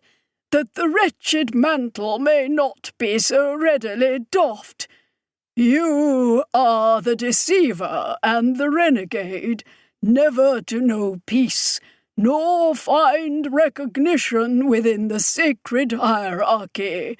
The hegemony hereby confirms it despite of you. You shall no more be spoken of in the language of the divine. Yeah, sure. She was wishing she'd gone in with more decorum in the first place, but that ship had most definitely sailed. So, wait, I'm still unspeakable? Indubitably. So, I get to keep the stuff? The stuff? Sathiel looked sidelong, trying to catch whatever garbled version of Utir's pronouncements he was working with. It's... oh... A very human expression of exasperation, the sort of thing Ollie just loved to provoke in people of power and status. It's not about the stuff. It is about the place you have adopted in the universe. Know that the vile and the outcast shall seek you out, and the tools of villainy be yours. Ollie blinked. Did I just inherit the whole broken harvest? Do I get Tothiats and big ships and things? Sathiel blinked and swallowed. I don't feel you're treating this with the seriousness it deserves. Ollie thought about Aklu, and all the unspeakable had been able to achieve. She could live with a few clams looking down on her, she reckoned, if that was the price. Tell the Resplendent it is fucking on, she said to Sathiel, and by extension, everyone else in system. She watched the incoming call requests from Hugh double in number and urgency. Hevea. I was expecting Emerson, Hevea noted, when he was called in. In actual fact, it was Diljat, but she was pointedly not sitting in the big chair, just leaning against the desk with a slate, very much a temporary fixture, on her way to somewhere else. A lot of Mordaunt House seemed to be upside down right about now. Promoted sideways, gone to threat analysis, Diljat told him. Hevea suspected he could dig for 10 years and never quite work out what snarl of factions and actions had resulted in that move. He hadn't liked Emerson particularly from their brief acquaintance, but on the other hand, he reckoned she'd made all the right decisions where it counted. And you? Just turning the crank until the new appointee is formally put in place. You know people like me, Agent Mundy. Tread water all our careers just to stay where we are? He eyed the chair. Certain speculations must have shown on his face, because Diljat snorted. Oh, don't get your hopes up. This isn't one of those stories where your pure moral choices mean you inherit the chocolate factory, Mundy. Not some weirdly indirect way of saying you're the new chief. Even if you had the seniority, you were too close to Larry. The way I hear it, they want someone sufficiently distanced from all the special interests. New broom, right? Didn't want the job anyway, Hevea muttered, having discovered in that brief second of hope that he actually quite would have. However, the wheels don't stop in the interim, and your official status has been, let's say, up in the air since your first go-round at Berlenhof. I like to think I've provided sterling service to the board in that time, Hevea said, feeling sweat spring up on his brow. No good deed goes unpunished. You have been the galaxy's own loose cannon, Diljat noted. Your usefulness has been mostly in your personal rapport with the crew of the Vulture God, a vessel that no longer has the same role in the colony's affairs as it once did. However, I'm not going to do the whole keeping you in suspense business. You are being retired from field service. I don't know how you feel about that. It's happened to me too, and frankly, it turned out to be a bit of a relief when I thought about it. We're not chucking you out, though. We're starting a new department, in fact. Come with me. She hopped down from the desk and led him out into the corridors of Mordaunt House, or at least the orbital that the intervention board monopolised. He expected just another office, but she led him to a rec room, one of the few spaces with an exterior window. He appreciated the showmanship. She timed the visit so that the wreck of the eye was visible. The originator installation was mostly in pieces. Its close encounter with an architect while down the well had shattered it, and physics suggested the various bits should have drifted away from each other just by random collision now. The eye had told physics where to stuff it, though, and the whole collection of bits was stubbornly holding its shape, despite the cracks being big enough for people to fit through.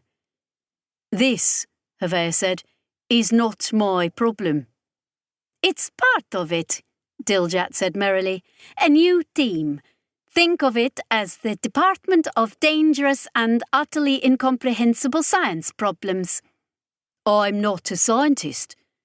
Your job is to keep a lid on it and analyse whatever they come up with vis-à-vis colonial security. The hard sums are someone else's problem. Meet your new subordinate. Right on cue, someone was hesitating at the door. Hevea looked at that grin, and his heart sank. Yes, indeed, Dr. Shenandri said. Hevea knew he was going to get sick of that little half-giggle and have absolutely no option but to live with it. There are, as it were, so many questions now. Are the architects truly as quiescent as they seem? Will the true ways decay? Are the originators truly as gone as all that? How much can we trust the report of the crew on the eye? Which is you. You were on the eye. You were on its crew, Hevea pointed out. Shenandri looked delighted, as though the thought had only just occurred to him. But as a scientist, Agent Mundy, I must consider myself a single point of data. I am, after all, hardly reliable, am I? My subordinate, thought Hevea. It was going to be a long few decades until retirement. Chris. Later, she came back to his bed. She suspected they all had, but it was just her at that moment. They'd been partners, after all. Since before they'd joined the vulture god, they'd been partners. His part of the deal had been getting into trouble, and hers had been getting him out of it. But he'd finally managed to dig deeper than she'd had rope to let down to him. The bed was in a facility run by the liaison board, and he'd have hated that. He loathed the institution that had been formed to churn out commercial ints, with no real care as to how traumatised they were, or how many didn't survive the process. Yet they remained the experts, and she'd needed an expert. The eye had surfaced in colonial space without a strong Partheni presence, so Solace hadn't been able to get him away with her people, if that would even have been a better alternative. He hadn't woken since they returned. It was almost 2 months now, as if all those long waking years were being made up for. 0 brain function, the doctors said, but she knew they meant that peculiar lack of function that was really an int away with the unspace fairies. The mind not dead, but absent on other business. His body was being preserved, and he'd already shown he wasn't going to die of old age any time soon, so she didn't know what next. But the world was still happening, out beyond this room. She couldn't just keep moping about like a sea captain's widow. She'd had offers. Her little role in what had happened hadn't entirely gone unnoticed, for good or for ill. "I'm sorry, Idris," she told him. "I will come back. I'll visit." She stood, feeling all the remote eyes of the liaison board on her, and left. Chapter 34. Chris. It was always hard to organise a decent reunion. Chris had meant it to happen when the statue first went up, but Solace had been in deep space, and well, she hadn't been entirely sure what Ollie was up to, but it had been something she couldn't just stop doing, even for a brief excursion. So it had only been her and Kittering, turning up on Berlenhof, outside the big Hugh Council buildings at Metro Gotamandi to watch the dedication. And that had been most of an Earth-standard year ago. But here she was again, and here were the first of the others, showing their faces. There was a grand square, lined with extremely fancy cafes and boutiques, and a couple of museums and galleries. Metro Gotamandi was the swankiest place on the planet, and it felt ruinously expensive just to sit here. Most of the embassies on Berlenhof were a couple of streets away, and she could probably have flicked an olive stone off her table and hit 3 ambassadors and a Magdan Boyer. Chris, who'd spent the morning looking wistfully at clothes she couldn't afford and restaurants she'd need a bank loan to eat at, considered how nice it would be to have a law office anywhere in the city.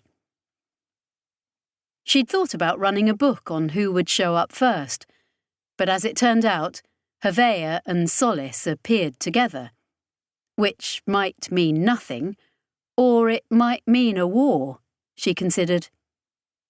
He was looking comfortable, some more weight on his bony frame than before, a desk agreeing with him. She was looking just the same, honestly. Bold as brass in the heart of the colonies, wearing a Partheni uniform. Monitor Solace, as she was now, come here from the Aspirat with proper diplomatic credentials. She could probably book a table at one of those swish restaurants. Chris made a mental note to try and weasel a reservation out of her. They were mid-talk as they arrived, then broke off to greet her, as well as to order caffeinado, and more olives. The tab magically became Hevey's department's problem, and she didn't let him see how grateful she was. Solace was in from Parsifal, she explained, the first ever settled Parthenon world. Chris should absolutely come and see how they were getting on. Working in tandem with the Hiver assembly in aggregate was leading to an effortlessly smooth colonisation process. And the Parthenon's own cartography corps, their Alcyon division, as they'd called it, was already searching out new throughways. Chris understood they were at least liaising with their colonial counterparts. The known universe was expanding, one connection at a time. None of it had fallen over yet, although, given the network had been billions of years in the making, it was still early days. From some of Hevey's veiled references, she was wondering if his people were working on the theory of creating new throughways. It would certainly be a game-changer, and she guessed Doc Shenandri would be all over it. Then Andeka arrived, wearing a jacket with Cartography Corps badges, and so she and Solace got to compare notes too. All the space talk was making Chris feel a bit left out, though. The intermediary was more animated than Chris remembered, almost chatty, eyes wide with the thought of deep space exploration. A world away from the sort of look Chris was used to seeing in an Int's eyes. But then that was all part and parcel of why they were here, in a way. "How's the firm?" Hevey asked her, as the other two got deeper into their personal discussion. "Head above water still," Chris said. "I imagine you're keeping tabs on us. Shouldn't really need to ask, should you? Just pretend mysteriously to know everything about me." It all came out more bitterly than she'd meant, and she was sorry for that. "You have rattled a lot of important people," he told her candidly.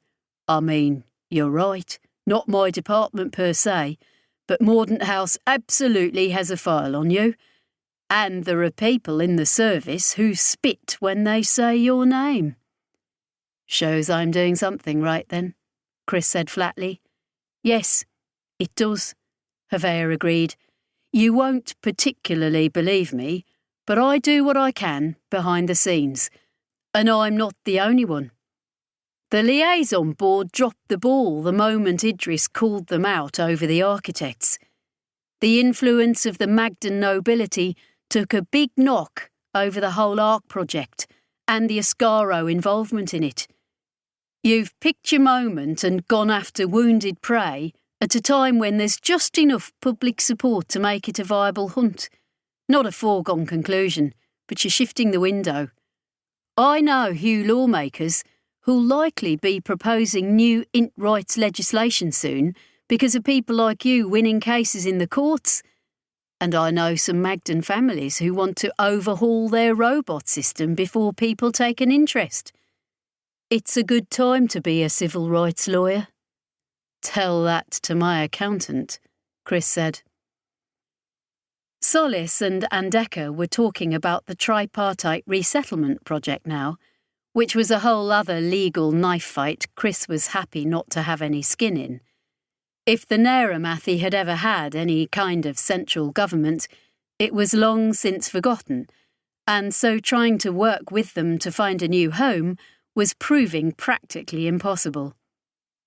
Ahab was the only reason it wasn't absolutely impossible, the one Neramath who'd had personal dealings with humans enough to serve as a halfway ambassador. Chris reckoned the Neramathi would just keep on doing their thing. They wouldn't go back. But who knew? In the interim, there was a single suite on a Berlenhof orbital that was notionally Neramathi territory, for all that the term meant literally nothing. And there was Ahab, lonely, half-demented, and yet triumphant. She'd visited once, wondering what she'd find of it, now its lifelong purpose was apparently achieved. It had been busy, she'd discovered. There had been a whole court of weird types, xenologists and artists and all sorts of culty people hanging on Ahab's every bellowed utterance. She hadn't honestly understood what was going on, except it looked like it was going to be trouble for someone. Then Kittering arrived, and Chris could only stare. He'd cleaned up nicely from his stint as factor for the salvage vessel Vulture God. Gone were the tatty advertising screens on his back and arms. In their place was a mother-of-pearl sheen, shot through with complex designs in gold and silver. The chitinous crown that bore his eyes was capped with a glittering diadem of silvery gems. She barely recognised him. He strutted, too. There was definitely a different walk there to the skitter and sidle she'd known. People got out of his way. And he had an entourage. 3 other, rather less magnificent Hanalambra were trotting along in his wake, and after them came a solid-looking woman in the sort of armour you probably weren't supposed to wear here, right outside Hugh's main government buildings. Unarmed, but that didn't fool Chris for a moment. She'd guessed at the segmented symbiote running down the woman's spine even before she saw it. "Damn, Kit," she said. "A good time for business," Kittering confirmed. His translator's voice at least was the same, except his 3 attendants used identical voices, which got very confusing when they were ordering drinks. "Bringing the nephews into the firm?" she asked. "A human term that does not relate to the familial structures of my people," Kit noted. "However, and also, yes, nepotism in the highest degree. When there is achieved a certain level of preeminence off-world, it is best practice to establish heirs and assigns with whom to share it."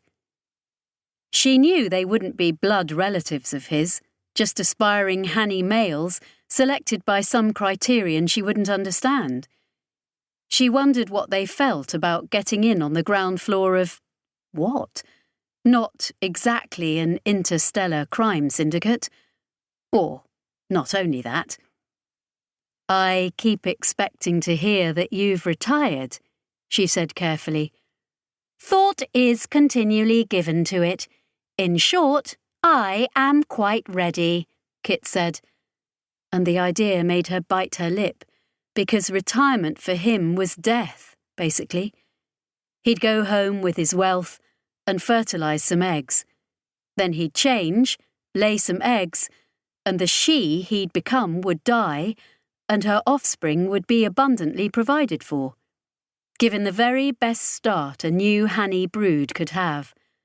But Kit would be no more, and she didn't want that to happen, while at the same time she knew for him it was a beautiful and natural part of life. When he said, "However, additional business is always accumulating.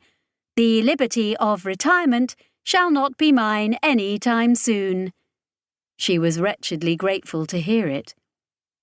"Where's Ollie?" "Apologies are tendered for her absence," Kittering explained. "Complex matters are afoot, also to some small extent, a war, of the trade variety. There was, in addition, a feeling that her presence here on Berlenhof might not be welcome." Kit jabbed her veil with a leg. The mordant houseman had been talking with solace, but, true to his skill set, he'd been eavesdropping too. "It is," he admitted, "a diplomatically complicated situation, and not my department anymore, thank God. Her status in Hugh's eyes is currently undecided. I mean, arguably, she's inherited a large number of criminals, so that's a problem. Or, alternatively, she's a hegemonic citizen now, which is a different class of problem. Except she doesn't accept that's what she is, and the SEL don't see her as one of their own either. In fact, they keep turning up to insist she isn't one of theirs, while also suggesting she's kind of under their protection. I know at least 5 of my colleagues who are being driven to drink and ruin, trying to work out exactly what that even means. So, in the end, it's possible that someday Hugh will bite the bullet and actually accept that she is what she's claiming to be, which is to say the head of her own independent state, at which point she gets an embassy and is free to visit any time she likes. I'll put out the bunting myself. I think, Chris decided, that you should tell Ollie all that verbatim, Kit. It would give her a great deal of joy to know she's causing so many headaches. Indubitably, Kittering agreed cheerily. However, you may believe it or not, but this is not her intent. Though, given chance has handed her sufficient leverage, she absolutely is her own independent state. My personal opinion, the sooner Hugh accepts this, the better. The United States of Ollie. Chris raised her glass. And how's Jane? Jane has good health and happiness, Kittering confirmed. Jane and Ollie have good health and happiness. Together. A curious tone, the Hanny peering over the species divide at something his species simply did not do. Nobody had seen Ash, it turned out, not since the clash aboard the Eye. According to Hevea, there had been some reports from here and there across the colonial sphere, but nothing confirmed. They would just have to wonder and wait. Later, after drinks were had and chat was mostly exhausted, they meandered across the square to look at the statues. Now 2 of them, when there had just been the one for so long. The older of the pair was very familiar. Everyone knew St. Xavier. The young girl standing with her hand outstretched, forbidding the architect at Forthbridge Port. The first int, the natural, who had given humanity hope during the war. It had been on a central plinth, further out from the door, but they'd moved it so that it was to one side to balance out its new companion. This one was, Chris reckoned, a terrible likeness. Oh, they'd got the face right, she supposed, even down to the big ears.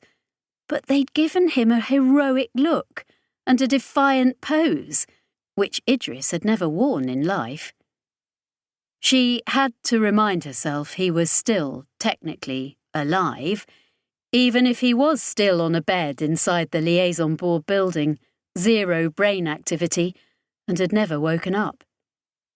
Here he was, though, Idris Tolemier, hero of the colonies, looking less like the man and more like the actor composite they'd used to play him in the media types. Around the statue's feet were flowers, she saw, wreaths, little tacky medals, children's toys, printed pictures and small projections of people, those who'd been lost to the architects, perhaps, or people who'd gone into unspace and never come out, as though their souls were still out there, and so was Idris, who might yet guide them home. She shivered, and then started when Andeka stepped forwards and knelt down, touching the metal of Idris's statue, and then crossing to do the same with St. Xavier. Her look was slightly embarrassed when she straightened up. "For luck," she said. But Chris reckoned it wasn't that. Or not just that. She'd heard the rumours, a kind of cult arising within the intermediaries. And others too. Idris, patron saint of unspace. And not without cause. She'd tried to talk to Ince about it, but they clammed up. It was their own personal Gnostic religion, and she would never be a part of it. And later, they did indeed go to one of those restaurants she'd been hanging her nose over, and the talk relaxed into anecdotes. As she sat back to enjoy it, she thought about the crew, the vulture god. I believed we'd stay together. All that time they'd been scraping from star to star and getting involved in events ludicrously beyond their pay grade. They'd been a crew. Except here they were, and the reality of the ship and its fortunes hadn't been gravity enough to keep them together. Not with Idris gone. Not after Ollie had been presented with such an unprecedented opportunity to make her stamp on the universe. And the ship itself? She'd gone to see it, before coming to the meeting. Out on the Brant Spindle, which was where the culture bods went when they were in orbit. The archive of interstellar trade and history, or the Space Museum, as everyone called it. Honestly, there were far more impressive exhibits than a battered old salvage ship, and she had the sneaking suspicion that some custodian in the future would quietly get rid of the old thing. The vulture god had finally retired.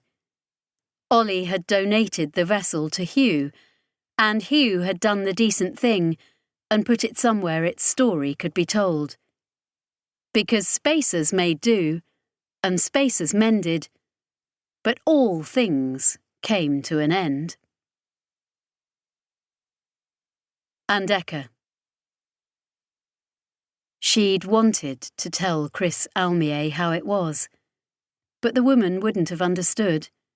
Worse, she'd have said, "Take me there," and when Andeka refused, as any reputable int would have, she'd have found a disreputable one somewhere to go anyway, and it would have been the end of her, immediately or eventually.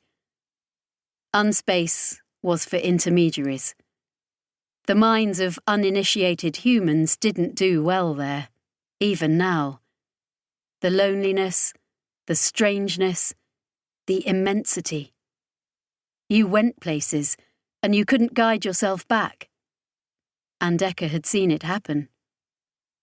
Her siblinghood, though, the colonial ints of all classes, the Partheni in their machines, they knew. She'd wanted to thank Chris, too, because she was doing what most of the ints themselves were in no position to. She was fighting to unpick the leash contracts and change the law, to make life better for all ints, because of that one int who'd been her friend. And Andeka could feel change coming. Ints were talking now, whereas before they'd always been tightly controlled and segregated. The hands that wrote the contracts and held the whip and the scalpel were going to have to compromise, or else there would be a whole new war coming. But right now, because of people like Chris, Andeka was hopeful it would be peace and freedom. She went straight to her ship after that odd little reunion. The fancy eatery, the bright clothes, the richness of it all. But she was a spacer at heart. She was Cartography Corps, which had been a holy terror for ints since their inception and was now something else. To Andeka, it was closer to a religious observance. She was one of the last on board the Zhengxi.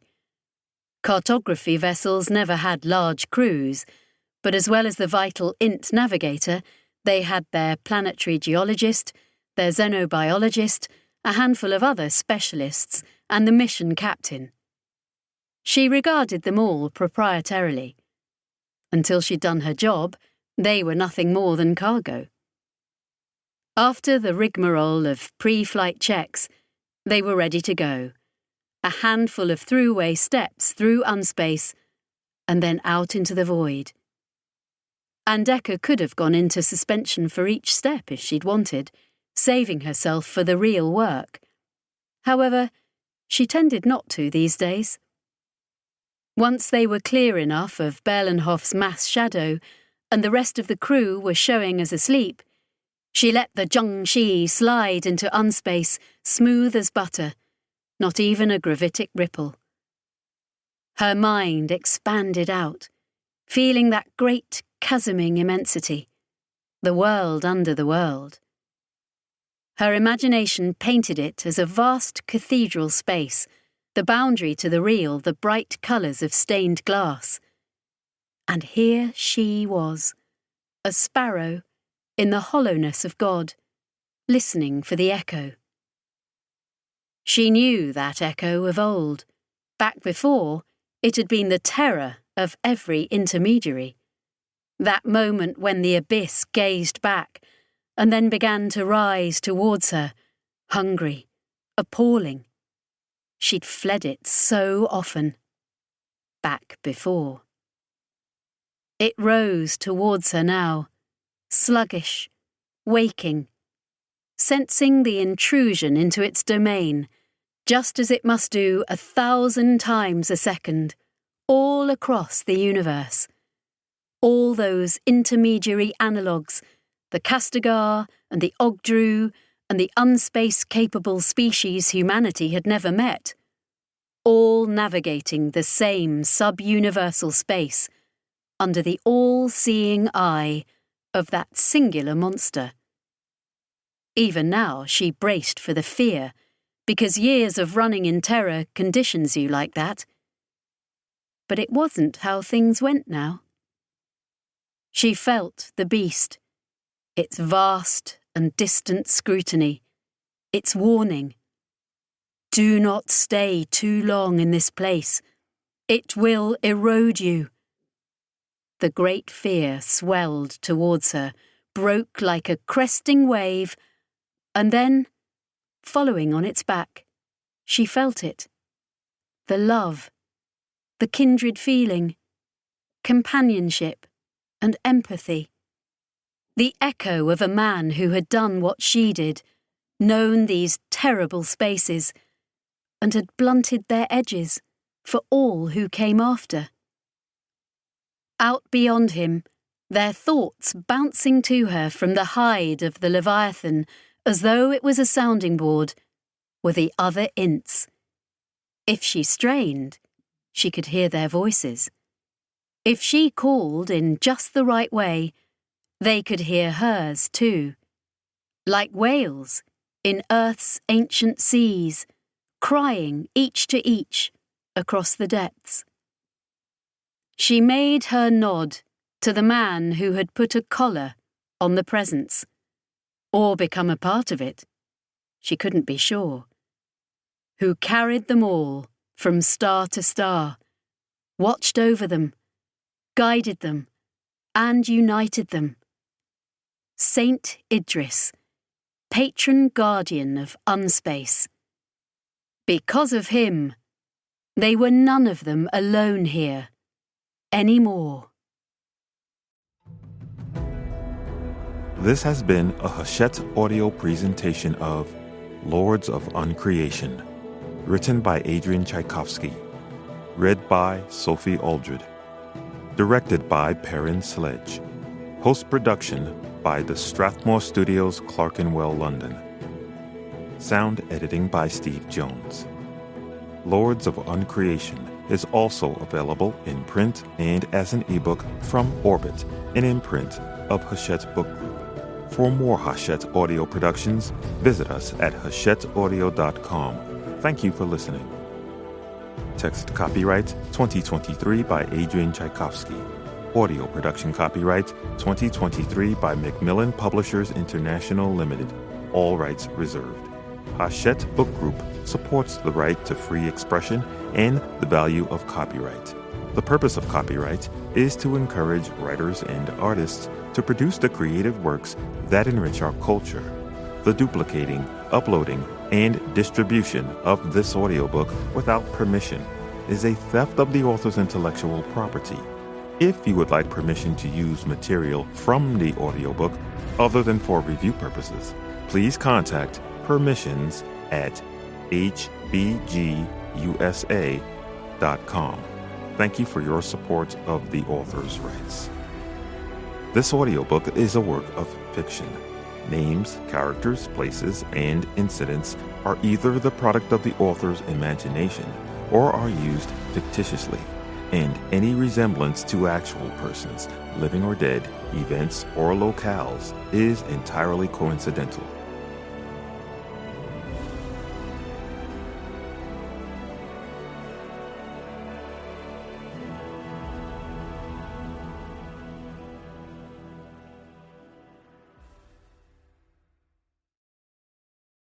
Audible hopes you have enjoyed this program.